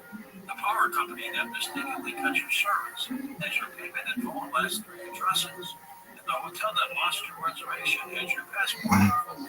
Your information is in endless places outside of your control. Any one of them could accidentally expose you to hackers, identity theft, lack security, breaches, or simple mistakes. LifeLock monitors millions of data points every second and alerts you to a wide range of threats. If your identity is stolen, a U.S.-based restoration specialist will work to fix it, guaranteeing your money back. Plans covering up to $3 million from stolen funds and expenses. Mistakes happen. Don't let not having protection be one of them. Save up to 40% your first year at LifeLock.com with promo code George. That's promo code George at LifeLock.com to save up to 40% per year. When you haven't found love, it can feel like everyone else has. It's in every movie, every song, and all the PD. Looking for love sucks. Thankfully, California Psychics can give you the guidance you need to find the one. We guarantee if your reading isn't life-changing, it's free. And new customers receive 20 minutes for just $20. Visit CaliforniaPsychics.com and experience the joy of certainty. California Psychics. Suffer from anxiety, depression, or PTSD? An increasing number of Americans do. The next big pharma tells the effectiveness of drugs that work as long as you keep taking them and suffer. Introducing Vibe, a revolutionary device that's smaller than your smartphone and uses pulse resonance frequency to achieve study-backed results on par, or in many cases better than traditional drugs. Magnetic frequency therapy from Vibe. Eye-opening study data. And Vibe's now for only $249 at NoDrugTherapy.com.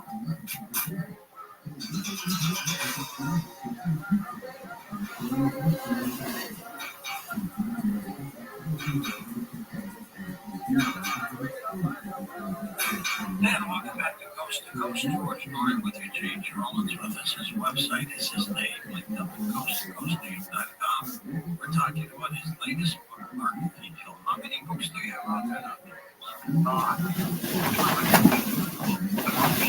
Actually, my How did you become so prolific? I think it goes back to, I was a veterinarian. I was a person who's scientific-oriented, scientific method. When I started to write, it was very regimented. I told myself I had to write 3 pages a day, every day. That's a sort of qualifying that I'm going to have 3 pages, I'm going to do 3 double-spaced pages. Maybe not every day, I'll do 5 out of 7 days of the week. Once I found that a combination in my life, how I was writing into my veterinary schedule and work, I found that these pages accumulated really quickly.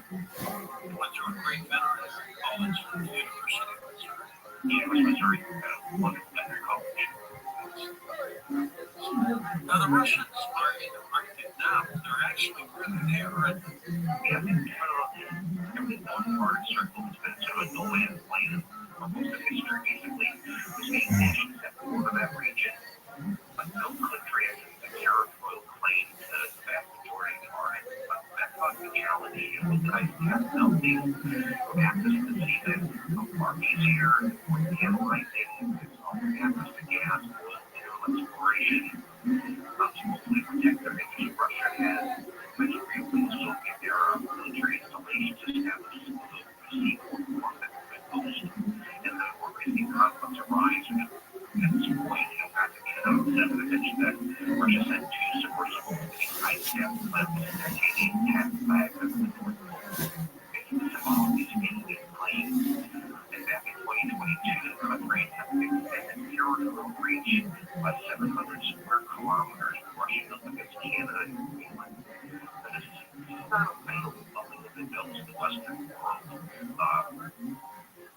Something I mentioned before, the foreign movement culturally and historically significant to the Russian people, but also it's also vital from a military and security standpoint.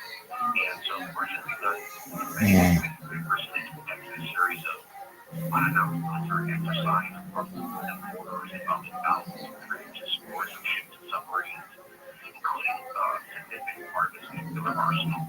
In addition, the Russian fleet has about 40 icebreakers, and these guys will get 2. This disparity in strength has sharpened tensions and increased military activity across the Arctic Circle. And it's just a full act of misunderstanding and error in judgment to destabilize the entire region.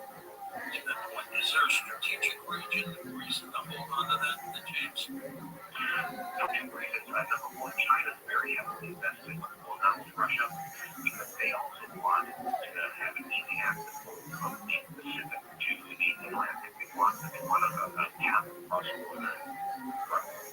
So they're funding a lot of this exploration. They're funding a lot of the buildup that's occurring along the northern coast. So not just Russia involved, there's also the Chinese that are involved.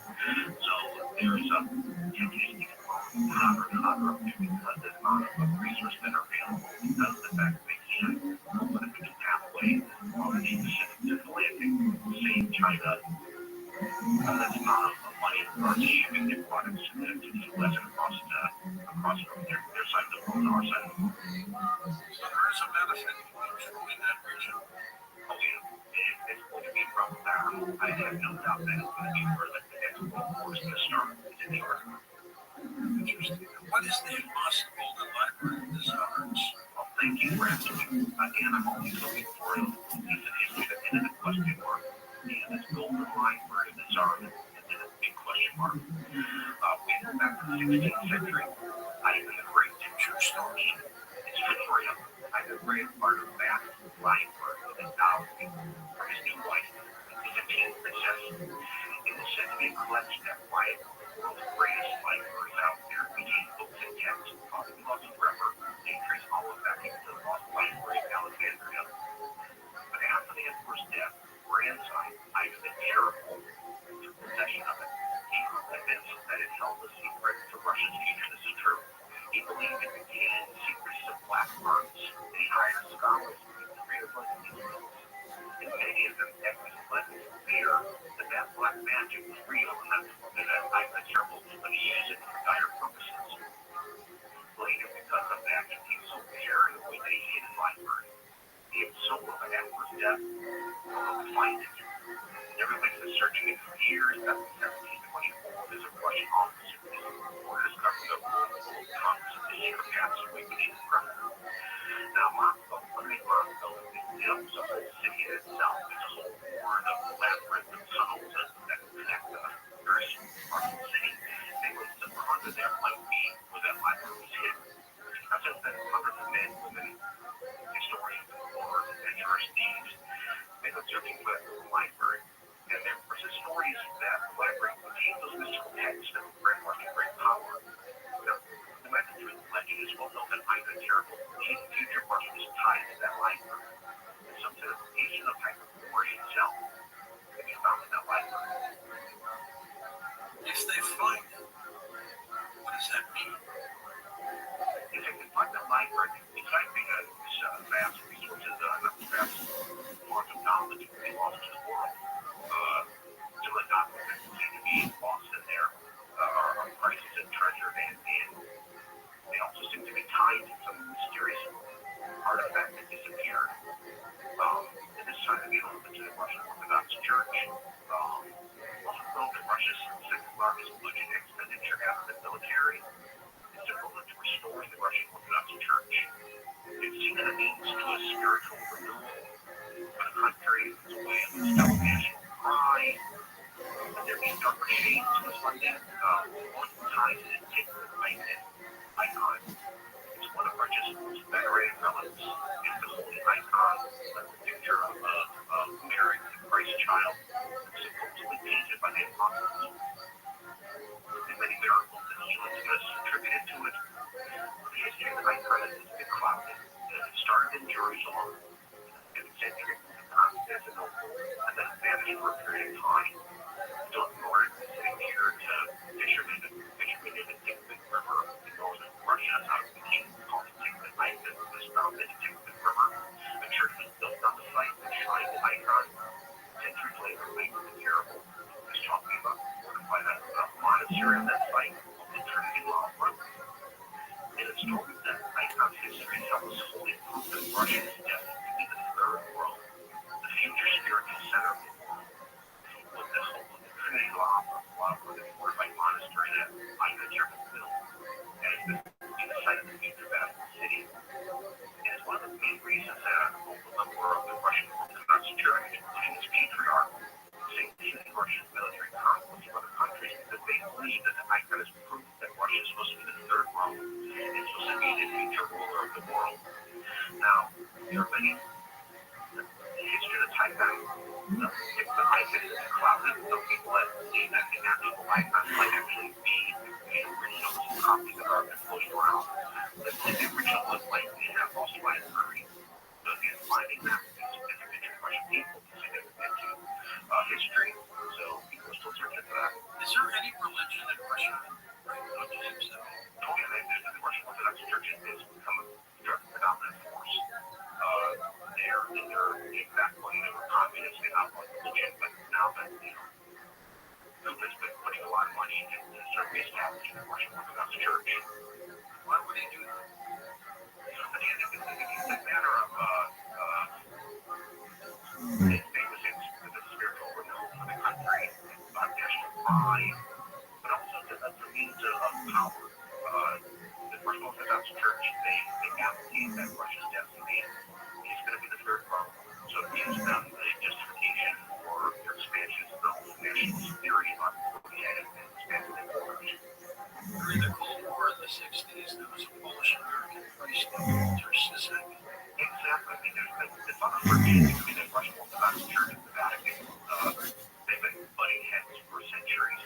The Vatican actually does have, I'm unaware of this, and I've told this before previous books, and it's just put further Archangel. They said the Vatican actually has full intelligence agent and had full spy network. And for decades, centuries. And it just has operated to infiltrate society, hostile countries, work the Vatican like a threat. And as you mentioned, during the Cold War, there was a Polish-American priest, Walter Sisek, that sort of had meeting with the KGB years, basically almost a decade, before being captured, and he spent 2 decades in a Soviet prison. And this Vatican intelligence agency is sort of today. Is there some kind of anti-cancer development going on up there too? Yeah, I'm always talking about the history of the book, but I'm going, but most of my books deal with science and trying to shine light on science that maybe sounds esoteric or sounds fantastical, but it's basically real. In this book, I got more the unusual biology of bowhead whales.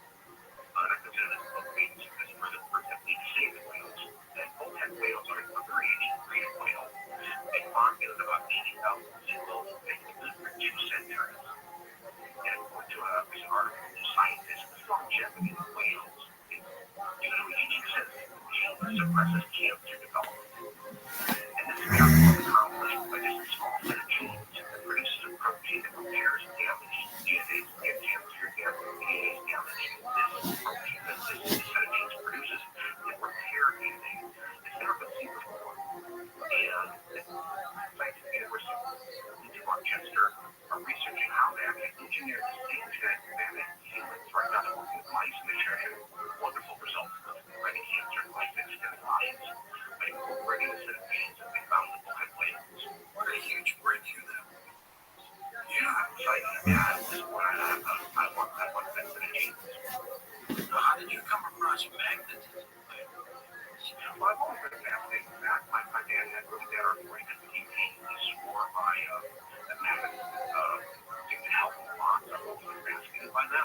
We know our body each cell, each of our cells is a little powerhouse. The engines are called mitochondria. As we age, those engines become less efficient, cause our body to decline.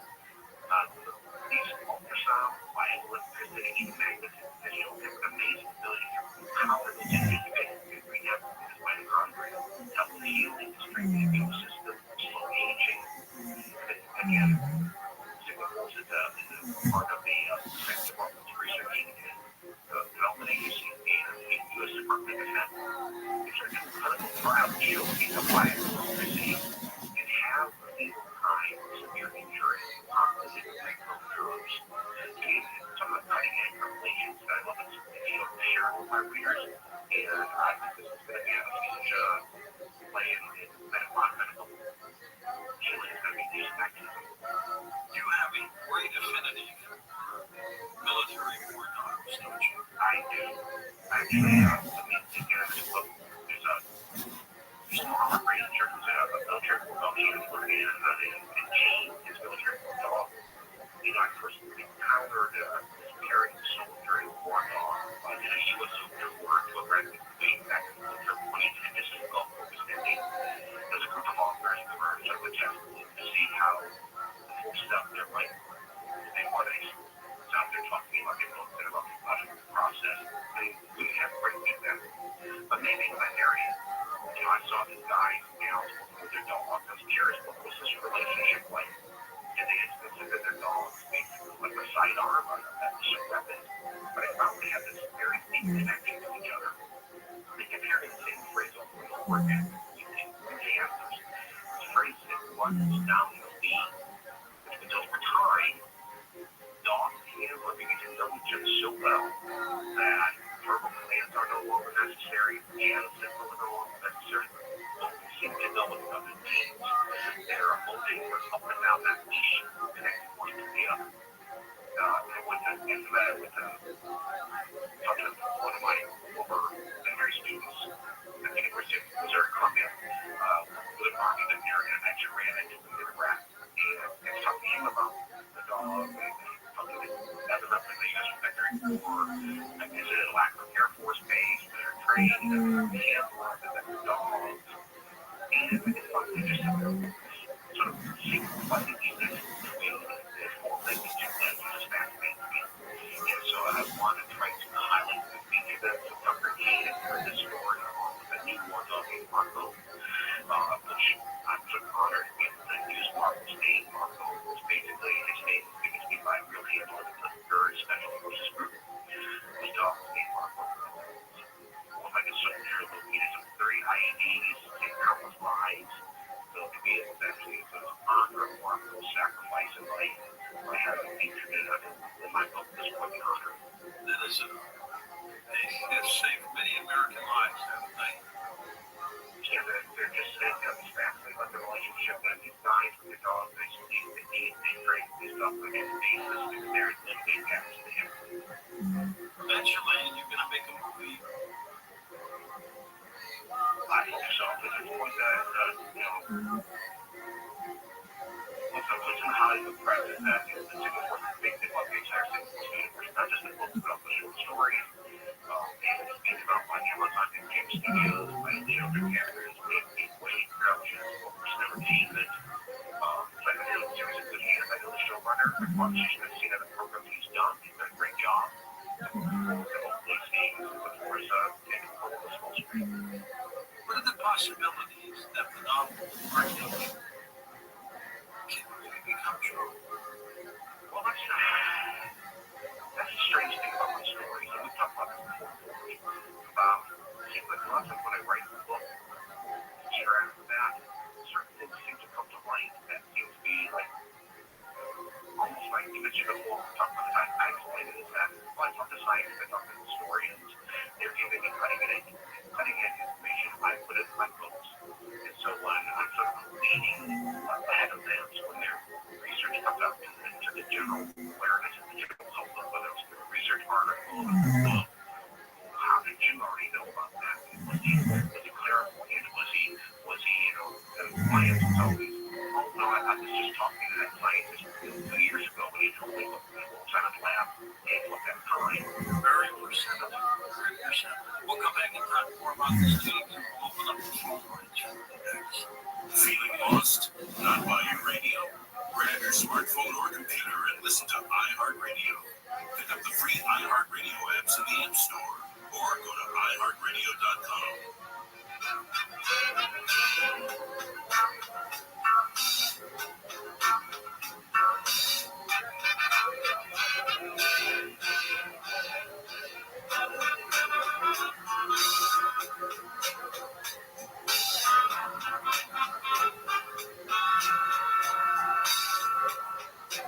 Addiction takes hold. It's easy to feel like no one can help, but you're not in this alone. For 75 years, Hazelwood Mediford has been at the forefront of addiction and mental health care, evolving treatment, reimagining recovery, and breaking through barriers to help families everywhere from healing. So please reach out at 855-672-1828. Help is here. Sponsored by Hazelwood Mediford Foundation and aired by the California Broadcasters Association and this station. Hey, if you're listening to me right now, I have one thing every business needs most. Attention. Think about it. We swipe and scroll past stuff all day, but when we're driving, cooking, working out, we're also listening. That's the magic of audio at iHeart. We are at your next customer's ears while they're living life and listening, just like you are right now. So get your customers to listen up today using radio, digital, and podcasts. Call 844-ADD-HELP-5. That's 844-ADD-HELP-5. Cashback is not available on gas in New Jersey and Wisconsin. Billy, your gas light's on. We need to stop and fill up. No way, Jen. Gas around here is too expensive. We can make it a little further. Billy, listen to your big sister. You don't need to drive all over searching for the lowest gas prices. Do what I do and use Upside. Upside? Do you live under a rock, Billy? Upside is the hottest cashback app out there. It's free to download and you get real cashback for every gallon of gas you buy. I use it all the time and I've already made around $200. You can make that kind of cashback just for buying the gas you have to buy anyway. Yes, I'm looking at the Upside app now and there's a gas station at the next exit offering 25 cents per gallon cashback. Okay, I'm stopping to download Upside and fill up my tank. Download the free Upside app now to earn cash back every time you buy gas. Use promo code COIN25 to get an extra 25 cents per gallon on your first tank. You can cash out anytime right to your bank, to PayPal, or a gift card for Amazon and other brands. Just download the free Upside app and use promo code COIN25 for a 25 cents per gallon bonus on your first tank. That's code COIN25 for a 25 cents per gallon bonus. Heard any of our secret mind control hidden messages recently? No. That's because we're really good at it. 2024 iHeartRadio Music Festival presented by Capital One. 21st, T-Mobile Arena here in Las Vegas. Freaking live. Listening for your next chance to be there. Audible is a proud partner of the 2024 iHeartRadio Music Festival. Explore the best selection of audiobooks, plus podcasts and originals, all in one easy app. Audible, there's more to imagine when you listen. Sign up for a free trial at audible.com. iHeartRadio, did you know? Presented by iHeartRadio. You know, what you're listening to right now. Did you know that iHeartRadio not only lets you listen to all your favorite AM FM stations locally and nationwide for free, but iHeartRadio also has a team of people who are as passionate about music as you, working round the clock to hand curate playlists perfect for any your activity. We know the right soundtrack can help set the mood, change your mood, or enhance any activity. And that's why we have thousands of playlists tuned to fit any situation. The best part, you can listen to all your playlists for free. Tap the playlist tab in the iHeartRadio app and explore playlists to help you get in the zone while working out, chill when it's time to wind down. Playlists for partying, sleeping, cooking, gaming, or road tripping. Playlists curated with the best hits from every decade and playlists with the biggest hits from every genre. Tap the playlist tab and discover all the playlists available to you free from iHeartRadio. Number one for music, radio, and podcasting, all in one app.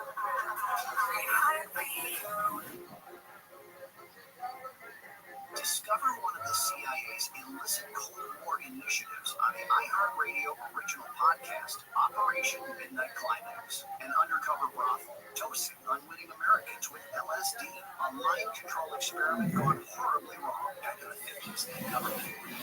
Watch Elvis Presley shake his hips on TV, but the same government was running a brothel in broad daylight.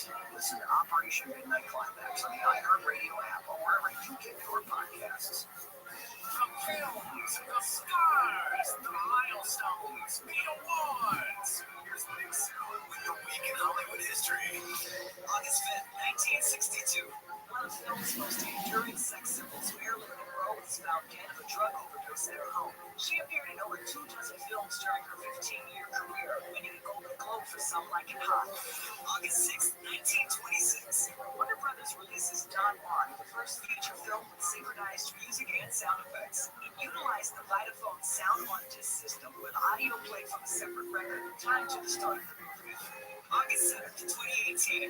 Constance Wu and Henry Golding star in Crazy Rich Asians, the first big studio film with a primarily Asian cast. It becomes the best grossing romantic comedy of the 2010s, earning $175 million in North America on a $30 million budget. August 9th, 1930. Animated 20s era flapper Betty Boop makes her debut in the short Dizzy Dishes. She appeared in 90 theatrical cartoons through 1939, along with spawning a comic strip and TV specials. August 10th, 1948. The American Broadcasting Company signs on its flagship New York City TV station, cementing its status as a national television network. It had begun operations 4 months earlier as an offshoot of ABC's longtime radio network. And that's the week in Hollywood history on iHeartRadio. The free iHeartRadio app is #1 for music, radio, and podcasts all in one. Discover a new podcast from our library of hundreds of thousands of titles. Here's an iHeartRadio podcast preview. How much do you know about the person you love and who they really are? This is a story about a young couple who fall for each other despite everything. How can you be so simple? It's a story of manipulation on an epic scale. This case, oh my god, where to start? What the hell is going on? It's about who we are online, how little we know,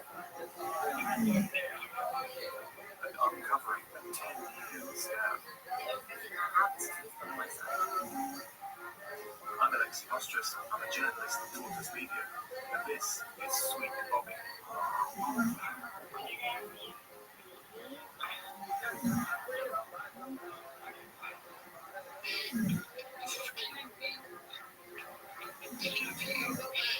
Listen and follow this podcast for free on the iHeartRadio app. #1 for music, radio, and podcasts, all in one app. iHeartRadio Olympics update. The U.S. women's 3-on-3 basketball team is coming over from Paris with a bronze medal after beating Canada on Monday. Meanwhile on the beach.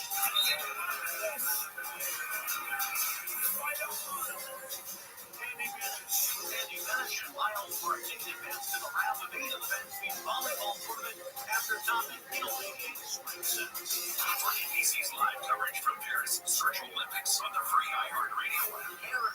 The founder of California Deluxe Windows. A lot of companies get their windows shipped from all over the globe. That means inflated wait times and inflated prices. At California Deluxe Windows, we design, manufacture, and install our own products. So you get fantastic windows at an affordable price. And our installation technique is so precise, we do not break your stucco. Your house could be covered with potato chips, and we wouldn't crack one. If you're looking for beautiful custom windows and doors made in LA, call California Deluxe Windows. They've deflated their prices too. Right now, get 30% off every order. It's California Deluxe Windows deflation sale. Get 30% off your entire order. Call California Deluxe Windows at 800-956-8800. 800-956-8800. That's 800-956-8800. Certain terms and conditions apply. See SLB number 774598. Getting quality employees to fill positions in your company is essential,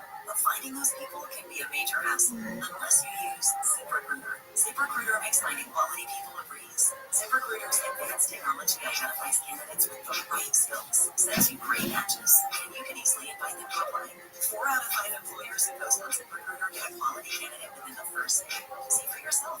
Go to ZipRecruiter.com/free to try ZipRecruiter for free. That's ZipRecruiter.com/free. Hey, can you blow balloons for Jack's party? I can't. I'm so congested. You need Sinex saline from Vicks. Sinex saline nasal spray. Yeah, just Sinex. Breathe. Sinex saline instantly clears every congestion associated with colds and year-round allergies with a gentle, refined mist that's no mess and easy to control. Daddy, we need more in the room. Sinex enjoy life's important minutes without congestion. Try Sinex saline from Vicks. Just Sinex. Breathe. Use targeting.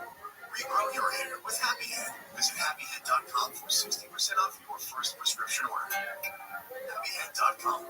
Prescription products require online physician consultation and only available if the physician determines a prescription is appropriate. See website for other details and important safety information.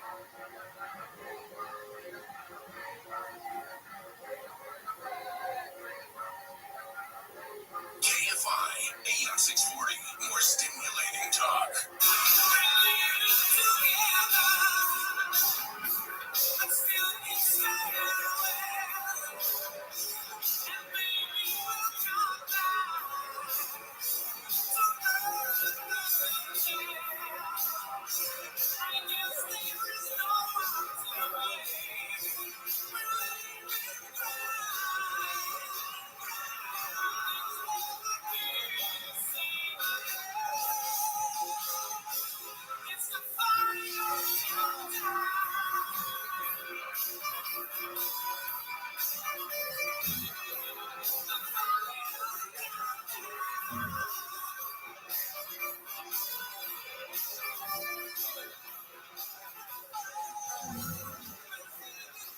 To talk to George Norrie, call the wildcard line at 818-501-4109. The first time caller line is 818-501-4721. To talk toll-free from east of the Rockies, call 800-825-5033. From west of the Rockies, toll-free, call 800-618-8255. To reach George via Skype, use Skype name George97313. Send George a text message anytime at 818-298-6521. From the City of Angels, this is Coast to Coast AM with George Norrie. Chatting with Jimmy Rowan, noted author. This book is Archangel. We'll be back with your calls on Coast to Coast. A massive hit to the U.S. dollar just came in June when Saudi Arabia did not renew its 50-year petrodollar deal with the U.S. Since 1974, Saudi Arabia has sold oil exclusively in U.S. dollars. And that was huge to our global economic dominance. But now they want their own options other than the U.S. dollar. So I ask you, if there's less demand for the U.S. dollar, what happens to the U.S. dollar? For reasons like this, we feel virgin gold is a valuable resource for you. For over 20 years, Virgin Gold has helped tens of thousands of Americans protect their savings by converting an IRA or 401k into an IRA physical gold. To learn more, text the word COAST 989898. Free no obligation info cannot gold. Virgin Gold has earned our trust with their educational first approach. Thousands of happy customers and their confidence lives. Protect your savings with gold before the dollar plunges any further. That's COAST 989898 right now.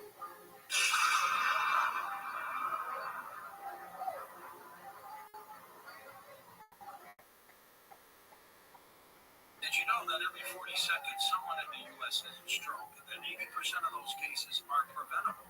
I want you to all listen because there's something so easy you can do to manage your heart health at home, between doctor's visits, even while you're listening to our show. Cardiomobile 6L is a small medical-grade personal EKG device that records right to your phone. You get 6 views of your heart and 6 times the data you share with your doctor. It's FDA cleared to detect AFib, one of the leading causes of stroke. Now you're probably thinking, who can afford that? The answer is you. Because right now, for a limited time, Cardiomobile is giving 20% off to all my listeners. Just go to Cardia.com. It's KARDIA.com or Amazon.com. And use promo code 20COASTAM. That's 20COASTAM. You get 20% off Cardiomobile 6L.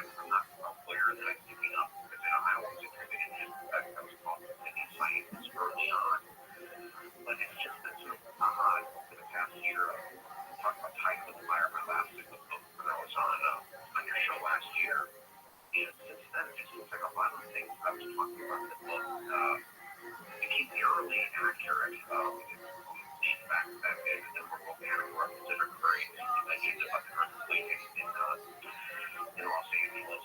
That tells a lot about the transformations that are occurring on the fire on the Pacific. And then again, just even just the popular mechanics had a recent article about something that Rothschild talked about in that book from this blog is the priority that might be bearing on the Earth's crust. How they could possibly be very steep in place that plant that became life on this planet. And I thought what I was doing was stretching the story a little bit, reaching and extrapolating and seeing where that might lead. But then, a year later, they're talking about it as those facts. It's a little bit disturbing. Almost seems to appear later afterwards. Fantastic. And you raised the issue of UFOs and UAPs before exactly the government jumped. Since then, I mentioned that in Kind of Fire, we covered UFOs and UAPs about the fact that is it preparing something for us? Are they ready the world for what's coming up? And I firmly believe that a lot of this information is coming out right now.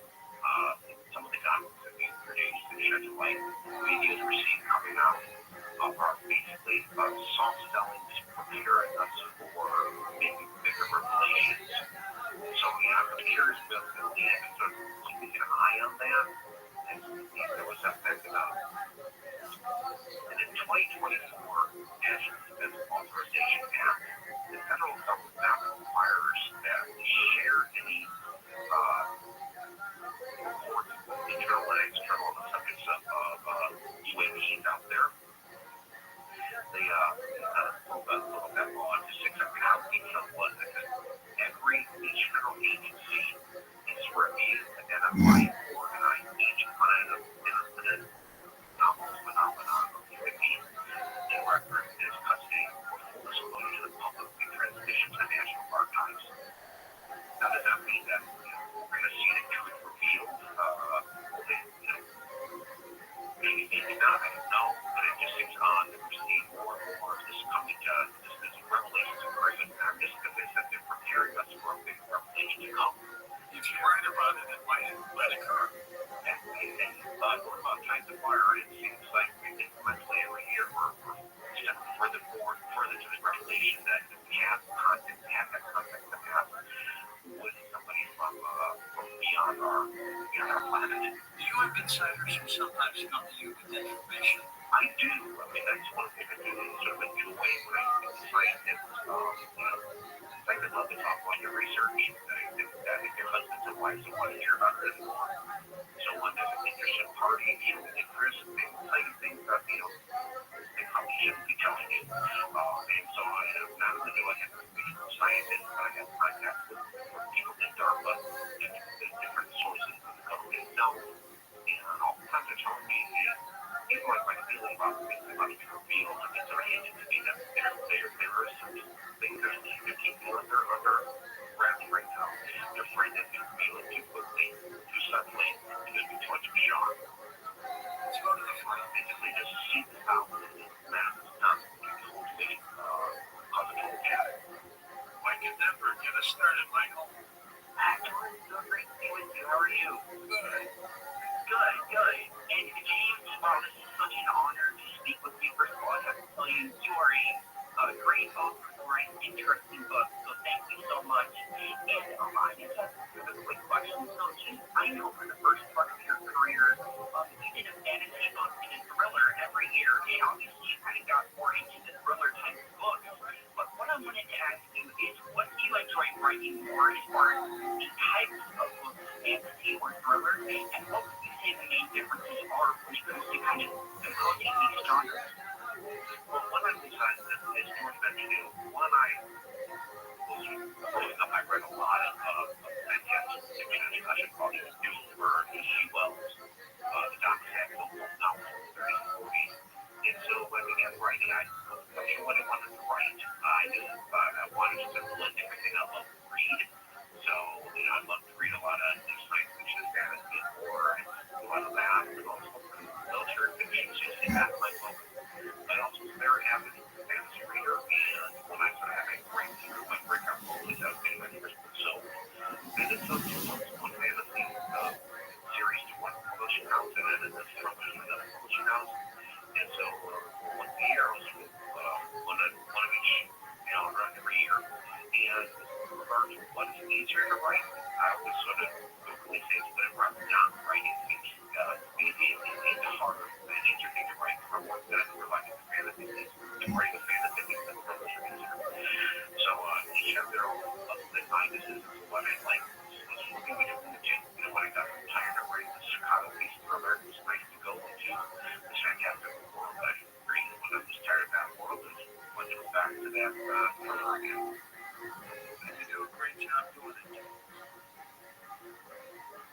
stuff. Let's go to Miami, New York. Hello, Miami. Yes, good morning, gentlemen. Always a fascinating morning. I want to first, for the professional way and professional and timely way, Tommy, the way he handles calling, I want to salute him and say he is such a gem. You're very lucky, George.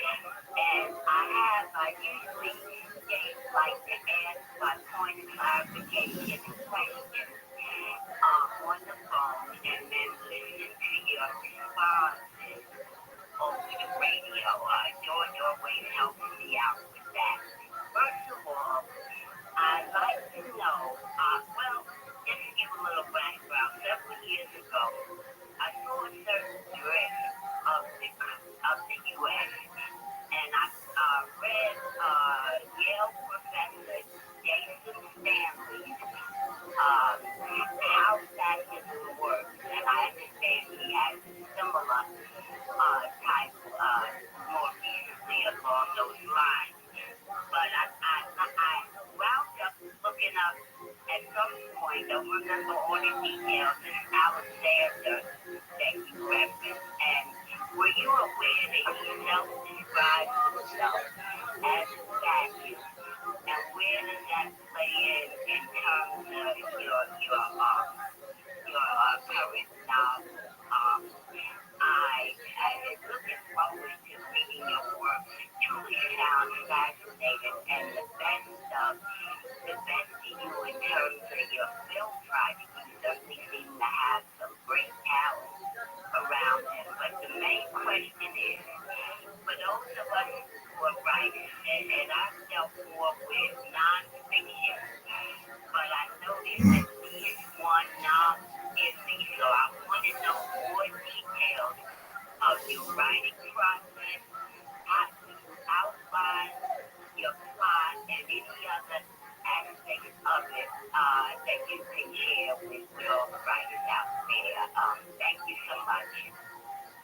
Thank you very much. It's very sweet. In regard to Health that I'm doing, basically it's essentially called nationalist tactic. Very much a fascist. He basically does believe that in order. And Russia has nationalistic goals to spread around the world and expand their domain. So it's definitely in that field. In regards to my process, I love hearing somebody that had that novel, and that's how I started writing it. I just thought I had this book in me, and I just sort of was there, just for a long period of time, but I have a veterinary career. So I had my profession, and it seemed strange to dabble in other fields, but I just couldn't let the story go. So you were just describing it, and it's hard to let that story go once you have it in your head. And what I recommend is, I'm not a big outliner on stories. You need a big structures on the beginning. I know the end. I know sort of the intent holes that are going to hold up that story. But when I begin a story, I don't know how A connects to B connects to C. My joy of writing is that discovery between those 10 holes. So don't think that if you've got a novel, it's like be in your head. You have to have everything taken in and take I dotted, she crossed. Let the story unfold. You don't have to take in the whole story. Like I said, I just do basically 3 double-spaced pages. That's just a page and a half. And you live your life, and you find out that just doing that page and a half, whether it's every day, whether it's 2 or 3 days a week, those pages are just really fast. And all you need to know is what I'm going to do for the next page and a half of my story. Don't be intimidated by the breadth and depth of a full novel. What's the most you've written in a day? 3 pages, 3 double-spaced pages. That's a lot. Trust me, that is around the clock. And I started in the morning and worked all the way to the sun came up the next day. But Aaron is from Valley, California. Welcome to the program. Hi, Aaron. Hey, George. Hey, Dean. Good job on all your writing. I am a fan, and I appreciate your contribution. Thank you very much. I just had a question, kind of crazy as far as the Vatican. Well, so have you ever heard anything about Fatima or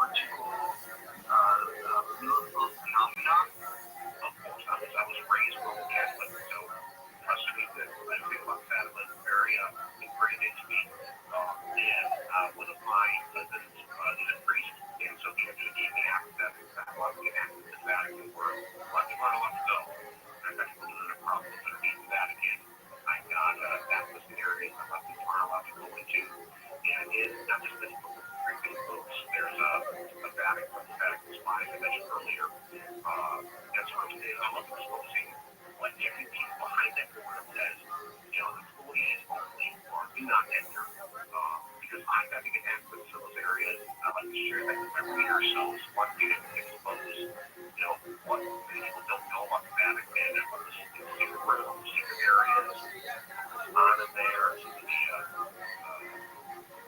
secret little processes they have on there, talk about the Vatican archives, supposedly there's other secrets being kept. I got access to a lot of that, but I'm sure that it's when the Vatican talked about the sun that had come down,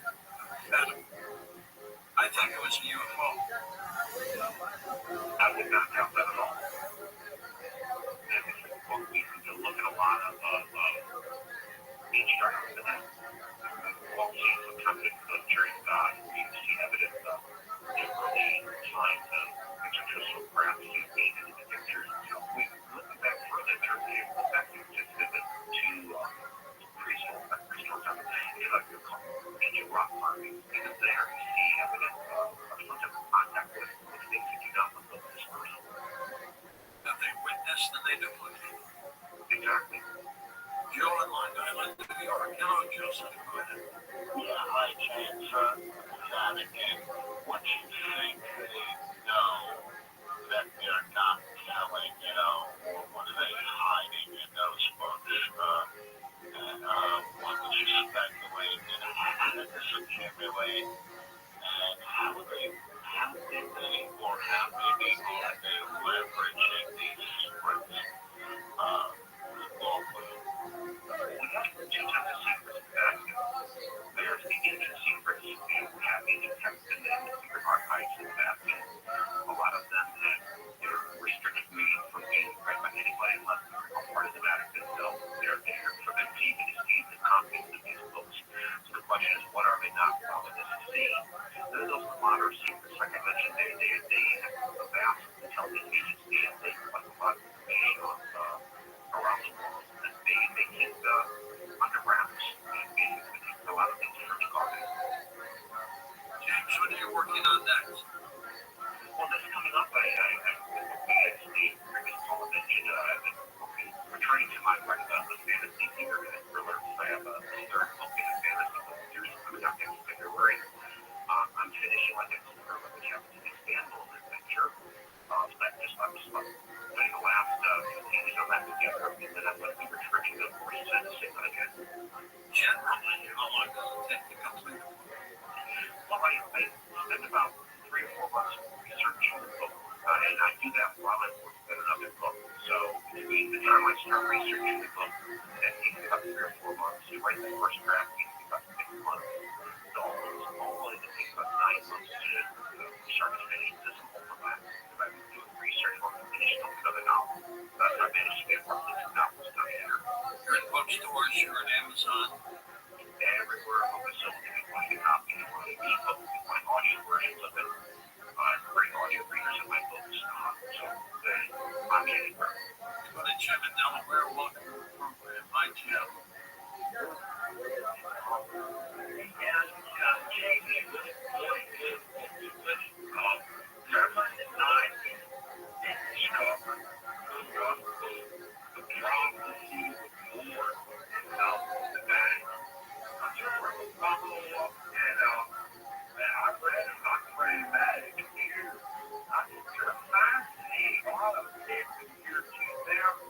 Anyway, they never came on the news and said, well, it turned out to be guys, people working off the Turks who put them in a bag and be found what happened there. Yes, there's always there was secrets that were revealed. There were 2 secrets. There's a third secret that was never revealed. There's rumors that there's actually a 4th secret. So they actually came out and sort of said what the third secret was. But this one would make you believe that there actually is a 4th secret that is not has not been revealed. That's the point that I read that the game read about that too. The books with the secrets, right? Exactly. One was the consecration of Russia. There's another one, and then do you think the third had anything to do with the World War? The third one, again, is couched in a bit of esoteric language, but it does seem to have pointed to a global apocalypse.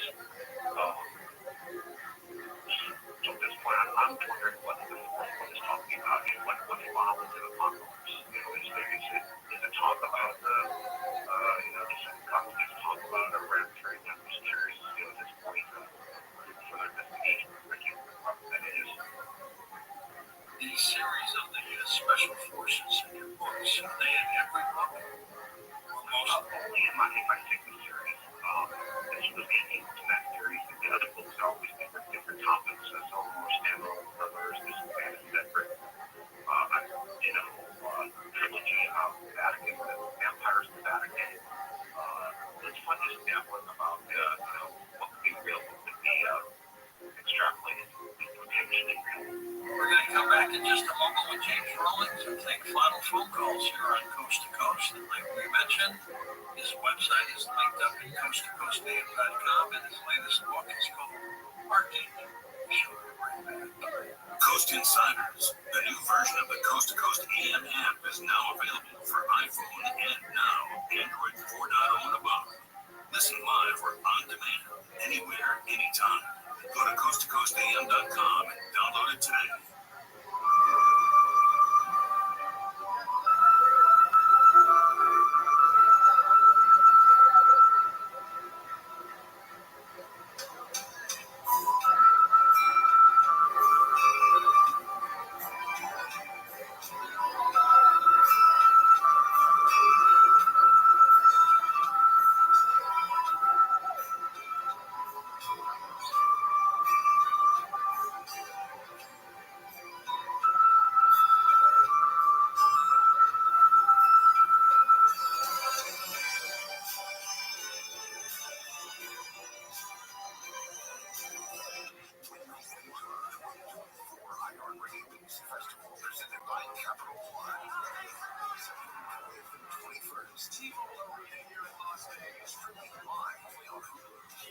For your next chance to be there. Audible is a proud partner of the 2024 iHeartRadio Music Festival. Explore the best selection of audiobooks, plus podcasts and originals, all in one easy app. Audible, click to imagine when you listen.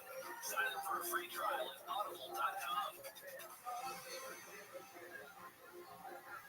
Here's this week's iHeartRadio countdown of the top TV streams. Here's what you've made popular by getting your stream on. Starting us off this week is the new Apple TV Plus mystery, Sunny, starring Rashida Jones. That's followed by the debut of the crime mystery, A Good Girl's Guide to Murder on Netflix. Debuting at number 8 is the new DC Comics animated series, Batman Caped Crusader on Amazon Prime Video. Lady in the Lake, starring Natalie Portman on Apple TV Plus, falls out of the top 3 back to 7. House of the Dragon on HBO and Max is down 1 to number 6 this week. The Peacock Roman epic, Those About to Die, starring Anthony Hopkins, also back a spot to number 5. And landing at number 4 is the new period piece comedy, The Decameron on Netflix. The top 3 starts with the new fantasy comedy, Time Bandits on Apple TV Plus, starring Khalil Tuck and Lisa Kudrow. The Bear on FX on Hulu remains at number 2 for the second straight week. And back on top for 2 weeks in a row is Presumed Innocent, starring Jake Gyllenhaal on Apple TV Plus, your top stream show. And those are top TV streams of the week on iHeartRadio. All the good stuff, yeah. Camps keeps you on top of pop culture. Warner Brothers Discovery is led in charge of the recent content purges, killing dozens of shows from its networks and its Max streaming app to harvest millions of tax write-offs at the expense of its paying subscribers. And what is it that subscribers are paid for? In a recent filing, CEO David Zaslav's pay for 2023 was clocked at nearly $50 million, though that's actually a dip from 2021 when his compensation was worth close to $250 million. All told for 2023, adding together the pay for the 5 highest paid executives for the company and the 13 board members gives the total compensation amount for just 18 people close to $120 million, averaging about $6.5 million each. For a company that keeps dumping projects and hiking subscription fees in the name of belt tightening, these numbers tell a much different story. Alright, and that's what's poppin' at Camps on iHeartRadio.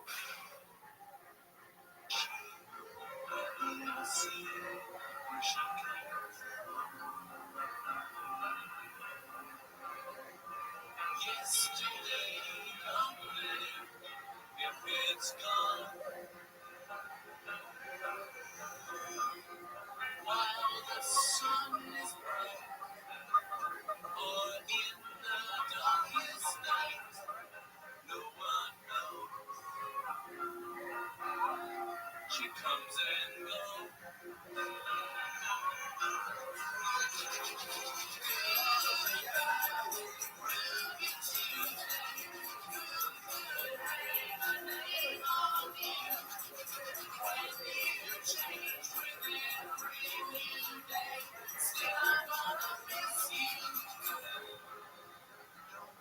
To talk to George Norrie, call the wildcard line at 818-501-4109. The first time caller line is 818-501-4721. To talk toll free from east of the Rockies, call 800-825-5033. From west of the Rockies, toll free, call 800-618-8255. To reach George via Skype, use Skype name George97313. Send George a text message anytime at 818-298-6521. This is Coast to Coast AM with George Norrie. And we'll be back with final calls with James Rollins as we talk about his latest work, Archangel. Next hour, we're going live to the United Kingdom to talk with Mason about the song of the dark man, Father of Witches, Word of the Crossroads. Make sure you're part of it. Have you signed up yet to become a Coast Insider? It's a great deal at 15 cents. I love being a Coast Insider. I travel a lot. I can always have my shows. I download them on my podcast and never miss a thing. And every show I learn at least one thing. But I'm a Coast to Coast Insider, and I'll tell you what, it's a great thing for me. Here in West Virginia, we get inundated with snow. It doesn't matter as long as we have our provision. I've got 5 years of Coast to Coast programs in place. A couple ways to sign up. You go to our website, coasttocoastam.com. Right at the top of the homepage, it says Insider. Click that, and you're in. The other way is to download the app from your app store, the Coast to Coast AM app. It's free. Put it on your phone. And through the app, you can sign up to be an insider. You get 2 weeks free. And if you live in Canada, you can become a member of the Coast Insiders Club as well. So take advantage of that. Here's something for you to stand sure. If you're looking to lose some weight, learning the science of weight loss versus just counting calories is the true secret to Weight Magic drops and capsules. Here's product creator Dan Putnam to explain how insulin management is the key. Everything for weight loss has been focused on eating less calories. What a lot of people don't realize is one of the most important things to control is insulin levels. If it first goes to the liver, then it goes to the muscle. Anything more than that, then it goes into the fat. If there's insulin present, the body thinks that you just take. So the body has a mechanism that actually shuts down the energy in the fat. So you have to be able to control that insulin, or it's going to be very difficult, almost impossible to burn the fat. Dan, so tell me about Weight Magic drops. We have the absolutely amazing Weight Magic drops. The concept is to control insulin, take body insulin sensitive, also it has an exact diet to control your insulin levels. So by using these drops, by following this diet, put the body into the fat burning mode. Dan, Weight Magic capsules help resolve a problem most overweight people have going against them. What is that? Their core body temperature is less for the people after I go weight. That is your metabolism. So just in summary, we've created the Weight Magic drop to help control the insulin, also cleanse the liver, and then the Weight Magic capsule to increase that metabolism. It's not uncommon for somebody to lose a half a pound to a pound a day. So it really is the perfect duo for fat loss. Buy George's Weight Magic drops and capsules now and shed those pounds. Order now at healthylooking.com or by phone at 800-595-7490. Free shipping with promo code George. That's healthylooking.com or 800-595-7490. George's Weight Magic from healthylooking.com. Health Equity recently suffered a massive breach resulting in personal identifiable information being compromised for 4.3 million people. Now, while specific personal information could vary for each individual, the following data could be compromised: names, employee IDs, employers' addresses, phone numbers, social security numbers, and dependent contact information. With all that, it's important to understand how cybercrime and identity theft are affecting our lives. Lots of places can accidentally expose your personal information, and that's why LifeLock monitors millions of data points a second for risks to your identity. LifeLock nuts that you may not spot on your own. Phones sticking out in your day. Crimes committed by thieves pretending to be you. You do become a victim of identity theft. A dedicated U.S.-based restoration specialist will fix it, guaranteeing your money back in terms of order. Now it's easy to help protect yourself from LifeLock. Join now, save up to 40% off your first year when you use promo code George. Call 1-800-LifeLock or head on over to lifelock.com and use promo code George for 40% off.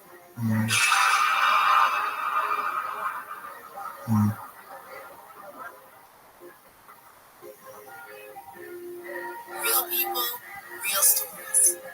So I had an appointment with the surgeon, and he was told me what all he was going to do, and it was just absolutely horrendous.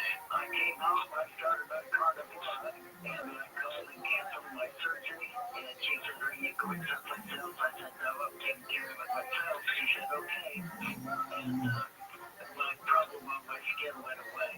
I had bruising that's all over my arms, 3 weeks after I was on the Carnivore, I noticed, I'm looking at my arms, and I said, gee, I don't have any bruises on my arms. I'm almost full of bruises. I can't put my finger on it, but I know something's happening. I have to tell you, that has to be a Carnivore. Call 866-836-8735. That's 866-836-8735. Or visit carnivore.com. That's CARNIVORE.com. Use coupon code George to get 15% off your order.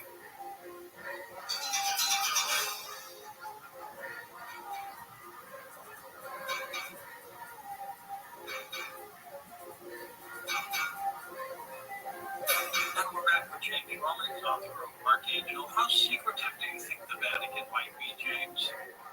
Well, it's still very much couched in a lot of secrets. Again, it's not what the U.S. government in regards to they will give out little tidbits, but they seem to still sort of pull back and hide a lot of stuff behind what they're able, like transparency, which is not. Whether it's that releasing the photos, I think there's a pattern going on where they try to pretend to be able to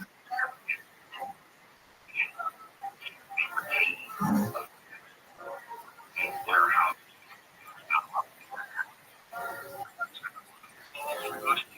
California, west of the San Jacob, go ahead, sir.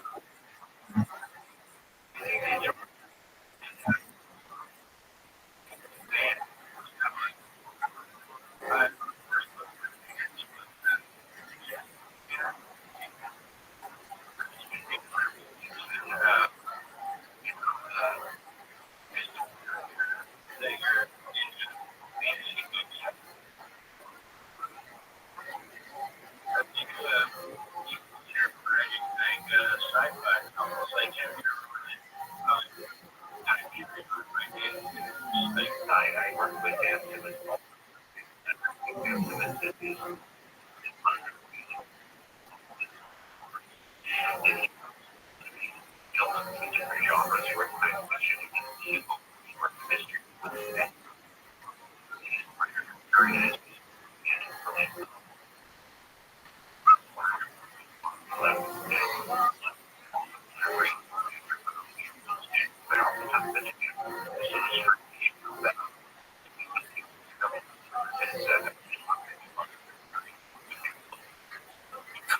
James, will you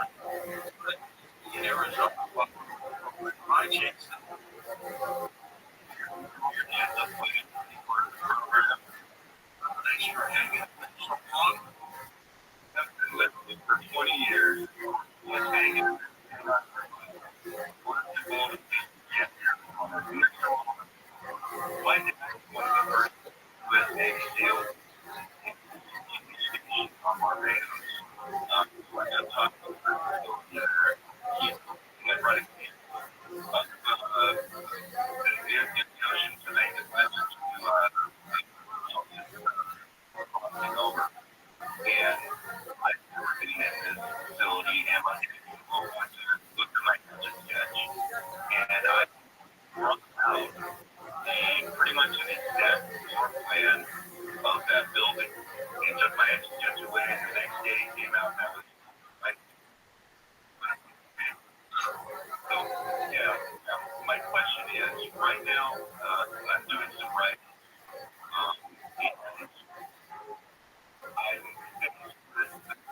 give people that have read what I've written have asked me, how did you know that? How did you know that that was looking at for 7 Israel?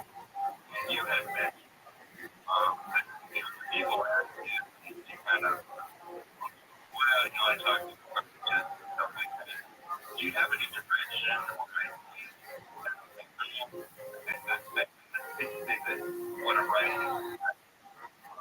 Would you direction? You know, when I did work out to a large, how I can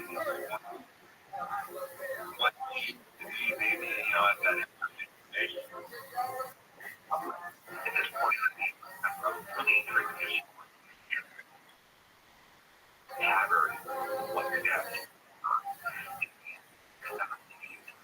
Son, we need pulling on that and I'm going to take that up.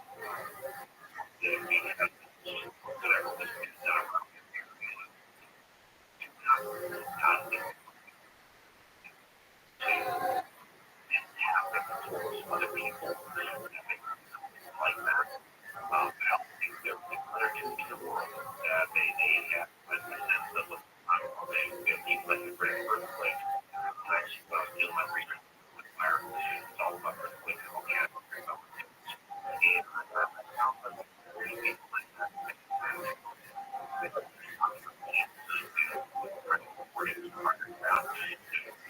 They sent something out there, so I don't think I should do that. I don't think why am I writing it this way? Why? What made this story to be this direction? And just think, on my where I is where I think James not trying to get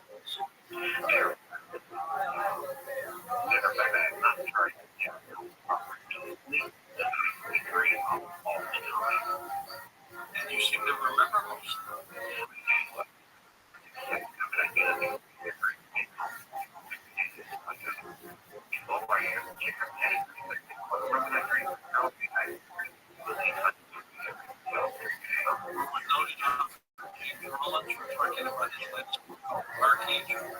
Which came out this year. Sure, see, welcome to the program.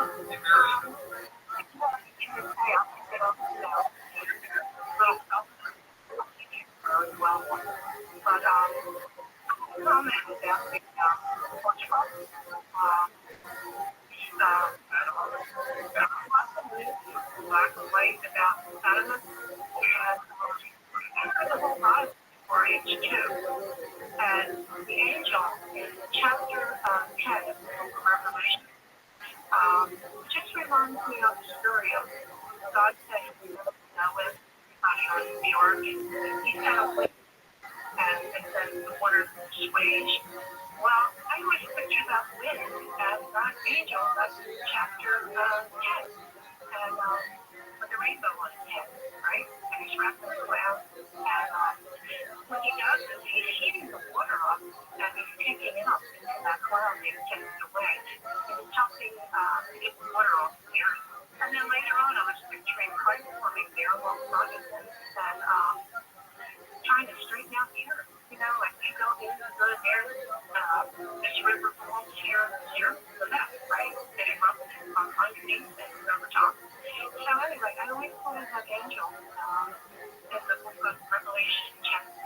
It just feels like the explanation of what it was from. And the third scenario is UFS. I'm thinking, well, it's wrong. Maybe it's showing up like that. Maybe it's some larger skull. I don't know about that. I think about biblical prophecy, James. I am a firm believer in prophecy. That's again, I mentioned earlier on. I'm always looking for that specific behind it. And I think that there is a depth of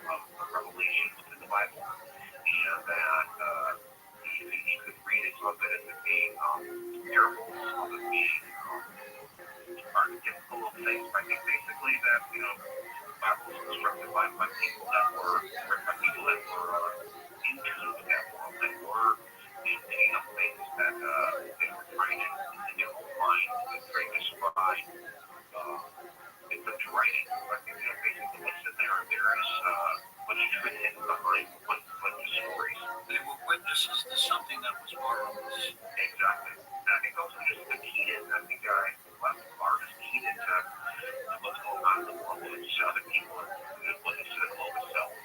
Whatever consciousness is planned to have. And that was their attempt to explain. To our roots in Maryland. Hey, Ruthie. Hi, George. Thank you for taking my call. I just have a comment and a question. It's funny because Cornelius told me you guys would be talking about the Vatican tonight, and I didn't hear anything until the caller started calling. And just my own personal opinion, I think they're not disclosing things just to protect us. But, Jamie, my question for you is you mentioned Matthew Perry, the explorer Matthew Perry earlier. Could you please elaborate more on that and talk about that, please? Thank you.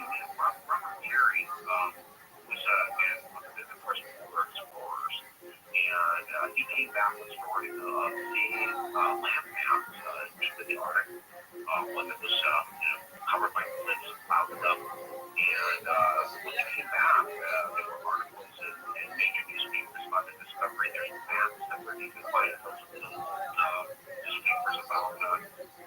He called it Foster Land. This was Robert Perry. And discover landing in a David.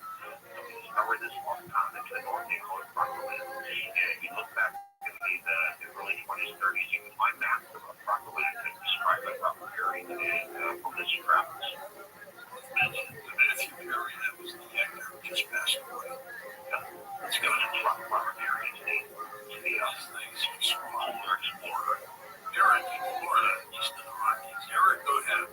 Hey, good morning, George. Good morning, Mr. Rollins. I'm a long-time listener. George, love the show. Been listening for a long time, getting a lot of stuff and information you don't hear anywhere else. So thank you for that. I kind of have a theory. I've had this for a while about the whole UFO phenomenon, and it's something that I try to reconcile with my faith in Jesus Christ. The Old Testament talks about the Nephilim. And I think the Nephilim were the disguised the sons of God, which means they're heavenly beings. I think what the Nephilim were the angels that followed Lucifer getting kicked out of heaven, out of the heavenly realms. And I don't think all these things in the spiritual realm. My theory is that the Nephilim were the angels, demons, who were first and now to follow Lucifer out of heaven. They came into the physical realm and the physical universe, but they would have still retained their heavenly knowledge. They would have been able to develop technologies that carry anything that we've come up with so far. And I think they might have visited the earth in the past, and it's possible that their craft might be visiting the earth now. And maybe the secret that the Vatican is holding on to, the governments are holding on to, is the fact that they have contact with these entities. And maybe it has to do with the book of Revelation, where they finally reveal themselves and they're like, hey, we created you, we're God, that kind of thing, and they try to take over. Maybe that has to do with the book of Revelation. So I just want to push that theory out there, and I'll take your opinions on here. Thank you.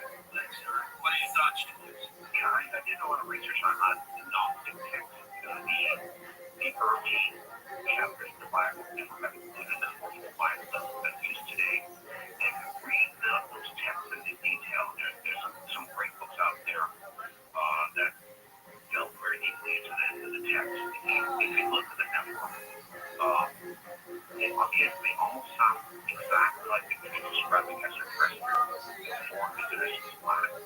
So I believe, again, a lot of what was related to the Bible is their attempt to explain the unexplainable. First time caller, Chris is with us in Newport Beach, California. Hey, Chris, go ahead. Oh, wow. Wow. Lord, Rollins. Thank you so much. First of all, George, I got introduced to you, and no offense, my last name is Conway. Is Conway Jr. Cool. So, thanks on to you, my friend. And I 30 years ago was working on sales. I got introduced to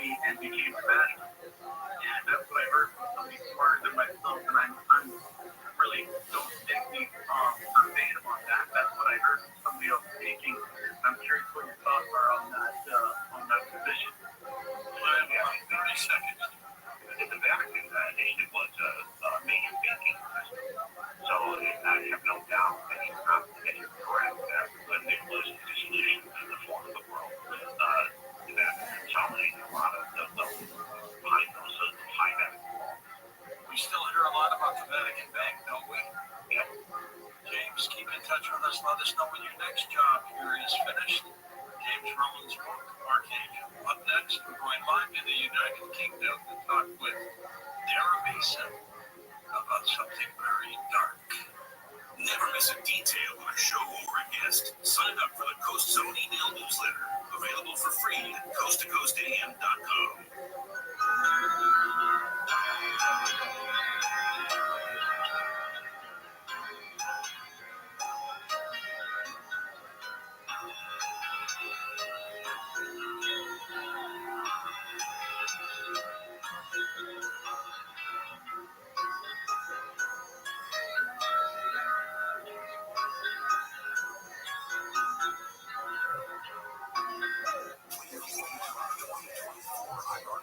Festival presented by Capital One. April 21st, T-Mobile Arena here in Las Vegas, streaming live on the Keep listening for your next chance to be there. Audible is a proud partner of the 2024 iHeartRadio Music Festival. Explore the best selection of audiobooks, plus podcasts and originals, all in one easy app. Audible, there's more to imagine when you listen. Sign up for a free trial at audible.com. The free iHeartRadio app is #1 for music, radio, and podcasts, all in one. Discover a new podcast from our library of over 350,000 titles. Here's an iHeartRadio podcast preview. All right, well, the first thing I know is that you need to obsess over customers. That's Jeff Bezos, the founder and CEO of Amazon, and the richest person on earth. And I'm Jason Del Rey. As a reporter who's covered Amazon for the last 6 years, I've noticed that when I talk to Amazon employees, they all start to sound a lot like Bezos. There's this obsession with obsession. Obsessive, compulsive focus on the customer. And delight. Customer delight. Delight the customer. It's Amazon speak.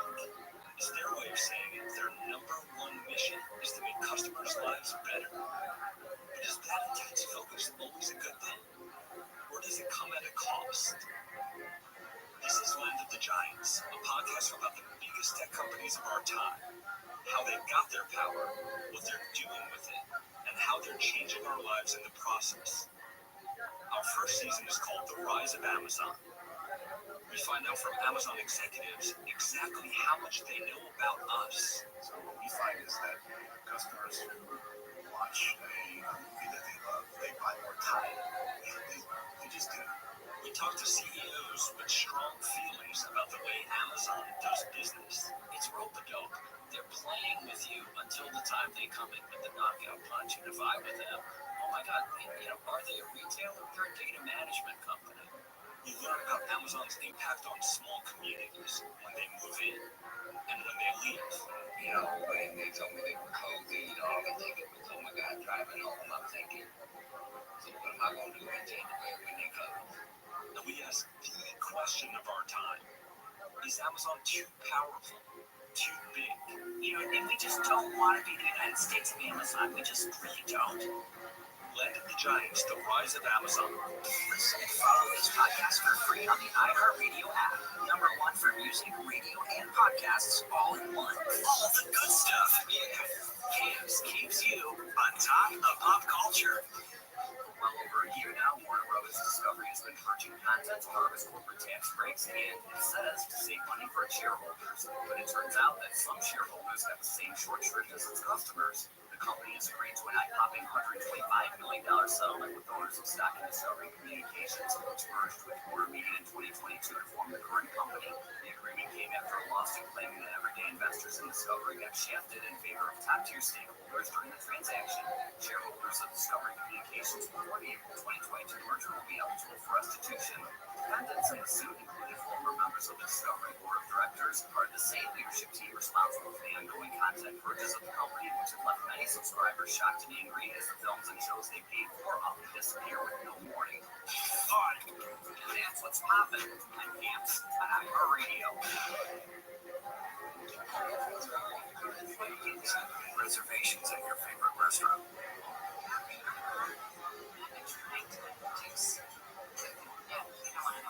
Thanks so much for waiting. Your table's ready. Getting back to the moments we miss starts with getting informed. latest info about COVID-19 vaccines at getvaccineanswers.org. It's up to you. Brought to you by iHeartRadio and the Ad Council. Here's this week's iHeartRadio countdown of the top TV streams.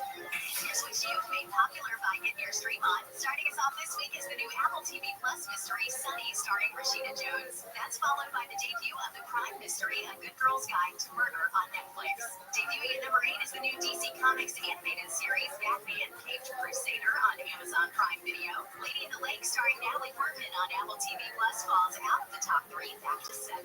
House of the Dragon on HBO and Max is down 1 to number 6 this week. The Peacock Roman epic Those About to Die, starring Anthony Hopkins, also back a spot to number 5. And landing at number 4 is the new period piece comedy The Decameron on Netflix. The top 3 starts with the new fantasy comedy Time Bandits on Apple TV Plus, starring Khalil Tuck and Lisa Kudrow. The Bear on FX on Hulu remains at number 2 for the second straight week. And back on top for 2 weeks in a row is Presumed Innocent, starring Jake Gyllenhaal on Apple TV Plus, your top streamed show. And those are your top TV streams of the week on iHeartRadio.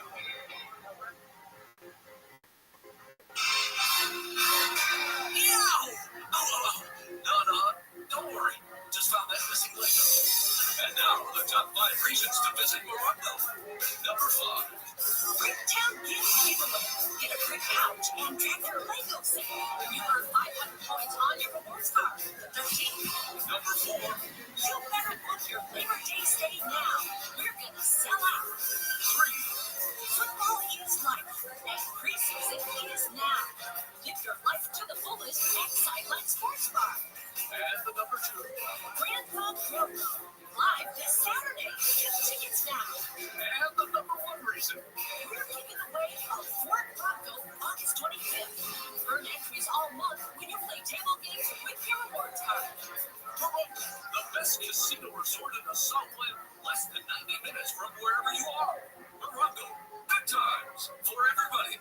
Hi, this is Joe Kerr running for the U.S. House of Representatives, District 40, in the November 5th general election. The only way to create change is to have your voice heard. Make sure you register to vote today. Visit vote.gov. Have your vote. This is iHeart Wellness, presented by UCLA Health. Here's Mo Kelly with Dr. Benedict Teshoma, the Chief of Breast Surgery and Director of Breast Health across the UCLA system, including the UCLA Health Johnson Comprehensive Cancer Center. Guidance for the appropriate age to start screening for breast cancer in women has changed over the years. Can you update us? Screening helps us to diagnose breast cancer at an earlier stage, and that can, of course, lead to a better outcome. The U.S. Preventive Task Force released their new updated guidelines around breast cancer screening. Previously, they had changed them to be starting at age 50 every other year for women to receive mammograms, but now have gone back to using the baseline of age 40. Women who do have a high risk of breast cancer, we will recommend them to also have MRIs as part of their screening as well. But Dr. Teshoma, what role does genetics play in both screening and treatment? There are certain types of breast cancer that can be associated with higher genetic risk, triple-negative breast cancer, and breast cancer. So in those situations, we definitely do recommend genetic testing. It's only 5 to 10% of all breast cancers that are associated with genetic risk. If we do find one, it can help us to understand better related to how we can prevent future breast cancer or treat the one that is there. UCLA Health provides exceptional health care at its 5 hospitals and more than 280 locations, including multidisciplinary breast cancer clinics in Beverly Hills, Santa Clarita, and Santa Monica. Visit UCLAHealth.org for more information. Oh my gosh, that is a choice. That is a choice. Oh, well, they're drug addicted, so they kill people because of the drugs. No. Becoming a gang member is a choice. Staying in a gang is a choice. Stealing from your grandparents, all decisions. Gary and Shannon. Nobody forced this guy to make all those decisions. Live 9 to 1 p.m. on KFI and on demand anytime on the iHeartRadio app. I wanted to be an undercover cop because of Johnny Depp. You know that on the TV show. And what happened with that? You didn't see it through, did you? I can mix it with high schoolers. Hey, fellow kids. Gary and Shannon. I think you could. Not with this airline. Live 9 to 1 p.m. on KFI and on demand anytime on the iHeartRadio app. KFI, AM 640, more stimulating talk. KFI, AM 640.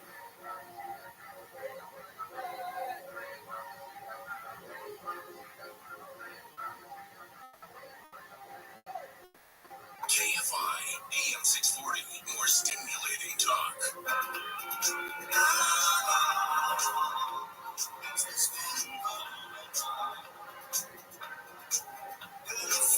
with fancy persuasion, don't admit that it's part of the scheme. But I can't help but have my suspicion, 'cause I ain't quite as dumb as I seem. And you said we was never intending to make up our seed on the street. But there ain't any use in pretending. You got run to us and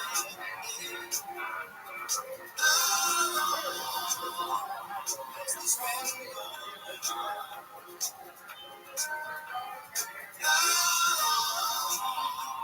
Has this been going on?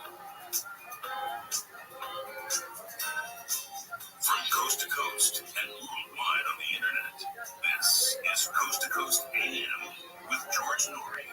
Up next, we're going live to the United Kingdom to talk with Dara Mason on an incredible story of the Dark Man. His book is called Song of the Dark Man, Father of which is Lord of the Crossroads. That's next on Coast to Coast AM. How's your heart? Skip a beat sometimes, flutter a little bit. You ever get AFib? There's something for you that is very important, very easy to use at home. It's a small device called the Cardiomobile 6 Note. It's common for people to feel that they've got strange heart symptoms. Do something about it. Take care of yourself. It's the only FDA-cleared personal EKG device that gives you 6 different views of your heart, 6 times the data of any smartwatch. You can share it with your doctor. It works with your phone. FDA cleared to detect AFib, a leading cause of stroke. Easily share it with your doctor. Share accurate EKG data with your doctor simply in seconds. You're probably wondering, how much is one of these little things going to cost me? It's a $129 value, but for a limited time, Cardiomobile is giving 20% off to all of our listeners. Just go to Cardia.com. It's Kardia.com, or go to Amazon.com. And when you're at Cardia.com or Amazon.com, use code 20COAST-AM. It's 20COAST-AM to get 20% off. Cardio 6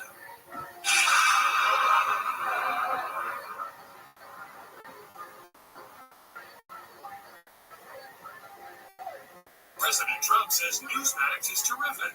Mike Huckabee says he's tuning in like millions of Americans. Newsmax is now the fastest growing cable news channel in America. Watch Newsmax on cable, streaming, or on the free Newsmax app. And Newsmax has announced it plans to go IPO soon. For a limited time, eligible investors can even buy preferred shares in Newsmax, and they come with a 7% dividend. Get the details about Newsmax's planned IPO and shares. Just go to newsmaxinvest.com. Forbes says Newsmax is a news powerhouse. Get Newsmax shares. You can even buy shares with a credit card at newsmaxinvest.com. Whenever making an investment decision, you should consult your attorney or financial advisor. And investors are responsible for conducting their own due diligence regarding investments and for all tax and other risks and obligations. Don't miss out. Find out more at newsmaxinvest.com today.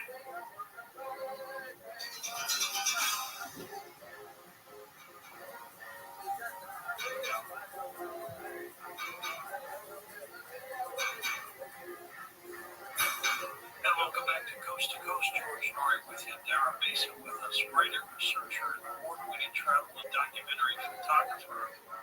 He hosts the award-nominated podcast called Spirit Box, best known for his work on Jin, Yagoni, visit East Sussex, United Kingdom, and that's where we're going live right now. Dara, welcome to the program.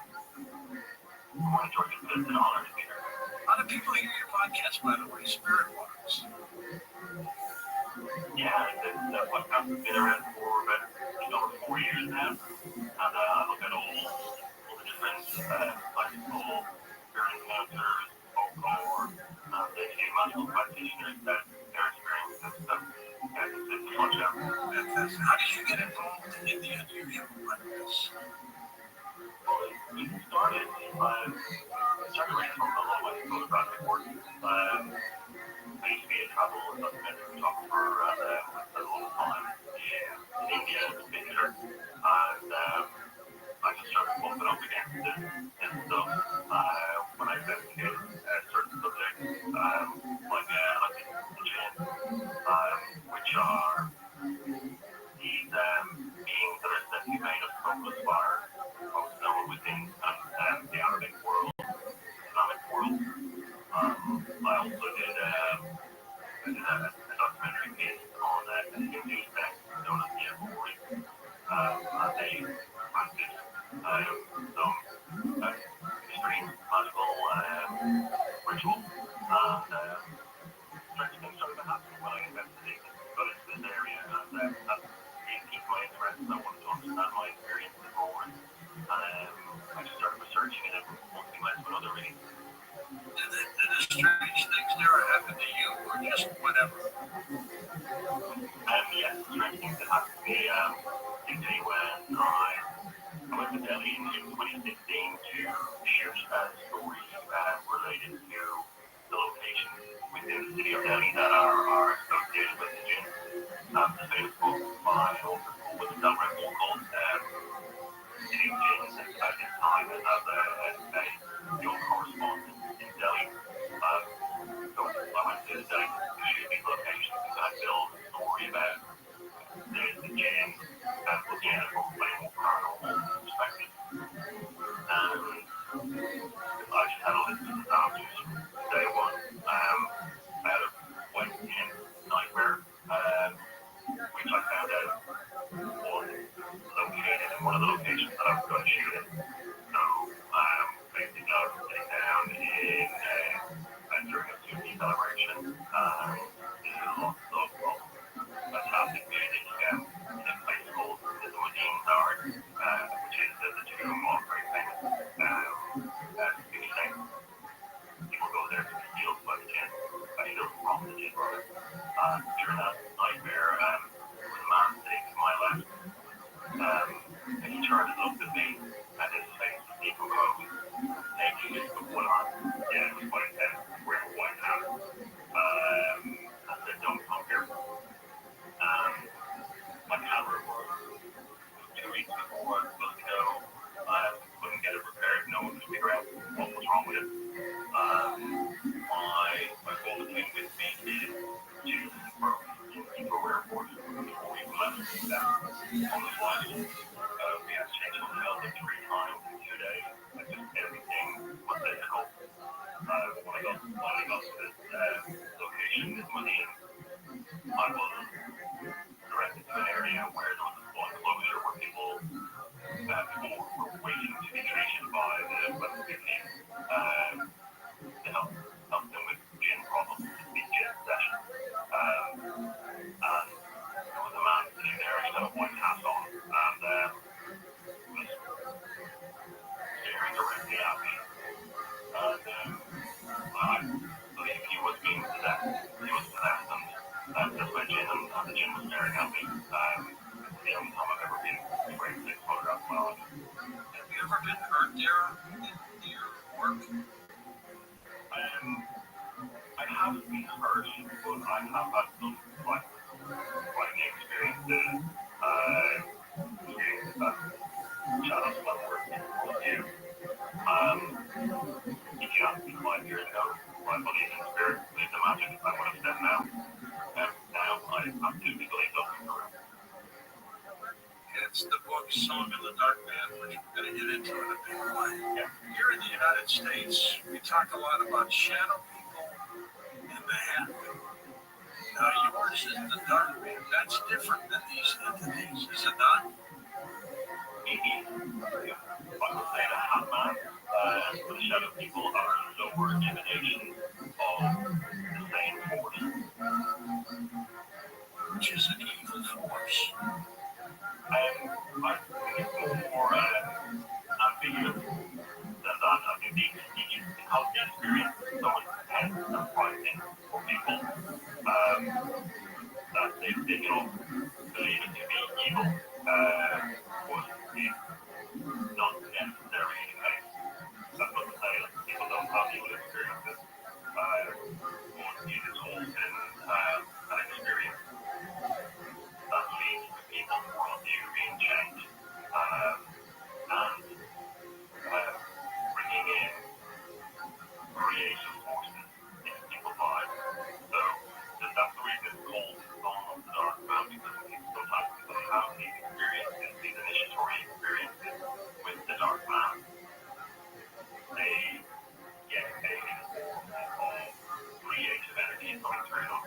also get a whole magical energy going through. So it's almost like an initiation into creativity or initiation into a magical practice. There are quite the phrase dark. That's a great question. There's so many names for this spirit and this force that I couldn't tell you where that name originally came from, but I've heard names like that and others from a lot of the magicians and witches that I interviewed. Has the name the devil been associated with the dark man? What they would call the folk devil, not the Christian devil. What's the difference? Well, the folk devil is more of a trickster type character. So we have the devil and folklore that essentially tend to be an Indian morality play in stories that people character gets questioned. Whereas the Christian devil is more of that opposing figure that is set up to be diametrically opposed to God. There's website is his name. He spells it DARREGH Mason.com, linked up at coasttocoastdave.com. There are if you had to explain in will who the dark man is, what the dark man is, what would you say? I think it's a destructive force. And a destructive force that reminds us that we are part of nature and we don't own nature, we don't rule over nature, but we are part of it. And that's what I mean about the folk devil being this trickster character. It makes people understand that whatever you think about the world, how it works, who's in control, that all those things can be undermined in an instant. Is the phrase the dark man pretty well known in the United Kingdom? I wouldn't say so, no. It's more well known in like occult circles. Why is the dark man experience to some so terrifying?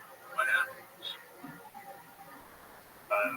Well, what I know is that it goes through the folklore, it goes through the trials of various 12th, 14th, 17th century Scottish witchcraft.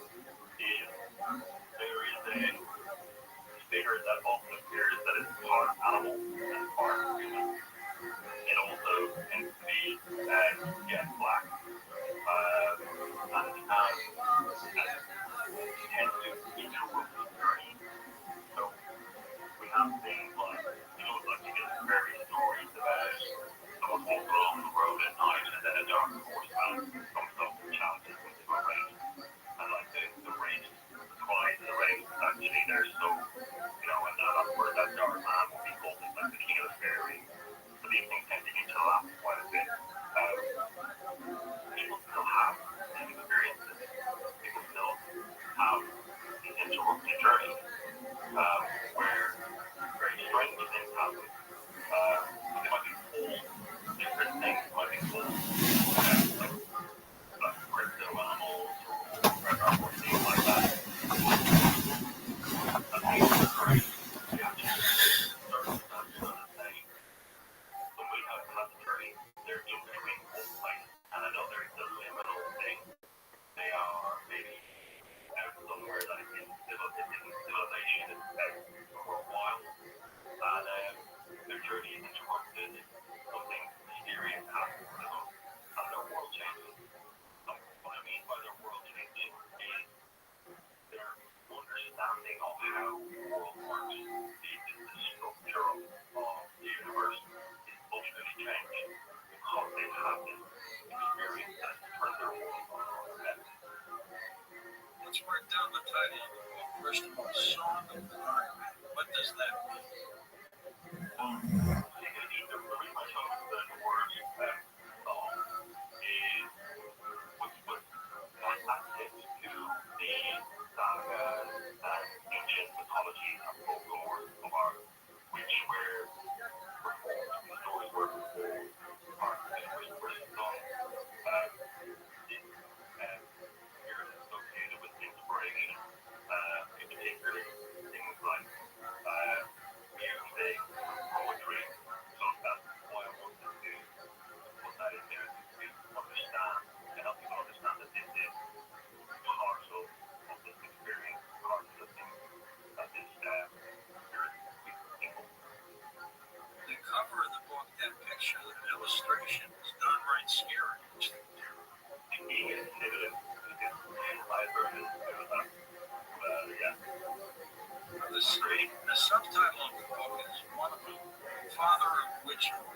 that mean? So, in the Scottish witch trial, we have a repeated pattern where a dark figure came into someone's life and caused humanity. So, for example, Margaret Alexander, she was tried in 1947, and she referred to a man in black clothes who made her go forward. She also spoke to the man being the king of the fairies. When pressed, she said his physical nature wasn't cold. Another lady, Margaret Allen, inspired one first servant testified that she saw a black man go to Margaret's room and appear to go around like he had moved. And some of the black cried, one, then the devil appeared to him at night in the shape of a man. Agnes Carson, 549, so power home with silver black pin. And then she saw this dark man, because she has a power of healing. So they can have it comes up again and again. The second subtitle is called Lord of the Crossroads. Explain that. Well, it is a reference to where people, like every American countryman, people have gone to negotiate with spiritual culture. And within certain magical schools, the culture believed to be a place of power. And these cultures have emerged from migration paths of animals where they crossed over. They're there to get liminal places. So we'll go to the crossroads to initiate contact with the spirit there. So most famously, Robert Johnson says that there's a position that it has the dark man took from Johnson's arm, tuned it at the crossroads, and handed back to him along with great talent, and money. And we find that pattern goes on and on throughout music. Lots of luminaries talk about John David, Keith Richards, Robert Plant, Bob Dylan. I was trying to think Bob Dylan in an interview in the early 2000s. He was asked, I think it was 60 Minutes, he was asked why he was still working after many years, that he would find it all goes back to the death of things. I made a bargain with it a long time ago, and also with my end. Sometime when press survey inclusion made this deal came around while allowed that with the chief commander on the service for the world campaign, which is a very striking thing to say, and really kind of jumped out at me on that. What did Robert Johnson have to give up in order to get those benefits? The legend says that he gave up his soul for them. Not worth it, is it? I wouldn't say so now. I wouldn't trade my soul for whatever Johnson thinks he got out of it. Yeah, I would agree with you. Which makes me question what Dylan's talking about. Does the dark man inject himself in many events? Yes. What we found here is that going to folklore mythology is I started to see this figure, which is Irish, called on Far Darkness or Far Dog. So those were named properly as the dark man or the black man. Now, those, when I did research within the Irish folklore collection, which are available online, I started to see this figure come up again and again. And he was set up this adversarial figure, this sinister figure that drive all these stories along. One of the most famous stories that I found in it was he is actually known as the Venus Bible. So Venus Bible is a body of Irish literature originally dating from the 7th century. And essentially, the Venus Bible is one where noble warriors, this is Athena, spend their time hunting, fishing, and engaging in adventures in this world. And to, unfortunately, people and Irish, like the rest of that kind of war we're looking at here. You're just a compilation of meaning stories from Holland and Channel, of the all ages. This is made up of the manuscript in the 16th century and early 17th century. But these manuscripts reflect our position. Goes way back. Like Irish is the oldest vernacular language apart from that in Western Europe. So each story, the Dark Man turns up only a very, very small passage. And he sets a whole string of events that create this great story, which is the story of the birth of Bush, who is Sean O'Gould's son. Essentially, Sean O'Gould could be the Irish Arthur is out hunting to find strange deer. The dog wants to attack the deer, so he brings the deer back to his horse that night. A beautiful fairy woman called Violet into his quarters and begs his protection from this man who she calls the dark man of the sheep, or the black magician of the men of God. Now, this is the dark man she's referring to. The dark man of the sheep is quite particular. Hold on for a second there. We're going to break. Pick up that story. Come back.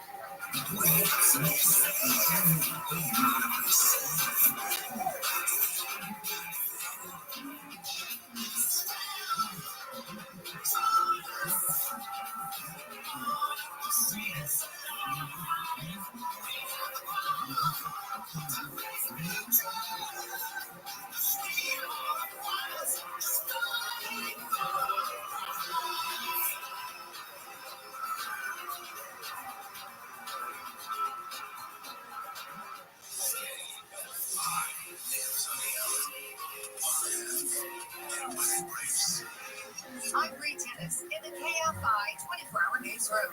A Sydney family man has killed a coyote after it entered his home through a dog door and attacked his chihuahua.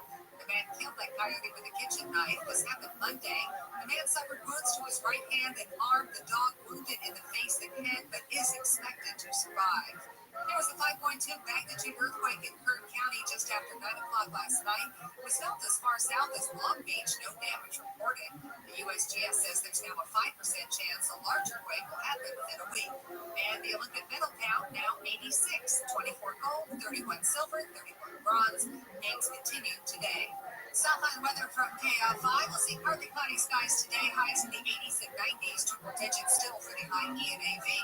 Right now it's 72 degrees in Fullerton, 71 for Lake Forest, 74 degrees in Van Nuys, and it's 84 in Morongo. We lead local from the KFI 24-hour newsroom. I'm Bree Tennis. In Boyle Heights on the 60 eastbound at Virginia Street, you're still dealing with a multi-vehicle accident that has the left lane blocked. Stop and go traffic from the 5. In downtown LA on the 110 northbound off-ramp to 9th Street, a crash blocking the 9th Street off-ramp on the 110 north. Heading Corona on the 91 eastbound connector to the northbound 71. The connector is closed until 4 a.m. With Southern California's only airborne traffic reports, I'm Trey Alexander. iHeartRadio Olympics update. The U.S. women's soccer team is going for the gold after topping Germany in the Olympic semifinals. Sophia Smith scored the American goal in extra time to advance to the gold medal match against Brazil. The U.S. men's basketball team cruised to an easy win over Brazil to advance to face Serbia in the semifinals. For ABC's live coverage from Paris, search Olympics on the free iHeartRadio app. In today's Marketers Report, Erica Taylor, Chief Marketing Officer of Genentech, weighs in on audio's ability to reach any audience. Everyone is listening somewhere somehow. So it's a great way to take something very precise in what we're trying to do to reach patients with something that I think we can all agree is somewhat broad and reaching many, many different audiences. As the #1 audio company, iHeartMedia gives marketers access to the audiences, influencers, insights, and data you need to grow. If you're a marketer, go to iHeartResults.com. From the team behind Atlanta Monster and Up and Vanish comes a brand new investigative true crime podcast, Flashpoint.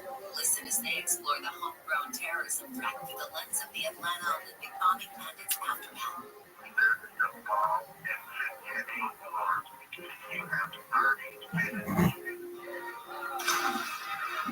Listen to Flashpoint on America's #1 podcast network, iHeart. Open your free iHeart app and search Flashpoint to start listening. Hi, this is Judy Chu, running for the U.S. House of Representatives for District 28 in the November 5th general election. The only way to create change is to have your voice be heard. Make sure you register to vote today. Visit vote.gov. Have your vote count. KFI AM 640. When my husband and I first started going out, when they like show the highlight reel that it's not who you are, but you're pretending to be interested in what they're interested in. It's what you do when you're in your mid-20s to impress a guy that actually never done. Because then you're stuck sitting through 20 movies of Lord of the Rings and pretending that you're interested. Gary and Chance. Yeah. Live 9 to 1 p.m. on KFI and on anytime on the iHeartRadio app. KFI AM 640. KFI live everywhere on the iHeartRadio app.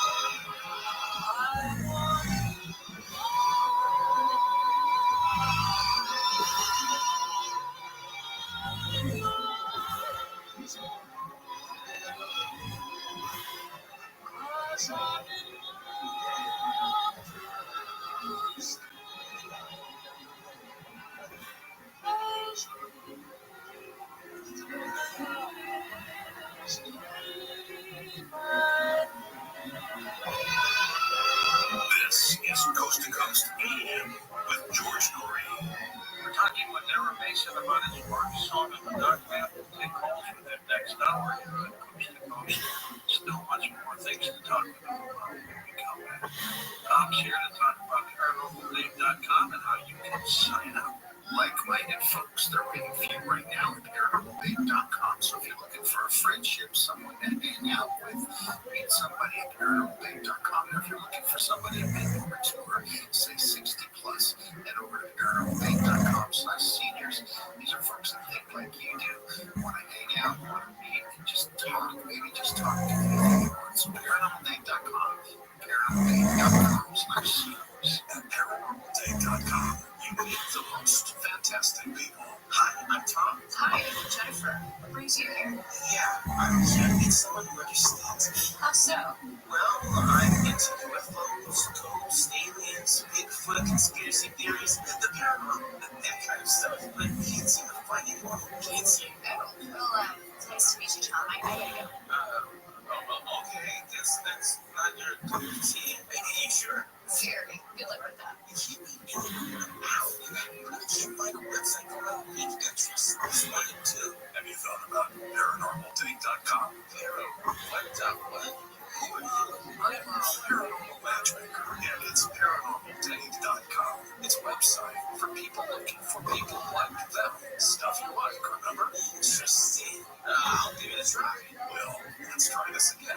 Hi, I'm Tom. Hey, I'm Deb. Your profile on paranormality.com looked very interesting. So you really saw a UFO? Oh, yeah. It was so intense, but not as intense as meeting you. You're an alien chasing flirt, but I kind of like it. Wow, this paranormaldate.com thing really works. Maybe paranormaldate.com is for you.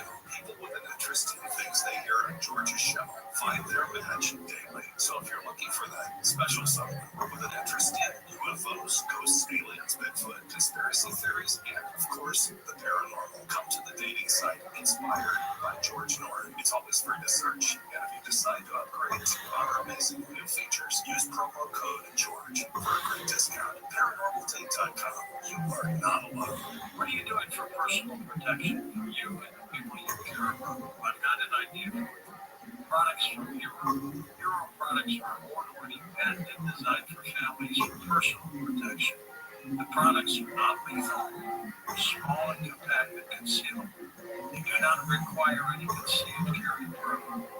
Included in it is Pepper Heritage, which is the highest rated of all we use globally by police and security. They've been using it for decades. And nitrogen-powered cartridges fire high-speed projectiles over 100 miles an hour. When they explode on contact, create a strong pepper irritant cloud that surrounds and disables attackers. Pretty darn fast. It's easy how to defend yourself from family dog. Simple design, fastest loading interchangeable cartridges are available. Over 10,000 families are already dependent on Hero 2020 to protect the people they care about. Go to Hero2020.com, that's the number. It's the year. Hero2020.com, promo code George, 10%.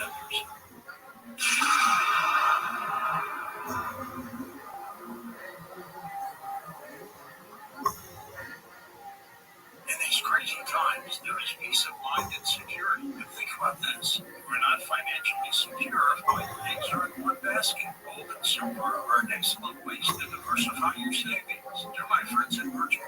You can own physical gold and silver in a tax-sheltered retirement account. Next coast to 989898 and receive a free no-obligation info kit. This is one thing you can do to secure your family's savings. Again, text coast to 989898.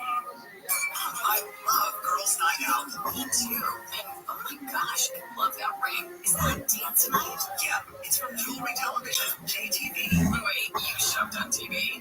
Yeah, it's fun. You can see the product and hear the stories, and JTV has every kind of jewelry, even artisan. All gorgeous. You can also shop online. New JTV customers save up to $50 when you shop jtv.com/radio. Hey, wait, what about Girls Night Out? Sorry, I have shopping to do.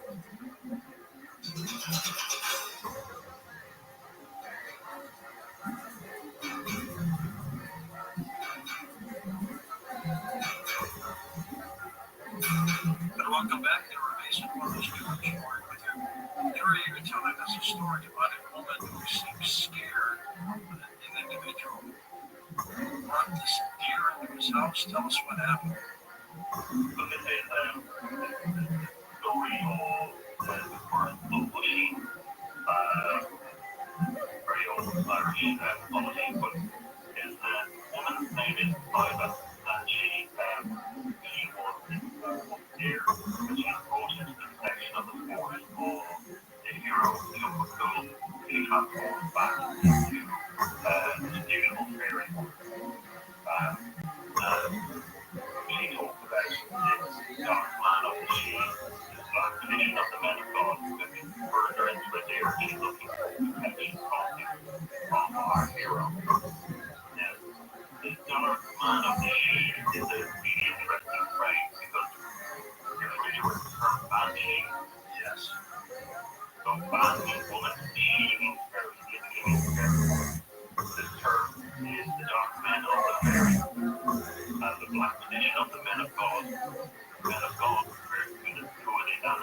Who are the Irish gods, like British and what have you, all these old ancient Irish pre-Christian gods. So it's positioning in between a fairy and an old god. Now, what happened is, Fionn McCool and the survivor called desperately in love, but she is tricked by the dark man, and she vanishes, and Fionn never sees her ever again. But it's one story because the story has played out, ends up this, Fionn played for Alan Clay, so Fionn being white or fair hairs, obviously the dark man is really adversary, but kept up his opposition of life for the dark person. When the dark man appears, it's just like an EMT appears as Fionn and it's allegorical to the darkness being light, and that these two forces are intertwined, any separation is an illusion. And then as human shape-shifting in there, they transport us to there and back. That suggests that humans are not separate from the animal world and nature. I was all about Fionn Union, Charles Bushy, Bushy, Little Deer. There was a very famous book written by a poet, Scottish poet, James Pearson, what was called Single and it was written in 1762, and it centered on the hero called Pumpkin, the same figure as Bushy, and Napoleon himself.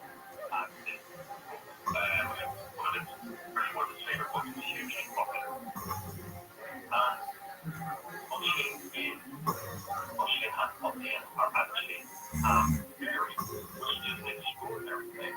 And in one of the later tellings of Bushy's story, they travel through time because he went to fairyland where a year in the human world, or a year in fairyland is 100 years in the human world. And he came back. When he came back, he transported into Christian Ireland, and he ended up debating with St. Patrick. And what we have is extraordinary thing. We have this discourse between two iconic Irish figures, and this story is laid out as a theological debate prominently between St. Patrick and Bushy, associated the hero and the age of Christianity and those things change in Ireland. But Bushy is strange because it muddies the ensemble waters and reminds the dark man of the evil to exist in a slipstream of Christianity as it took root in Ireland. And through that story and others, he exists in the imagination as an indeterminate fairy or devil. And the primary distinction here is that Oprah, which is dark man lives, was in the language of the people it was engaging, the language of Christianity, which the population didn't understand. Irish festival celebration largely contained an ancient pagan component alongside Christian. So the pagan was instrumental, so it's kind of a dual practice, if that makes sense. Notice you devote a portion of your book to a chapter called Fire in the Blood. What is that? So this is a reference to the initiatory experience that I mentioned earlier, that it is essentially how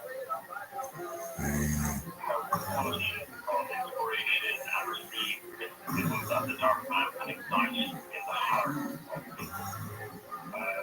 And in turn, it's trying to having fire and good unity and sensitivity and an ability to work with the other world. And that doesn't mean that people are proficient or understand what's happening. That's why it's universal that a lot of societies have a shamanic within the share or a history school where people with those kind of capabilities are trained in the spiritual world. And these things can often go down to their family line.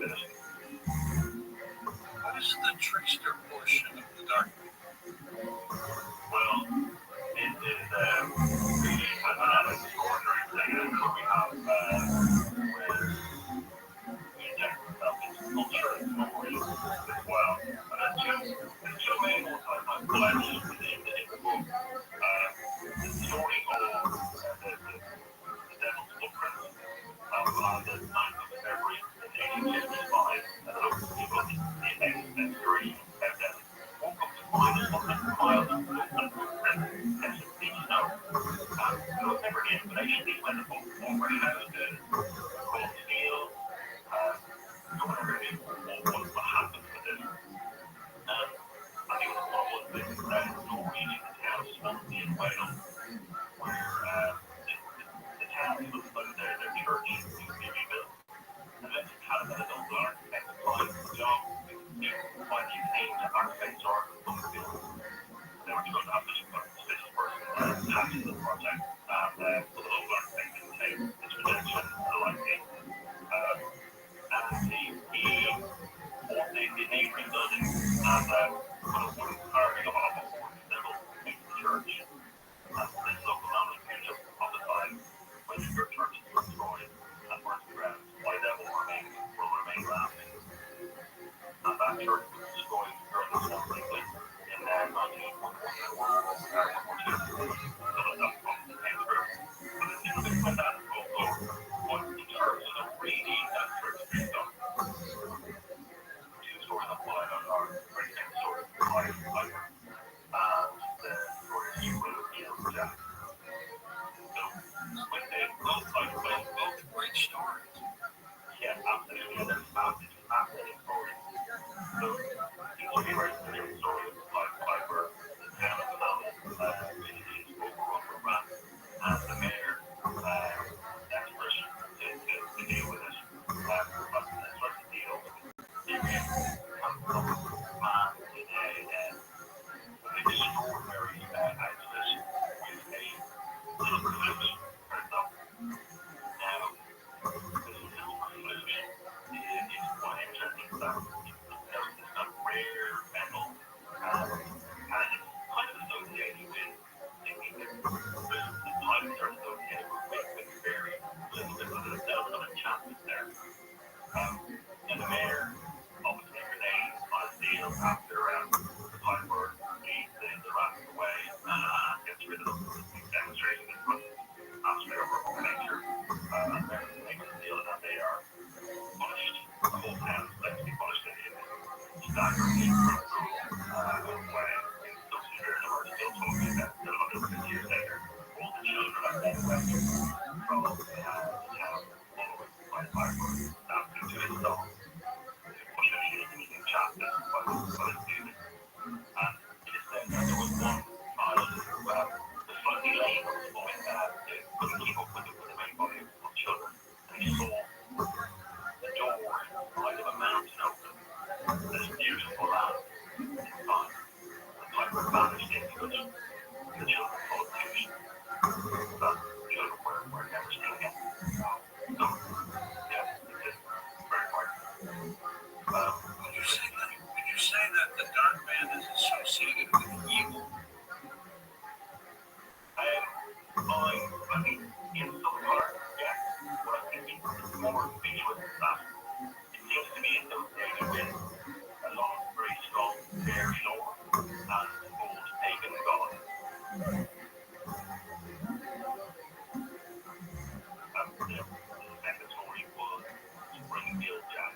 And grand treasure Springfield Jack, this devilish anomaly with the outlandish great height. And Springfield Jack first appeared in 1800 in London. In October 1837, a woman by the name of Mary Stevens was accosted by Springfield Jack walked through London after home. And her clothes were ripped, touched by the attacks of walls, which were ordered as being cold and smashing. And these attacks repeatedly happened. They happened at the peak of the British Empire, when the British Empire itself was really believed to be the height of ability and rationality and actually like those ideas were just justification for a lot of the imperialism that the British Empire took. The ones that believe that rationality and lies at the heart of the empire. All the empire's castle watched the rooftops in the air above the water breathing down, jumping well into the air. And it's 100 long, the last poster sliding of Springfield Jack happened in 1877 was at the Aldershot garrison in the southeast Midlands. And Aldershot, to be the home of the British Empire, was 10,000 garrisons there. balancing out of the darkness. He joins the people back action. Absolutely fabulous. It's phenomenal what they were. But it's not an extraordinary thing that happened. Again, show that what might of the British Empire and in the harsh of the most powerful military force in the world is handsome come out of nowhere and join the will. It's dramatic, isn't it, Darren? The Piper is dramatic. The spring is not British. Did the Irish still make reference to leprechauns? They do. I think it's still kind of a thing. There was alleged to be an issue of a leprechaun up to the kind of the 19th person. It's still believed in various to a degree. I put it this way, it's kind of a joke that people have very organized things are like, oh no, not ridiculous. Don't say too loud, because they're listening. So they can hold both ideas in their head at the time. When there was a road diversion in the 1990s, there was a big kind of a new road that built in County Clare, and it was diversion because it went straight to the path of the ferry train, and the locals wouldn't put it down. So did the ancient Victorians believe that the devil was also the dark man? I think they would have thought that there was some overlap. They certainly would have considered it a phantom, a devilish phantom of some description. Were they scared? I believe the Springfield Jack absolutely terrified people of them. There was widespread panic under the building. What was the last report of Springfield? Well, the most kind of famous one was what I mentioned, the Spanish flag garrison in 1877. But there was a moderate, I think, this century in London of a big tall, dark figure jumping a huge distance across the traffic in London, which people said they reminded them of the Springfield Jack phenomenon. So there seems to be still little bits of it, echoes of it. There seems to be a lot of geographical places named after the devil. Yeah. Well, sometimes I think that, first off, I think it's often done to explain these folkloric explanations featuring the devil to explain strange natural phenomena. I think that's one of the reasons.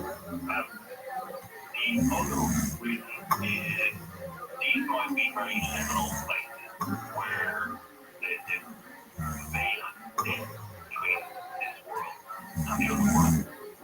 So, it might walk around one of those places where strange things happen to get the tradition to the devil.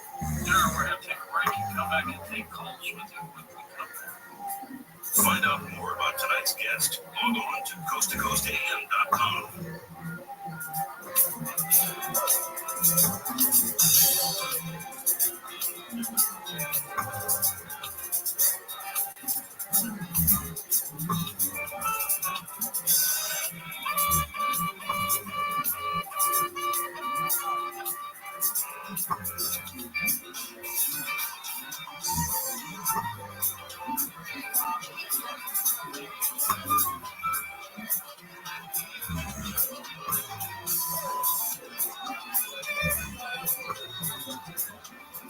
Uline is here for the hard workers, for the ones rolling up their sleeves, working around the clock, and getting the job done. You're dedicated to doing what it takes to keep a business growing. Uline is dedicated to helping you make that happen. Working 7 days a week, staying fully stocked, and ready to ship any of our 41,000 items the same day. Uline, your shipping and industrial supply specialists. Visit uline.com. From the team behind Atlanta Monster and Up and Vanish comes a brand new investigative true crime podcast, Flashpoint. Listen as they explore the homegrown terrorism threat through the lens of the Atlanta Olympic bombing and its aftermath.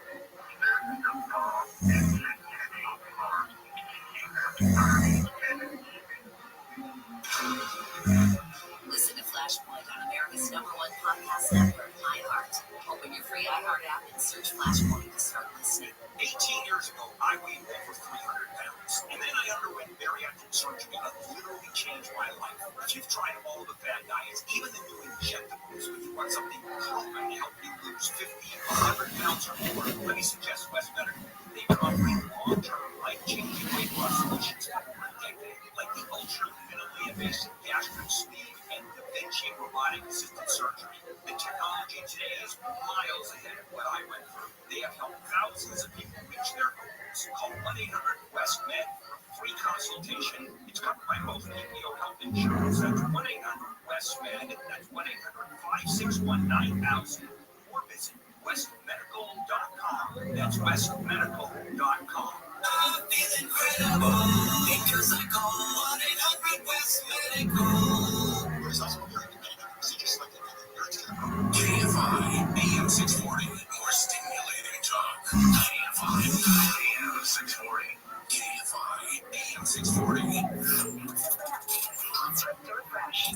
KFI. KOST HD2. Los Angeles, Orange County. Live everywhere on the iHeartRadio app. Snoop Dogg Party. I'm Ray Tennis in the KFI 24-hour newsroom. Long Beach City Council says it's had the first of many meetings about allowing consumption of marijuana at public events. They've approved temporary permits for businesses to sell and people to consume what happened. Local organizers say they're trying to put together a big birthday party for Long Beach resident Snoop Dogg in the fall of 2025. Residents affected by recent fires in the state are eligible for replacement CalFresh benefits. The agency says their goal is to help CalFresh customers recover quickly. Federal government says dozens of alleged members and associates of the South LA street gang were arrested yesterday. An additional 23 defendants also arrested. Those now in custody facing federal charges including murder, fentanyl trafficking, and extortion. U.S. Attorney's Office says if convicted, most would face between 10 years to life in federal prison. A new poll shows 71% of Americans have never heard of Vice President Harris's running mate, Tim Walz. Harris and Walz are now on the battleground state tour. That means states that have the same number of Democratic and Republican voters. California is having a summer surge in COVID. Health officials say there are new variants and they are spreading quickly. People are still getting very sick, but the majority of cases right now are in the community in urgent care. That was University of California, San Francisco disease expert Dr. Peter Chin Hong. The CDC says this is a summer COVID peak. Face masks are urged but not required. And the Maryland Monroe statue in Palm Springs is on the move. City officials say it's not moving far, just down the road away from the sidewalk, but still near the Palm Springs Art Museum. South on weather from KFI. Partly cloudy skies coming your way today. We'll see highs top out in the 80s and 90s. Triple digits for the Inland Empire and Antelope Valley. Right now, 71 in Anaheim, 68% Clemente, 75 in West Covina, and it's 85 in Palmdale. We leave local from the KFI 24-hour newsroom. I'm Bree Dennis. Condition Hills on 118 eastbound connectors to northbound 405. The connectors partially blocked. A vehicle went down the embankment on the right shoulder. A Glendale on the 2 northbound at Mountain Street still dealing with a disabled vehicle in the center divider. A couple of work zones to be aware of in Passaic on the 5 southbound between Techland Highway and Lakeviews Road. The right lane is closed until later this morning. In Corona on the 91 eastbound between Green River Road and 71. That's a full freeway closure until 5 a.m. In Cactus City on the 10 eastbound after Dillon Road, the right lane is closed due to some asphalt replacement. And in Upland on the 10 eastbound between Euclid and Vineyard Avenue, the 2 right lanes are closed until 6 a.m. With Southern California's only airport traffic reports, I'm Trey Alexander. In this week's Marketers Report, Dana Nussbaum, Executive Vice President, Worldwide Marketing at Warner Brothers Discovery, weighs in on regional audio marketing. very broad scale. It does include specific local markets, and that's the beauty of iHeart's network. As the number one audio company, iHeartMedia gives marketers access to the audiences, influencers, and data you need to grow. If you're a marketer, go to iHeartResults.com. Hi, I'm Sherry Harris, owner of LifeSource Water Systems. And as we celebrate 40 years, we want to say thank you to our amazing and loyal customers. My dad founded LifeSource, and his vision was to provide families with great tasting water from every faucet in their home. So transform your life. Call us at 1-800-WATER99 or visit LifeSourceWater.com. LifeSource. Taste and feel the difference. Warranty limitations apply. Hi, this is Nathan Hawk. I'm running for Los Angeles County District Attorney in the November 5th general election. The only way to create change is to have your voice heard. Make sure you register to vote today. Visit vote.gov. Have your vote count. Don't worry. Just found that missing link. And now, the top 5 reasons to visit Morocco. Number 5. Breakdown Guinness giveaway. Get a great couch and add your Lego set when you earn 500 points on your rewards card on the 13th. Number 4. You better book your Labor Day stay now. We're going to sell out. 3. Football is life, and preseason is now. Live your life to the fullest at Sideline Sports Bar. And the number 2. Grand Funk Railroad, live this Saturday. Get tickets now. And the number 1 reason. We're giving away a Ford Bronco August 25th. Earn entries all month when you play table games with your rewards card. Morocco, the best casino resort in the Southland, less than 90 minutes from wherever you are. Morocco, good times for everybody. This is a game changer. It turns out that my trust issues, anxiety, and sleep problems are rooted in something deeper. They're connected to my ACEs, my adverse childhood experiences. ACEs involve use, neglect, growing up around substance use, or other trauma. My ACEs still affect my mental and physical health, even my relationships. But I'm learning how to heal and live beyond what happened. And so can you, at livebeyondca.org. Hi, this is Jillian Burgos, running for Los Angeles City Council District 2 in the November 5th general election. The only way you can make change is to have your voice be heard. Make sure you register to vote today. Visit vote.gov.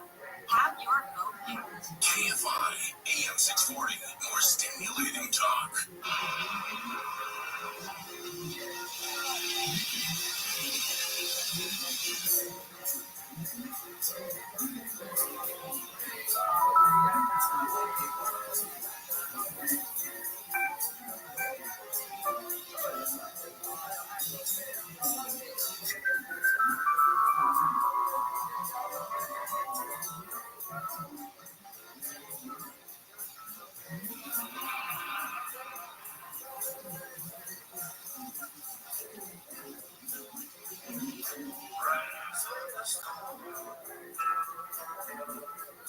Riders on the storm,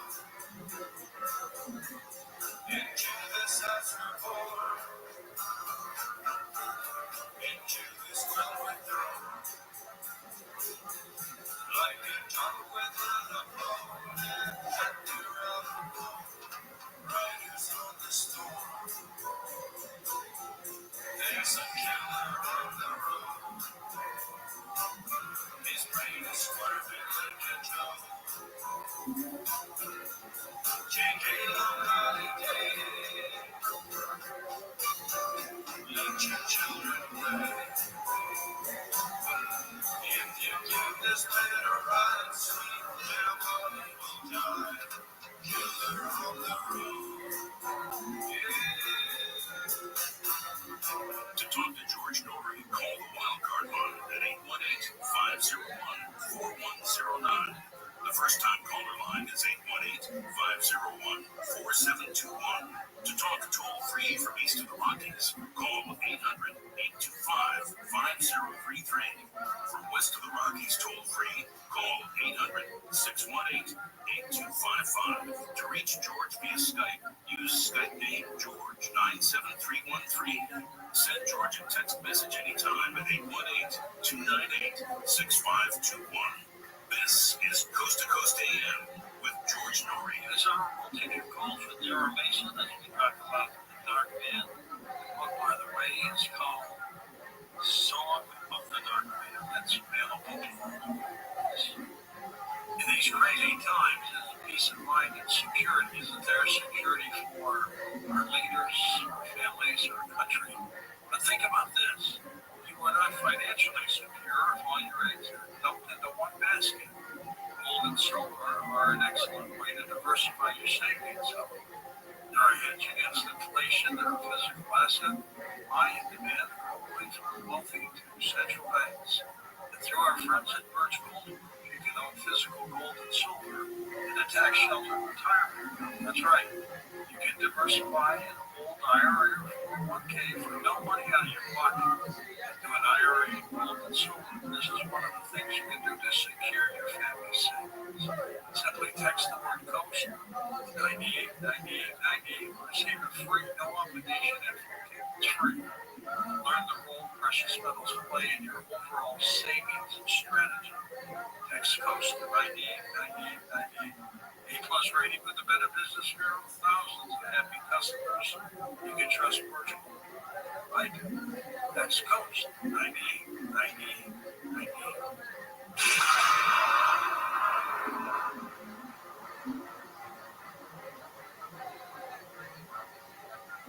I want to talk to you about rising crime and personal attacks in our cities. Law enforcement simply can't get there in time to stop an attack, so who's going to protect you and your family? My friends at Hero2020.com are in the business of saving lives. Hero 2020 is my number one choice for non-lethal self-defense. It's a powerful pepper gun with interchangeable cartridges that's easy to load and reload, even if you're not familiar with firearms. Inside is a military-grade pepper irritant that stops and disables attackers. One of my favorite things about Hero 2020 is how small and compact it is. I can comfortably carry it concealed everywhere I go. While there are a few restrictions, it's actually legal in all 50 states. It's no wonder Hero 2020's patented design has won 2 national awards and is trusted by over 10,000 families in America. If you want to protect yourself, your home, your family, choose Hero 2020. Get 10% off with my code George. Order today at Hero2020.com.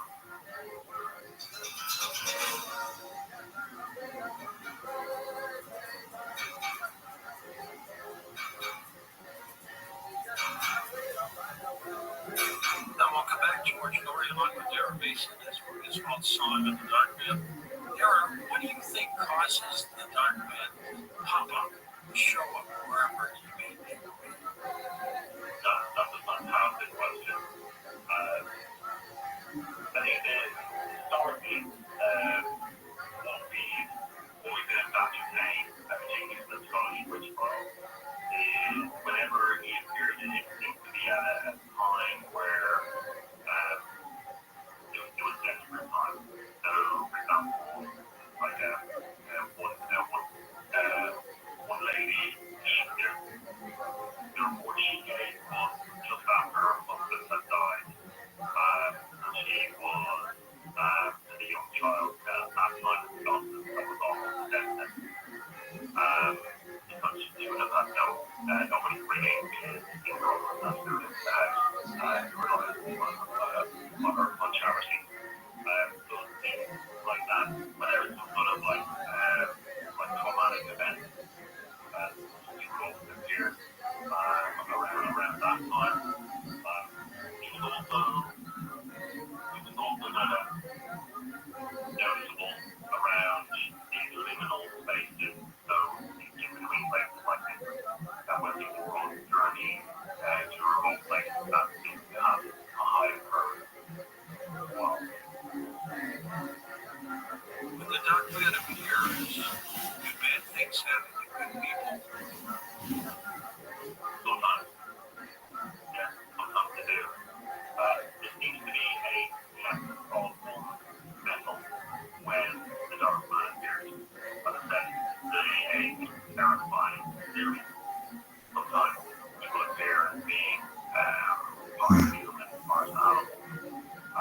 Just like the story of Bushy and Absolute Cool, where a fairy woman was turned into a deer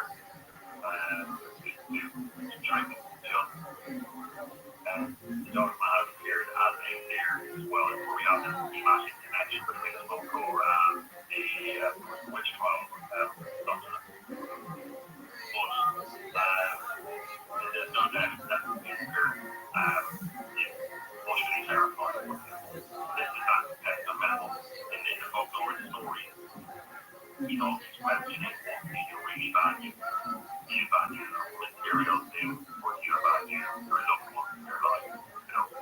And this is a strange dichotomy because you have, you know, this contagious, like terrifying, then bigger, yet nasty questions that your morality, you know, challenging you to have value in like so it is also non-material things. And this is why I'm saying ambiguous, because that doesn't sound like the behavior of what we would say when we say the devil is. The devil we know is the one who's tempting, not challenging you. And in terms of what you really stand for. So that's what I mean. He's not ambiguous, but certainly challenging things do happen, but it's related to what is your, what you stand for, what's your character is. That's the mental. Can the dark man be seen in more than one place at one time? I would believe so. It's not limited by time. Let's go to the phones. We're taking phone calls with Darren Mason about the dark man. Corny in Louisiana, welcome to the show. Cornelius? Oh, you get me off at the first base. I tell you, George, he's up in there. I'm glad I don't fan store for the club. Mason, I live in what they call the God Gun Control Area, Bible Study, that's what they call me. There's a lot of voodoo units down here in New Orleans, Louisiana, but I'm in Alexandria. And I hope one day you'll come and go on and get all these free increases and all like that. And do a lot of dark magic aspect things. Want me to get a curse out on somebody, but I don't want to do that. I feel Christ encourage me. And that's that curse and everything else. So we need to pray for our police officers. We had a police officer last year get hurt in the ambulance. So if y'all can, I've been that we got a police officer, wife, and 5 kids. We need to try to help him out. Pray for our grandmother from Buffalo, New York. She's got a grandson over there with 4 days. But my question for you, have you ever looked into voodoo or anything like that? You come with me now. God bless you, George. God bless Coast to Coast team.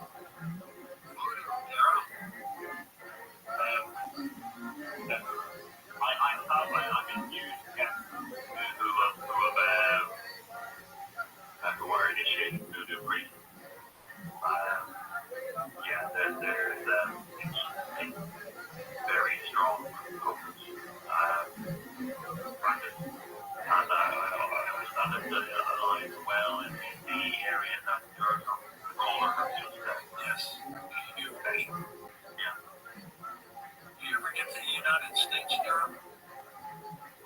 Many years ago when I was a student, a long time ago, in the late 1990s. What's going on with all these riots in the United Kingdom these days? Yeah, it's very common. Very common, very divided against problems. What are people upset about? There was a murder of 3 young girls. Stabbings, right? Yeah, and then there was some protest, which then became violent. Now it's basically erupting around coast. This whole planet seems to be upside down. You get that feeling? 100%. Yeah, like the dark man's doing whatever he does. Yeah, there's something happening. As I said, everywhere.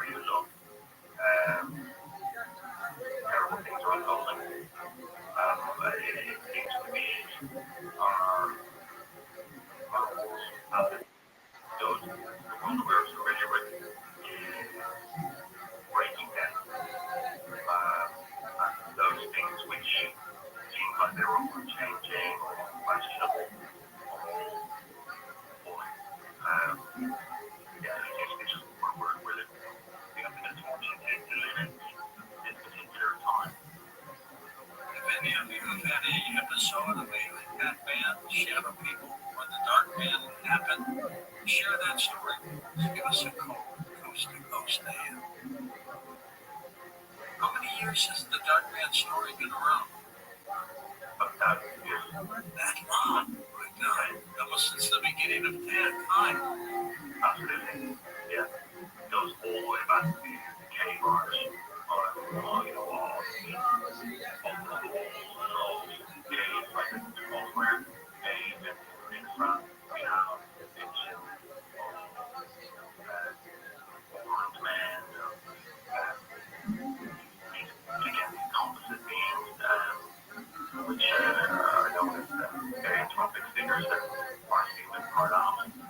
I mean, we're talking literally 13,000 years ago. Did an evil person summon up the dark man?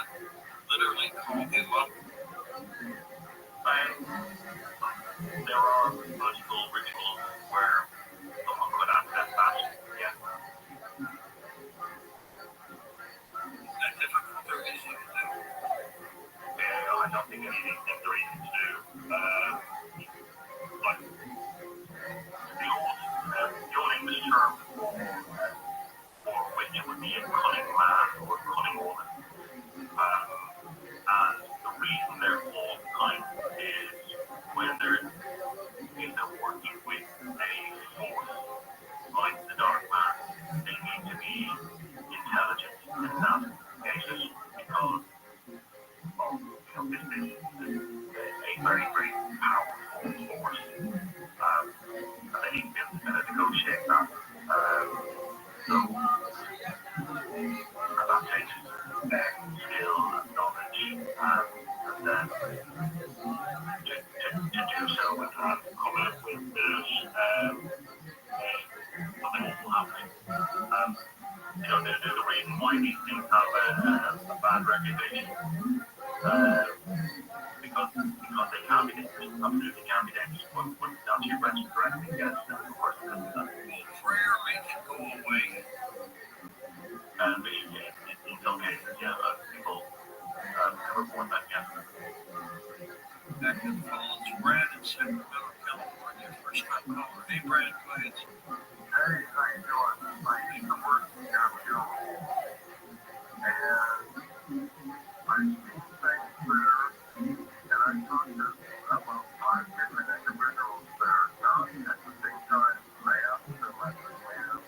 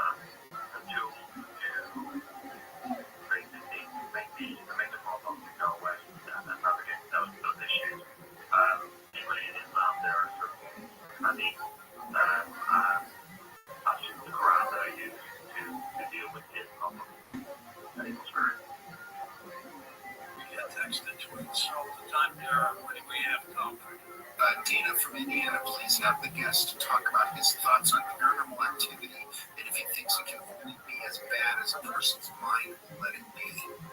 What do you think of that, Darren? That's a very interesting question. I think certainly one's perception of what's happening can exponentially make something worse. But certainly, if you have a very bad reaction, something that brings out some level of terror, it's very individual how people will react to certain paranormal situations. There is some theory around people's energy being drained by paranormal attacks at the actual purpose of the attack based on someone's energy, and you're getting a very strong emotional reaction. That emotional energy could be a source of the target of the being doing attacking. What does the dark man want? A person's soul? Quite likely in some cases, that might be the case. Certainly before, yes, that in certain cases, going back to Robert Johnson, when we spoke about him earlier. But this is where I got my point about the cunning folk, how they were very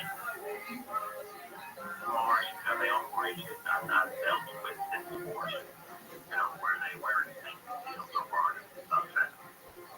They were kind of negotiators, I'd say. I think, well, I couldn't even think as to what the dark man actually was. It is an intelligence far beyond human comprehension. What I would answer again is there's an element of the dark man that is here to remind us that we are not separate from nature, that we are still subject to it, we're still subject to a mysterious world, we're still subject to the paranormal, that us as human beings, we are not masters of this world. We might feel like we are with all our kind of our system of modernity, of civilization, but we are still part of nature. It is not subject to us. That's one area I think the dark man reminds us of. Does the dark man ever show emotion? Interestingly, in some of the experiences that I recounted in my book, I interviewed people as well about their experiences with the dark man. There's really, really staggering experiences. One, I've noticed the dark man actually has a very good sense of humor. And will make jokes, which is quite interesting. What kind of jokes? Well, there was a lady who saw the dark man on Glass Street. She went up to the place in West England, it's a very, very safe place. She went up to school with her friend at like 3 a.m. When they got up there, they did their shop. This 9-foot tall, dark, bigger material one. And they were absolutely in shock. But we asked them for a cup of tea. Cigar or a cigarette. That is very sense of humor. We'll come back and wrap things up with you there in a moment. Coast Insiders, the new version of the Coast to Coast AM app, is now available for iPhone and now Android 4.0 and above. Listen live or on demand anywhere, anytime. Go to coasttocoastam.com and download it today.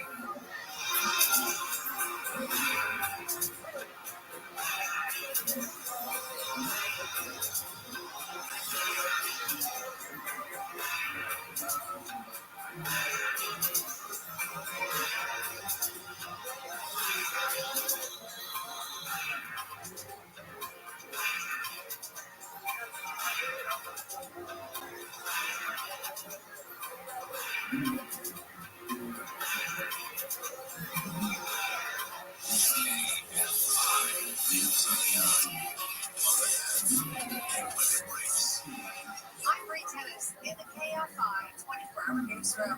Cal Fire says the Edgehill fire burning in San Bernardino now 75% contained. Fire officials say evacuation orders have also been lifted. At least 5 homes completely destroyed. Investigators say this fire was human caused. Kamala Harris and her newly named running mate Tim Walz have started a campaign tour of battleground states. Meantime, Republicans have launched an investigation into Vice President Kamala Harris's handling of the southern border. They're demanding Customs and Border Protection turn over any internal communications from the Vice President's office related to illegal immigration. And Costco installing new membership card entry scanners. They say customers will need to scan membership cards before entering the warehouse. Southland weather from KFI. Partly cloudy today. Highs in the 80s and 90s. Triple digits inland. Right now 69 in Laguna Hills. Huntington Beach at 68. 64 for Ventura. And it's 75 degrees in Chino. Really local. From the KFI 24-hour newsroom, I'm Bree Tennis.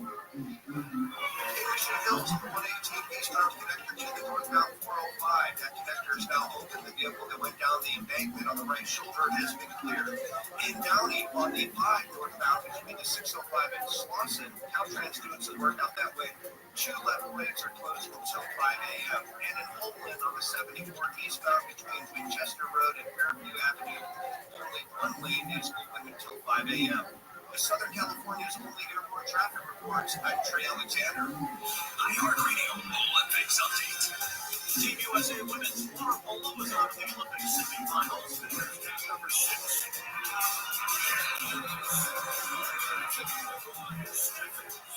Simmons scored twice for the Americans. Will face Australia in the semis on Wednesday. Meanwhile, the NPG Kukuke became the first American woman to medal in the hammer throw, taking the silver. For ABC's live coverage from Paris, search Olympics on the free iHeartRadio app. From the team behind Atlanta Monster and Up and Vanish comes a brand new investigative true crime podcast, Flashpoint. Listen as they explore the homegrown terrorism threat through the lens of the Atlanta Olympic bombing and its aftermath.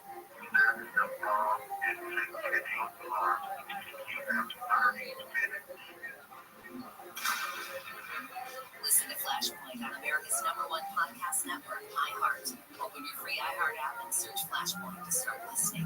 Tired of endless summer heat? Experience a luxury oceanfront escape at Terranea Resort on the Palos Verdes Peninsula. That's cool ocean breezes, make a splash in our 4 pools, enjoy a round of golf, or indulge yourself in our legendary spa. For a limited time, book your oceanfront getaway for as low as $375 per night, including resort fee and parking. Don't miss this rare opportunity for renowned Terranea Resort. Visit terranea.com to book now. That's TERRANEA.com. This is the Marketers Report. Today, Karen Taylor, Chief Marketing Officer of Genentech, explains how audio is an ideal way for brands to tell their stories. Everyone is listening somewhere somehow. I think that there's something deep in all of us that enjoys listening to and telling stories. When I think about what we do here at Genentech, we do a lot to actually tell the broader story of our company and the legacy that we stand upon. 45 years marketing more than 40 medicines over that time period, and we celebrate that in story form, in audio format. It's a great way for people to learn more about what we offer and to be educated in an easy and convenient way. As the #1 audio company, iHeartMedia gives marketers access to all, every audience, live conversations, trusted influence, insights, and data you need to grow. Not just a media company. iHeartMedia is your access company. If you're a marketer, go to iHeartResults.com. KFI AM 640. Yes, it's interesting. Love the life that I lead. I've got a pocket full of miracles, and with a pocket full of miracles, one little miracle a day is all I need.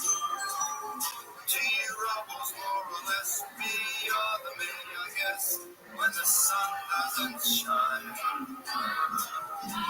But there's that pocket full of miracles, and with a pocket full of miracles, the world's a bright and shining apple that's mine, all mine. To talk to George Norrie, call the wildcard line at 818-501-4109. The first-time caller line is 818-501-4721. To talk toll-free from east of the Rockies, call 800-825-5033. From west of the Rockies, toll-free, call 800-618-8255. To reach George via Skype, use Skype name George97313. Send George a text message anytime at 818-298-6521. From the City of Angels, this is Coast to Coast AM with George Norrie. On our next Coast to Coast program, the Numbers Lady, Linus McCants joins us to tell us about what's left for the rest of the year. And RJ Sabina back with us on Coast to Coast as we talk about higher states of consciousness. Tom is with us to tell you about our television show, BeyondBelief.com. Indeed, just head over to BeyondBelief.com right now and watch some free episodes we have for you. Scroll down just a little bit. There's a 7-day free trial you can take advantage of.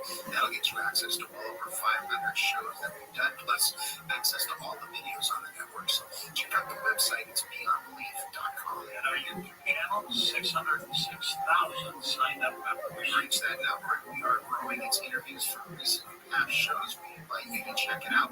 Go to coasttocoastam.com. Go to the top. There's a little YouTube icon.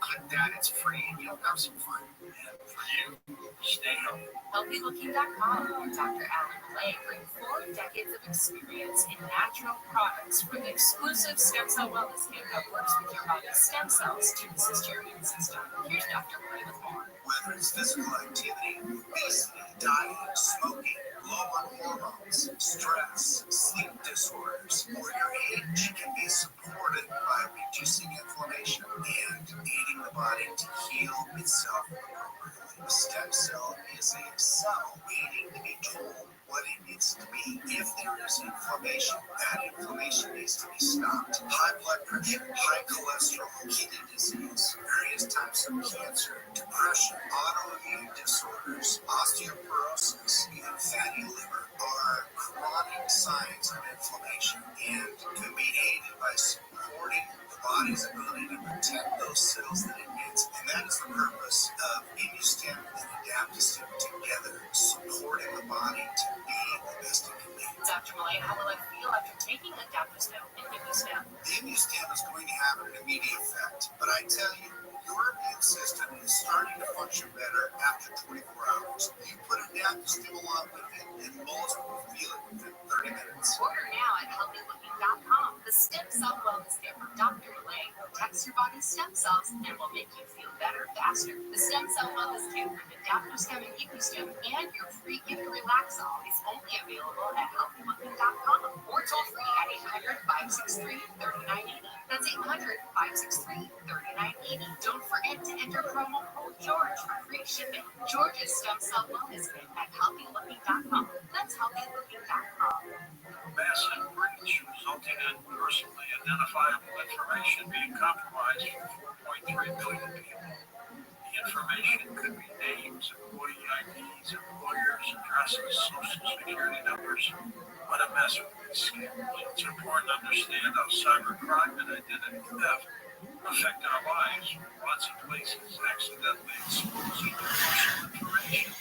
That's why LifeLock monitors millions of data points a second. That's fast. Risks to your identity.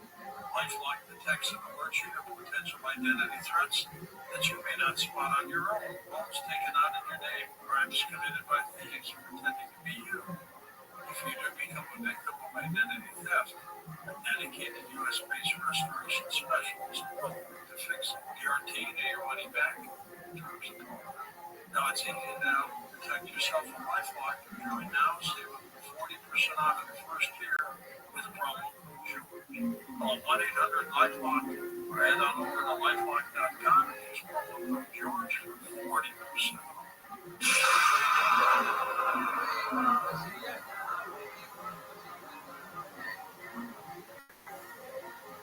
Hi, Dave Michaels here. For generations, my family and I lived in the poorhouse, but not anymore. I found a way out, and on the way, I've proved a few things. People who are struggling, people who don't have enough money to enjoy life, don't want to be like that. They don't want to live that way. We just never had anyone to show us how to stop thinking like a poor person. Stop slaving away for a paycheck and take control of your own life. Become your own boss. We don't have to be poor. Get out of debt, repair your credit, plan for your future. It doesn't matter what age you are. I'm teaching my daughter to build her own business. She just bought a car for her mom, and she's only 8 years old. Leave the poorhouse in the rearview mirror. Thank you for listening, and have a fantastic day. Are you tired of being what Dave Michaels did? Change your life for the better and help a lot of people along the way. Check out criticalhealthnews.com for a really good business opportunity. We don't have to.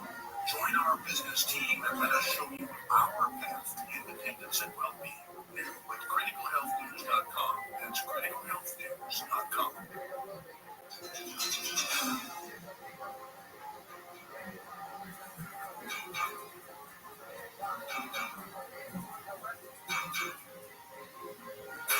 Now, welcome back, Dara Mason with us. Dara, thank you for being part of the program. And good luck with Song of the Dark Man. Where is it available? It's available on all good bookstores, Amazon, Barnes & Noble. Yeah, it's down there with that back. We'll go there. Thank you for having me on. Okay, my friend. Who are the Watchers? Are they talking about the Dark Man? What about the Watchers? Why are they here? This investigative pathologist way better because he's got some answers. And as you well know, William Henry is an investigative pathologist, author of a number of books and DVDs. His latest, The Watchers, Lost Secrets of Ascension, Resurrection, and Perfection. William, welcome back. How are you? I'm wonderful, George. Thank you so much for having me on the show again tonight. Any traveling? I've been in Connecticut. I've been in LA on Monday doing some new interviews for Ancient Aliens. Really excited about that. You should look this up while you were here. Well, it was such a vast track, and so I was just there overnight. First of all, I had a sick cat passed away yesterday, so it was really emotional. Very, very difficult time for my beloved buddy. He's on his journey now. How old was he? He was 11. No. That's not too old for kids. No, it's not. I was really hoping he'd be here a few more years, and but his time was ready to go, sadly. This week early. Well, he's out there somewhere. He's here with us now. Yep, absolutely. Tell me about the Watchers. The Watchers, incredible story. Very controversial, of course. There's a broad range of viewpoints on the Watchers, ranging from they're demons, they're evil, they're controlling us. People want to know why are they here? What are they doing? Why are they interfering with humanity? People actually blame the Watchers for humanity still.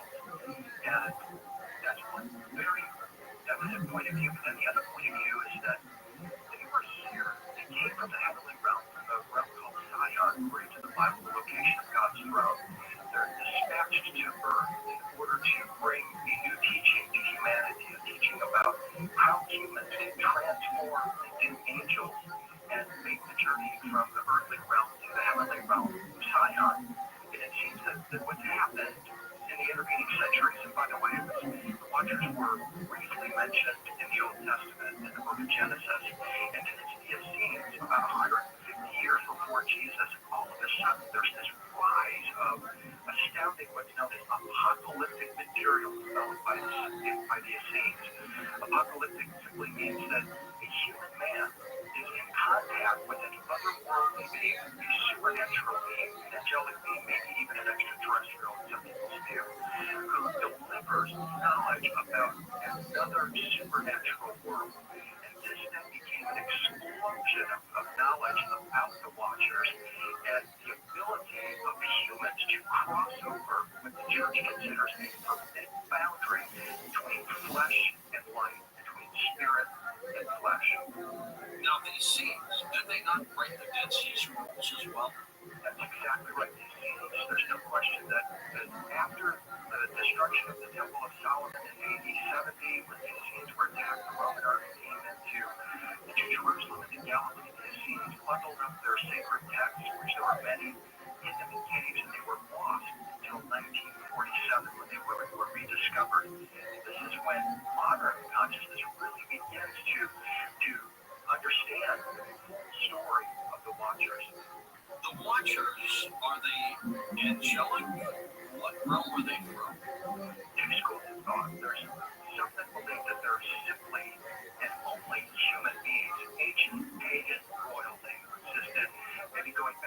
time, even before the flood, that they were able to survive the flood and then continue with new bloodlines after the time of the flood.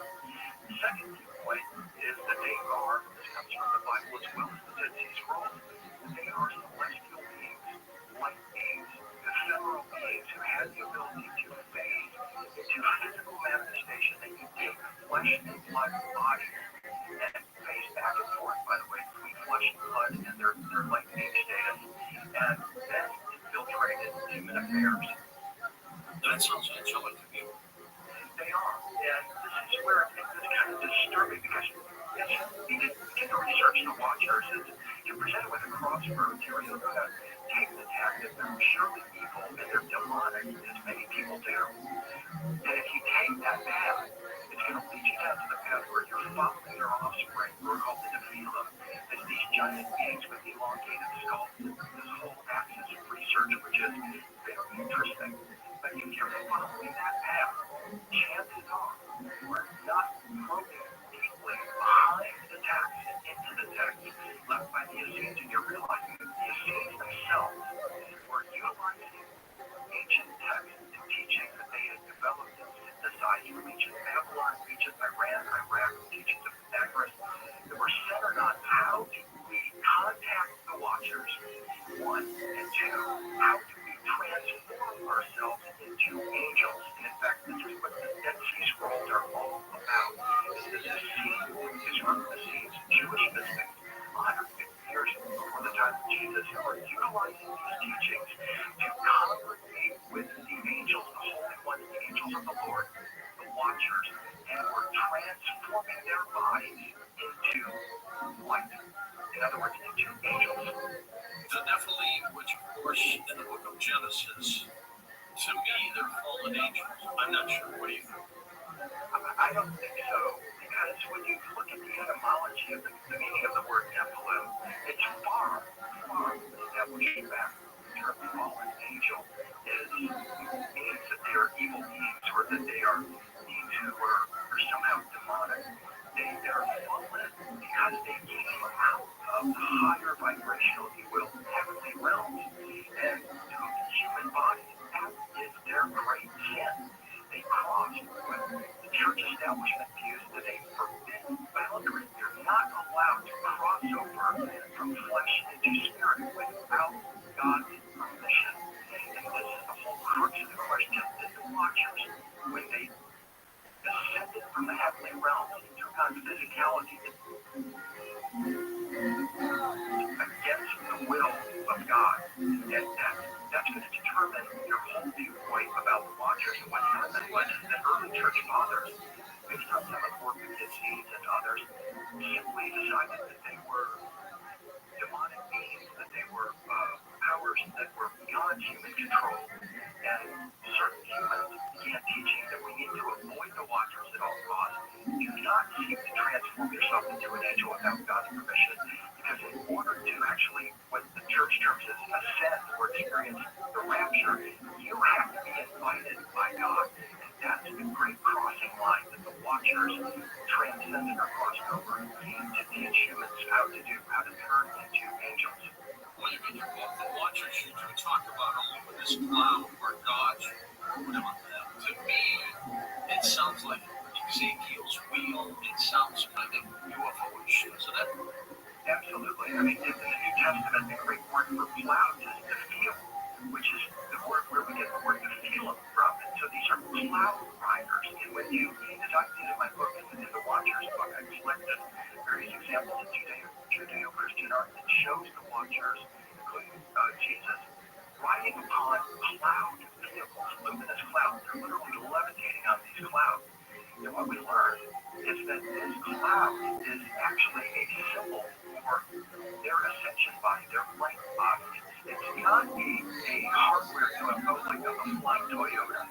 It's actually an organic light vehicle that is produced by the human body, and it enables them to travel interdimensionally and throughout the cosmos. Dr. William Henry, his latest work, The Watchers. Of course, we're going to get into many things that he, as an investigative mythologist, goes after. These gods that visited us spiritual or physical? Spiritual first, you have the ability to phase into physicality. And their bodies are described actually as fluid. They can virtually instantly, according to these stories, transform from their aqueous, adaptable kind of fluid shape into physicality. They can even turn invisible. And this is what we discover in some of the Gnostic texts as well as in the Dead Sea Scrolls, where they're describing looking at these luminous beings who are radiating rainbow light. So their bodies are described as full of eyes, they're covered with feathers, and they have serpentine-type faces. And when you add all this description together, it precisely matches what the Tibetans describe as the rainbow body of light. In the Tibetan Great Perfection tradition, they believe that humans can morph into a light body that they describe. What they tell us is that our body, the frequency of our body, can be accelerated until it dissolves into five-colored rainbow light, leaving behind only hair, toe, and fingernails that have no nerves to be transmuted. The Watchers can do this, and I believe that the Tibetan Great Perfection tradition originates with the Watchers. So these Watchers could step down their frequency in a way, enter into the earth plane, tune or tone down their frequency, manifest in physical form, and then phase back into their non-physical light being form. What did they want? Was there an agenda? In my view, when you follow the ascension path of the Watchers, that they were here, they came here on a rescue mission. They are the Anunnaki, by the way. They were not here for gold. That is Zechariah Sitchin's personal take on that. Right, that was his theory. Never say the Anunnaki came here for gold. That was Sitchin's surmise, his conclusion. They came here, according to these texts, in order to reconnect Earth to a cosmic conduit that links Earth, the heavenly realm specifically, with the throne that they refer to as Zion, a place of peace. That is their mission. And along the way, they brought with them their ascension teachings. The Dead Sea Scrolls are very clear that some of the Watchers brought various crafts and technologies with them. They clearly taught humankind how to use various tools and other implements. But along the way, they also, and this is a big theme that the church has with the Watchers, they taught the secrets of heaven.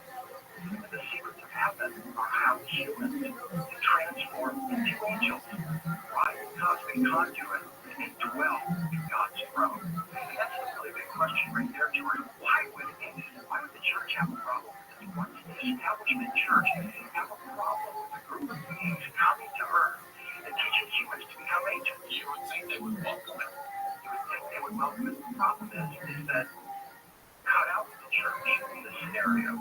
You have no need for the popes and the priests and the whole church establishment. Because in fact, the church doesn't teach human. Right. I mean, do it on your own. Right? You can do it on your own. And that is the big question. Can humans take it upon themselves to perfect themselves, is the term, to become more whole, to become more holy, to become more complete? If you answer no, then chasing his demons, chasing his giants.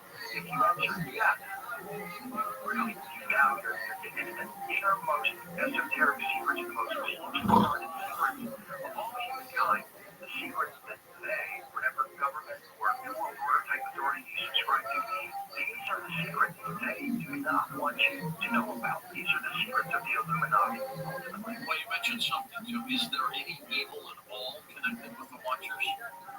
Well, there is a perception. I mean, the Essenes were absolutely clear in their writings that there are two currents or forces of the Watchers. One was represented by the Archangel Michael, who's also sometimes referred to as Melchizedek, who established the priesthood of which Jesus was a member. The other current or force is led by Belial, who is referred to later as the Antichrist. And they were of the belief that these two forces or currents are active in our consciousness at all times. It's kind of the Christian concept of the devil on one shoulder and the angel on the other. And it was all about harmonizing these forces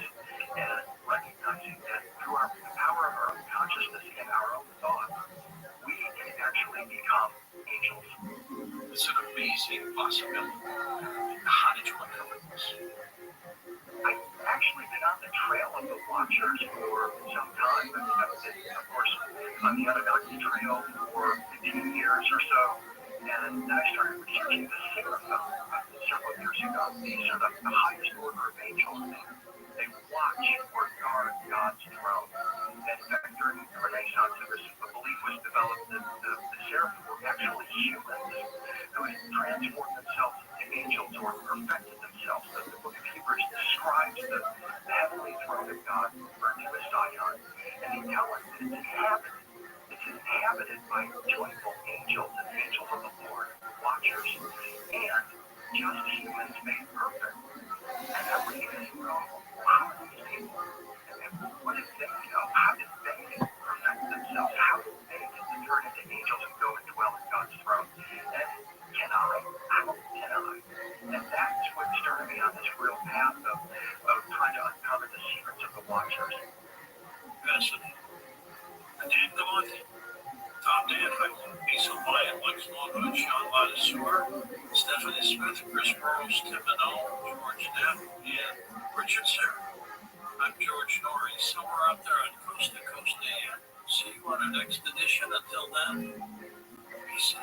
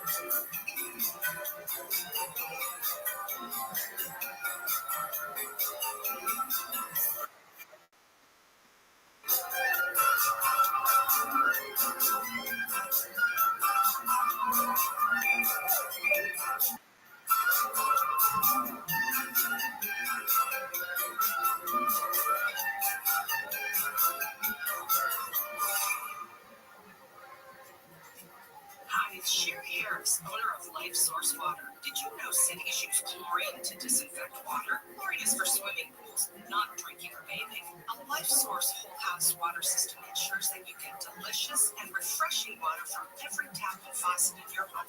It leaves your hair shining and your skin glowing. Call us at 1-800-WATER-99 or visit LifeSourceWater.com. Life Source. Taste and feel the difference. Warranty limitations apply. If you're listening to me right now, I have one thing every business needs most: attention. Think about it. We swipe and scroll past stuff all day. But when we're driving, cooking, working out, we're also listening. That's the magic of audio at iHeart. We are your next customers' ears while they're living life and listening, just like you are right now. So get your customers to listen up today using radio, digital, and podcasts. Call 844-ADD-HELP-5. That's 844-ADD-HELP-5. This is John Cobell from Melvin Pavers. Melvin Pavers specializes in pavers for your pool deck, patios, entryways, decorative walls, and synthetic grass. The summer special, first 10 callers get a free demolition. All now get 12 months, no payments, no interest. Call 844-PAVER11. Ask for Victor's summer special. Free demo and no payments for 12 months. Or visit melvinpavers.com. That's melvinpavers.com. Hi, this is Isabel Morado running for Los Angeles City Council District 14 in the November 5th general election. The only way to create change is to have your voice be heard. Make sure you register to vote today. Visit vote.gov. Have your vote count. Hi, this is Tony Rodriguez, running for State Assembly District 44, November 5th general election. The only way to create change is to have your voice be heard. Make sure you register to vote today. Visit vote.gov. Have your vote count. Ignorance is bliss. We have zero bliss. Completely blissless. KFI. KOST-HD2. Los Angeles, Orange County. Live everywhere on the iHeartRadio app. We had a quake. I'm Bree Tennyson at KFI 24-hour newsroom. There was a 5.2 magnitude earthquake in Kirk County just after 9 o'clock last night. was felt as far south as Long Beach. No damage reported, but there have been at least 22 aftershocks. The maximum intensity right near the main shocks is magnitude 6 to 7, and that's a level that throws plenty of stuff off the shelves. Could be doing some damage if you had an old brick building. That was Dr. Lucy Jones. The USGS says there's now a 5% chance a larger quake could happen within a week. LA City Council is giving $200,000 to a specialized task force after the team recovered 2,000 pounds of stolen copper wire. Councilman Kevin DeLeon says the funds will be used to enhance operations of the Heavy Metal Task Force. Kamala Harris and her running mate Tim Walz now kicking off a campaign tour of battleground states. More from Mark Mayfield. The Minnesota governor appeared alongside Harris for the ticket's first joint rally in Philadelphia on Tuesday. Walz sharply criticized his political opponent Donald Trump, arguing that the former president doesn't know the first thing about service. He accused Trump of sowing chaos and division across the country. Walz is a former teacher, congressman, and military veteran. He's scheduled to appear with Harris in Wisconsin, Michigan, North Carolina, Georgia, and Arizona. Disney is hiking prices on its streaming platforms, including Hulu and ESPN Plus. Disney Plus Basic will cost $9.99. Premium will go up to $15.99 per month. Hulu with ads, $9.99. Hulu without ads, $18.99. And Google has bought the naming rights to Florida's International Football Stadium. It's a 5-year deal at a cost of $1.2 million per year. Sunlight weather from KF5, partly cloudy, highs today in the 80s and 90s, triple digits inland, right now 71 in Brea, 68 for Cypress, 76 degrees in Ontario, and at 75 in Granada Hills. We leave local from the KF5 24-hour newsroom. I'm Bree Tennis. Some work service joined by in South LA on the 110 northbound off-ramp to Manchester Avenue. The off-ramp is closed until 3 a.m. In Arcadia on the 210 westbound off-ramp to Baldwin Avenue, the off-ramp is closed due to some demolition work until 6 a.m. In Whittier, on the 605 northbound between Washington Boulevard and Peck Road, the right lane is closed until 5 a.m. In the Sepulveda Pass, this is on the 405 northbound between Getty Center Drive and Mulholland Drive, the right lane is closed until 6 a.m. In Valencia, on the 126 northbound connector to the southbound 5, the connector is closed until 5 a.m. And in Newport Beach on the 73 northbound between Newport Coast Drive and Bonita Canyon Drive, the right lane is closed until 6 a.m. With Southern California's only airport traffic reports, I'm Trey Alexander. In this week's Marketers Report, David Nussbaum, Executive Vice President, Worldwide Marketing at Warner Brothers Discovery, weighs in on regional audio marketing and the movies. Everything that we are doing is incredibly data-driven. We are getting signals in every single day about how specific audiences are performing. So although we're marketing at a very broad scale, and that does include specific local markets, that's really the beauty of iHeart's network. You're not serving the same message to a consumer in Nashville necessarily that you may be in New York. You have the ability to be very specific and very personalized, but at a tremendous scale. As the #1 audio company, iHeartMedia gives marketers access to all, from national to local, every audience, live conversations, trusted influencers, and the insights and data you need to grow. Not just a media company, iHeartMedia is your access company. If you're a marketer, go to iHeartResults.com. From the team behind Atlanta Monster and Up and Vanish comes a brand new investigative true crime podcast, Flashpoint. Listen as they explore the homegrown terrorism threat through the lens of the Atlanta Olympic bombing and its aftermath.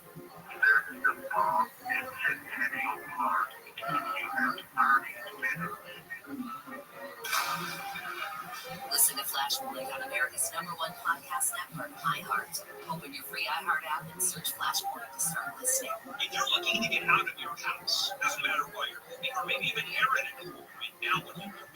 Usually you go to a real estate agent, 6%, and you're told to clean and paint and repair, and buyers are going to walk through. The house has to be pristine, as if you don't live there. You don't need to do that. How about getting a fair price for your home without any of that hassle? DirectBuyers.com will do exactly that. DirectBuyers.com, a local family-owned business. Janet and Matt, brother and sister, I love the way they do business. Now, there are a lot of schmucks out there in this business. I'm going to suggest you call DirectBuyers.com. They'll never lowball you. They'll give you an honest, no obligation offer, even at $15,000 cash advance before closing. Go to directbuyers.com, call 844-242-SELL, 844-242-SELL, directbuyers.com. Hi, this is Keith Usher, running for State Assembly District 55 in the November 5th general election. The only way to create change is to have your voice be heard. Make sure you register to vote today. Visit vote.gov. Have your vote counted. KFI, AM 640, more stimulating talk.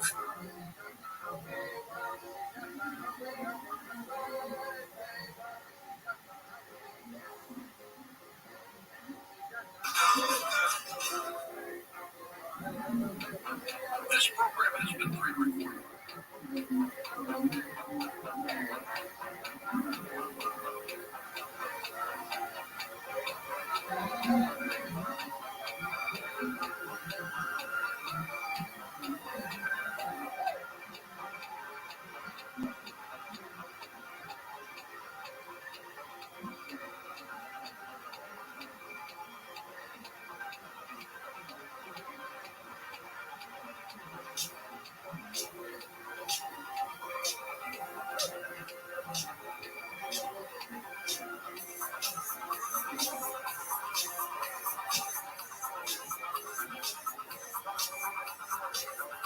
From the City of Angels near the Pacific Ocean, good morning, good evening, wherever you may be across the nation, around the world. I'm Julie Hart. This is Coast to Coast AM. Tonight, we're going to take a walk to the paranormal stuff. Here's what's happening.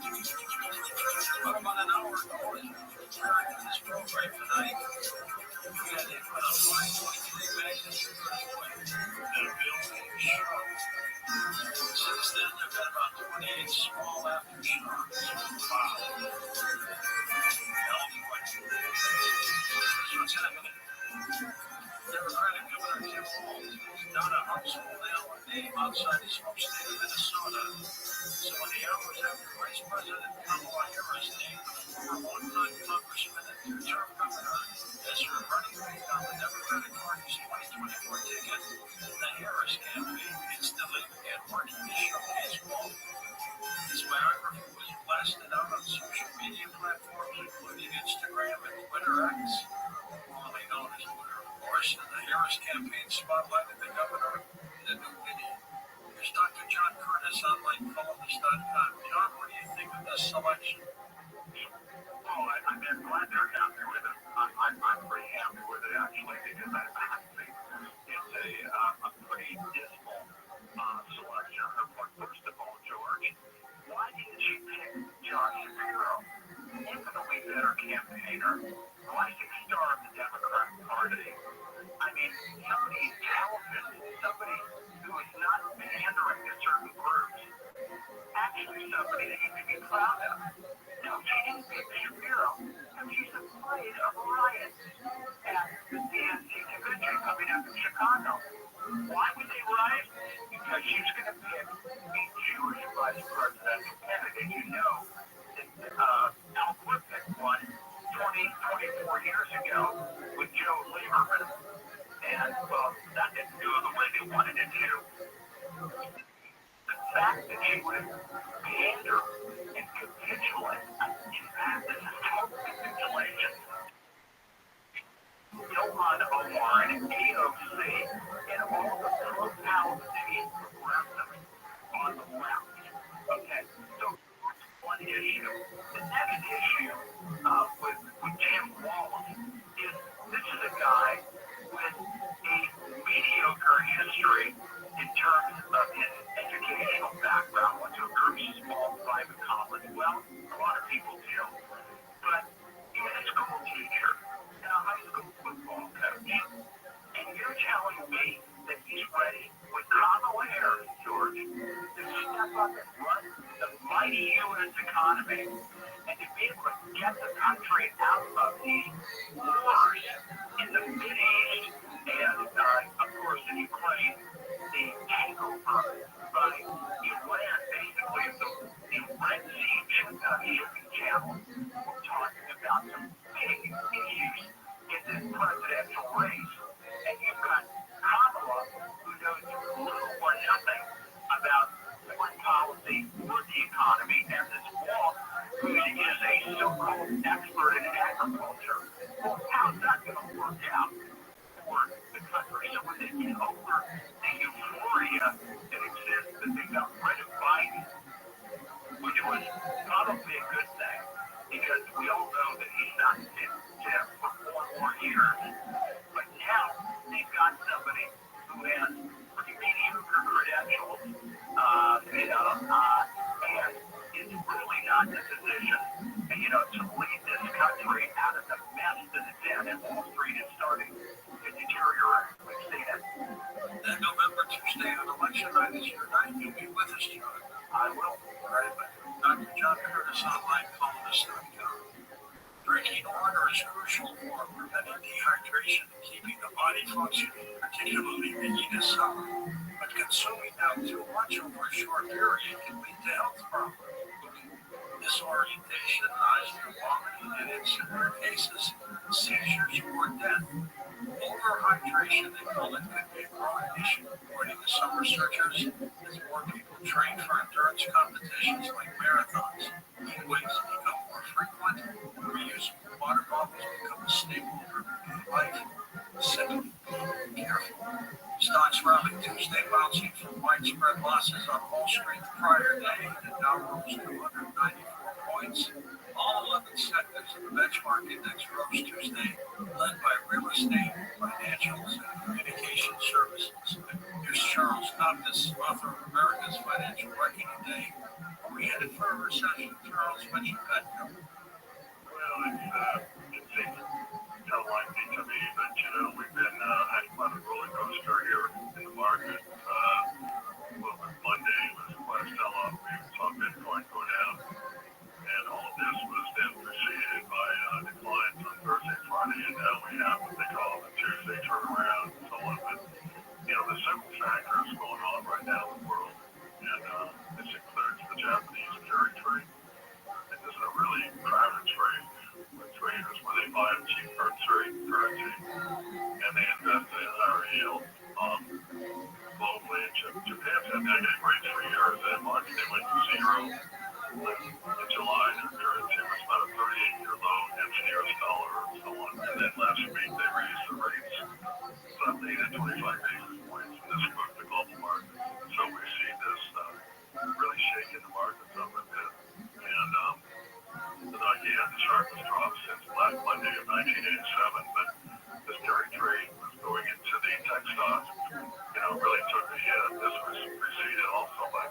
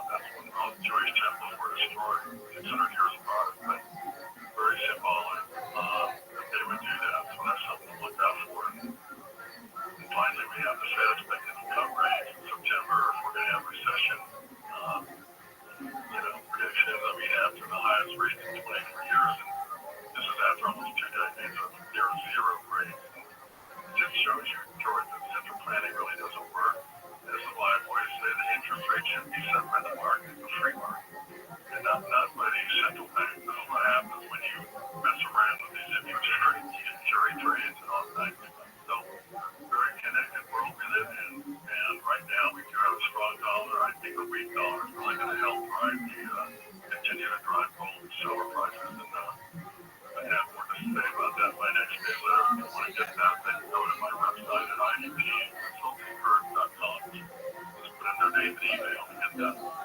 Thanks. Talk to you next week, Charles. In a moment, best-selling author James Rollins joins us his latest work, Archangel. He's next on Coast to Coast AM.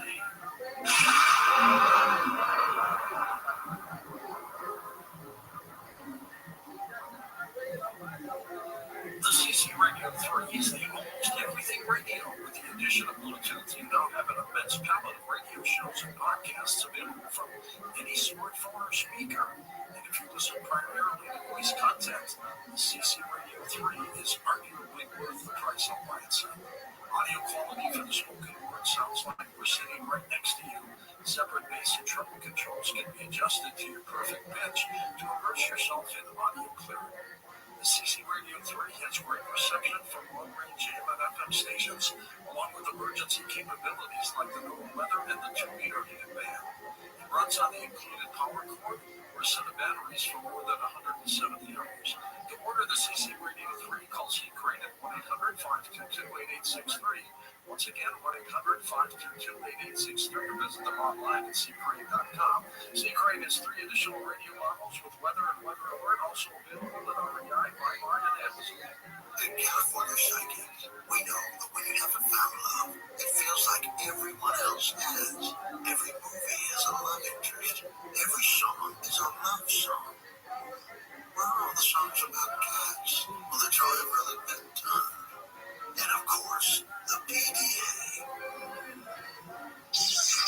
Looking for love sucks. Thankfully, California Psychics can give you the guidance you need to help you find the one. We connect you with the very best. In fact, 98% of the psychics who apply to work with us don't make the grade. That's why we can guarantee if your reading isn't life-changing, it's free. Download the app or connect with us at CaliforniaPsychics.com. Right now, new customers receive 20 minutes for just $20, so you can be feeling all lovey-dovey real soon. Experience the joy of certainty. California Psychics.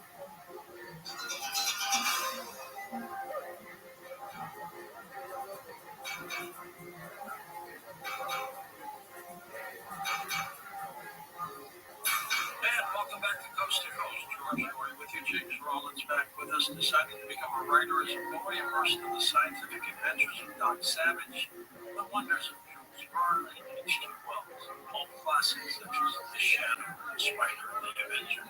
He honed his storytelling skills early, spinning elaborate tales that were often at the heart of pranks played on his brothers and sisters. Jim first pursued a career in veterinary medicine, graduating from the University of Missouri, which is a great vet school, establishing a successful veterinary clinic. His hands-on knowledge of and interest in medicine and science helped shape the research and scientific speculation that set James Rollins' books apart. James, welcome back, my friend. How have you been? I'm doing fantastic. Thanks, George. It's always a pleasure being on your show. Thanks for having me back. Well, your books are incredible novels. There's a lot of truth behind all of them. Yeah, I love sort of shedding pulling back the curtains and showing the wonders and mysteries of this world that people aren't aware of. I just shot sort of that, like what's true, what's not fiction, or sort of tell people, how much it's sort of things like that, how much is fiction. And then was surprised at how fact-based my stories are. It's how fantastic. But they are indeed. You've been on before. We talked about an installment series called the Sigma Force. Tell everybody what that is. The Sigma Force, it's a special forces soldiers that were dropped out of the service for various reasons. So because of special skills, aptitudes, abilities, they're secretly recruited like DARPA, the Defense Department's research and development agency.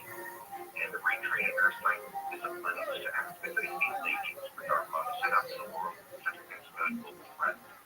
And in short term, it's basically science guns.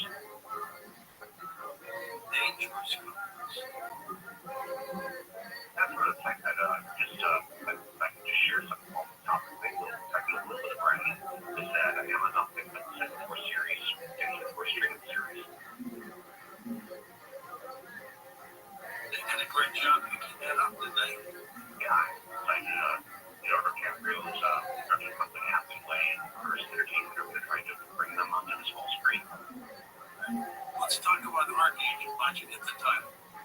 Well, Archangel is actually the name of the city in the northern coast of Russia. And Archangel was, why they got the name is that that's the name protected by Archangel Michael. And that played a role in the story in regards to the mythology of the region, tied to the Russian Orthodox Church, like the Vatican, this complex of conspiracy that goes back centuries. The good part about your books, James, is you don't have to read them all in order to get the chronology of it. You know, I mean, I think I'm probably the only one that's read my series in order. Most people will wander into a bookstore and see it on the shelf, pick it up and read it, because they designed it that way. I didn't want people to feel like if they jumped into the whole series, they get lost. The background of this part of the story is going to tell you within the current book, so you don't get lost. Pretty much you can jump in anywhere. Now, this book deals with the Arctic and a frozen island. Tell me how you came up with this concept. Well, I'm always looking for mythology. It's fascinating me. I went to college, I took professor Greek mythology. But what I love playing with my books is looking for that seed of truth that's the basis of this mythology. And for the longest period of time, everybody believed that there was a lost continent buried in ice near the North Pole. This goes all the way back down to the Greeks. They believed that there was a continent part of what they call basically Hyperborea, which is basically Boreas is the god of the north wind, and Hyperborea means beyond the north wind. Now, according to the Greeks, this might be deeply forested, rich in wildlife, places of gentle breezes. It was also inhabited by the oldest of the human race, and nearly immortal people who lived for centuries. Now, this myth tells us that the land has persisted all the way into modern times. Even the famous northern coastal explorer Robert Rothschild swore he saw a landman up near the North Pole. Other tribes around that coast also swear that they've seen land up there.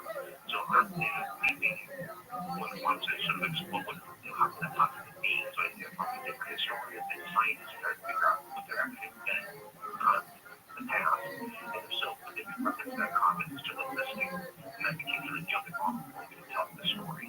But you're not talking about Atlantis, are you? Not at all. Atlantis, I've done Atlantis in another book. I have my own theory about where Atlantis is. That I explore in that book, but this one I'm looking at basically this lost northern continent type Borea. And before it's almost some hint of truth in mythology. And one of my characters in the book says myths can move mountains. That myths really can influence the world. And that's definitely true in this case, that this belief in Hyperborea is actually a driving force for Russian philosophy. It's a driving force of Russian expansion. This was the part of the world that they're just speaking to Rome. The invaded Crimea is based upon that philosophy. It's all based upon a Russian philosopher called Alexander Putin. Back in 1992, he wrote the Hyperborean theory, and he further believes that this lost land of Siberia is where the Russian people originated. They believe they are the modern descendants of the Hyperboreans and the early mortals.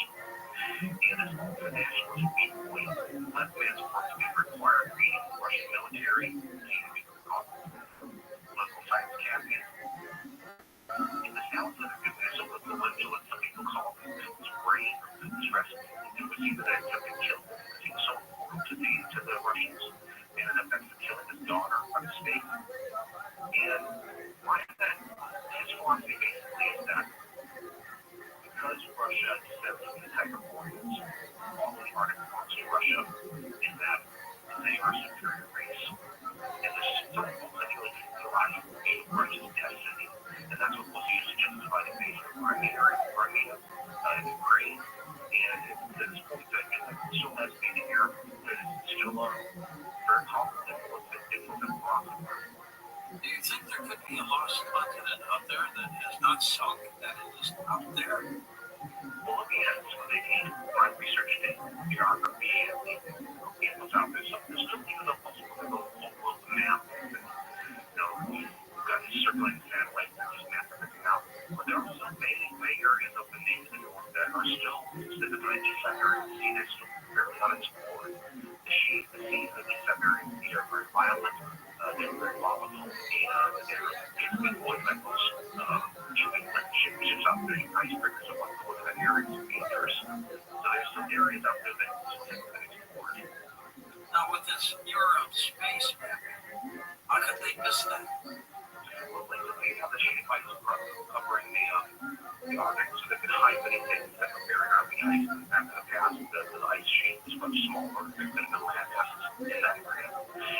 lot of the articles that see that it really left this area to the point where it's vast resources of minerals and oil and gas. And so they've been doing a lot of exploring under the Russians are